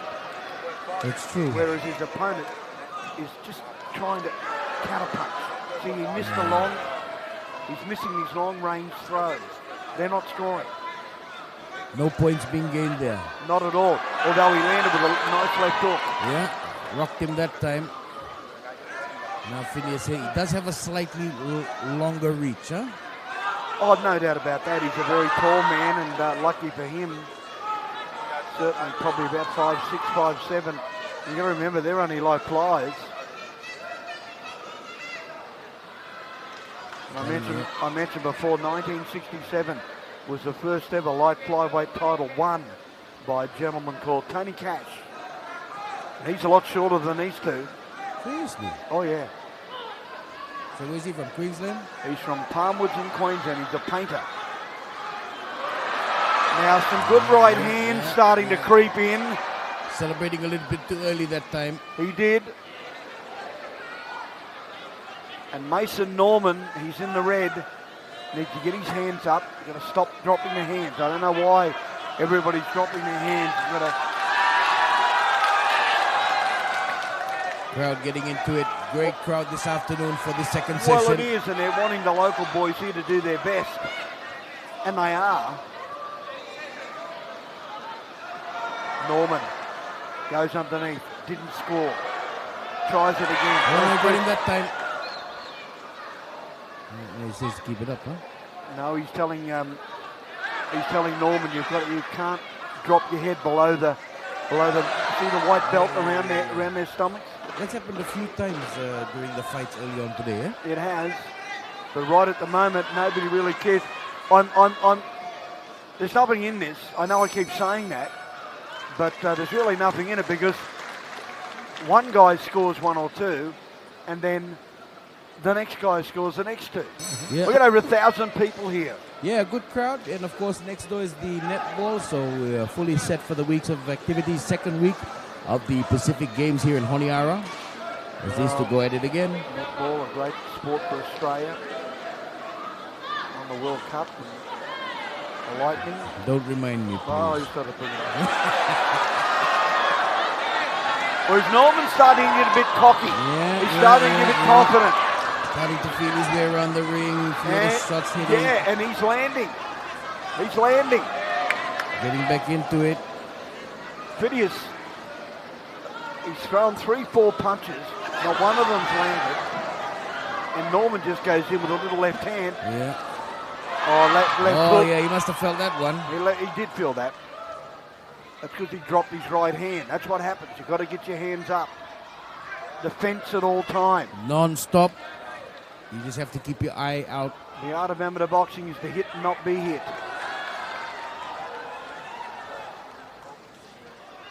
The two of them standing toe-to-toe.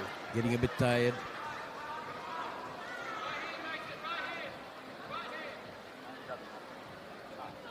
it's interesting in how there's a lull in the crowd, because I don't think they know who to cheer for. No. Because they're both from the Solomon Islands. So if they're both cheering, then it's been neutralized, so nullified, so there's basically just no noise. They don't know who to cheer for. I know who they'll be cheering for in the next fight. Maximilian Marcata is on shortly. And what a fight that's going to be. Looking forward to it. Well, he's up Canopy against Papua New Guinea. That will be a great fight. But Norman goes back, bounces off the back of the ropes, doesn't throw a punch, but he doesn't get hit. That's a good thing. Now, both of these boxers, their punches really wouldn't knock the top off a rice pudding. I mean, they're not hitting hard. They're not pushing. They're not working themselves.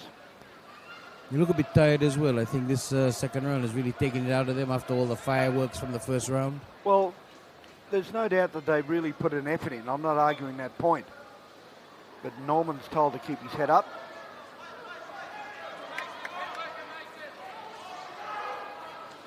Just winding down the second round into the last 30 seconds. Phineas needs to get that left hand up. Throw it straight. Oh, yeah, starting to fire up again a little bit. He is. Yes, but he's only landed with one punch out of the 5. But that was a scoring punch. The other 4 weren't. You've got to land on the face. You can't. It's not a scoring punch around the back of his ear. Hey, and that's the end of the second round.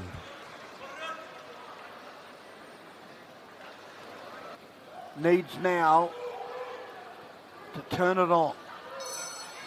The switch is there. He just needs to turn it on. Here we go. Last round. Phineas, double left jab, good punches. I think Phineas heard you. He did. Well, Yeah, he'd want to came hear up me. firing, yeah. If I was his coach, he would have heard me. Left and right from both boys. Oh, yeah, now they're starting to yes. Now they're starting to warm up. Left and right, good right hand over the top. Yeah, my son trying to get in there, trying to get behind Phineas's long reach. It's a good reach, isn't it? Eh? Not too bad. He does have an advantage. He should use it more. A major advantage. Again. Left nice hook. One. Nice shot. Left hook. But he's been warned. What? Inside of the gloves. He's been warned inside of the gloves.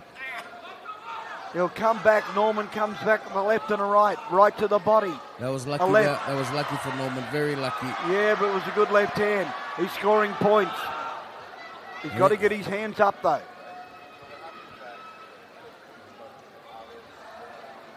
Yeah, starting to get a bit tired, both boxers. You can see Masson starting to feel it just a little bit. There was a low punch there. there. Yeah, that was a low blow. I thought the ref would stop that. No, there's no point doing that. It was a low blow. It was accidental. Fair enough. So we go to the last minute and a half of this third round. Still nobody in it, although I think the man in blue, Phineas Patora, Does have a slight advantage, huh? I think he does. I think he's just thrown that extra punch, whereas Mason Norman has been a little lazy. Yes. Bit slower. Couldn't get the reach, but you never know.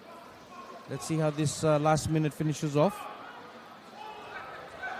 Long punch, didn't find the mark. Yeah, it's winding down fast. Norman is running out of time. He sure is. He needs to pick up the pace quickly, very quickly. He only needs to land with one. Oh, there's one. There's two. Yeah. No, but he's coming back. There's 3. Phineas. There's 4. Phineas realizing that he did score a few points there. Might be a bit difficult in the last 30 seconds. Oh, Norman scored some wonderful points. Oh, yeah, Phineas got one back there. Left and right on the chin. Referee again, keep your head up. Norman with the fight to lose. He has everything. They got 2 good shots in. Both of them. Yep. But Phineas holding him back. Oh, yeah, this is the way to finish the fight. Always. Got him. Nice finish. Bit of a lull in the second round, Benny, but overall a good fight. Yeah, it was a good fight. I mean, you've got to remember they're both Solomon Island boys, and they'd love, one's got to go on, hopefully, Yes. to make the And finals. they're just getting started in their career. If That's you have a right. look at the highlights. Here we go.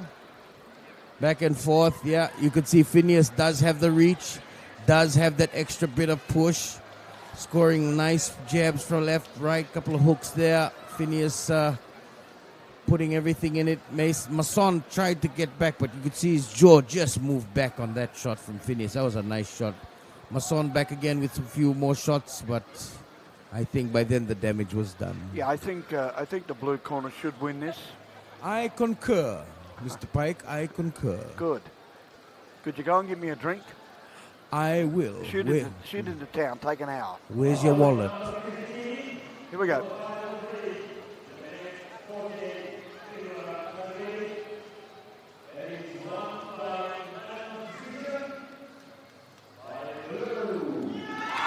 Hold it, Benny.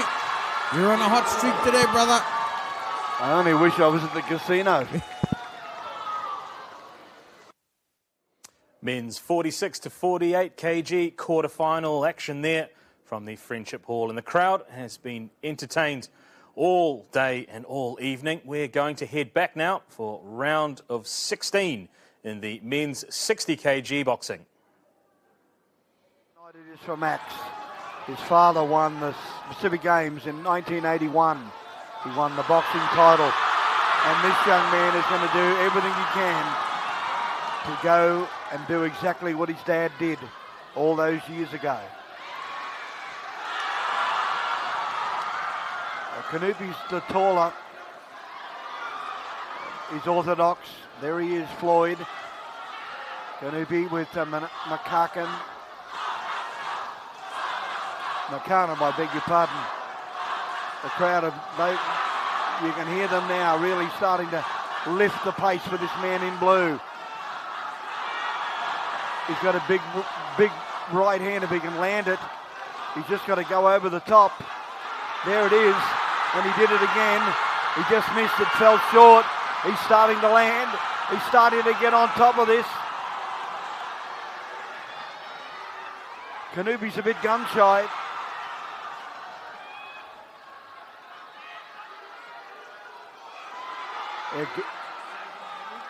A very exciting match. The right hand of the shorter man in blue is the damage. That's the damage. Yeah, home crown hero. You can hear the crowd with every punch cheering him on. Referee, referee suggesting, listen boys, listen to me. I don't care what you say, I'm the referee. That's what she's saying. Listen to me. And you hit with your knuckles, not slap. Yeah, just get a bit carried away, getting into the groove of things. Well, they're the rules. It's not the groove, it's the rules. Oh, look at this. Makana starting to really fire up. He might be short, but oh dear, he's landing some good punches. Crowd getting behind him. Why wouldn't they? I wonder where his father is. Probably in the crowd. Well, I'm sure 1981 winner of the South Pacific Games. Makana, beautiful left and right, straight into up the middle. You watch his right hand. He lets the New Guinea boy throw his left, and he goes over the top of the right. There it is. Again. That's a nice there shot. it is. There it is again. Here he goes up against the ropes. He's on the defense. Wouldn't you be? Woo! I'd be KO'd. Watch that right hand. Coming in again. Left hook. Yeah, no, rocked him back again. It didn't score. Didn't score.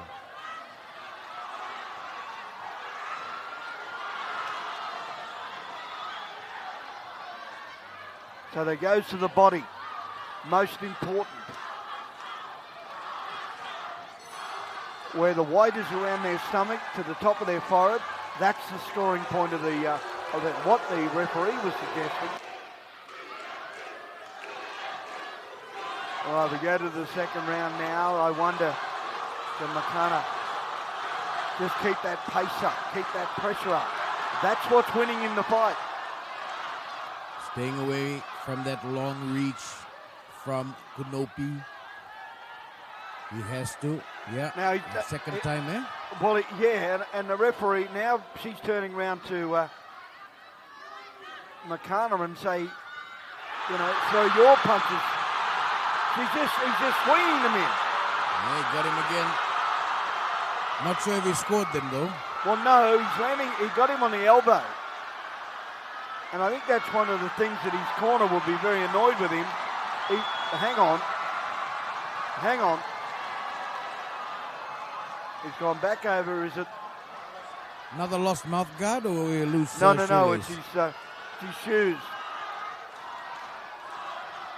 One would think that before you get in the boxing ring, you'd have everything in place.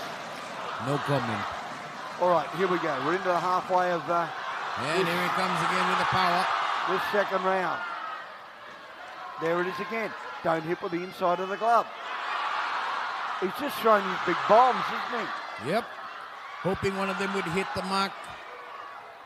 Of course, the PNG box a bit more height, bit more reach. Well, that's working in the Solomon Islands' favour because he's just throwing these big wild punches and they're landing because he's so tall. Kunopi needs to get back on offense. Oh, he needs to keep his hands up. That's his problem. He's getting caught. And he needs to move a bit more. He's not moving.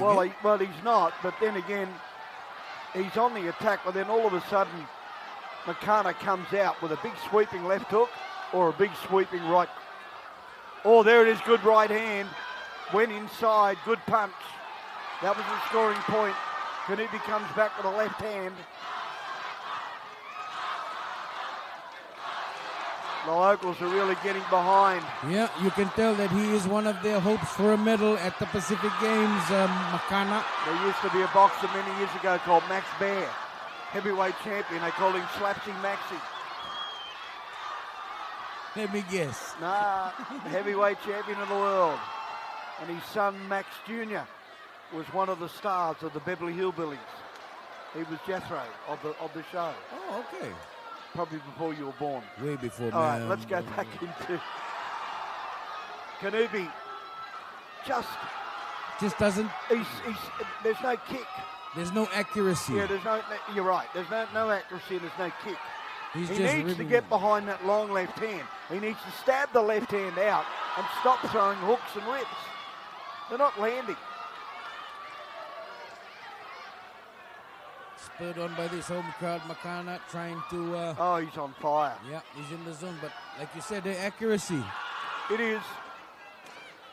Well, we'll count down the second round. Now, that's about the... third or fourth time, eh? Well, it wasn't an official warning, so... Well, there's the bell for the second round, so I'm suggesting the Solomon Islands boxer is in front. And not by much, though, eh? Not by much, but probably just by more action. Yeah. 2 lefts and a right. Fair enough. Let's have a look, see if it works out. That's the first left, second because left. If he's got to do something, because at the moment he's not doing the right thing, and he's being caught by these swinging punches. Yeah, just dropping bombs, the Solomon Islander. See it? Yeah, you called it. Bit more deliberate. Got to be deliberate. But he's got to hit him, though. He can't just throw the punch out. He gets behind a solid left hand, a straight left hand. That is all you need. He does have the reach, so the advantage is there. Just to use it, huh? He's got the reach, all right. Goes to the body, both boxes. Ooh. Yeah, I saw that. Inside.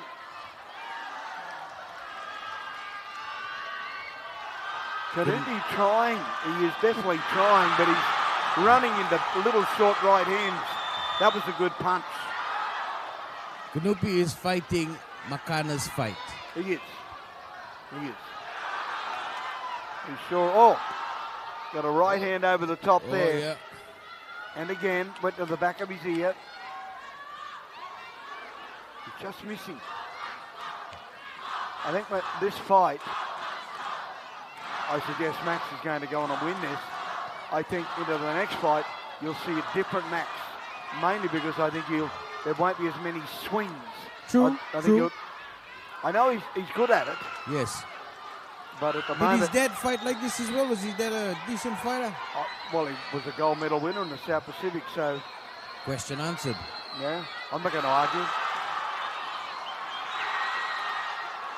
Oh, got him on the chin. Yeah, he got caught with the left hand. That was a good punch from the New Guinea boy, Kanupi. He's tall, isn't he? But He's a tall boy. He's got a long reach. He's just still trying to figure out how to use it. That's right.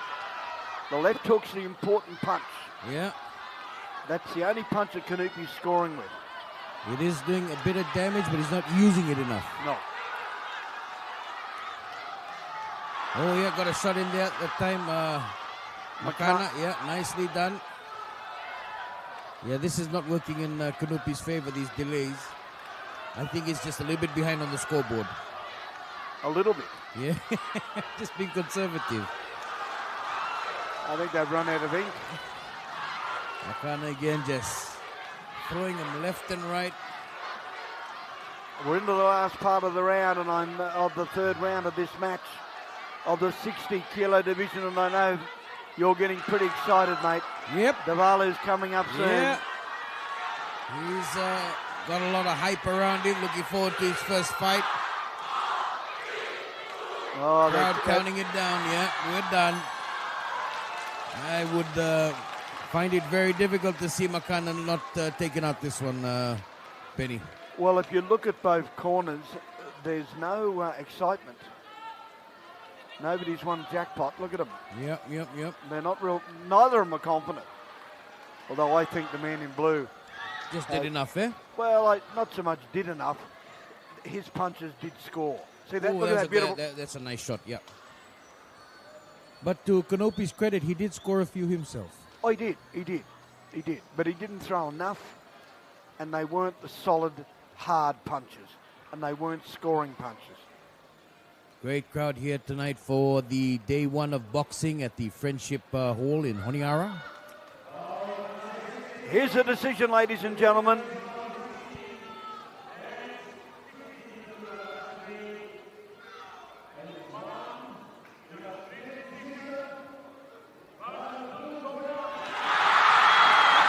The crowd tells the story. Oh, look at him go. Good on you, Maxie. Big smile. I just wonder where 99 is. Maxwell Smart, eh? Maximilian. Day one of the boxing program, and our next bout features Jesli Olsen from Nauru taking on Fiji's Chonen Davule in this 60 kg men's preliminary round of 16. Ben, what do you reckon? Well, I don't reckon anything at the moment because I've heard so much about the boy in blue, the Fijian. He's, again, a southpaw. And look at the size, look at his shoulders. Yeah, made it to the Commonwealth Games and, of course, the Pacific Mini Games as well, Chonen Davule. This will be his first fight as he prepares to hopefully move on to gold at the Pacific Games. Well, he fought in the World Championships as well as Uzbekistan. Finished ninth, I think. So he's a talented young man. And Yeah. but look at the build, look at the physique. Reminds you of me, eh? Look at the physique. I've got to mention that at the Yes. last tournament, 2019, Samoa. Yep. 13 gold, 13 in the final. Yep. They won 7 gold. Right. So, the Solomon Islands have got a hard job to try and match that. Well, there's certainly nowhere to go in here. Chone getting to work early on this young Nauru boxer. Nauru with a decent boxing program, and of course they're looking forward to getting some medals here at the Pacific Games as well. Well, they are. They're a good group, and they've got you've got a fine-looking young boy here. He's in good shape. He's an orthodox fighter. The only thing that I think he's got a problem with, the way he's standing, is he's standing too square on, and that's allowing the Fijian to pick and shoot it. See how he's just standing? Yeah. He's not standing at an angle. Yeah, eh? well, look at his shoulders. Yeah. Look at his shoulder. He's standing flat-footed, and he's facing him straight up. Whereas Davalu is he's got the width, he's got the length, and he can punch. Just looking for that opportunity. The Nauru boxer would be aware of Chone's abilities. And of course, he won't let him get on the inside. Well, he's had 68 fights. No wonder that he's got such a big rap. Yep. Again, a southpaw. I think it's going to be a completely different second round. I think this first round was just for both boys to go out there and sort of look at each other, get a bit of a feel. Feel each other up, see if there's any weaknesses. Well, he just got caught with a right hand, the Fijian. Didn't hurt at all, but it did get stung. He didn't want to get too confident. Yeah, you got to be careful. Yeah, Olsen hit him with a beautiful right hand, right over the top of that left. Look at Olsen's eyes. Yeah. He's really, just keeping a close eye on Chone, not letting him any space. Well, would you? And I'm pretty sure your friend Diwali, who has had 68 fights, I think he knows that. Oh, yeah. You can see the change in look on his face. Now he's focused, no smile. Yeah, just looking for that, trying to get in there. Olsen knows that he has to hold him. See that stance that Olsen's got? It just doesn't work for him.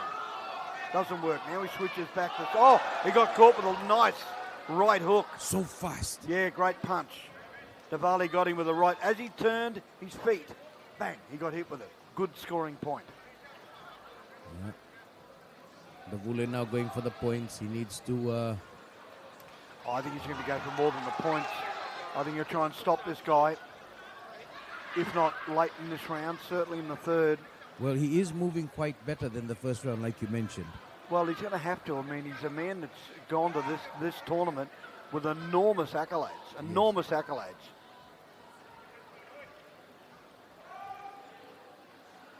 Both fighters just a little bit out of distance. Yeah. Ooh. He's moving very quickly. Doesn't allow Olsen to get into that... going, huh? Well, yeah, in a way, but the two of them are really not doing enough. They're just standing back, having a shot. Whereas, in my belief, the coaches should be saying to them, move forward behind a straight left or a straight right. In other words, get into the fight. Let's make him work. Just standing there throwing and hoping that you're going to land. You've got to take charge, eh? You've got to take charge. With a minute to go in the second round, the Fijians certainly in front, but not by much. Yeah. Not by much. Olsen has held his own, had a few good shots.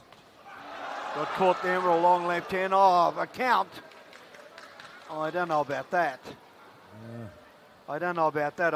Olsen, I think, a little unlucky there, but he did get caught flush. True. He got caught flush. He ran into that left-hander Diwali. See it over there? Yeah. See it cocked near his jaw? He's about to land it in a minute. Here Just it comes. waiting for it, eh? Looking for that opportunity, eh? Here it comes. Olsen had a chance. He had Davule in the corner. Now Davule is out in the middle of the ring. It's going to be difficult for Olsen again. Yeah, well, Davule is definitely, he's dictating what's going on. There's no doubt there. Yeah. Now he's switching back to orthodox. As I said, I'd hate to think how many southpaws we've had fight already today. Quite a few today, quite a few. Unbelievable.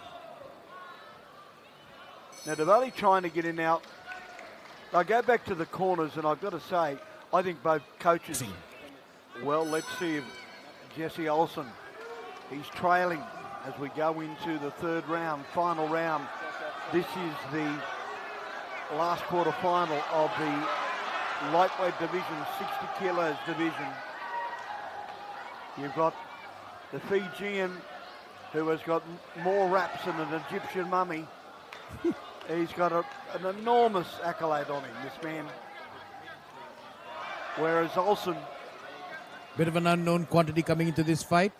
And I've got to say, if you look at his eyes, he looks like a kangaroo in the Caught in the Lights. You know, like when you look at his eyes, he's wide open. Yeah, you watch Yeah. when the camera angle comes back around and look at his eyes. Olsen. He doesn't want to take any risks with this boxer. No, wait. See the eyes? Look at him. Yeah. Look. Wide open Look at because he knows the danger that Davule possesses. Oh, yeah, you don't want to get into the danger there. Is he a policeman, Davule? Davule, yes, he's a policeman based out of Nakasi. I used to drink kava with his cousin Apanisa, who's my neighbor. And of course, his cousin Apanisa is not even close to being a boxer.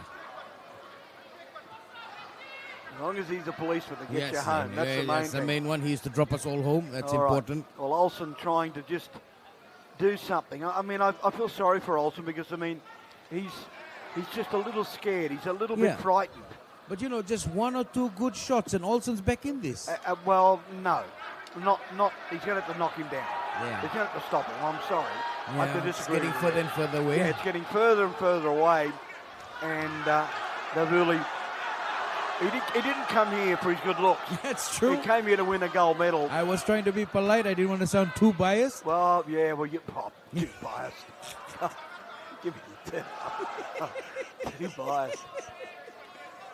Well, here we go, winding down the third round. Chone Davule, I think he's done enough to, let me guess, another shoelace issue? If it is, no, it's not. I think he's, oh yeah, he's got a bit of a cut just where his eyebrow. Okay, let's have a look. Yeah, it doesn't look too serious. He's okay. Yeah, he'll still look handsome Yeah, in he's 30 okay. years. No, the cut, it's above the eye. It's not below the eye. As long as it doesn't interfere with the sight, Yeah, he's okay. no, it should be okay, yeah. Just to finish this one off, 45 seconds in the third Oh, round. now he starts to turn it up. Yeah. Olsen comes back with a left and a right. Great punch. Has Davule done enough? Oh, of course he has. Oh, you know. No, I know. I can assure you. If he starts to throw some bombs now, here he comes. 20 seconds left. Davule again, just holding Olsen off. That was a good punch. Yeah. Goes to the body. Those Counting it eyes. down, Look yeah. at those eyes. They're piercing. Yeah. Now, they really needs to. If he's going to go in on the attack, he needs to go in pretty quickly. Well, time's up. Ooh, too close to call on this one, Benny. Oh, no, I'll stick with my colour, the blue. All right. I'm trying my best to remain neutral. I'll step away from this one and I'll leave it to you. You're so kind. You're welcome, Benny. I'm here to help. Merry Christmas. Here we go. Replay. That was a good shot from Olsen. He got him there, Ben. I'm sure he got him. He did. He did. But, I mean, he's way behind on points. Yeah, I guess. Has the police officer from the Nakasi police station done enough? Well, he threw two left hooks. Then he came back with a right hook, which scored. Fair enough. So, well, I think he's won it. All right, well, let's see what the referee says.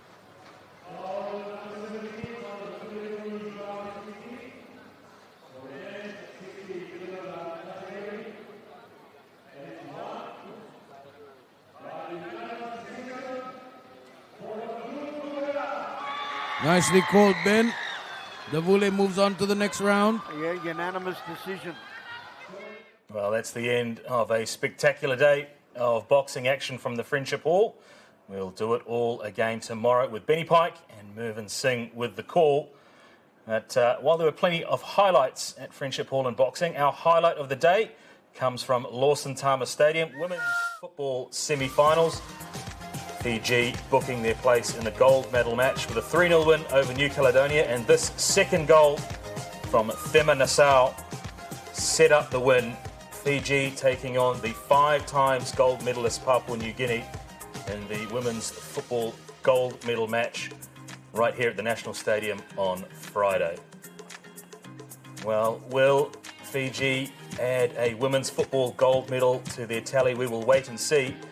But at the moment, it's still New Caledonia sitting atop with 59 gold medals. Tahiti extending their lead in third place with 25 gold medals.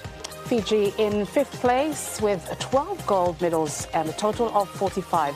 Solomon Islands at 7 gold medals and a total of 30. Papua New Guinea yet to add to their gold medals. They still sit in 10th place. Meanwhile, Kiribati in 13th with 3 gold medals will be looking to add to their tally in the second week. Now Vanuatu with 2 gold medals from table tennis, a total of 9. And rounding out still the 21 of 24 nations on the medal table. Can the final 3 add to their tally before the end of our program on Saturday? Well, athletics is underway on day 8. A great night with huge crowds in the National Stadium and the first medals handed out. The Friendship Hall continues to rock now with boxing and netball, and we know our women's gold medal match in football. It will be Fiji against Papua New Guinea. A huge day tomorrow for football fans here in the Solomon Islands. The Solomon Islands men will take on Fiji in the men's semi-final at Lawson Tama Stadium. All eyes on that match to see whether the Solomon Islands can lift an elusive gold medal in men's football. We will see how that pans out tomorrow. But from me, Seamus Martin, on behalf of Lisa Osifello, it's Tagi Tomas and good night from Honiara in the Solomon Islands.